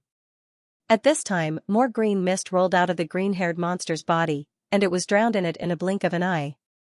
Yan Ming immediately made another gesture. The ancient mirror shone on the opposite side, and another green light gushed out. The green mist around the green-haired monster only resisted a little, then it slowly collapsed. The other 4 people were naturally overjoyed when they saw this. As the skinny man heard the words, he waved his hand, and a small light golden sword flew out. After it circled above his head, it turned into a golden light and blasted at the opposite side. When Tian Cantongzi saw this, a ruthless expression appeared in his eyes. Suddenly, he flicked his sleeve, and a green gourd flew out from it. As it turned upside down, the mouth of the gourd suddenly opened. A green light rolled out toward the golden light. As soon as the golden light touched the green light, it was rolled in, a burst of green light flickered, and the golden light suddenly dimmed, revealing the small light golden sword in it. It fell straight down from the sky. Despite the skinny man's frantically channeling the sword gesture, the small golden sword did not respond at all. At this moment, the man with distinct facial features raised the blue spear in his hand and threw it fiercely. With a whistling sound, a blue spear shadow flashed away. The beautiful girl on the side already had a green feather fan in her hand. She waved it lightly, and a huge wind blade of 10 meters long blasted from it. Finally, the young man who looked like a scholar groaned. He grabbed in the air, and a black giant axe covered with black spirit patterns appeared out of thin air. He held it with both hands and slashed at the opposite space. Poof, a giant axe shadow immediately appeared above the green-haired monster, and it slashed down at Tian Cantongzi who was standing on it. You think you can hurt me? The midget sneered and immediately patted the demon spirit he was sitting on with one hand. With a sway of his body, he immediately appeared several tens of feet away. After the blue claw's demon spirit patted its chest with a pair of green hairy giant palms, its figure suddenly grew a lot in an instant, becoming several 10 meters tall. At the same time, its two arms shook, immediately transforming into layers of claw shadows. In the next moment, several loud booms rang out at the same time. Spear, wind blade, and axe shadow arrived at the same time, bursting out a dazzling light in front of the green monster, dazzling to the extreme. Facing the pursuit of a powerful enemy, if they couldn't succeed in one strike, their lives would be in danger. The 5 people present, including Yan Ming, naturally knew this, so they attacked together with an unusual tacit understanding. After the man with water chestnut and the scholar launched the attack, they each flickered and blocked in front of Yan Ming and the others. Haha! A strange laughter came from within the light. After a few seconds, the light gradually dissipated. The green-haired monster was suspended in the air unscathed, and Tian Kantongzi returned to its body again. This demon spirit easily resisted the joint attack of everyone's spiritual weapons with just a pair of palms. Seeing this, Lu Ming was also startled. The defense of this green-haired monster is not worse than the armor dragon beast he encountered previously. I just subdued this blue claw's demon spirit today, so I can use you guys as a blood sacrifice. After the midget laughed, he said with a fierce look in his eyes. He made a gesture and pointed at the gourd in the air. In an instant, the gourd turned and became 10 meters in size. At the same time, there was a thunderous sound in the gourd's mouth. A large purple light surged out from it. It split into 2 and surged at the man with sharp edges and the young scholar who were closest to it. Yan Ming was startled. He hurriedly channeled the ancient mirror in front of him. A green light beam was launched at the purple light in a flash. There was a muffled sound, the azure pillar of light was swept away by the purple light and disappeared without a trace. The purple light was still sweeping toward the 2 people in front of it in a menacing manner. The angular man's face changed. He suddenly opened his mouth and spat out a crystal ball. After a shake, it turned into a layer of white light shield that protected his whole body. At the same time, the long spear in his hand shook. With a chi-chi sound, layers of blue spear veil appeared in front of him. Seeing this, the young scholar's face turned pale. He placed the black axe in his hand in front of him. After the black light shone, it turned into a black giant shield. The beautiful woman next to him also waved the feather fan in her hand wildly. Dense wind blades blasted at Tian Kantongzi. As for the thin man, after making gestures in a flurry, he finally regained control of the small golden sword again.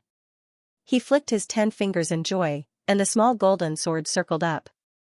It once again turned into a golden sword light and slashed at Tian Kantongzi. The midget laughed wildly. His feet moved suddenly, and his body soared into the sky.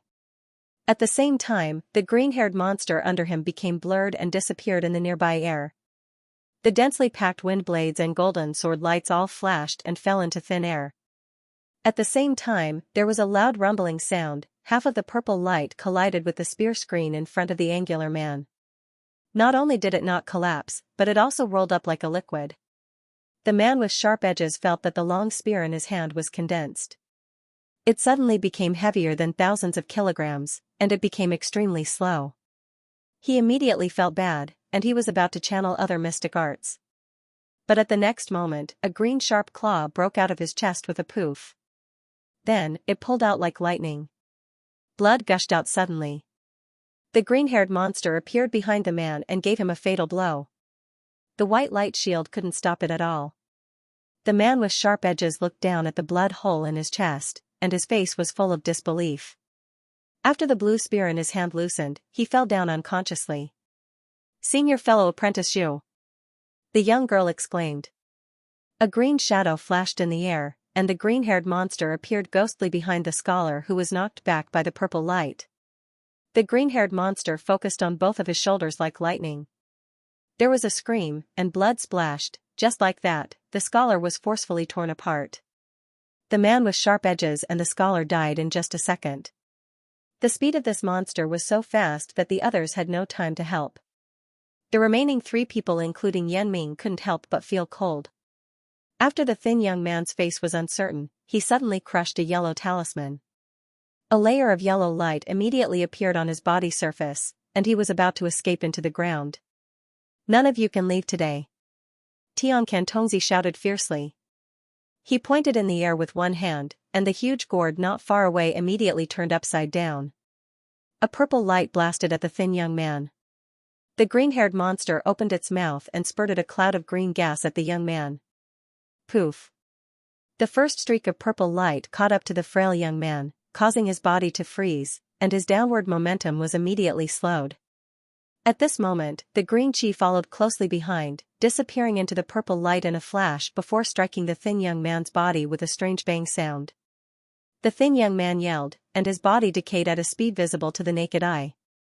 After a few seconds, he turned into a broken corpse that fell from the purple light. In a blink of an eye, only Yan Ming and the beautiful woman were left among the original 5 people. But after the two looked at each other, they saw a trace of despair in each other's eyes, but they naturally wouldn't wait for death. Yan Ming immediately spat a cloud of blood essence at the ancient mirror. At the same time, he turned his hand in the air, and there were 3 black beads in his hand. After the beautiful woman clenched her silver teeth, she also took out a stack of talismans from her body. After patting it on her body, it immediately turned into various colorful halos around her body, making the woman look a bit more mysterious. However, facing the man and woman who were like facing a formidable enemy, Tian Tongzi did not immediately launch an attack. Instead, his eyes suddenly flashed. He glanced at the hill below, and he said with a sneer, "Sir, you have been watching the show here for a long time, right? Do you want me to invite you up personally?" As soon as he spoke, the huge gourd floating in front of him suddenly made a thunderous sound. Another purple light cluster the size of a head spurted out and blasted somewhere on the hill. An earth-shattering explosion resounded. In the splashing of the purple light gravel, a figure soared into the sky. After another flicker, he appeared in the sky hundreds of meters away from Tian Tongzi, and he looked at the dwarf blankly. "Brother Liu." Yan Ming was startled at first, but after seeing the figure's face clearly, he exclaimed again. A glimmer of hope appeared on his face. This figure was naturally Lu Ming. At this time, although there was no fear on his face, he also looked at Tian Tongzi with a hint of solemnity. "It turns out that you are also the outer disciple of Taiqing Gate. Very well, I can deal with you together. I don't want to leave any trouble behind." Tian Tongzi looked at Lu Ming up and down a few times, then he scanned him with mental power. After discovering that he was just a condensation period intermediate stage cultivator, he immediately had no worries in his heart, and he said with a fierce look. Then he pointed his finger, and the huge gourd suddenly flashed with spiritual light. A large purple light was ejected from it, and it went straight at Lu Ming. The green-haired monster's body blurred, and it rushed straight at Yan Ming and Tian Tongzi. Obviously, Tian Tongzi thought that it was more than enough for him to deal with a condensation period intermediate stage cultivator. Seeing this, Yan Ming couldn't bother to greet Lu Ming anymore. He threw out the 3 black beads in his hand, and they turned into 3 silver light balls. At the same time, the ancient mirror in front of him buzzed and ejected a bloody light beam. On the other side, the beautiful woman waved the feather fan in her hand, and the dense wind blades were launched again. At the same time, the various halos on her body suddenly rotated wildly, turning into a gorgeous light curtain that protected her inside. Even though the green-haired monster was extremely powerful, it was entangled by the desperate attacks of Yan Ming and Lu Ming. Facing the rolling purple light, Lu Ming's face turned gloomy. He raised one hand and launched several fireballs. He flicked his sleeves, and golden light spots flashed out. They turned into golden sand hovering in the air. After the fireball collided with the purple light, several explosive sounds came from mid-air, and waves of heat swept out in all directions. The purple light suddenly stagnated. Seeing this, Tian Tongzi quickly made gestures with his hands and chanted. There was a rumbling sound in the huge gourd, and 2 kinds of mist, black and green, surged at the opponent. But Lu Ming just pointed to the air with one hand expressionlessly, and the golden sand mist in the air above suddenly spread out. The sand flashed and formed a huge sand wall of 100 meters high. As a result, the black and green mist couldn't break through the sand wall. At the same time, under Lu Ming's control, the sand wall rolled toward Tian Tongzi. When Tian Tongzi saw this, he was shocked. He made a gesture, and the huge gourd suddenly doubled in the flickering green light. At the same time, a cloud of black mist that was several times thicker than before gushed out. It was disgusting. The black mist was as viscous as liquid, and it was everywhere. As soon as it came into contact with the golden sand screen crystal, sizzling sounds of corrosion could be heard. Although it couldn't break through the golden sand screen, it was enough to stop the golden sand screen from advancing any further. Seeing that his poison mystic art still couldn't break the sand array in front of him, Xianxia Tongzi's eyes flashed fiercely. He knew that he really encountered a formidable enemy. He immediately urged the gourd to continue to release various colors of mist to attack the golden sand mist, and he suddenly made a long roar. The green-haired monster, who had relied on its powerful physical body to get close to Yan Ming and Lu Ming, suddenly let out a roar. Its figure suddenly blurred, and it retreated from Yan Ming and Lu Ming. With a flash, it bypassed the golden sand curtain like a ghost, turning into a faint phantasm and went straight at Lu Ming. Seeing this, Lu Ming moved his mind and immediately used the multitasking technique. He continued to channel the sand curtain to resist the black mist while casting 2 heavy water droplets. They instantly merged into one and flew out of his hand, facing the phantasm that pounced on him. Boom, the combined heavy water droplets hit the phantasm, and the black mist tumbled. At the same time, a hill phantasm appeared in the black bead and pressed down. Although this Blue Claw's demon spirit's defense was amazing and its speed was extremely fast, it also screamed and fell straight down after encountering this extremely heavy spiritual weapon. After a loud noise, its body fell heavily on the nearby ground, creating a huge pit of several 10 meters in size. The hill phantasm transformed by the heavy water droplets also flashed and pressed heavily on the huge pit. The green-haired monster couldn't move at all. When the combined heavy water droplets enchantment was fully activated, the hill phantasm had a force of hundreds of thousands of kilograms. Even if this demon spirit's brute force was amazing, it was obviously not easy to break it. Xianxia Tongzi's face changed drastically when he saw this. After flipping his hand, there was another 10 meters black talisman in his hand. But before the dwarf threw out the talisman in his hand, Lu Ming poured out most of the spiritual power in his body without saying a word. The sand curtain in midair immediately shone with golden light, and countless golden runes appeared on its surface. The area of the sand curtain instantly expanded by more than twice, and it actually dispersed all the mist and light on the opposite side. Then, it turned into a sky-covering golden sand curtain that enshrouded the entire sky within a radius of several acres. Xianxia Tongzi was shocked. He immediately threw out the black talisman in his hand. Immediately, dense black runes emerged and rotated around him. He raised his other hand and launched several symbols into the gourd. Bang! The huge gourd burst open on its own, directly turning into a purple, black, and green mist. After it surged down, it wrapped the dwarf in it. At the same time, after the golden sand curtain in the air fell, it wrapped Xianxia Tongzi in it, forming an impenetrable huge golden ball, and then it shrank crazily to the middle. Xianxia Tongzi immediately felt a huge force squeezing from all directions. The tricolor mist and runes were all squeaking under the pressure. The dwarf's face changed drastically, but he just desperately channeled spiritual power into the runes and mist to resist the pressure of these huge forces. But at this moment, the golden sand had turned into a huge sand ball with a diameter of several 10 meters. It was spinning quickly, and golden spikes emerged from the sand wall at the same time. The tricolor mist and black runes that were suppressed were suddenly shattered by the golden spikes. They could no longer stop the shrinking of the golden ball. Xianxia Tongzi was shocked. He immediately punched his chest and spouted more than 10 clusters of blood essence, which turned into a layer of blood mist to protect himself. But at this moment, Lu Ming on the opposite flashed a fierce expression. He flicked his sleeve, and the small silver sword flew out. After a blur, it turned into a dazzling silver rainbow of 80 meters long, blasting at the golden sand ball in the air. Poof, a fist-sized hole appeared on the surface of the sand ball, and the silver rainbow penetrated it in a flash. The next moment, a scream came out of the golden sand ball. Lu Ming raised his eyebrows and waved his hand. The golden sand ball suddenly collapsed, turning back into golden gravel. Xianxia Tongzi, who was originally wrapped, reappeared, but his eyes had lost their spirit. At the next moment, a bloodline appeared on his neck, and his head rolled down. He was beheaded by Lu Ming. Boom. The yellow mountain phantasm on the ground not far away trembled suddenly. A green phantasm blasted out from below, then it let out a cheerful roar.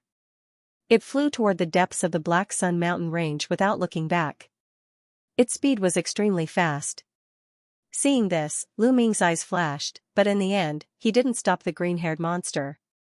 From casting the golden fallen sand to restraining the blue claw's demon spirit, then killing Tian Tongzi in one go, it only took a few seconds. Yan Ming and the woman on the side had just recovered from the threat of the blue claw's demon spirit. They didn't even have the time to help, but the whole fierce battle ended like this.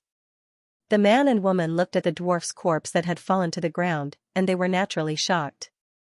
"Thank you, Brother Lu, for your help this time. Otherwise, my life will really be in danger this time." After the slender young man calmed down, he immediately cupped his fist toward Lu Ming and said gratefully, "Yes, if we didn't meet senior fellow apprentice Lu this time, Shui Yun and senior fellow apprentice Yan would really be in danger." The beautiful woman on the side also curtsied gratefully. "After all, we are also from the same sect, so it's reasonable for me to help. Besides, this thief didn't mean to let me go." Lu Ming waved his hand and took back the spiritual weapons, then he said faintly. This was also because he had the talent of multitasking, so he could use so many spiritual weapons at the same time. If it was another condensation period intermediate stage existence, no matter how powerful his mental power was, he could barely use two spiritual weapons without condensing an independent divine thought clone. Senior fellow apprentice Luke can kill Tian Tongzi. This kind of strength is enough to rank in the top 100 among all the outer disciples. Shui Yun didn't hide her curiosity at this moment. She stared at Lu Ming with a pair of dark beautiful eyes and said, "Who is this Tian Tongzi? Why does he dare to be so unscrupulous?" Lu Ming didn't say much, but he asked seemingly casually. "Speaking of this Tian Tongzi, he is also a person with a great background. He came from a big cult in the Middle Sky continent, the Xuanmu cult. He is usually ruthless. He has killed several outer disciples of Taiching Gate before, so he is one of the wanted targets on the life and death list of our sect. I didn't expect him to die in the hands of junior fellow apprentice today." Yan Ming heard the words, then looked at the body of Tian Tongzi on the ground, and he said with a sigh of relief, "If I remember correctly, this Tian Tongzi is ranked more than 100 on the life and death list, which is not a low ranking. It's just that this cult's technique is special. He is good at hiding his figure, and he is extremely cunning. Therefore, although some senior fellow apprentices in the outer door chased him several times, no one could succeed. I didn't expect senior fellow apprentice Lu to kill him directly this time." Shui Yan also said so. This time, Tian Tongzi for some reason deliberately sneaked into the Black Sun mountain range, got the blue claw beast first, and subdued it with mystic arts. After encountering Yan Ming and others, he simply hid his whereabouts, then he manipulated the beast to launch a sneak attack on them. If they didn't meet Lu Ming this time, the two of them might really die silently in this Black Sun mountain range like the other three people.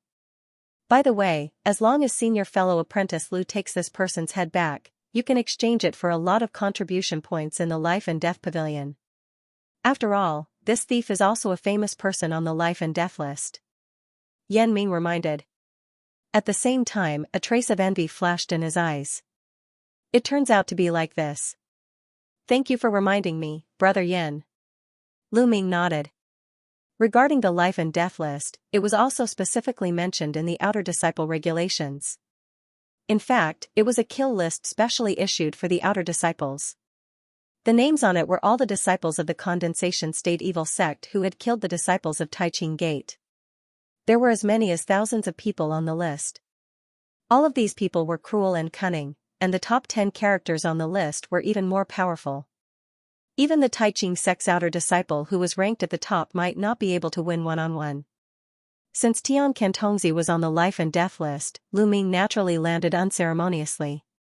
He collected his head along with his gourd spiritual weapon and a storage bag-like spiritual weapon, then he turned the headless corpse into ashes with a fireball. After he said goodbye, he flew out of the mountain range without looking back. Yan Ming and Shui Yun, who were still in the same place, watched Lu Ming go away, then they collected the corpses of other companions and left the place with a sad expression. Half a month later, after Lu Ming returned to the sect, he went directly to the inner hall of Xian Temple and found the relevant deputy. After handing in the snowclaw spider eggs, he exchanged them for more than 3,000 contribution points. Although these contribution points were only a drop in the bucket for his huge debt of 1 million, at least it was enough to borrow the Wood Spirit Cave and condense the Summer Void Sword embryo. After leaving Xian Temple, Lu Ming immediately flew to another nearby mountain surrounded by a faint black mist. It looked a little gloomy.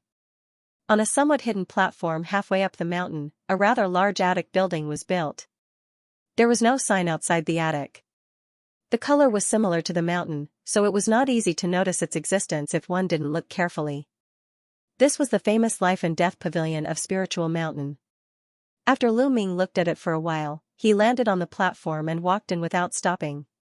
This attic seemed ordinary on the outside, but it was a different world inside. Although it was not as spacious as Xian Temple, the interior layout was somewhat similar, but there were very few people inside. There were only a few people, and it seemed a little empty. Behind a square stone platform in the middle, a middle-aged man wearing a deputy elder costume was standing. He was talking to two Tai Ching sect's outer disciples in a low voice. There were two bloody ferocious heads casually placed on the stone platform. After hearing the sound of Lu Ming coming in, the three people over there also looked back. The middle-aged deputy had a square face, and his expression was also indifferent. He glanced at Lu Ming and then retracted his gaze. As for the two outer sect disciples, one of them looked to be in his 20s, his face was white and clean, and he carried a large black sword on his back. The other was a tall and sturdy man with dark skin. Both his hands were empty, but there were a few bulging leather bags on his waist. It was unknown what was inside. The two of them looked at Lu Ming curiously. After all, people who could come to this Life and Death Pavilion shouldn't be a nobody, but it was the first time they saw Lu Ming. "Are you here to check the rankings or to claim your reward?" the middle-aged deacon asked, indifferently as he glanced at Lu Ming. Little disciple Z was lucky enough to kill a demon with a bounty on the life and death list when she went out recently. This time, she came to exchange for the reward. Lu Ming's voice was very respectful. This middle-aged man looked ordinary, but his aura was that of a crystallization period cultivator.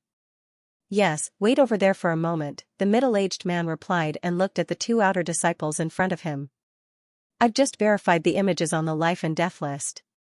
The two heads you brought are Taoist Piercing Moon, ranked 971st, and the Red-Robed Demon, ranked 1120th. Give me the identity token." The middle-aged man waved his hand and put away the two heads on the stone platform as he said. The two men were overjoyed when they heard this. They quickly took out their tokens and handed them over. The middle-aged man took out a jade pen and gave more than 1,000 contribution points to the two, then he looked at Lu Ming. Lu Ming understood. He took a few steps forward, took out a bag and put it on the stone platform. The bag was loosened, and a head rolled out. "Eh? This person seems to be Tian Cantongzi of the Xianmu cult. He seems to be ranked more than 100. You can actually kill this person?" The middle-aged man glanced at it, and his eyes suddenly condensed.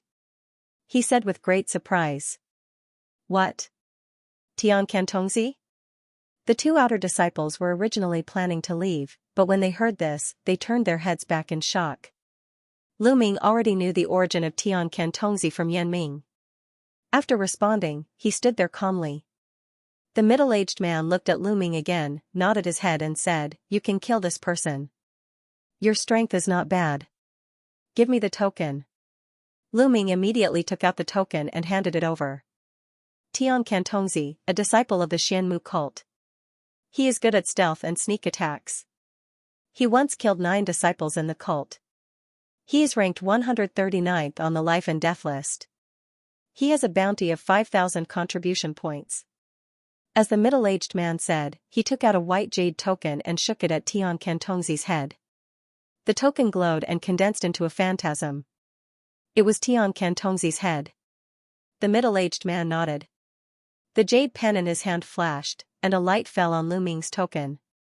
Lu Ming scanned with divine thought, and the contribution points on the token suddenly increased by 500 points. "Thank you, Senior." Lu Ming was overjoyed when he saw this. With these 5,000 contribution points, he could do a lot more. The middle-aged man glanced at him again, then he picked up Tian Cantongzi's head and walked inside. Hee, this junior fellow apprentice, it's really gratifying that you can kill Tian Cantongzi. Junior fellow apprentice looks unfamiliar. You should be a new disciple, right? I wonder which outer courtyard you were training in. The two outer disciples came over at this moment. The one who spoke was the young man with fair skin. Oh, I'm Lu Ming from the Piaohong courtyard, you two senior fellow apprentices are? Lu Ming asked. It turns out to be younger brother Lu. We are the disciples of the Fengling courtyard. We usually don't take the mission of the Xin notice, but we often hunt the evil cultivators on the life and death list. We also have some research on the movements of these people. I wonder if junior fellow apprentice is interested in teaming up with us. If the three of us join forces to fight against the evil cultivators, we can try to challenge the top-ranked evil cultivators. The young man with fair skin said very enthusiastically with a friendly look. I plan to retreat in the sect for a period of time. I'm afraid I won't go out to take on missions for the time being. Lu Ming refused politely without thinking much. After all, he had enough contribution points at the moment, so he naturally didn't want to cause more trouble. I see, that's a pity. Those who are ranked outside the top 100 on the life and death list are only worth a few thousand contribution points at most. The valuable ones are still within the top 100. The young man with fair skin said with a hint of regret when he heard the words. The dark muscular man on the side didn't say a word, looking like he was the leader. Senior fellow apprentices are so familiar with the life and death list. I wonder who are the top 10 people on the life and death list? Lu Ming was moved, and he asked curiously, there is the information of the top 100 life and death list that we collected. Junior fellow apprentice can take a look first. If you are interested, you can come to the Fengling courtyard to find us at any time. The young man with fair skin saw that Lu Ming still seemed to be interested, and he immediately took out a jade slips from his chest and handed it over. Lu Ming reached out and took the jade slips, put it on his forehead, and scanned with divine thought. He suddenly found that the top 100 people on the life and death list were worth more than 10,000 contribution points. The higher the ranking, the higher the contribution points. The 10th Black Butterfly Fairy had more than 50,000 contribution points, and the first Blood Emperor had as many as 1 million contribution points. Lu Ming naturally took a deep breath when he saw this. The names on this life and death list were all condensation period cultivators who were wanted by the Taiqing Gate. A mere condensation period cultivator was worth 1 million contribution points. If I can kill this person, then the 1 million contribution points owed to the sect can be paid off immediately? Lu Ming was a little excited, but he immediately erased this thought forcibly. Since this Blood Emperor could be ranked first on the life and death list, he was naturally not an easy opponent. In terms of strength, he would not be inferior to the general crystallization period cultivator. He was definitely not someone that he could deal with now. Thank you senior fellow apprentices for telling me, I will leave first. Lu Ming roughly scanned the jade slips again. After remembering the information of several people, he returned it to the two, then he cupped his fist and left the pavilion. TSK, I didn't expect that there is such a person in our outer courtyard. The young man with fair skin looked at the back of Lu Ming, and he couldn't help but say with some emotion. If this person kills Tian Cantongzi alone, he will definitely be a strong opponent in the future major competition. The tall and strong man who had been silent suddenly said. The young man with fair skin didn't answer, but he was thinking about something in a daze. After Lu Ming left the Life and Death Pavilion, he flew directly to the Five Elements Hall. At this time, there were not many people in the hall, so Lu Ming went straight to a deputy disciple on duty, a pockmarked man in his 30s. Junior fellow apprentice, are you going to use the Five Elements Spirit Cave to cultivate? Before waiting for Lu Ming to speak, the pockmarked man immediately asked indifferently. Exactly, I plan to rent a 5th grade wood spirit cave for half a month. Lu Ming replied without hesitation. Okay, I will arrange it for junior fellow apprentice, but according to the rules, it costs 200 contribution points to use the 5th grade spirit cave a day. Junior fellow apprentice, you. The pockmarked man looked at Lu Ming up and down as he heard the words and reminded. After all, so many contribution points were a huge number for an outer disciple of the condensation period intermediate stage. Of course, I still know how much contribution points to pay. Lu Ming replied without hesitation, and he immediately handed over his identity token. The pockmarked man gently touched the token with the green jade pen in his hand. After he found that 3,000 contribution points were deducted, he smiled embarrassedly and handed a green jade slips to Lu Ming, and briefly explained how to use it. After Lu Ming took the jade slips, he followed the others and walked to a passage next to the hall. Not long after, he came to a row of 5 stone doors. From left to right, the stone doors were gold, green, blue, red, and yellow, which obviously corresponded to the 5 elements of metal, wood, water, fire, and earth. Lu Ming immediately walked to the green stone door corresponding to the wood attribute. He injected a little spiritual power into the jade slips in his hand, then he shook it at the stone door. A green light flashed on the jade slips, and a green glow flew out and landed on the stone door. A green halo also appeared on the stone door. With a clicking sound, it slowly opened, revealing a wide open space. A teleportation array was imprinted in the middle, emitting bursts of light.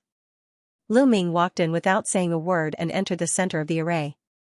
With a flash of light, he disappeared in place. When he came back to his senses, he was surprised to find himself in an underground cave with a radius of several dozen feet. The cave was filled with a hazy green mist, and because of the intrusion of an outsider, the mist was suddenly tumbling. Lu Ming sniffed slightly, and his nose was full of the fragrance of vegetation. The air here was filled with extremely rich wood attribute spirit, almost to the point of being sticky.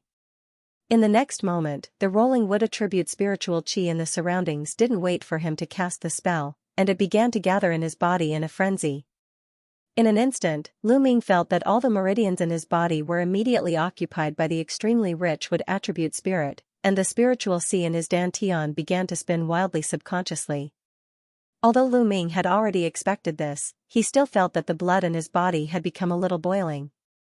At the same time, his meridians were constantly colliding with the wood attribute spirit chi after it was saturated. There were bursts of tearing pain, as if his body was being cut by countless small knives. And Lu Ming, who was wrapped in the extremely rich wood attribute spirit, began to show a hint of pain on his face. Beads of sweat covered his forehead and dripped down from time to time. He let out a low shout and made a hand seal with one hand. Black chi suddenly rose from his body, and amid a burst of crackling sounds, his body suddenly expanded. The skin on his limbs also began to tremble, and thick green veins slightly bulged under his skin. The spiritual power in Lu Ming's body flowed several times faster in an instant. Under his guidance, the spirit accumulated in his body continued to merge into the spiritual sea, turning into spiritual power. After a few circulations, his body and meridians had slowly adapted to the concentration of spirit here. Such a rich wood spirit. If an ordinary condensation state cultivator comes here, if he is a little careless, I'm afraid he will either explode in an instant or be possessed by the wood transformation. Lu Ming muttered to himself with a sigh of relief. He had the blessing of Tiger Dragon Hell Prison, and his body was far stronger than ordinary cultivators, so he could adapt to the 5th level spirit cave immediately. However, if it was the 4th level spirit cave, it would not be so easy. After Lu Ming calmed down a little, he immediately scanned the environment in the cave. This cave was obviously not made of ordinary stones. The surrounding stone walls, including the ground, were dark green, and there were some mysterious spirit patterns engraved on them. They were flashing with a faint aura. Lu Ming scanned with divine thought, and he suddenly found that these stone walls were actually made of wood attribute crystal stones of high quality. There were such stone walls on all sides of the cave. Only the top was shining. It seemed to be connected to the outside world, but it seemed to be separated by an invisible barrier. Except for a futon in the corner, there were no furnishings here. Seeing this situation, Lu Ming immediately sat cross-legged and began to adjust his breath with his eyes closed. Half an hour later, Lu Ming opened his eyes, and a green light flashed in his pupils. He took out the void bamboo from the Sumeru snail and placed it flat in front of him. As soon as this bamboo appeared, it caused the surrounding wood attribute spirit chi to tumble, and it continuously surged toward it. The 5 colored spirit patterns on the surface were flashing, and it looked more solid than the outside world. However, Lu Ming's expression was rather solemn. After taking a deep breath, he extended a finger and pointed at the silvery bamboo in front of him. Suddenly, the foot-long void bamboo floated up and hung motionlessly in front of his chest. Lu Ming quickly made a few gestures with his fingers, then opened his mouth and spurted out a stream of cyan energy into the void bamboo. As soon as the 5-colored spirit patterns on the surface of the silver bamboo shone brightly, the spirit patterns on the surface began to squirm slowly. Seeing this, Lu Ming chanted. The black gas on his body surface kept rolling. At the same time, his 10 fingers changed quickly. One mysterious gesture after another hit the bamboo, and it slowly rotated. 1 day later. At this time, the void bamboo hanging in front of Lu Ming had become a little transparent, and the squirming of the 5-colored spirit patterns on its surface also became blurred and indistinct. Lu Ming suddenly flicked his sleeve and took out a white jade porcelain bottle. As he waved his hand, a green elixir flew out and swallowed it. The pure wood attribute spirit in the cave suddenly gathered in his body a little faster. The gesture in his hand changed again, and an almost inaudible transparent silver thread slowly appeared in the spinning transparent bamboo.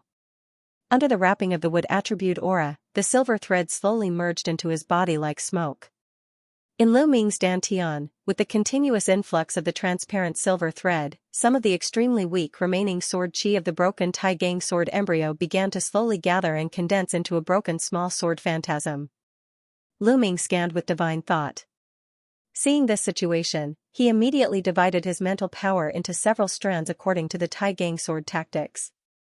He carefully controlled the spiritual power flow in the spiritual sea and guided the transparent silver threads to wrap around the small sword phantasm.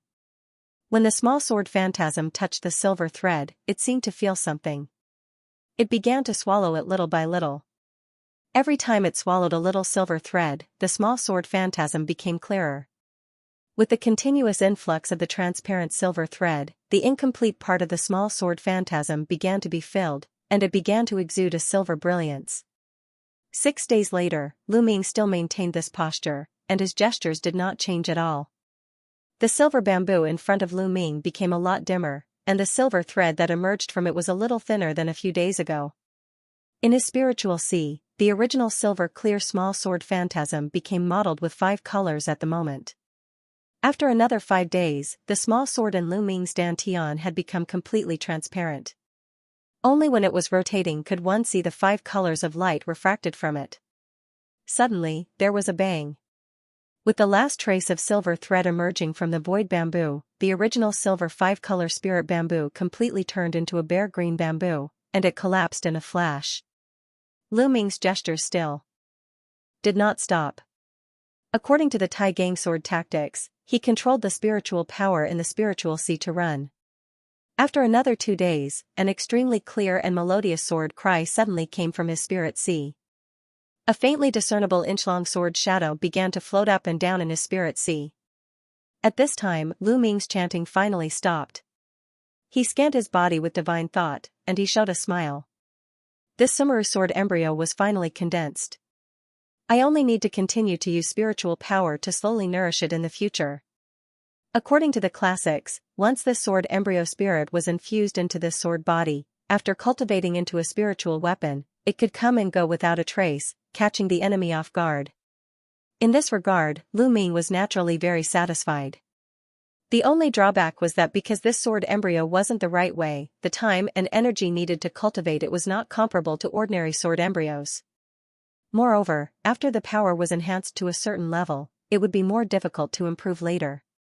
However, compared to not being able to cultivate the true spirit flying sword and embark on the true sword cultivator's path, this drawback was nothing. Lu Ming took out a few elixirs and consumed them, then he took out 2 spirit stones and continued to meditate to restore spiritual power. This continuous condensing for more than 10 days had consumed a lot of spiritual power and physical strength. Taking advantage of the rich spirit here and the time, he naturally had to recover. 1 day later. As soon as the time limit of the spiritual cave was up, Lu Ming suddenly felt that the spirit patterns on the surrounding walls flickered, and a light array appeared out of thin air under his feet. The scene in front of him blurred, then he appeared in a side hall of the 5 Elements hall again. As he was startled, he immediately walked out of the side hall, left the Five Elements hall, and flew toward the Piaohong courtyard. Not long after, Lu Ming reappeared in the cave house, and he immediately fell into a deep sleep on the stone bed in his bedroom. His stamina was too weak. In the past half a month, in order to condense the sword embryo, he was physically and mentally exhausted, so he naturally needed a good rest. But not long after he fell asleep, a sweet female voice suddenly came from outside the cave house. But younger brother Lu is back, and the Long Yanfei of the Piamiao Peak is here to visit. What, inner disciple? When Lu Ming heard this, he was shocked, and he immediately got up and left the bedroom. After a while, with a little doubt, he got up and opened the door of the cave house. There was a young woman in a lavender dress standing at the door. She looked 18 or 19 years old, with a beautiful nose and cherry lips. I'm Lu Ming, senior sister apprentice. Lu Ming scanned with divine thought, and he immediately saw that the other party was at the condensation period later stage. Since she became an inner disciple at such a young age, she obviously belonged to the kind of talented inner disciple who was actively accepted by the masters of the peaks. He immediately cupped his fist and saluted. As soon as the woman saw Lu Ming coming out, her beautiful eyes flickered. After hearing his name, she immediately smiled and said, "It's great that younger brother Lu is really here. Do you know that in order to see you, I have been to the Piaohong courtyard several times? Speaking of which, junior fellow apprentice and our Silver Spring Valley Long family are quite related." Senior sister apprentice Long's words mean. Lu Ming was naturally startled when he heard this. According to rumors, these inner disciples usually lived in seclusion. Ordinary people couldn't see their figures. Now not only they came to him, but they also said such words, which naturally made him a little confused. I heard that younger brother Lu is the disciple of Master Luin of our sect. And Master Luin is the ancestor of our Long family. He was lost overseas and has never returned.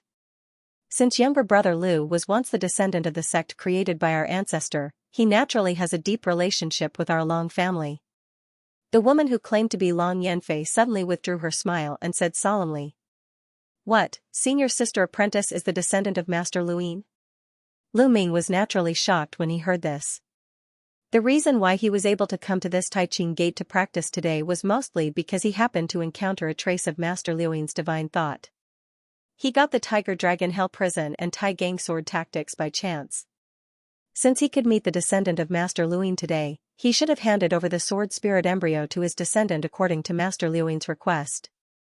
But things turned out contrary to his wishes.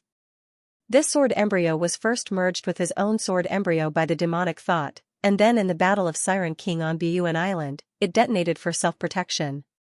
Therefore, now that he saw the descendant of Master Luin, Lu Ming still had some inexplicable sense of guilt, but fortunately, his face did not show any abnormality. At this time, Long Yanfei hesitated for a moment, and said, "I came here this time because of my grandmother's instruction.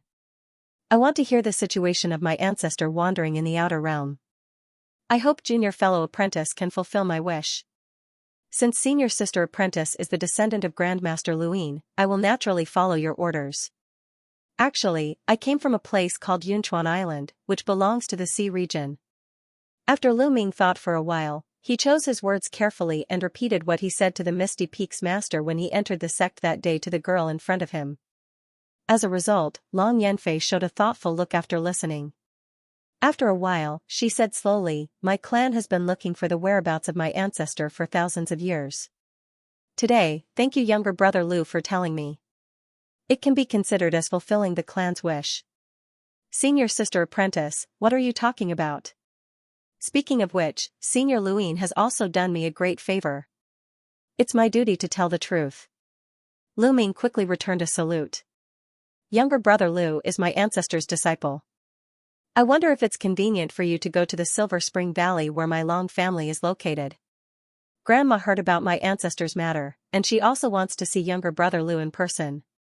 After thinking about it, the woman said with a twinkle in her eyes, "This is what I should do, but I just joined the Taiching Gate not long ago, and I still need to deal with some things now. Why don't I visit in a few days?"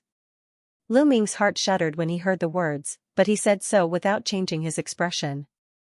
"Alright, then wait a few days, I will visit again."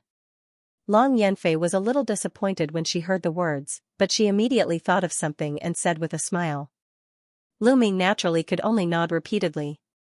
After the two chatted for a few more words, Long Yanfei's feet turned into a white cloud.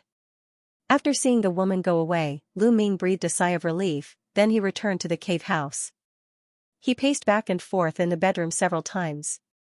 After thinking for a while, he breathed a sigh of relief and continued to sleep. Early in the morning of the third day, Lu Ming woke up in high spirits. In the following time, he went to the inner market of the sect again and purchased a batch of talismans and elixirs needed to cultivate the Tiger Dragon Hell prison. After that, he immediately began to cultivate behind closed doors in the cave house. Now that he had condensed the Summer Void Sword embryo, the most important thing now was naturally to enhance his spiritual power cultivation as soon as possible. After all, there wasn't much time left before the mysterious bubble in his body could absorb magic power again. However, just as Lu Ming was cultivating behind closed doors, some rumors began to spread among the outer disciple about Lu Ming's retreat. In the outer hall of the Xian Palace. It was currently noon, and many disciples were gathered here in groups of 2s and 3s. They were choosing missions for the outer role and working hard to accumulate contribution points for their future cultivation. Senior brother Zhang, have you heard the rumor that everyone has been talking about recently? An ordinary disciple with a somewhat wretched appearance whispered to his companion. What are you talking about? Senior fellow apprentice Zhang asked without looking away from the Xian list. Don't you know? Tian Kantongzi of the Xianmu sect, who was ranked more than 100 on the outer door life and death list, was killed by someone. It is said that the person who killed him is just a new outer disciple. The wretched man said with a smile. Tian Kantongzi? Someone can actually kill this person. Senior fellow apprentice Zhang obviously knew about Tian Kantongzi. He finally looked away from the Xian list and asked quickly. Of course it's true.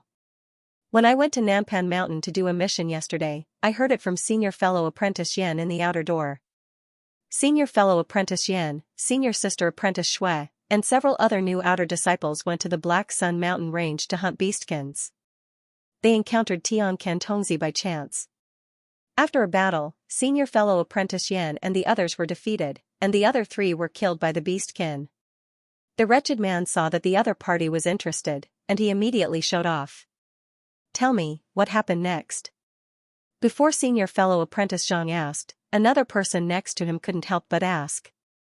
The surrounding crowd gradually gathered after hearing this.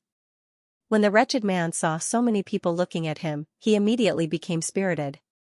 After a dry cough, he continued to shake his head and said, speaking of the situation that day, it was really dangerous.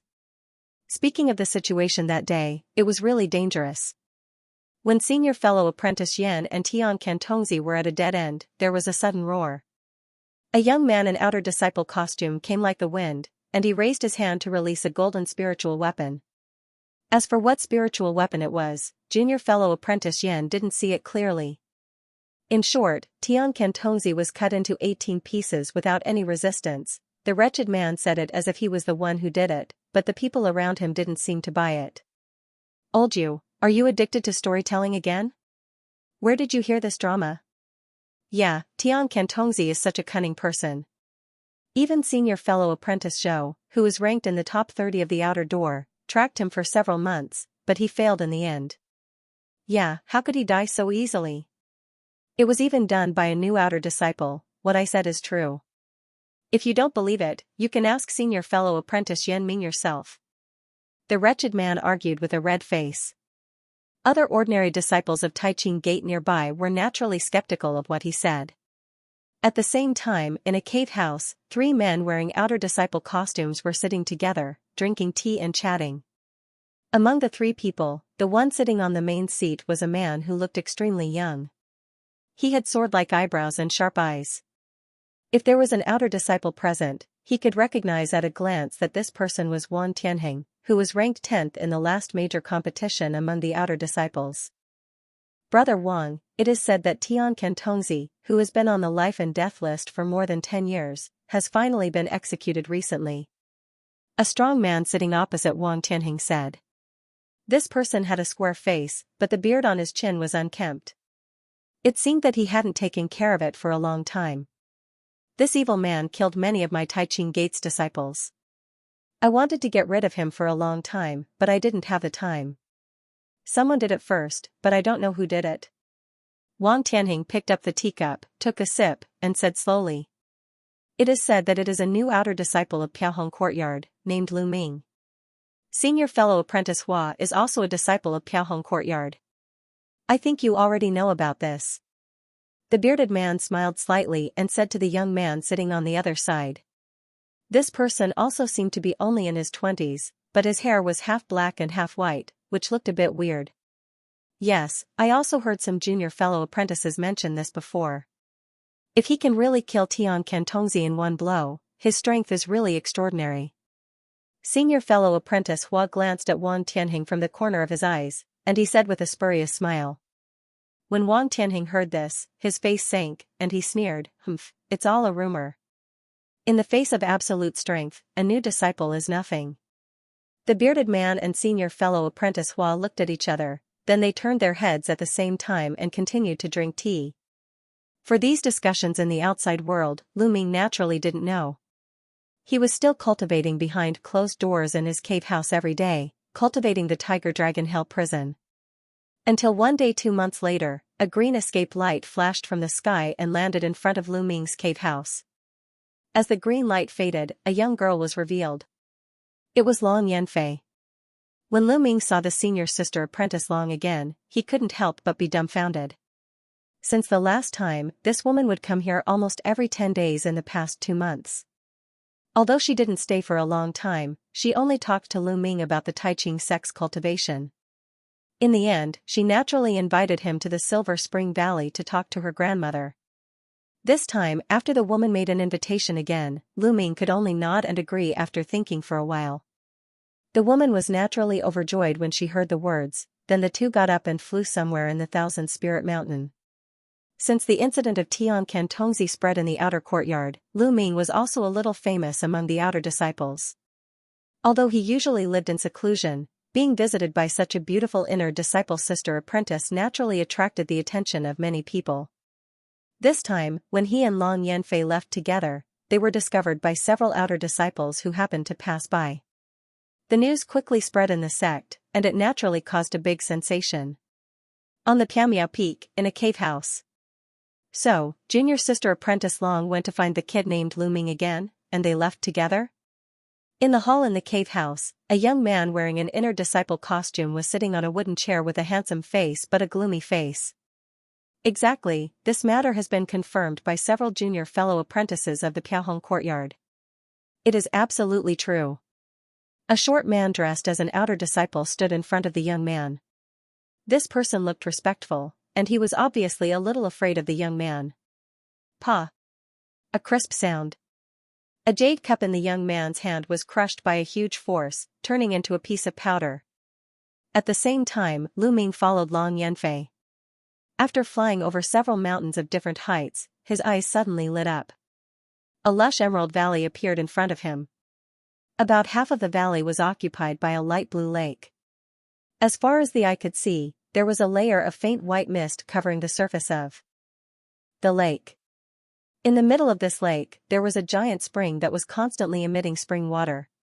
It was particularly conspicuous, and the sound of gurgling water could be heard from a long distance. The gushing spring column was about 10 meters high.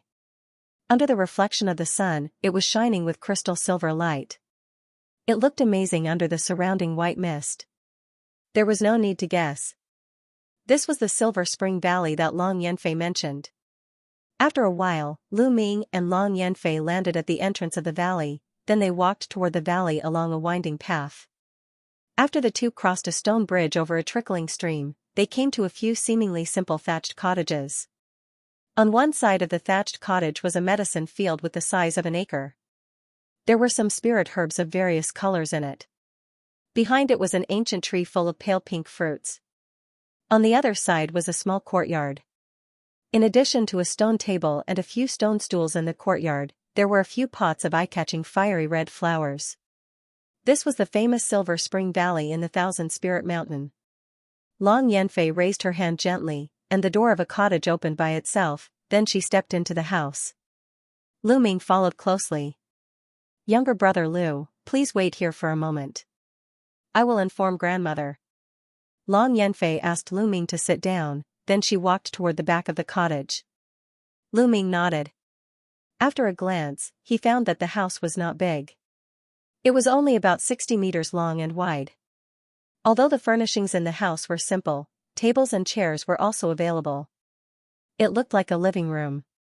On the wall on one side of the house, an ancient painting hanging on the wall caught his attention.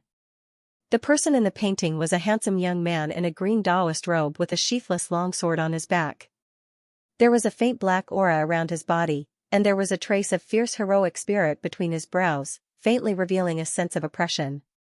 Cough. A light cough interrupted Lu Ming's gaze. Long Yanfei pushed a middle-aged woman in a wheelchair and walked in from the door.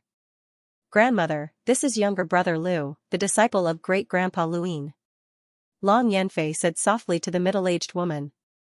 Junior Lu Ming greets senior. Seeing this, Lu Ming hurriedly stood up and cupped his fist respectfully to the woman. He glanced down and suddenly found that the grandmother in front of him, Long Yanfei's words, was actually an extraordinarily beautiful and graceful woman, but the long skirt under her body was empty. She had no legs, and judging from the undisguised aura on her body, she had the cultivation of the crystallization period. Fei, go and make a pot of tea for the guest. The woman nodded with a smile and gestured for Lu Ming to sit down, then she turned to Long Yanfei and instructed. When Long Yanfei heard this, she turned and walked into the inner room again. Lu, my great-grandfather, Master Luin, was accidentally involved in the space storm that day. According to your previous description, he seemed to have drifted to a place called Yunchuan Continent and founded the Savage Ghost sect. Can you tell me in detail how my great-grandfather accepted you as a disciple? The woman asked faintly. Reporting to senior, Master Luin did found the Savage Ghost sect back then, but when I entered the sect, the master had already passed away for hundreds of years. I only learned a few things about the martial ancestor through the mouths of my master and the sect leader. Lu Ming honestly replied. In that case, you only joined the barbarian ghost sect. Then how did you get the Tiger Dragon Hell prison? Was it taught by his descendants? Hearing this, the woman's tone was still unhurried, but a hint of surprise flashed in her eyes. Master Luin didn't teach any of the Tai Ching Gates techniques to the descendants of the Savage Ghost sect, but turned what he learned in his lifetime into a Walls of Shadows for the descendants to read. When I was reading the Walls of Shadows by chance, I encountered a trace of the master's thought. Since there wasn't much energy left in the Walls of Shadows at that time, it could lose all its spirit energy at any time. Under such circumstances, Master Luin taught me the Tiger Dragon Hell prison and told me some things about the Tai Ching sect. He hoped that I could bring the information back to the sect if I have the chance. Lu Ming thought for a while, then he told the truth to the beautiful woman in front of him, but he didn't mention a word about the Tai Gang sword embryo. At this time, Long Yanfei walked in with a cup of tea. Younger brother Lu, please have some tea. This spirit tea was personally grown by me, and it is quite effective in improving Fa Li, Long Yanfei said and put the teacup on the table next to Lu Ming, then she stood behind the woman again. Thank you, senior sister Long. Lu Ming didn't dare to neglect politely. He opened the lid of the cup and took a sip. A fragrance entered his throat, and he immediately felt refreshed. Nephew Lu, when you communicated with my grandfather's thought that day, did he mention anything about the sword embryo spirit? Or, does your barbarian ghost sect have similar rumors? The woman's beautiful eyes flashed, and she actually asked about the sword embryo spirit. Lu Ming was shocked when he heard the words, but his expression didn't change at all. He immediately denied, Master Luin didn't mention this. When the woman heard Lu Ming's answer, her beautiful eyes turned, but she didn't ask any more questions. She just continued to ask Lu Ming about the situation and deeds of Master Luin with a pleasant face. After a few hours, he was sent out of the valley by Long Yanfei. Fei, has that Lu Ming left? The beautiful woman was looking at the portrait on the wall thoughtfully. As soon as Long Yanfei stepped into the hut, she asked. Reporting to grandmother, I sent him out of the valley. After confirming that he left, I came back. Long Yanfei replied respectfully. When your great-grandmother passed away, she said that when your master Luin left, he had already started to condense the Tai Gang sword embryo. Moreover, because he didn't walk the path of a sword cultivator, he clearly stated that this sword embryo spirit was prepared for his descendants, and he would never use it himself. Since this, Lu Ming saw a trace of thought left by Master Luin, and Master Luin passed the Tiger Dragon Hell method to him and let him come to Taiqing Gate. How could he not mention such an important matter as the sword embryo spirit? The beautiful woman frowned and said with a serious expression. Grandmother, I just observed that younger brother Lu's expression was calm when he answered this matter. He shouldn't be lying. Long Yanfei replied with a slight frown. It is because he is too calm that it is even more suspicious. Fei, you have to try to get in touch with Lu Ming in the future. See if you can find a chance to get the whereabouts of the sword embryo spirit. The middle-aged woman said in a slightly commanding tone. Yes, Fei got it. Long Yanfei agreed immediately after hearing the words. Lu Ming was on the way to the cave house at this time. In the previous conversation, he naturally faintly noticed the middle-aged beautiful woman's suspicion of him, but in this case, he naturally couldn't explain more.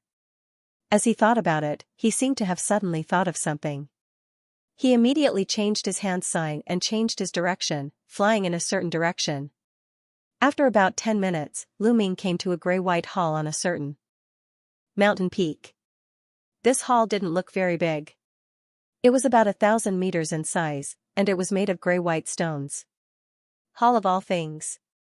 Lu Ming looked at the lacquered plaque hanging on the door of the hall and muttered to himself.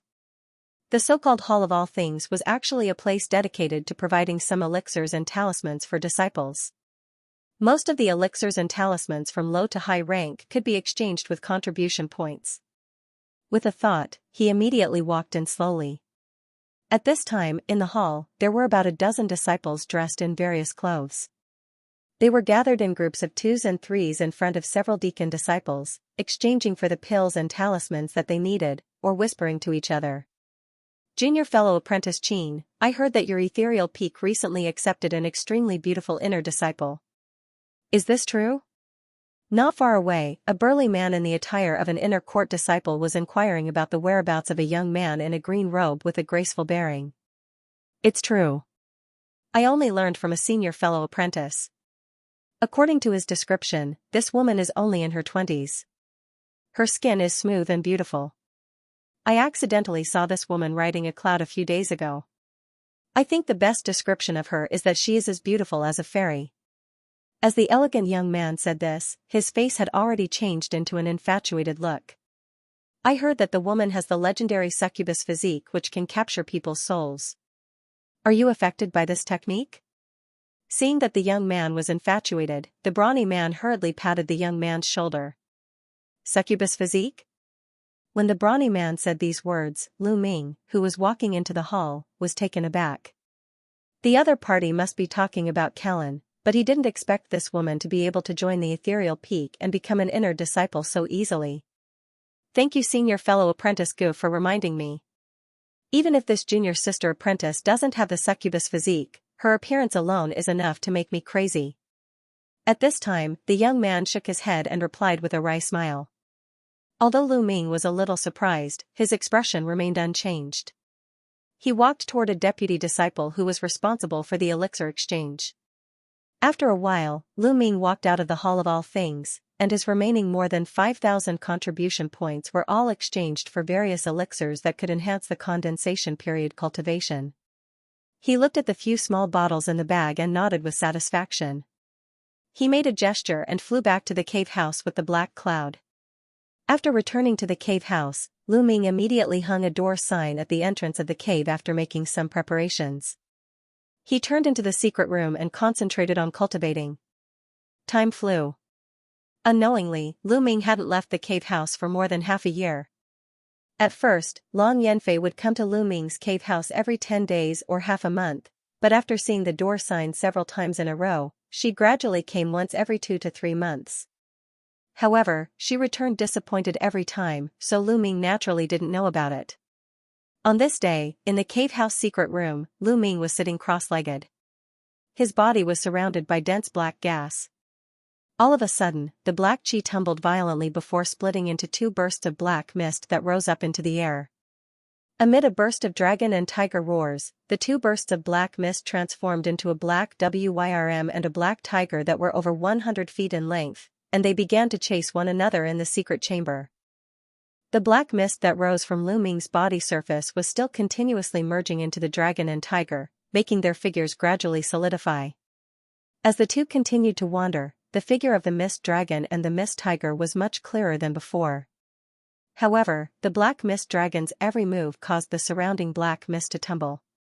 The giant black tiger's 4 legs created a gust of wind. Wherever it passed, the space would fluctuate. After a while, Lu Ming suddenly opened his eyes and shouted at the sky. His body and limbs burst into popping sounds, and his figure grew by more than 5 meters. On the other hand, the mist dragon and mist tiger had shrunk to twice their original size. At the same time, their figures became clearer and began to wander around Lu Ming's body. At this time, Lu Ming's figure was already 10 meters tall. His muscles were bulging, and his body surface was densely covered with veins. Under the entanglement of the black dragon and mist tiger, his body exuded a terrifying ferocious beast-like aura. As his eyes flickered, his hands suddenly separated. The dragon and tiger separated from his body again. After they converged in midair, they turned into 2 clouds of black mist and disappeared into the top of his head. At this point, the second level of the tiger-dragon hell prison was finally mastered. As he clenched his fists, he suddenly felt that his physical strength had increased by more than 1/3 compared to before. Seeing this, Lu Ming frowned slightly. His eyes flickered with contemplation. Although his tiger-dragon hell prison had reached the second level, his cultivation was still a little short of breaking through the condensation period later stage. In the next few days, Lu Ming did not rush to leave the cave house. Instead, he continued to stabilize the second level of the tiger-dragon hell prison in the secret room, and he took the opportunity to find a way to break through the bottleneck. But just as he was concentrating on practicing, the sect token in his sleeve suddenly flashed non-stop. When he took it out with a shake of his sleeve and injected some spiritual power into the token, a green light flashed, then a faint message came out from it. The outer disciples who received this message quickly gather in the Piaohong courtyard hall. Although he didn't know why everyone was gathered in such a hurry this time, since it wasn't just one person, there must be something important to announce. Lu Ming immediately waved his sleeves and put away the various elixir bottles scattered on the ground, then he walked out of the cave house and flew toward the Piaohong courtyard. Half an hour later, Lu Ming came to the Piaohong courtyard hall. At this time, in the hall, 30 outer disciples were bustling together. Most of these outer disciples looked very young. The youngest was only 15 or 16 years old, and the oldest was only 27 or 28 years old. Judging from the aura, their cultivation ranged from the condensation period early stage to the later stage. Some were whispering to each other, some were looking around, and most of them were sitting cross-legged with their eyes closed in meditation.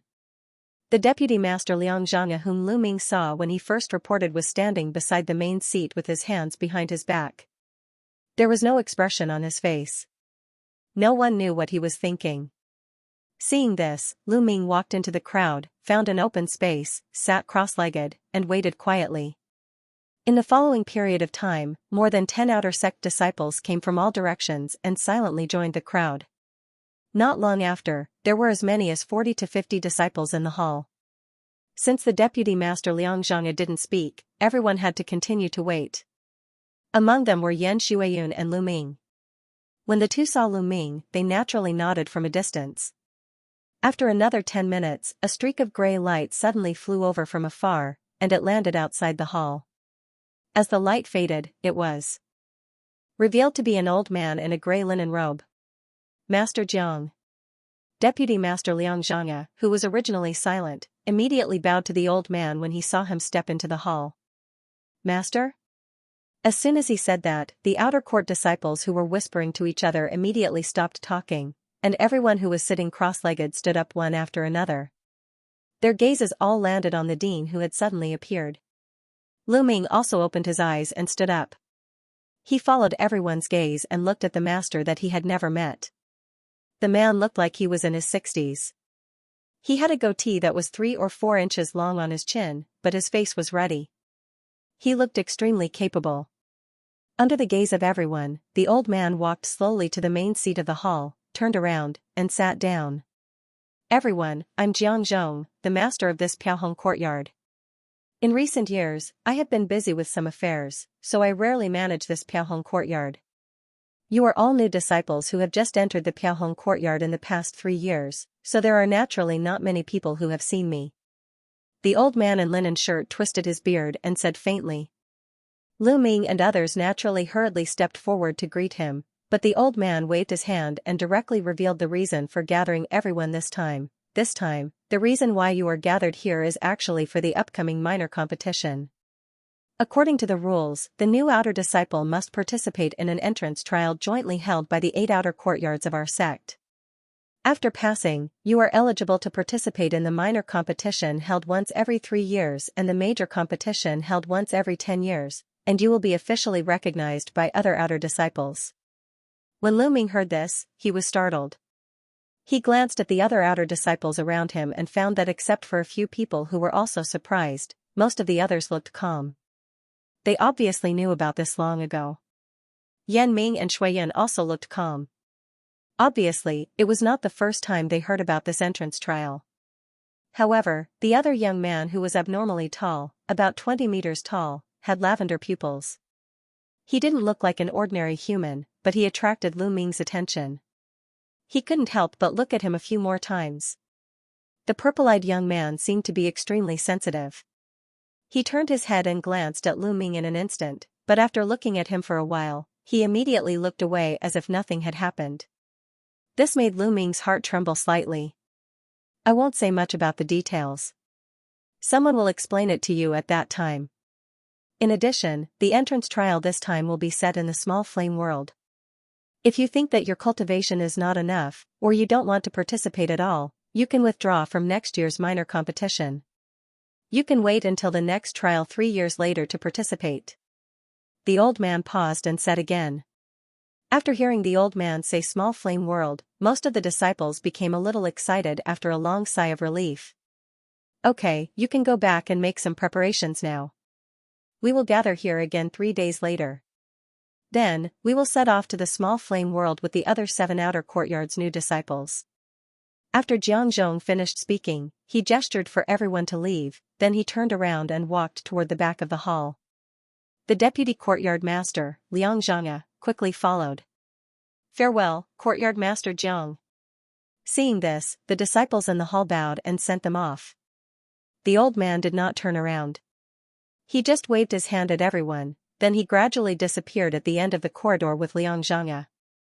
When everyone dispersed and left, Lu Ming immediately found Yan Ming and Shuiyun. Senior fellow apprentice Yan, Miss Shuiyun. Lu Ming stepped forward and cupped his fist. Brother Lu is too polite. I'm just a few years older, so they call me senior fellow apprentice. In fact, I am also a new outer disciple. Yan Ming hurriedly returned the greeting.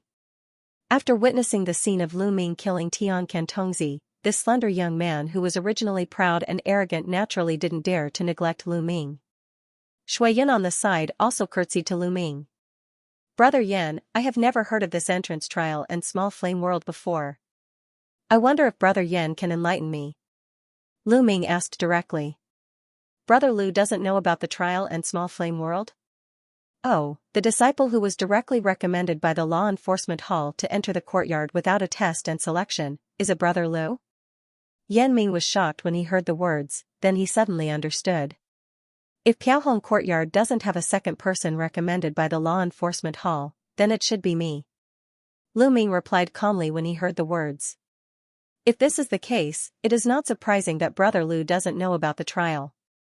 In fact, speaking of this entrance trial, the origin is because of a tradition left behind after the Taiqing Gate experienced a catastrophe more than 10,000 years ago. The main purpose is to test the disciples' ability to adapt to actual combat. Although the general trial content will not be too dangerous, there is still the danger of death. Every time, there will always be a few disciples who accidentally lose their lives in the trial. Yan Ming immediately explained to Lu Ming. It turns out to be like this. When Lu Ming heard this, he nodded thoughtfully. Small Flame World is a huge secret realm newly discovered by Taiqing Gate more than 100 years ago. It actually contains extremely rich fire energy, and some fire spirits are born. Moreover, most of the other creatures and plants are also fire attributes. There are indeed many spiritual materials that are extremely rare in the outside world. The disciples who chose this place as the trial place in the previous sessions have really gained a lot of benefits in it, and those who practice fire attribute techniques have benefited a lot. Of course, although those fire spirits are not very intelligent, they are born with amazing flame manipulation abilities. Their essence core is an excellent forging material. If you can subdue one or two of them, the value is also great. Yan Ming continued with a serious expression. Of course, those fire spirits are not very intelligent. When Yan Ming mentioned the word fire spirit, Lu Ming's heart moved. He couldn't help but recall the gambling fight between Wei Zhong and Callan in the Valley of Fire that day. After using the so-called spirit gathering technique, he turned into a black fire spirit. Although he was still defeated in the end, the mystery of his mystic arts was still fresh in his memory. Thank you, senior fellow apprentice Yan, for telling me. By the way, I saw a tall fellow apprentice standing behind the two of you today. Senior fellow apprentice Yan, do you know the origin of this person? I saw that his eyes are light purple. He doesn't seem to be an ordinary human. After Lu Ming thanked him, he suddenly remembered something and asked. If it's someone else, I might not know. But this person and I became outer disciple in the same batch of tests, so I really know his background. This person's name is Xianxia. He is indeed not a pure human bloodline. He also has a little purple eyes alien bloodline. Therefore, not only his strength is extraordinary, but he can also use his eyes to cast some mysterious mystic arts of the Purple Eyes clan. After thinking about it, Yan Ming didn't mean to hide it, so he replied frankly. Alien bloodline? Lu Ming was a little surprised when he heard this. Senior fellow apprentice Lu doesn't have to be so surprised. The so-called alien race is actually a branch of the human race. It's just that because of the different region and environment and even the acquired cultivation method, the bloodline in the body slowly mutates. Therefore, most of the alien race in the general population is also from the human race. Our Taiqing sect and most of the sects on the mainland will not reject these human clan disciples with partial mutated bloodlines. They will be treated equally and be accepted as disciples. Moreover, some disciples with special talents are even more valued by the sect because they are more suitable to practice certain techniques. In addition, most of these alien races from the human race are very kind to the human race. They even regard themselves as a member of the human race. Of course, for a few real alien races such as Beastkin clan and Spirit clan that have no relationship with the human race, the major sect will still be very vigilant. They will not accept human race disciples with such alien bloodline. Even if they make an exception to accept them, they can only be ordinary disciples. They will never be able to learn the true inheritance of the sect. And those demonic people who are contaminated by demonic qi and those who are transformed into demonic creatures after practicing demonic technique, even if they are originally from the human race, they are the mortal enemies of our human race. Any human race cultivator will definitely kill those with demonic blood. There will never be a second consideration. Shuiyan also quickly explained to Lu Ming in a sweet voice. When Lu Ming heard this, he was a little stunned. It turned out that the Sea Creature clan and Flame Essence clan that he had seen in the sea region seemed to be an alien race, but they were also a branch of the human race. As for Siren King and other Beastkin clans, they were considered as an alien race in the true sense. As for Callan, who had half of the Sea Creature clan bloodline, she could still smoothly become an inner disciple of Taiqing Gate. This must be the reason. In the following period of time, Lu Ming didn't talk much with the two of them. After a few polite words, he bid farewell and left. Due to the previous retreat to cultivate the Tiger Dragon Hell prison, the elixirs and talismans around him had almost been consumed. For the entrance trial 3 days later, he had to go to the sex market first. 3 days later, in the main hall of Piaohong Courtyard, all the disciples who were newly admitted and willing to participate in the trial had gathered here. Among these people, some were eager to try. They seemed to be full of confidence in the next trial. They even talked and laughed with the people around them from time to time. Some people looked solemn, obviously looking very nervous. Lu Ming also came to the main hall early. At this moment, he was standing in the crowd, chatting casually with Yan Ming and Shui Yun next to him, inquiring about some other information about Small Flame World. At this moment, there was a steady sound of footsteps inside the main hall. The courtyard master, Jiang Zhong, dressed in a linen shirt, walked out steadily. His gaze swept across the crowd. Greetings to the courtyard master. These new outer disciples naturally did not dare to neglect when they saw this, and they saluted in unison. Okay, it's almost time. Those who don't come will be considered as giving up. Let's go. Jiang Zhong didn't talk nonsense. He waved his big sleeve, and a pale yellow smoke surged out, covering all the disciples in it.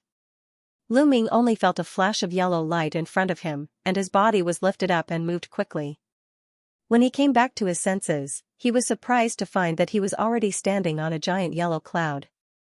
The surroundings were densely packed with outer sect disciples, and the dean, Jiang Zhong, stood at the forefront of the cloud with his hands behind his back. In the blink of an eye, the yellow cloud flew away from the peaks where Piaohong Courtyard was located and flew to the depths of Thousand Spirit Mountain. 2 hours later, Jiang Zhong brought them to the sky above a hidden mountain peak. The sky before them was covered by a huge faint purple barrier. Jiang Zhong casually made a hand seal and tore a corner of the barrier. The huge cloud then flashed into it. Lu Ming only saw a flash of purple light in front of him, and the space in front of him became blurry. After that, he saw an extremely ordinary mountain peak. After a while, when the yellow cloud landed on a platform at the top of the mountain, he saw a pitch-black hall sitting on the bare platform. The exterior of the hall was antique, and there was not a single plaque on it, making it seem rather secretive. The black door of the hall was tightly shut, and there was not a single person at the entrance. After everyone had landed on the ground, the old man waved his sleeves and kept the yellow cloud. Then, he walked to the wooden door and took out a jade slips from his waist. He waved it in front of the door. The black palace door opened from the inside with a rumbling sound. The old man walked into the hall by himself. After everyone looked at each other, they naturally followed the old man and walked into the hall. After walking through a short corridor, it suddenly became clear in front of them. An empty inner hall with a length and width of hundreds of meters appeared in front of everyone. In the center of this hall, there was a huge array. It was densely inscribed with complex runes of different colors. The area it covered was more than 100 meters in size. 8 identical high platforms were also built around the array, occupying 8 directions of the array and surrounding the array in the middle. Around 7 of the high platforms, dozens of outer disciples had already gathered. They were obviously the new disciples of the other 7 major courtyards.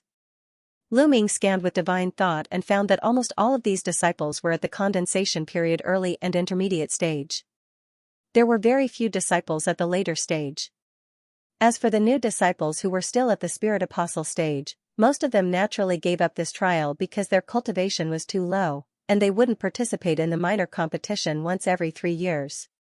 But even so, Lu Ming still found 7 or 8 disciples of the Spirit Apostle stage in the crowd, which still made him a little surprised.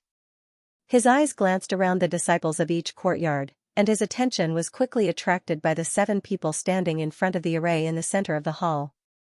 These people should be the courtyard masters of the other 7 courtyards. Lu Ming followed the people of Piaohong Courtyard to the last empty high platform while looking at the 7 people.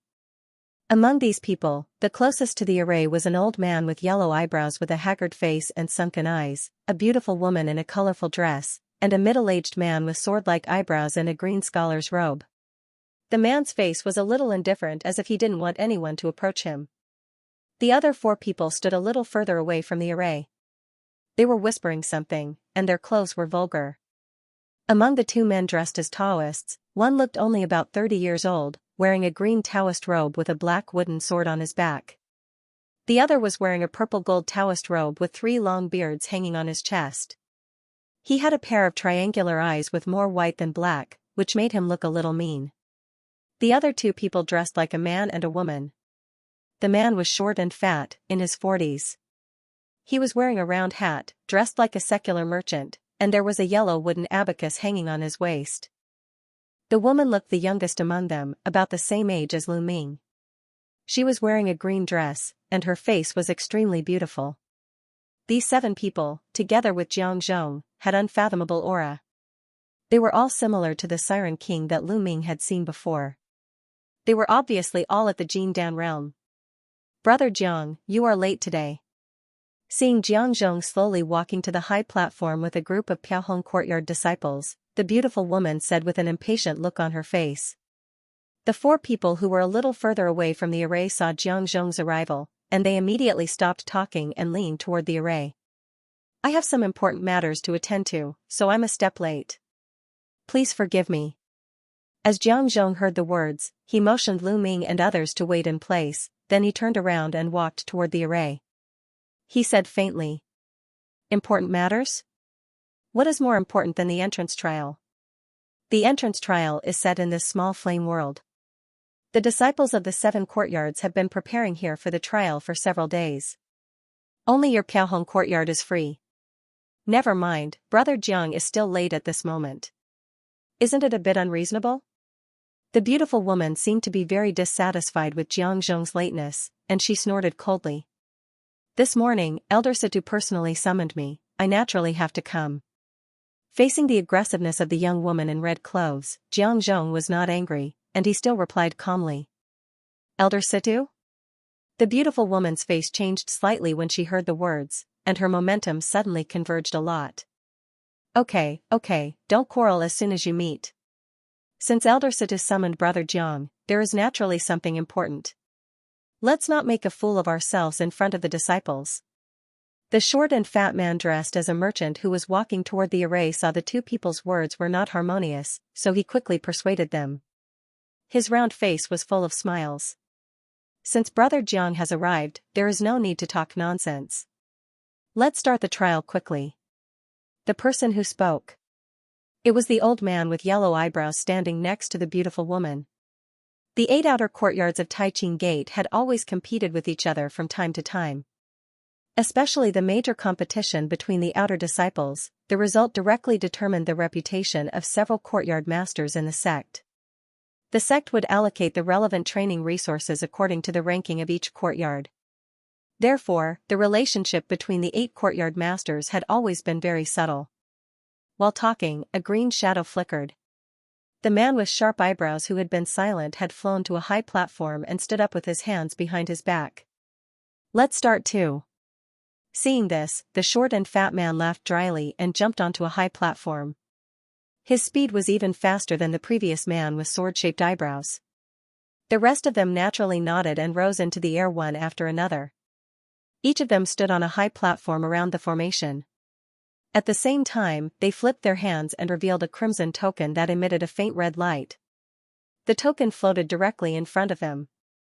As soon as the 8 tokens appeared, they flashed at the same time as if they were alive. Lu Ming had been observing the 8 courtyard masters in secret. He saw that the 8 people gathered together. Their lips moved slightly, but no sound leaked out. Obviously, they had cast some kind of soundproof mystic art. After Lu Ming's eyes flashed, he quietly released a wisp of mental power and scanned the token in front of the old man with yellow eyebrows. However, as soon as it touched the token, it was bounced away by an invisible enchantment. The old man with yellow eyebrows seemed to sense something, and he glanced at this side faintly. Lu Ming was shocked and quickly lowered his head. The old man with yellow eyebrows retracted his gaze indifferently. He suddenly coughed lightly and said to everyone, "All outer disciples, listen up, I'm the master of the Fengling courtyard. Now let me briefly explain the content of this trial. As you have heard before, this trial is carried out in the small flame world. After all disciples enter the small flame world, no matter what method they use, as long as they can get 3 fire spirit essence cores, it will be considered as a success. The duration of this trial is 1 month. During this period, everything obtained from the small flame world belongs to you. This is also a special care for you new disciples. There will not be such great benefits in the future trial. In addition, disciples are not prohibited from competing with each other during the entrance trial, but it is strictly prohibited to deliberately kill other disciples. Once found, your cultivation will be abolished immediately and you will be expelled from Taiqing Gate. As the old man with yellow eyebrows said this, his body exuded a huge spiritual pressure. Lu Ming and the others below suddenly felt an extremely heavy and huge force pressing down on them. Some disciples with weaker cultivations immediately staggered back a few steps, and they were all extremely shocked in their hearts. Later, we will join forces to cast a spell to open the entrance of the small flame world, but the natural aura in the world is relatively violent, so after you are teleported inside, the location you appear in is completely random. When you come back, it is very simple. We will distribute a jade talisman to each of you. As long as you crush the jade talisman, we will sense it immediately and activate the enchantment to bring you back. The old man with yellow eyebrows saw that most of the disciples below the stage were extremely respectful, so his tone slowed down. He retracted the huge spiritual pressure and continued. The space spiritual power of small flame world is special, so those above the crystallization period can't enter this world. Even some powerful fire spirits are no less than the condensation state later stage. Although our Taiching gate prohibits disciples from competing with each other, if you are a little careless and get killed by monsters, the sect can't care about it. So if you are really in danger, it's best to crush the jade talisman immediately. Xianxia on another high platform suddenly took over the conversation and said faintly. When the outer disciples heard this, their hearts shuddered. Their originally relaxed mood suddenly became a little dignified. The old man with yellow eyebrows clapped his hands lightly at this moment. Immediately, several deputy disciples walked out of the passage on the side of the hall. They distributed a white jade talisman that was 2 fingers wide and several inches long to Lu Ming and others. The jade talisman was inscribed with a few simple earthworm-shaped runes. Other than that, there was nothing special about it. They couldn't even sense the slightest spiritual power fluctuation. As for the map of the small spiritual world, Lu Ming and other disciples had already prepared it in advance. Lu Ming checked the jade talisman in his hand slightly. After feeling that there was no problem, he carefully put it into the Sumera snail. After the old man with yellow eyebrows saw that the jade talisman was distributed, he gestured to the other 7 courtyard masters. The 8 of them made gestures with one hand and chanted. The 8 tokens floating in the air suddenly shone with a bright red light. As the gestures of several people changed, a red halo suddenly appeared and connected the 8 tokens together. Then countless runes flashed out of the tokens, and they flew toward the array. As they intertwined with each other, they instantly condensed into a huge circular talisman array. The 8 people stretched out their right hands at the same time and pointed at the air in the middle. The talisman array fell to the huge array below and quickly disappeared into it. In the next instant, a loud buzzing sound rang out from the giant formation, and a large expanse of red light surged out from the center of the formation. It quickly spread across the surface of the formation, instantly turning the skin of everyone present into a light red color. As the red light flowed on the surface of the formation, the outer disciples around the high platform could feel a faint heat wave coming from the air. In addition, there was a repulsive force that slowly pushed everyone back. Xianxia and the other 8 masters cast several spells into the token in front of him. The token once again shot out a red beam of light that was as thick as an arm, and it all went into the formation below. The floor of the hall began to tremble slightly, and the red light in the magic array began to roll. Poochie! The rich red light surged and squirmed before transforming into a pair of massive red hands. Amid a burst of dull tearing sounds, an inky black spatial passageway that was several tens of feet in size was slowly torn open in the air above the formation. The surrounding outer court disciples couldn't help but let out a wave of exclamations of surprise, and they were shocked by this unprecedented and bizarre scene. Lu Ming's face was also filled with shock. Okay, the channel of the small flame world has been opened. You walk into the array in groups of 10 in turn. I will teleport you into the channel later. The voice of the old man with yellow eyebrows came from the high platform. When the disciples of the 8 courtyards heard this, they didn't dare to neglect, and they walked into the array in an orderly manner. As groups of outer disciples entered the array one after another, a red light flashed, and their figures blurred as they were sucked into the black channel above, disappearing. Soon, Lu Ming and the other 9 Piaohong courtyard disciples also entered the array together. One of them happened to be the purple-eyed alien named Xianxia. The red light flashed, Lu Ming felt dizzy, and the scene in front of him became blurred. When he opened his eyes again, he suddenly found himself in a dark red world. The 9 people who teleported in with him were all nearby. Most of them were curiously looking at the strange scene around them. The small flame world, as its name suggested, was a hot world, the surrounding crimson rocks, dark red land, and the vegetation as far as the eye could see also looked a little twisted in the steaming heat, and it exuded a faint red glow. Looking up, even the sky above was red and blurred. There were a few misty red clouds floating in the sky, and they looked like burning flames. As the billowing heat waves in the air came to their faces, everyone's faces were tender, feeling a burning feeling. There were 2 outer disciples whose cultivation techniques were countered. After their faces changed, they immediately made gestures to release their aura, and they each took out a talisman and patted it on their bodies. As soon as Lu Ming stood still, he released his divine thought to investigate the surrounding environment. But it seemed that they were still relatively lucky. Except for the 10 of them, there were no other creatures lurking nearby. Lu Ming's heart was slightly relieved. With a thought, black gas rolled out of his body, forming a barrier that blocked the heat wave out of his body. At the same time, the purple-eyed young man, Xianxia. There was also a gorgeous purple light on his body, and it condensed into a purple shield. At the same time, purple light flowed in his eyes. He was obviously exploring the surroundings. Naturally, the others also cast their spells to investigate. Everyone, it seems that we have arrived in the small flame world.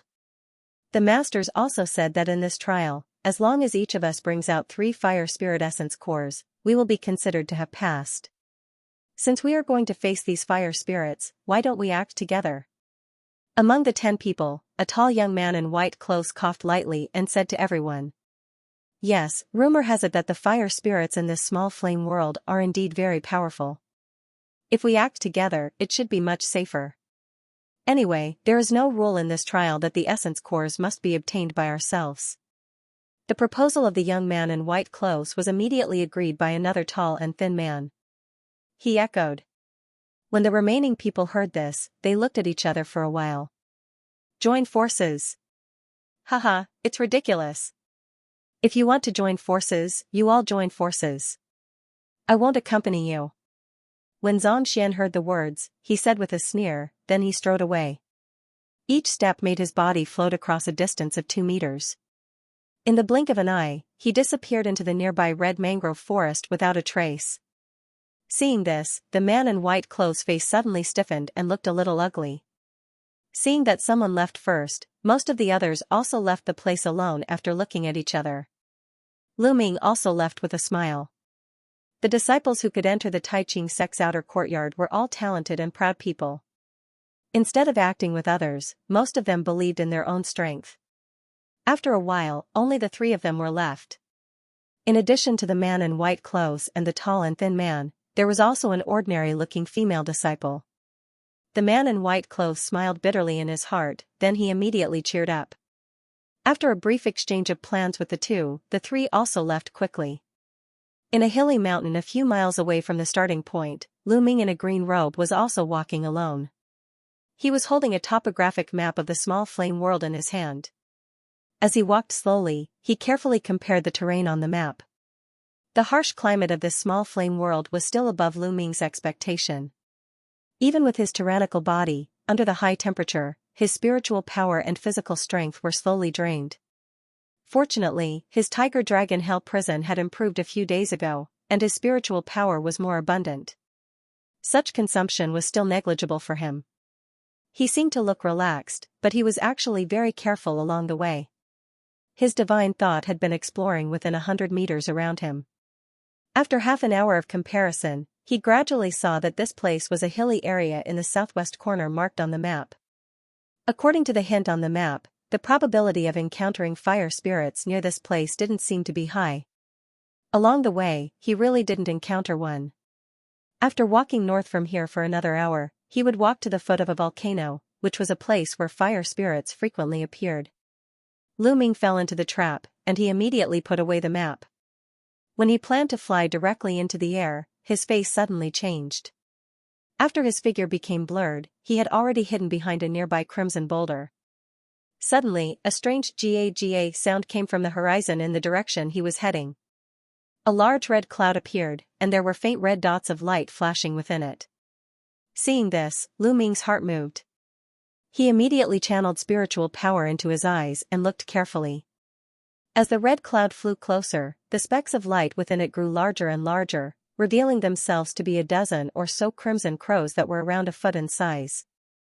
As these flaming birds flapped their wings, crimson flames would appear incessantly. At the same time, an incomparably scorching aura assaulted them from mid-air, causing the surrounding air to distort slightly. Fire Crow's Lu Ming's expression remained unchanged, but he murmured. In the past few days, he also spent a lot of effort to collect various information about the small flame world. He even spent a lot of contribution points to go to the Sex Book Collection Pavilion.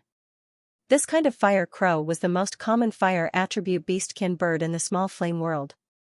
Generally, it was only possible to be born in places with very strong fire attribute spiritual power. The strength of these fire crows was not strong.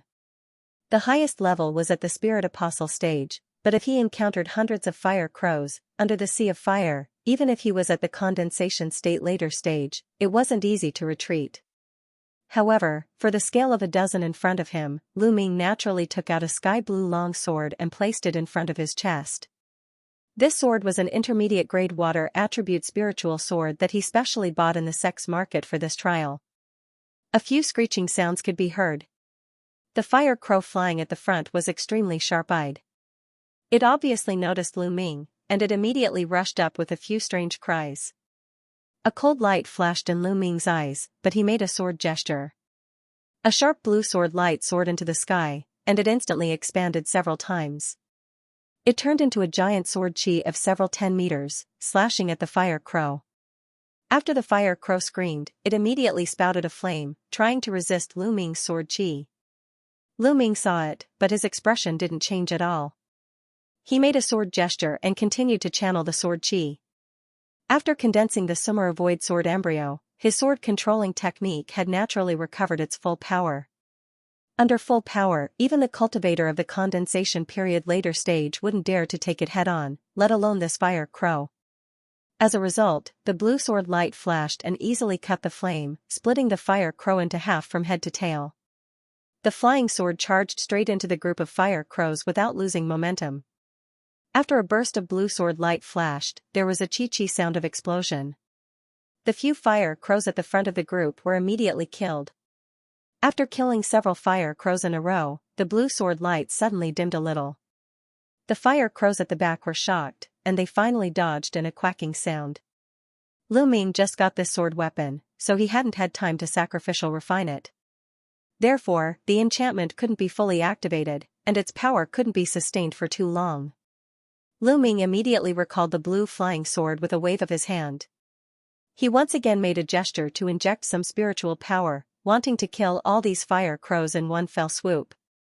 But at this moment, there was a shrill scream from somewhere. With his strong mental power, he only felt his head sink slightly. After narrowing his eyes, he didn't channel the flying sword to attack again. As a result, the remaining fire crows took the opportunity to avoid far away. After a while, they turned into red light spots and disappeared at the end of the sky. At this time, the black gas covering Lu Ming's body surface had already boiled and danced wildly. Golden light spots flickered in his sleeves, and there were golden gravel flashing. At the same time, Lu Ming released his mental power again and searched the nearby area repeatedly, but he found nothing. The thing that made the shrill scream seemed to have left quietly. Lu Ming seemed expressionless, but he was very cautious in his heart. He had never heard of this kind of screech before, and he had never heard Yan Ming mention it before, but it could actually affect his divine thought. It could be seen that it was at least the existence of the condensation state. After a few thoughts, he put away the blue spirit sword and the corpses of the fire crows. After resting for a while and recovering some spiritual power, he continued to move north according to the map. After walking for less than half an hour, Lu Ming once again encountered a wave of fire attribute spirit beasts. Impressively, there were more than 10 fire foxes glowing with red light blocking his way. This time, he did not use the imperial sword technique. Instead, he moved, leaving behind a series of afterimages as he charged into the group of fire foxes. Black chi emerged from his hand, condensing into a huge palm. The big hand moved quickly, and in the blink of an eye, it caught a fire fox and crushed its head with a finger. These fire foxes were the same as the fire crows. they were all at the spirit apostle state. They had no power to fight back at all. After a while, 8 fire foxes had been killed by Lu Ming. At this moment, the screech appeared again. As soon as the fire foxes that were attacking frantically around Lu Ming heard this sound, they retreated quickly again. But this time, he used mental power to protect his mind in advance, so he was not disturbed by the sound. He caught up with these fleeing fire foxes one by one and killed them with one punch. But even so, he still couldn't catch the source of the screech. His divine thought only captured a trace of extremely faint fire attribute spiritual power fluctuations in the nearby air. So, Lu Ming was frequently attacked by waves of fire attribute spirit beasts along the way. Fire rats, fire ants, fire snakes, and other fire attribute spirit beasts also opened his eyes. Fortunately, these spirit beasts were not very strong. Most of them were at the spirit apostle state. Occasionally, there were 1 or 2 condensation state spirit beasts, but they were naturally not his opponents. Every time he was about to annihilate the beasts, he would be disturbed by the same inexplicable screech.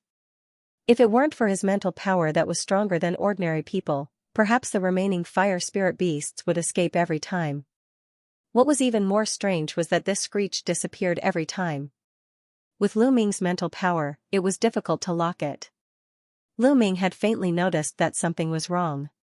After thinking about it, he immediately slowed down the speed of moving forward. Half an hour later, Lu Ming once again encountered a wave of fire spirit beasts. This time, it was more than 30 fire mandrills. The mandrill spirit beast was a kind of semi-humanoid spirit beast. Its appearance was somewhat similar to that of a human. Its body size was about half the size of an adult. Its thick and short limbs carried a big head that obviously didn't match its body size. Its skin was full of wrinkles, and traces of facial features could be vaguely seen on its face. This group of fire mandrills spotted Lu Ming from a distance, and they suddenly pounced over with a squeaking sound. The first fire mandrill was obviously larger than the other fire mandrills. The spiritual power fluctuations it exuded had reached the level of the condensation state. As Lu Ming's thoughts turned sharply, his divine thought spread out quietly in an instant. At the same time, he stomped his feet, and his body rose from the ground. He flew above the fire mandrills, but there was a faint fluctuation in his long sleeve. Something seemed to be ejected out in an instant. The fire mandrill leader was startled by Lu Ming's sudden move, then it spouted a small fire blade of a few feet in size. The fire mandrills behind also spouted fireballs one after another, which disappeared into the fire blade in an instant. The fire blade expanded dramatically, turning into the size of several 10 meters in an instant, and it slashed at Lu Ming, who was in the air with a sharp whistling sound. Lu Ming flicked his sleeve down without saying a word, and golden light spots flew out from it. The next moment, a yellow sand mist suddenly appeared in the air in front of him, and it turned into a golden sand wall that blocked in front of him. Boom! The half-moon fire blade hit the sand wall fiercely. After a burst of yellow light, it burst open, turned into a little flame, and dissipated in the air. Lu Ming raised one hand again and launched a symbol. The golden sand wall shone brightly, and it instantly turned into a golden broadsword, slashing at the fire mandrill leader below. The fire mandrill leader seemed to have also sensed the danger. It opened its mouth and spat out a red crystal ball. The crystal ball expanded to several feet in size, and flames lingered on its surface. It met the golden saber light head-on. Bang! The blade light collided with the crystal ball. With a click, a crack suddenly appeared on the surface of the crystal ball, and it bounced off. At the same time, the fire mandrill leader below spat out a mouthful of blood. As Lu Ming changed the gesture in his hand, the golden broadsword blurred and disappeared. The next moment, the golden broadsword appeared in front of the fire mandrill leader in a flash, and it slashed down silently. The fire mandrill leader roared, but it was too late to recall its crystal core. A burst of black and red flames suddenly burst out of its body, trying to resist this blow.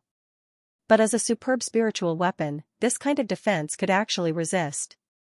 With a flash of golden light, the body of the fire mandrill leader was cut into half. Blood splashed everywhere for a while. The 2 ordinary fire mandrills that were closer to it had not reacted yet. After the golden blade light burst, they were also killed. Lu Ming took the crystal ball into his hand with one hand, but due to the collision just now, a faint crack appeared on it. He secretly sighed and put it away. He waved one hand, and the golden broadsword light turned into a sand mist that surrounded the fire mandrill group.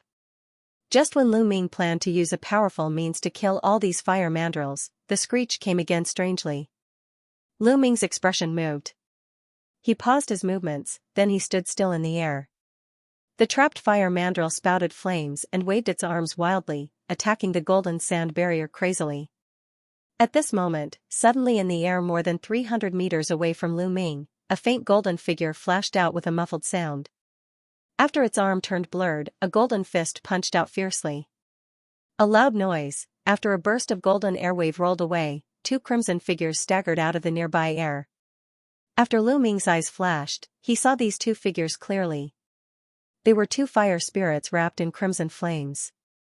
These two monsters were similar in size to humans. Their black bodies were covered in flames. They had hands and feet, but their facial features were blurred. They were exactly the same as the fire spirits summoned by Wei Zhong, but their aura was a bit stronger. The pale golden figure that attacked just now was a golden armor guard with the same face as Lu Ming, but it was a rune soldier transformed by the yellow turban soldier talisman. It really is you fire spirits who are playing tricks in the dark. No matter how amazing the fire escape technique is in this small spiritual world, I may not be able to catch you once or twice, but you actually followed me for such a long time. If I still can't see through you, wouldn't I be an idiot? Lu Ming looked at the two fire spirits without changing his expression, but he murmured. It turned out that when Lu Ming flew into the sky just now, he had already released the secret talisman and turned it into a golden armor rune soldier to hide aside. When the two fire spirits screamed again and launched a mental attack at Lu Ming, he finally locked the exact position, and he instantly controlled the rune soldier to launch a blow. It really broke their fire escape technique. A small part of it was because of the surprise, but most of it was because Lu Ming had already figured out the approximate location of their hiding place in the previous attacks, but he pretended not to know. As soon as Lu Ming muttered to himself, a blue light flashed in his hand. A blue flying sword that was held in his hand had slashed out at lightning speed. There was a loud whistling sound in the air. The blue light flashed suddenly. In the air, the two humanoid monsters wrapped in flames had been swept by the huge dark blue sword light. Pung! Pung! When the two fire spirits flew backward, they let out a sharp chirp at the same time. At the same time, the flames on their bodies suddenly lit up. They suddenly merged into one and flew away into the distance. Lu Ming was startled. This fire spirit not only controls the fire spirit beast to attack, but it also knows how to escape. Obviously, its intelligence is not low. This is somewhat inconsistent with the information. Although the screams they made had the effect of confusing the mind, he was naturally not affected under his deliberate prevention. He waved the small blue sword in his hand again without saying a word. The blue sword light blasted out in a flash, hitting the fiery red escape light first. Boom! There was a scream in the fire light, and several clusters of dazzling flames burst out, pushing the sword light to the side. Then with a flash in the flames, the fire spirit inside turned into a weird firebird. It screamed at the sky, flapped its wings, and turned into a fireball. Its speed was several times faster than before. In a flash, it had already gone far away, turning into a light spot and disappearing without a trace. They actually know such a weird escape technique. It will take a lot of effort to catch up with them. Lu Ming waved his hand to recall the flying sword. Looking at the direction where the human-shaped fire spirit flew, his face was gloomy. No one knew what he was thinking.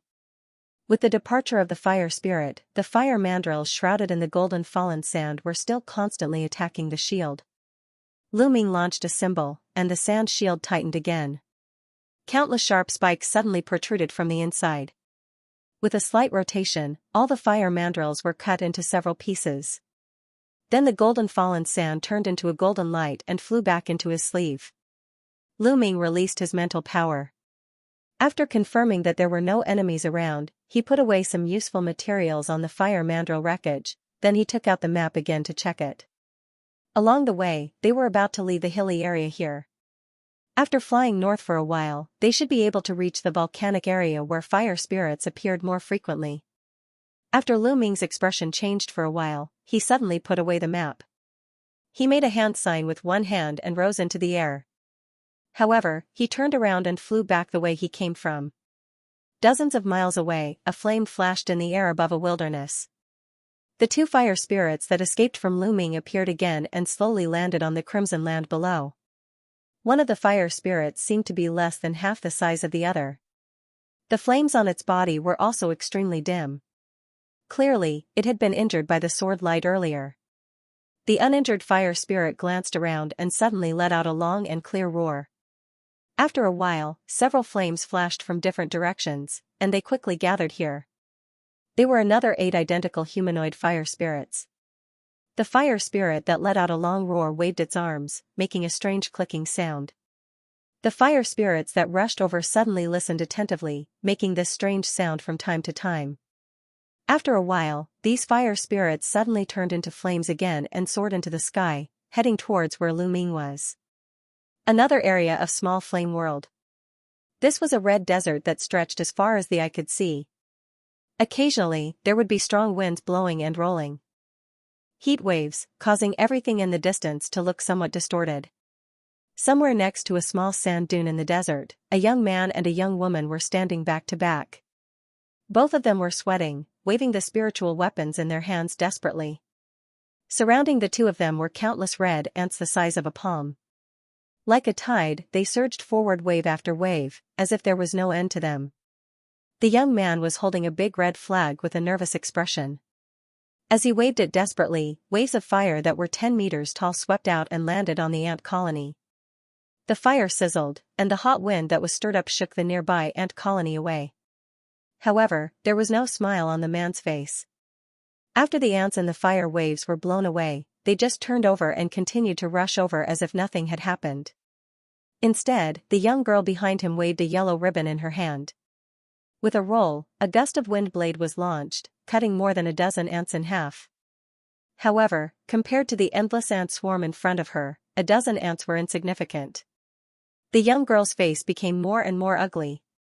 She desperately channeled all her spiritual power into the ribbon, forming a hurricane barrier in front of her, barely blocking the attack of the ant swarm.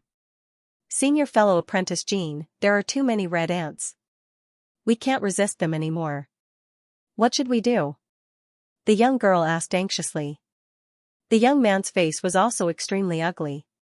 He did not answer the young woman's words, but he just waved the flag desperately to blow away the nearby ants. Seeing that the young man did not speak, the young girl's face became even more ugly. If it really doesn't work, let's fly into the sky. Although these ants can also fly, they shouldn't be able to fly too high. The young girl said again. No, there are. The young man shook his head, but before he finished speaking, there was a flash of fire in the air. 10 meters tall fire spirits appeared above the two of them, and they opened their mouths at the same time, making a harsh scream. The overlapping screams came into the ears of the two people.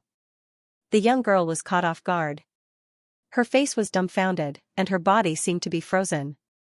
The hurricane defense that was rolled up by the ribbon immediately revealed a large flaw. The red ants suddenly swarmed in, drowning the young girl in the ant swarm. No. Seeing this, the young man roared in despair. His eyes were scarlet red as he waved the flag in his hand with all his might. Immediately, over a dozen waves of fire swept out in all directions and exploded. Countless red ants were blasted away, but soon, even more ants swarmed over. Under the pincer attack, the young man was also drowned by the swarm of ants in a moment. In another giant canyon, a black-robed man flew quickly at a low altitude. Behind him, 2 dark red wolf-shaped spirit beasts roared and chased after him. The man in black clothes was agile. He moved left and right for a while, and his speed was getting faster and faster.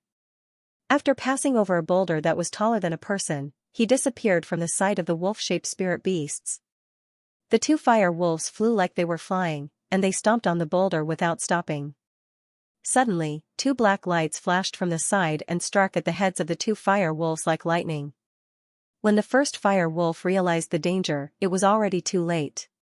Its eyes flashed fiercely, and its head twisted to the side, barely avoiding the fatal blow of the black light. Then, with a bang, its dark red body was directly hit and flew out. Then the other fire wolf saw that the situation was bad. Its body in the air glowed in red, then it flickered and retreated for more than 100 meters away under the red light, dodging the black light's attack.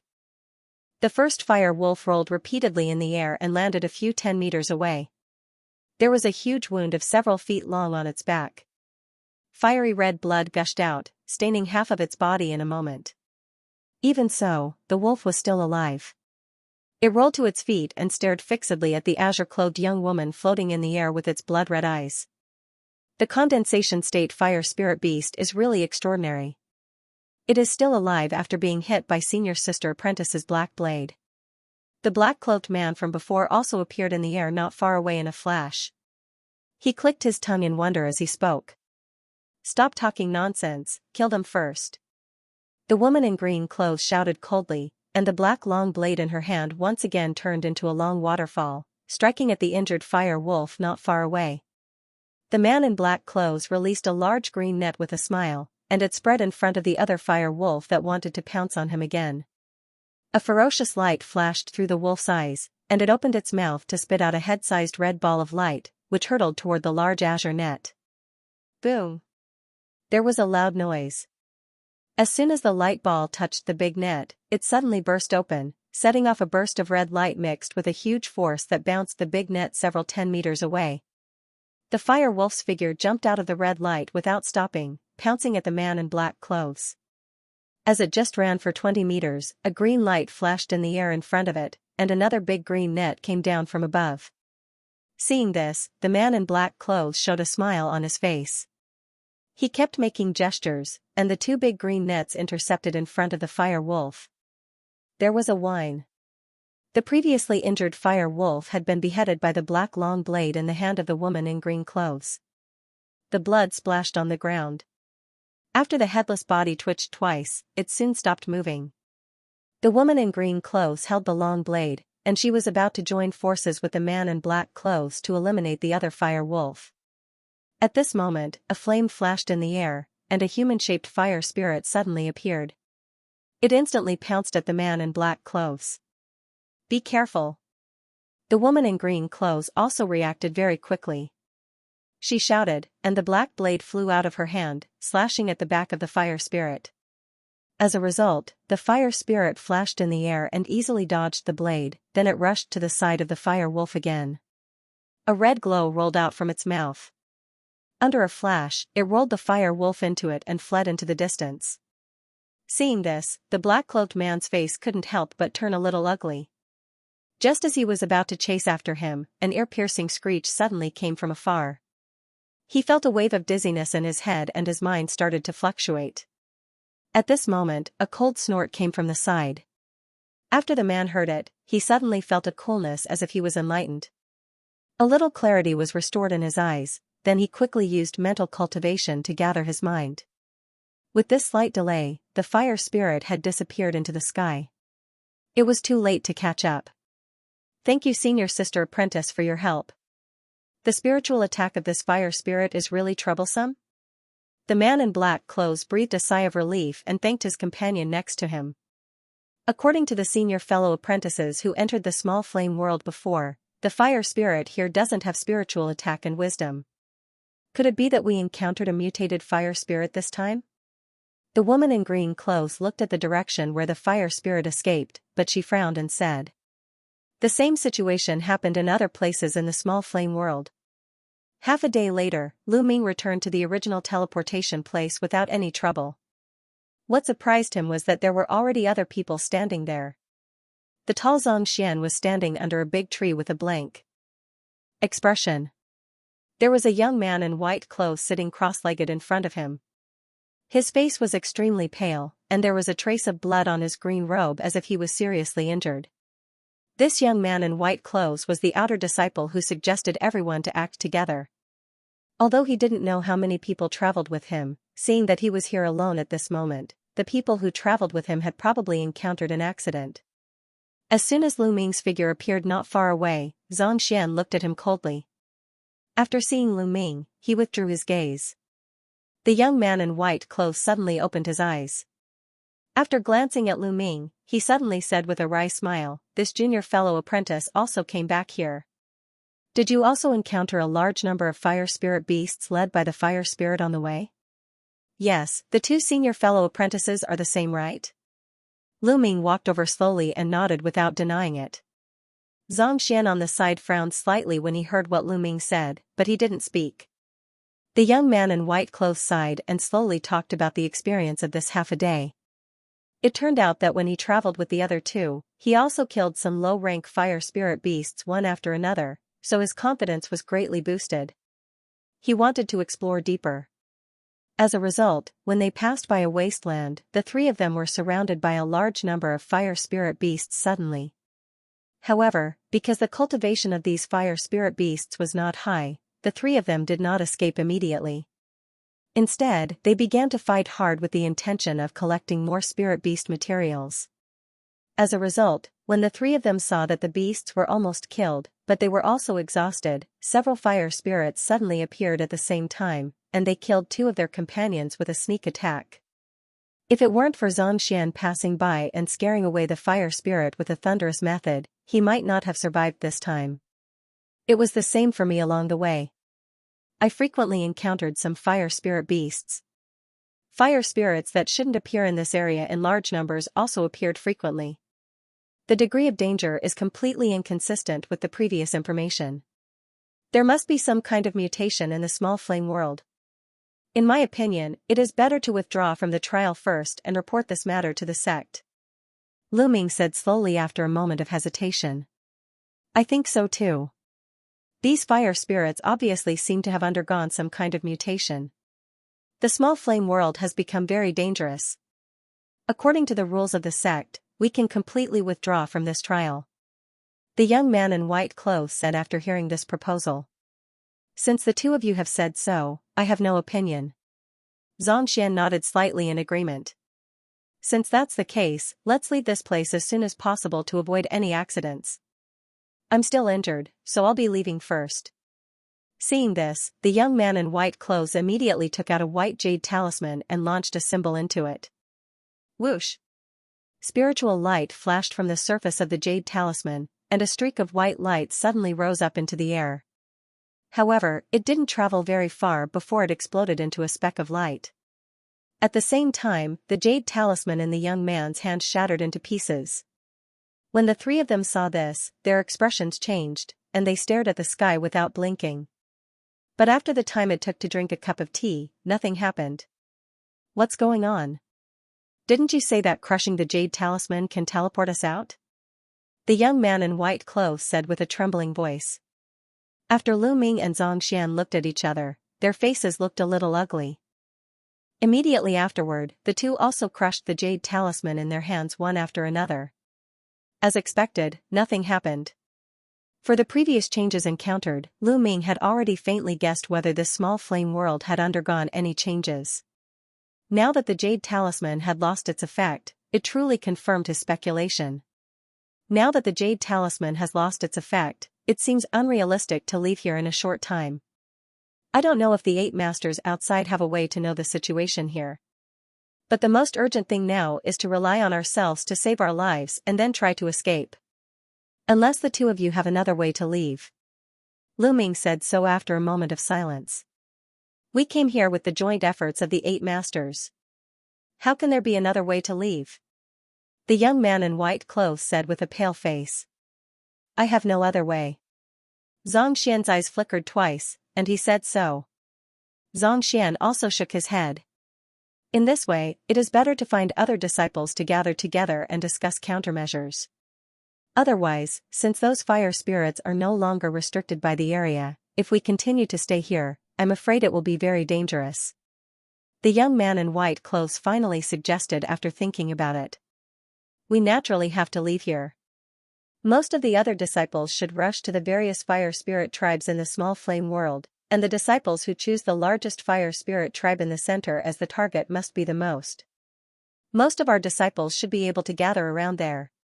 Since the fire spirits have appeared in other areas now, I think there won't be too many fire spirits gathering in the tribe. We can just meet up with these disciples. However, since the fire spirits can sneak attack us with so many fire attribute spirit beasts, other people can't be spared.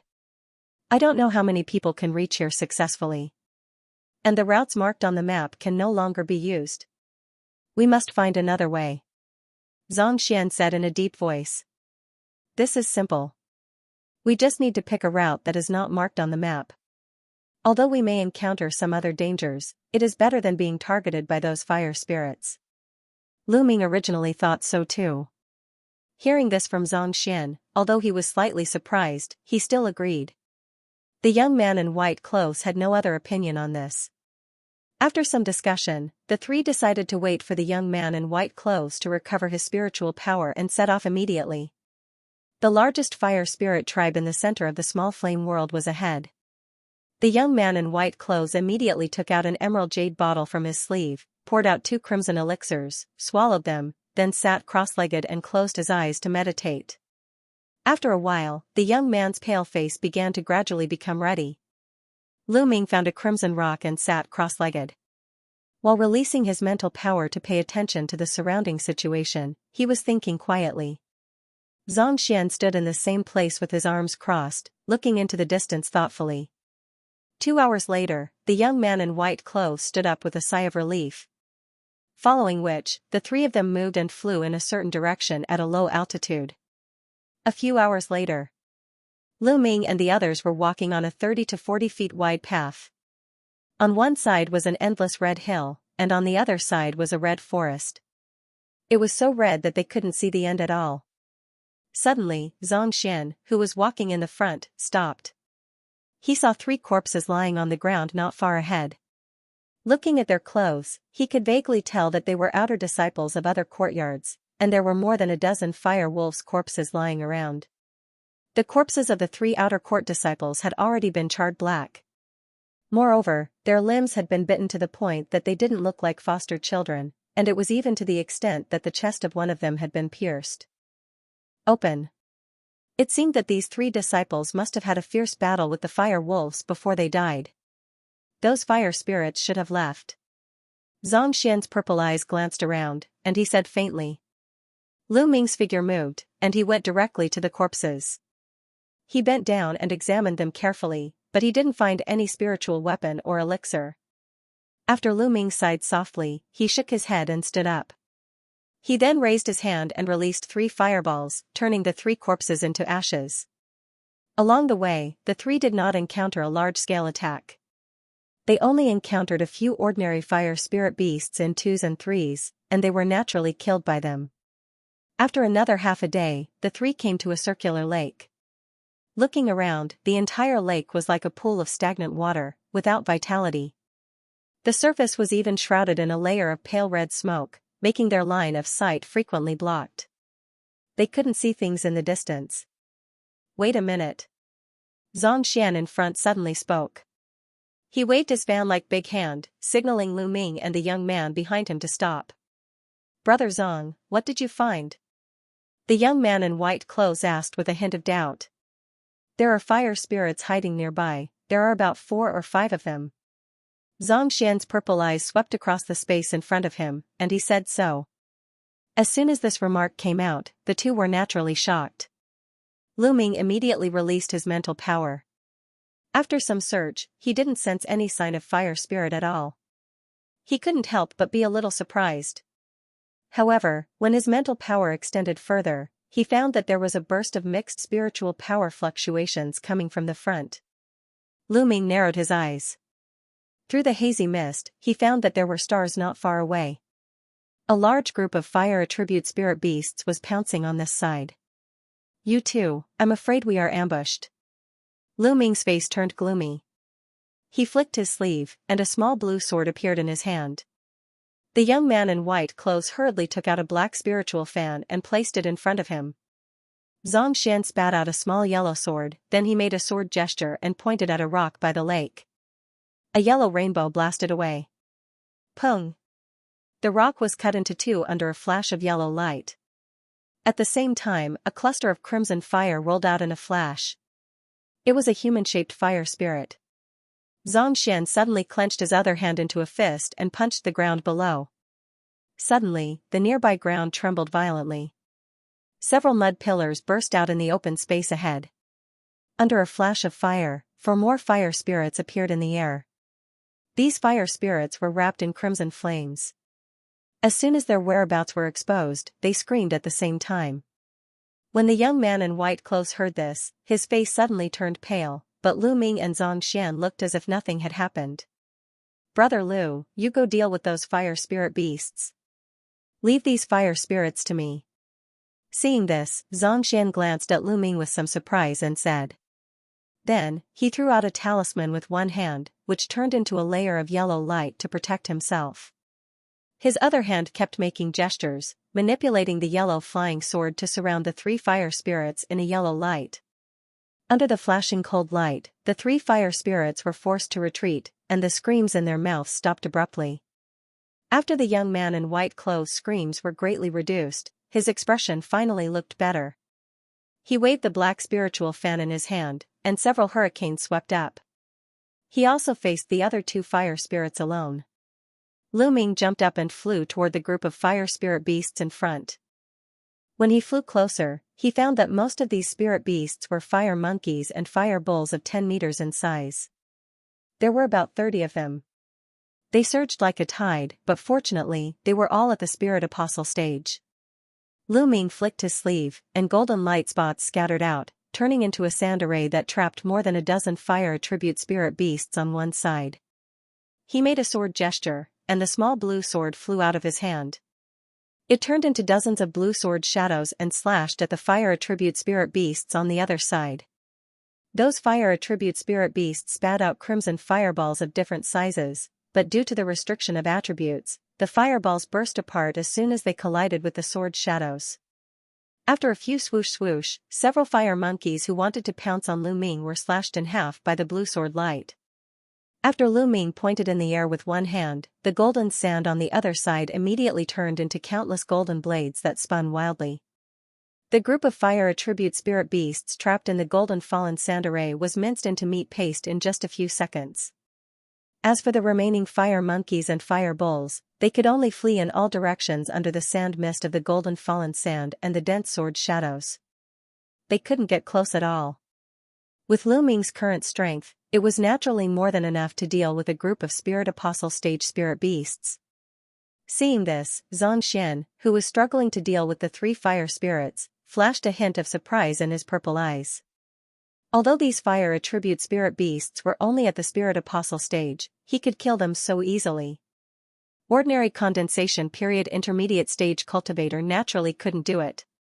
On the other side, the young man in white clothes was waving the black spiritual fan in his hand, setting off gusts of hurricanes to resolve the fireball attacks of the 2 fire spirits. The 2 fire spirits flickered. Although they didn't disturb his mind through the screech, it was obviously quite difficult for the young man in white clothes to face the 2 fire spirits alone. After setting off several hurricanes to resolve several fireballs that swept over, a fire spirit in front of him suddenly burst open on its own, turning into a large fire cloud that rolled over. The white-clothed young man only saw the red light in front of him, and he immediately knew something was wrong. He waved the black fan in his hand wildly, and streams of wind blades shot out, but they could only barely block the fire cloud. At this moment, a muffled sound came from behind him. His aura shield was shattered by something in an instant, then a burning pain came from his shoulder. A scorched black palm pierced through his shoulder, then it retracted like lightning again. It turned out that another fire spirit took advantage of the cover of the fire cloud transformed by its companion to come behind him unexpectedly, and it launched a sneak attack silently. Although the white-clothed youth had avoided the vital parts, his left shoulder was still dripping with blood, and the charcoal color of the wound was an obvious burn mark. The white-clothed young man took out a yellow talisman and pasted it on the wound in shock, temporarily stopping the bleeding. He spat out a mouthful of blood essence into the black spiritual fan in his hand, making the spirit patterns on the surface flicker wildly. He first fanned at the fire cloud twice, then he fanned back abruptly. An ear-piercing shriek rang out. A black hurricane of several 10 meters in size rolled back and whizzed toward the fire spirit that attacked him. The hurricane was mixed with several black and red wind blades, covering the fire spirit that had not escaped in time. The fire spirit hurriedly raised its arms to resist, but after a burst of sizzling sounds, the golden-red flames around it were blown away, revealing its charcoal-like body. There were even several deep wounds on the surface of its body. The fire spirit seemed to realize the danger. It screamed in the air and immediately retreated backward. It seemed to be asking for help from other fire spirits. At this moment, there was a sudden air-piercing sound. A blue crystal rainbow flashed from a distance, but it quickly circled around the neck of the fire spirit, and its head rolled down silently. It was Lu Ming who had finally killed most of the spirit beasts on his side, and he was free to slash with his sword. The white-clothed young man was overjoyed to see this. As he was about to thank Lu Ming, the fire cloud that was repelled by the wind blades released by the white-clothed young man suddenly turned into a fire wave of tens of meters. All of a sudden, it transformed into a wave of fire that was several tens of feet tall and surged forward without any regard for anything else. Unexpectedly, it arrived right in front of him in an instant. The white-clothed young man was shocked. He waved the black spiritual fan in his hand at the fire wave without thinking. At the same time, he chanted, and a white mist rolled out of his body and wrapped his whole body. But there was suddenly a harsh scream from the fire wave on the opposite side. At such a close distance, the white-clothed young man suddenly felt dizzy.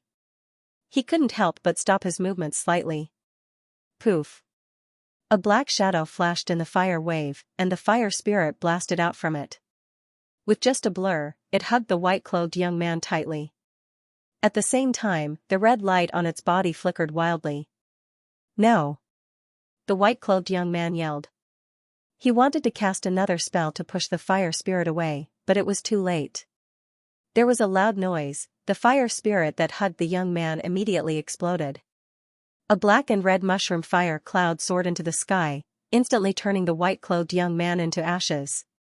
Lu Ming, who originally wanted to come over to help, couldn't help but be taken aback seeing this.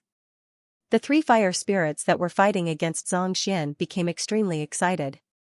They made a harsh scream again as if they were summoning their companions, then they dodged the yellow flying sword, but they no longer took the initiative to attack.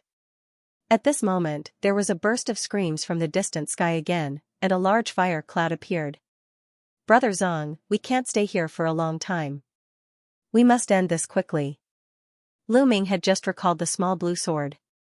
Seeing this scene, he said with a change of expression. He suddenly channeled the golden fallen sand to mince the remaining few fire spirit beasts into meat paste. Okay, it seems that I have to use my true strength. Zongxian immediately replied with a low groan when he heard the words. While channeling the yellow flying sword to continue shuttling back and forth among the fire spirits, he patted the ground below with one hand.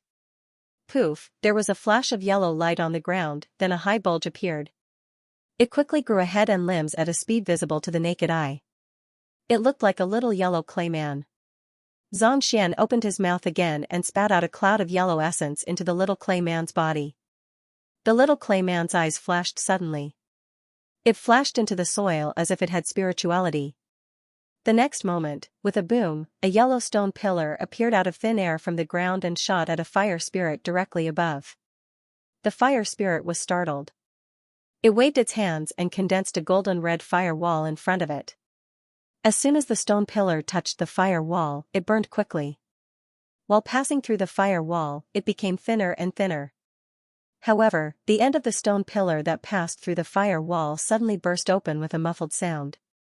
As countless gravel splashed, a cluster of yellow light blasted out. It hit the fire spirit's head unexpectedly, shattering it into pieces. As the yellow light faded, it was the previous little clay man. Seeing this, the other two fire spirits looked at each other, then they merged into a red light that flew backward and disappeared in a flash. When Zongxian saw the scene, he sneered. His pair of purple eyes suddenly shot out two seemingly substantial purple lights, sweeping toward the space where the opponent escaped. As the purple light swept by, the figure of a weird fire bird could be seen clearly. Poof, the yellow light transformed by the little yellow man blasted over. The weird fire bird screamed and split into two clusters of flames again, and they flew in two directions again. At this moment, a blue crystal rainbow broke through the air and penetrated through one of the clusters of flames. As the flames faded, the charred fire spirit fell down. A fist-sized black hole appeared on its head. On the other side, the yellow light transformed by the little clay man chased the other cluster of golden-red flames at lightning speed. In just a few seconds, the yellow light hit the flames heavily.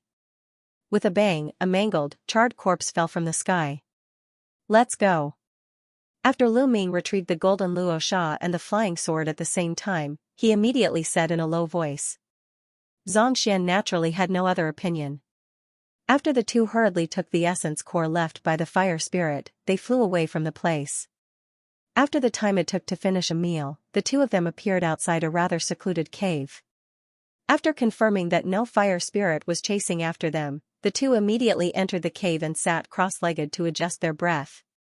In the previous battle, the young man in white clothes died directly, and the two also consumed a lot of spiritual power. It was imperative to recover a little at the moment. After half a day of adjusting their breath, the two left the cave after their spiritual power was mostly recovered. They continued to follow the previously planned route to the fire spirit tribe in the center of Small Flame World. Of course, the two naturally had their own feelings about the fall of the young man in white clothes, and they were more vigilant against those fire spirits. After that, the two only encountered several fire spirit beasts on the way, but they did not encounter any humanoid fire spirit to stop them. The strength of these fire spirit beasts without the control of the fire spirit was greatly reduced, so they were not a threat at all. The two just used their spiritual weapons to kill them easily. After walking for half a day, the two had already entered the central area of Small Flame World. Just as the two were rushing in a small jungle, they suddenly discovered that there was a burst of fighting at the foot of a hill not far away. After the two quietly lurked over, they discovered that 3 unknown outer courtyard disciples were fighting fiercely with a fire spirit and more than a dozen fire wolves. Among the 3 people, a red-haired young man was standing on a boulder, holding a small blue flag in his hand. Clusters of blue light rolled out from the flag, and they turned into a surging blue wave that went against the dense fireballs spouted by the red fire wolf. As for the other 2, one was holding a spirit sword, and the other was waving a golden brocade handkerchief. They were fighting with the only fire spirit. This fire spirit had the cultivation of the condensation period later stage. Its strength was stronger than the other fire spirits that Lu Ming had seen before. Therefore, although the woman's golden brocade could absorb flames, it did not gain the upper hand in the case of 2 against 1. Seeing this, Lu Ming and Xianxia looked at each other, and they naturally flew out at the same time, planning to step forward to help. At this moment, there was a sudden fluctuation in the sky above the battle group. A white-faced young man in a black robe suddenly appeared, and he waved his hand without saying a word. Several purple lights flashed from his hand and blasted at the fire wolves around the boulder.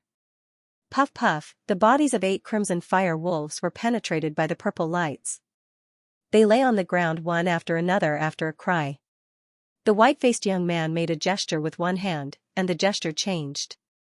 The purple lights flashed and gathered in the air, condensing into a head-sized purple light cluster, and it spun wildly. The fire spirits that were fighting with the 2 outer disciples seemed to notice that something was wrong. After a scream, they turned into 2 clusters of crimson flames and fled backward. Right at this moment, the purple ball of light exploded amid a dull thump, and countless purple threads of light shot forth, enveloping the ball of flames before puncturing it with countless holes. A fire spirit corpse like a hornet's nest immediately fell from the air. The young man in a black robe waved his hand, and the purple lights all over the sky suddenly blasted back into his sleeve robe. Then he turned around and asked calmly to Lu Ming and Xianxia, "I'm Chen Deng of the Fengling Courtyard, may I know your names?" "It turns out to be senior fellow apprentice Chen. I'm Lu Ming of the Piaohong Courtyard, this is brother Xianxia. May I ask, do you know where the other disciples are now?"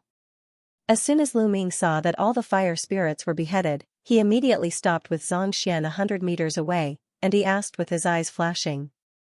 "Hee, since you two can come here, you must have discovered the abnormality of this small flame world. Now our disciples have gathered dozens of people nearby, just outside the canyon not far ahead. We are patrolling nearby, killing some fire spirits, and bringing the people who come later to the gathering place." The white-faced young man turned his hand and put away the purple needle spiritual weapon in his hand, then he said with a slight smile. "So that's the case, then thank you, brother Chen." Lu Ming cupped his fist.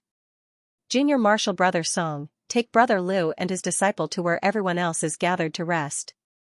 There's no need to come back. I'll stay here for a while and see if anyone else is coming. If not, I'll be going back soon," the pale-faced youth said to the red-haired youth. There was a hint of an order in his tone. "Yes, Senior Brother Lin, take care." The red-haired young man and the other two cupped their fists at the pale-faced young man in unison and replied. Then, Lu Ming and Xianxia followed the three into the sky and flew in a certain direction. After about the time it took to finish a meal, Lu Ming vaguely saw a huge canyon shrouded in red clouds dozens of miles away. He then landed at the foot of a mountain below. On a rather hidden flat ground there were already 50 or 60 Taiching sect disciples gathered. His gaze swept across the crowd. Some of them were sitting, some were standing, some were gathered together, whispering to each other, and some were meditating with their eyes closed, recovering their magic power. A pair of young man and woman in the corner caught Lu Ming's attention. It was Yan Ming and Shui Yun. The robes of these two people were a little tattered, and their faces were even slightly pale. Obviously, they had fought many fierce battles along the way before they could come here. Seeing this, Lu Ming did not walk over. He just nodded from a distance, then he and Xianxia found a place to sit cross-legged to recover their spiritual power. Yan Ming and Shui Yun naturally saw Lu Ming, and both of them showed a hint of joy. For them who had seen Lu Ming's power, the appearance of Lu Ming naturally meant that their safety was more guaranteed. Xianxia also found a high ground and closed his eyes to rest. About half a day later, Chen Deng and several other disciples who went out to pick up also returned to the gathering place one after another. After a while, a dark-faced man wearing a green robe suddenly stood up from the crowd. He walked to the center of the gathering place in a few steps. As his sleeve flicked, a jade-white disc spiritual weapon appeared in his hand. He threw it above his head and launched several symbols into the disc. The next moment, the disc spun quickly in the air, and it made a soft sound at the same time. Immediately, a little flame appeared in the surrounding air, and it quickly floated toward the disc. After a few breaths, the disc brightened up like a blazing fireball, floating above everyone's head. Seeing this, the dark-faced man changed his gesture and pointed at the sky. Boom! The surface of the fireball suddenly shone in red light, and it shot out more than a dozen dazzling lights. After a few seconds, the flame in the air collapsed in a flash, and the disc fell into the young man's hand again. The surrounding disciples had long been awakened by this young man's action, and they all looked at this person curiously. After Lu Ming saw this scene, a thoughtful look flashed in his eyes. No one knew what he was thinking. Fellow brothers and sisters, I just tested the natural aura of the small flame world and found that it is extremely inconsistent with the rumors. The fire attribute spirit here is obviously several times richer and more violent than recorded in the classics.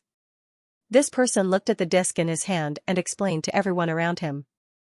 The fire attribute is more than several times more violent? No wonder those fire spirit beasts are so violent. The fire spirits we encountered on the way are also mutated because of this. We can't contact the outside world at this moment. Is it also related to this? As soon as the dark-faced young man said this, there was naturally a commotion around him. I once caught a fire spirit alive a few days ago and used soul-searching technique on it. I got some vague information. It seems that the mutation here has never happened before, and it only started recently. In the crowd around him, a short young man with a yellow face suddenly said so. I also heard the master mention it. Generally speaking, the secret realm has existed for thousands of years. The natural aura in it has reached a certain balance. If there is no major change, it is unlikely to have such a change in a short time. Unless it is the birth of some kind of treasure, or a powerful cultivator above the celestial state level casting spells to fight with others, it may cause the natural aura of the entire secret realm to be chaotic. After the dark-faced young man pondered for a while, he came to such a conclusion. As soon as the words treasure and celestial state came out, everyone around him instantly took a deep breath, and it caused everyone to whisper at the same time. What kind of existence was the celestial state level? There were only a few such existences in the entire Taiching Gate, so it was naturally impossible to appear in a small secret realm like the small flame world. The birth of some heavenly materials and treasures was very likely. Lu Ming was also shocked when he heard this. No matter what the treasure that caused the natural aura of the small flame world to change was, its value could be imagined. It was enough to make countless cultivators risk their lives for it. If it is really the birth of a natural treasure, then it makes sense. As long as the treasure of heaven and earth comes to the world, there will be a sign. I think this treasure must also be of the fire attribute, so it will cause the fire attribute spirit to change greatly and make the spirit beasts here become so violent. The one who spoke was the young man in black robe, Qiandang, who had previously received Lu Ming and the others. If there is really a treasure appearing in the small flame world, it will most likely be in the place with the densest fire spirit in the small flame world, which is where the largest fire spirit tribe is. The reason why these fire spirits would command these fire attribute spirit beasts to attack us, the outsiders, is obviously to protect this pair of treasures and prevent us from entering this central area. The dark-skinned man said slowly when he heard this. After hearing the conversation between the two, the surrounding disciples seemed to understand the reason, and they all nodded. However, according to the rules of the sect, in this case, if such a treasure is obtained in the secret realm of the sect, it must be handed over to the sect. However, as a reward, the sect will also reward an astonishing amount of contribution points, which is enough for us to share equally. Qiandang said with a flicker in his eyes. Hearing that the treasure had to be handed over to the sect, the disciples were naturally disappointed, but when they heard that there would be a lot of contribution points, many people were tempted. After listening to it, Lu Ming was also a little tempted, but he always felt that the wisdom of the fire spirit suddenly improved to such a high level. It seemed to be very strange. However, seeing that everyone else was tempted, he didn't speak. He still sat cross-legged and slowly restored his spiritual power. In the canyon ahead, it is the largest fire spirit tribe of the small flame world, but according to the senior fellow apprentices who came to this trial in the past, there should only be more than 200 fire spirits, and most of them are wandering outside. We have more than 70 people now. If we recover our spiritual power to the peak state after a rest, it is not impossible to take down all the fire spirits in one go under normal circumstances. But a little troublesome is that the sky above the canyon here is full of fire clouds. The power of the fire spirit's magical power will be increased by half compared to the outside. The dark-faced man looked at the fiery red clouds floating in the direction of the canyon in the distance, and he said with a frown. They had already explored that the fire spirit tribe in the canyon was all covered by rolling fire clouds. When creatures other than fire spirits and fire spirit beasts entered it, not only their strength would be greatly suppressed, but those fire spirits and fire spirit beasts would also be like fish in water. Senior fellow apprentice Lin, don't worry about this. I have a way to temporarily expel Guan Huiyun. Qiandang suddenly said with a smile when he heard this. Oh? What method does junior fellow apprentice Chen have to expel the fire cloud? When the dark-faced man heard this, he seemed to be happy, but a cold light flashed in his eyes. Generally speaking, most of the condensation period disciples who could be selected as the outer door disciples were around the condensation period early or intermediate stage, but there were very few condensation period later stage disciples. Most of them joined the outer door of Taiqing Gate so late for some special reasons. The condensation period later stage disciples here were only him and Qiandang. Most of the disciples naturally subconsciously took them as the leader. That was why there was a strange situation where no other disciples stood up at this time and let the two talk freely. To be honest, I have been studying arrays since I was a child. I think I have made some achievements, and I have mastered a set of arrays. It happens to be able to drive clouds of various attributes, and the fire cloud is naturally included in it. Although I have mastered the method to arrange this set of arrays, because the encirclement of the valley is a bit large this time, it requires 20 people to stand at the various eyes of the array to maintain this set of arrays. Qiandang explained with a light cough. Hearing that they could solve the fire cloud and greatly weaken the strength of the fire spirits, everyone was naturally overjoyed. After a discussion, most of them finally agreed to the plan to eliminate the fire spirit tribe. Even if these mutated fire spirits were not weak, they were only at the condensation period. These outer disciples could come here, none of them were weak, so they naturally wouldn't be afraid to move forward. After all, compared with the large amount of contribution points, this risk was definitely worth taking. Since everyone has no objections, then leave more than 20 people to cooperate with junior brother Chen Dang to set up the array to expel the fire clouds. The rest of you will follow me directly into this canyon and be responsible for seizing the treasure. The dark-skinned man assigned again. There is one thing that must be made clear in advance. In the end, this treasure will be exchanged for a large amount of contribution points reward. Although everyone present will have a share, it must be distributed according to work. The people who follow me to take care of the array are less dangerous, so only 1/3 of the disciples will rush into the canyon. Those who rush into the canyon, kill the fire spirits, and get the treasure will naturally get more contribution points because of the great risk. Chen Dang added solemnly. Everyone didn't have much opinion on the distribution of contribution points by the two. Some disciples who thought they were powerful were naturally willing to rush into the canyon directly. In this way, not only could they get a lot of contribution points, but they could also get a lot of essence cores by killing the fire spirits. As for some of the previously injured and cautious people, most of them expressed their willingness to follow Chen Dang to maintain the array. At this time, Chen Dang had taken out stacks of 5-color formation flags and disc arrays from his sleeve and began to distribute them to these outer disciples. After Lu Ming thought about it, he immediately got up and walked toward Chen Dang without hesitation. After taking a set of formation flags, he stood aside and waited. Zhang Xian was a little surprised by Lu Ming's move, but after thinking about it, he also walked over and asked Chen Dang for a set of formation flags. Seeing this situation, Yan Ming and Shui Yun also joined the disciples to set up the array after a few words of voice transmission. After Chen Dang finished distributing the array flags, he began to tell Lu Ming and the others about the location of the array and the incantation. While talking, he was also calculating something with a green jade disc array. Although this cloud formation was not very complicated, in order to disperse the fire clouds above the entire canyon, the area would naturally not be too small. Thus, it needed to be simulated repeatedly to prevent any accidents from occurring. Unbeknownst to everyone, several thousand feet underground, there was a small crimson beast that resembled a vole.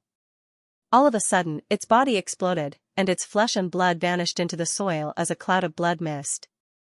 Just as the Taiching Gate disciples outside were rubbing their fists and rubbing their palms together, they began to act according to the plan.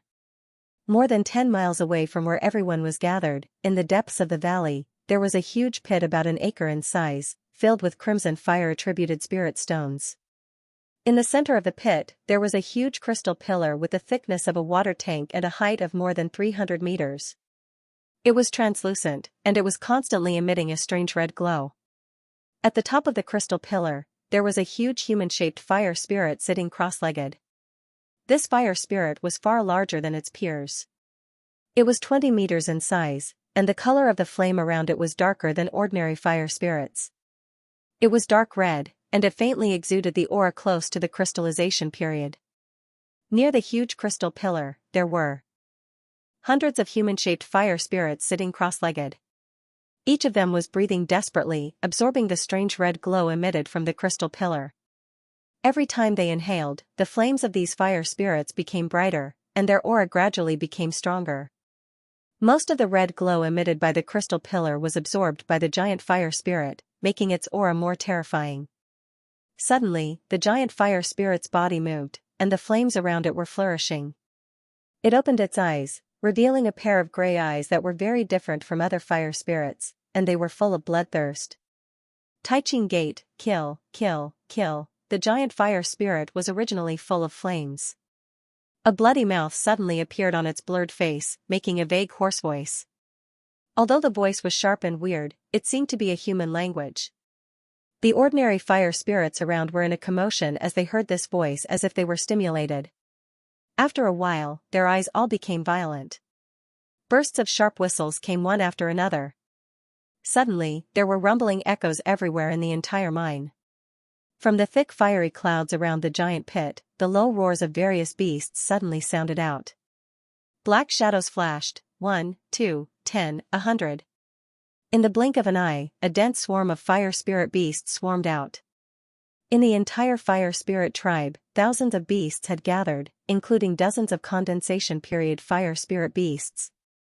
However, the Taiching Gate disciples outside didn't notice this at all. Otherwise, they would definitely run as far as they could. how would they dare to attack this fire spirit tribe again? After various fire spirit beasts such as fire fox, fire snake, and fire crow gathered around the big pit, it immediately became silent as if they were waiting for something. On a mountain peak somewhere in Thousand Spirit Mountain, in the hall at the entrance of Small Flame World, Xianxia and the other 8 masters were all gloomy at this moment. They looked at the teleportation array in the center of the hall from time to time. There was a token floating in front of the 8 people at this moment, but they had all broken apart. The huge array in the center of the hall had a deep crack on the surface. The runes on it were also dim. It seemed that there was no spiritual power at all. 8 array masters in white robes were busy repairing something on the array. Master Dai, how long more does it need before the teleportation can be restored again? Jiang suddenly opened his mouth to ask. Brother Jiang, the materials and patterns used in this array that connects to Small Flame World are very special. If it's just repairing, it won't take too long, but if you want to increase its teleportation power, it will take at least 12 hours. One of the white-haired array masters raised his head and replied expressionlessly. Then, he lowered his head and continued to work without paying any attention to him. Do you still need 1 day and 1 night? In this case, the disciples in Small Flame World may not be able to hold on for such a long time. I'm afraid there will be a lot of casualties. When the yellow-haired old man of the Fengling courtyard heard this, his face also turned gloomy, then he turned his palm over, and a white jade plate appeared in his hand. A row of faint silver-blurred small words appeared on the surface. Great change in vitality, unable to teleport, mutated fire spirit, group attack, Brother Chen doesn't have to worry too much. Nephew Chen Dang has a deep cultivation, and he is proficient in array. In addition, he has the treasure you gave him to protect himself. I think there won't be any big problem. Moreover, this time, if it weren't for Nephew Chen Dang, I'm afraid we still can't be sure that the Small Flame World has a mutation that destroyed the array and these sky-green mirrors. The woman in colorful clothes among the 8 masters said so. This brat just sent this message in a hurry, then there is no more news, but what I'm most worried about is not this. Do you still remember the last time in the Small Flame World trial, the traitor disciple who stole the 3-taste true flame furnace took the opportunity to sneak into the Small Flame World, but he was killed by the law enforcement hall disciples? The Fengling courtyard master shook his head and said in a deep voice. Why? Brother Chen means that the mutation of the Small Flame World this time is related to this matter? The woman was shocked when she heard the words, and she said in surprise. Several other people also looked different after hearing this. In this way, it is indeed very likely. I remember that although the traitor disciple self-destructed and died the moment before he was caught, he didn't even leave a trace of soul essence. However, the 3-taste true flame furnace that should be on him also disappeared. I haven't found it. Jiang coughed lightly, glanced at the woman in colorful clothes, and said. The young woman felt Jiang's gaze and snorted coldly, but she didn't say anything.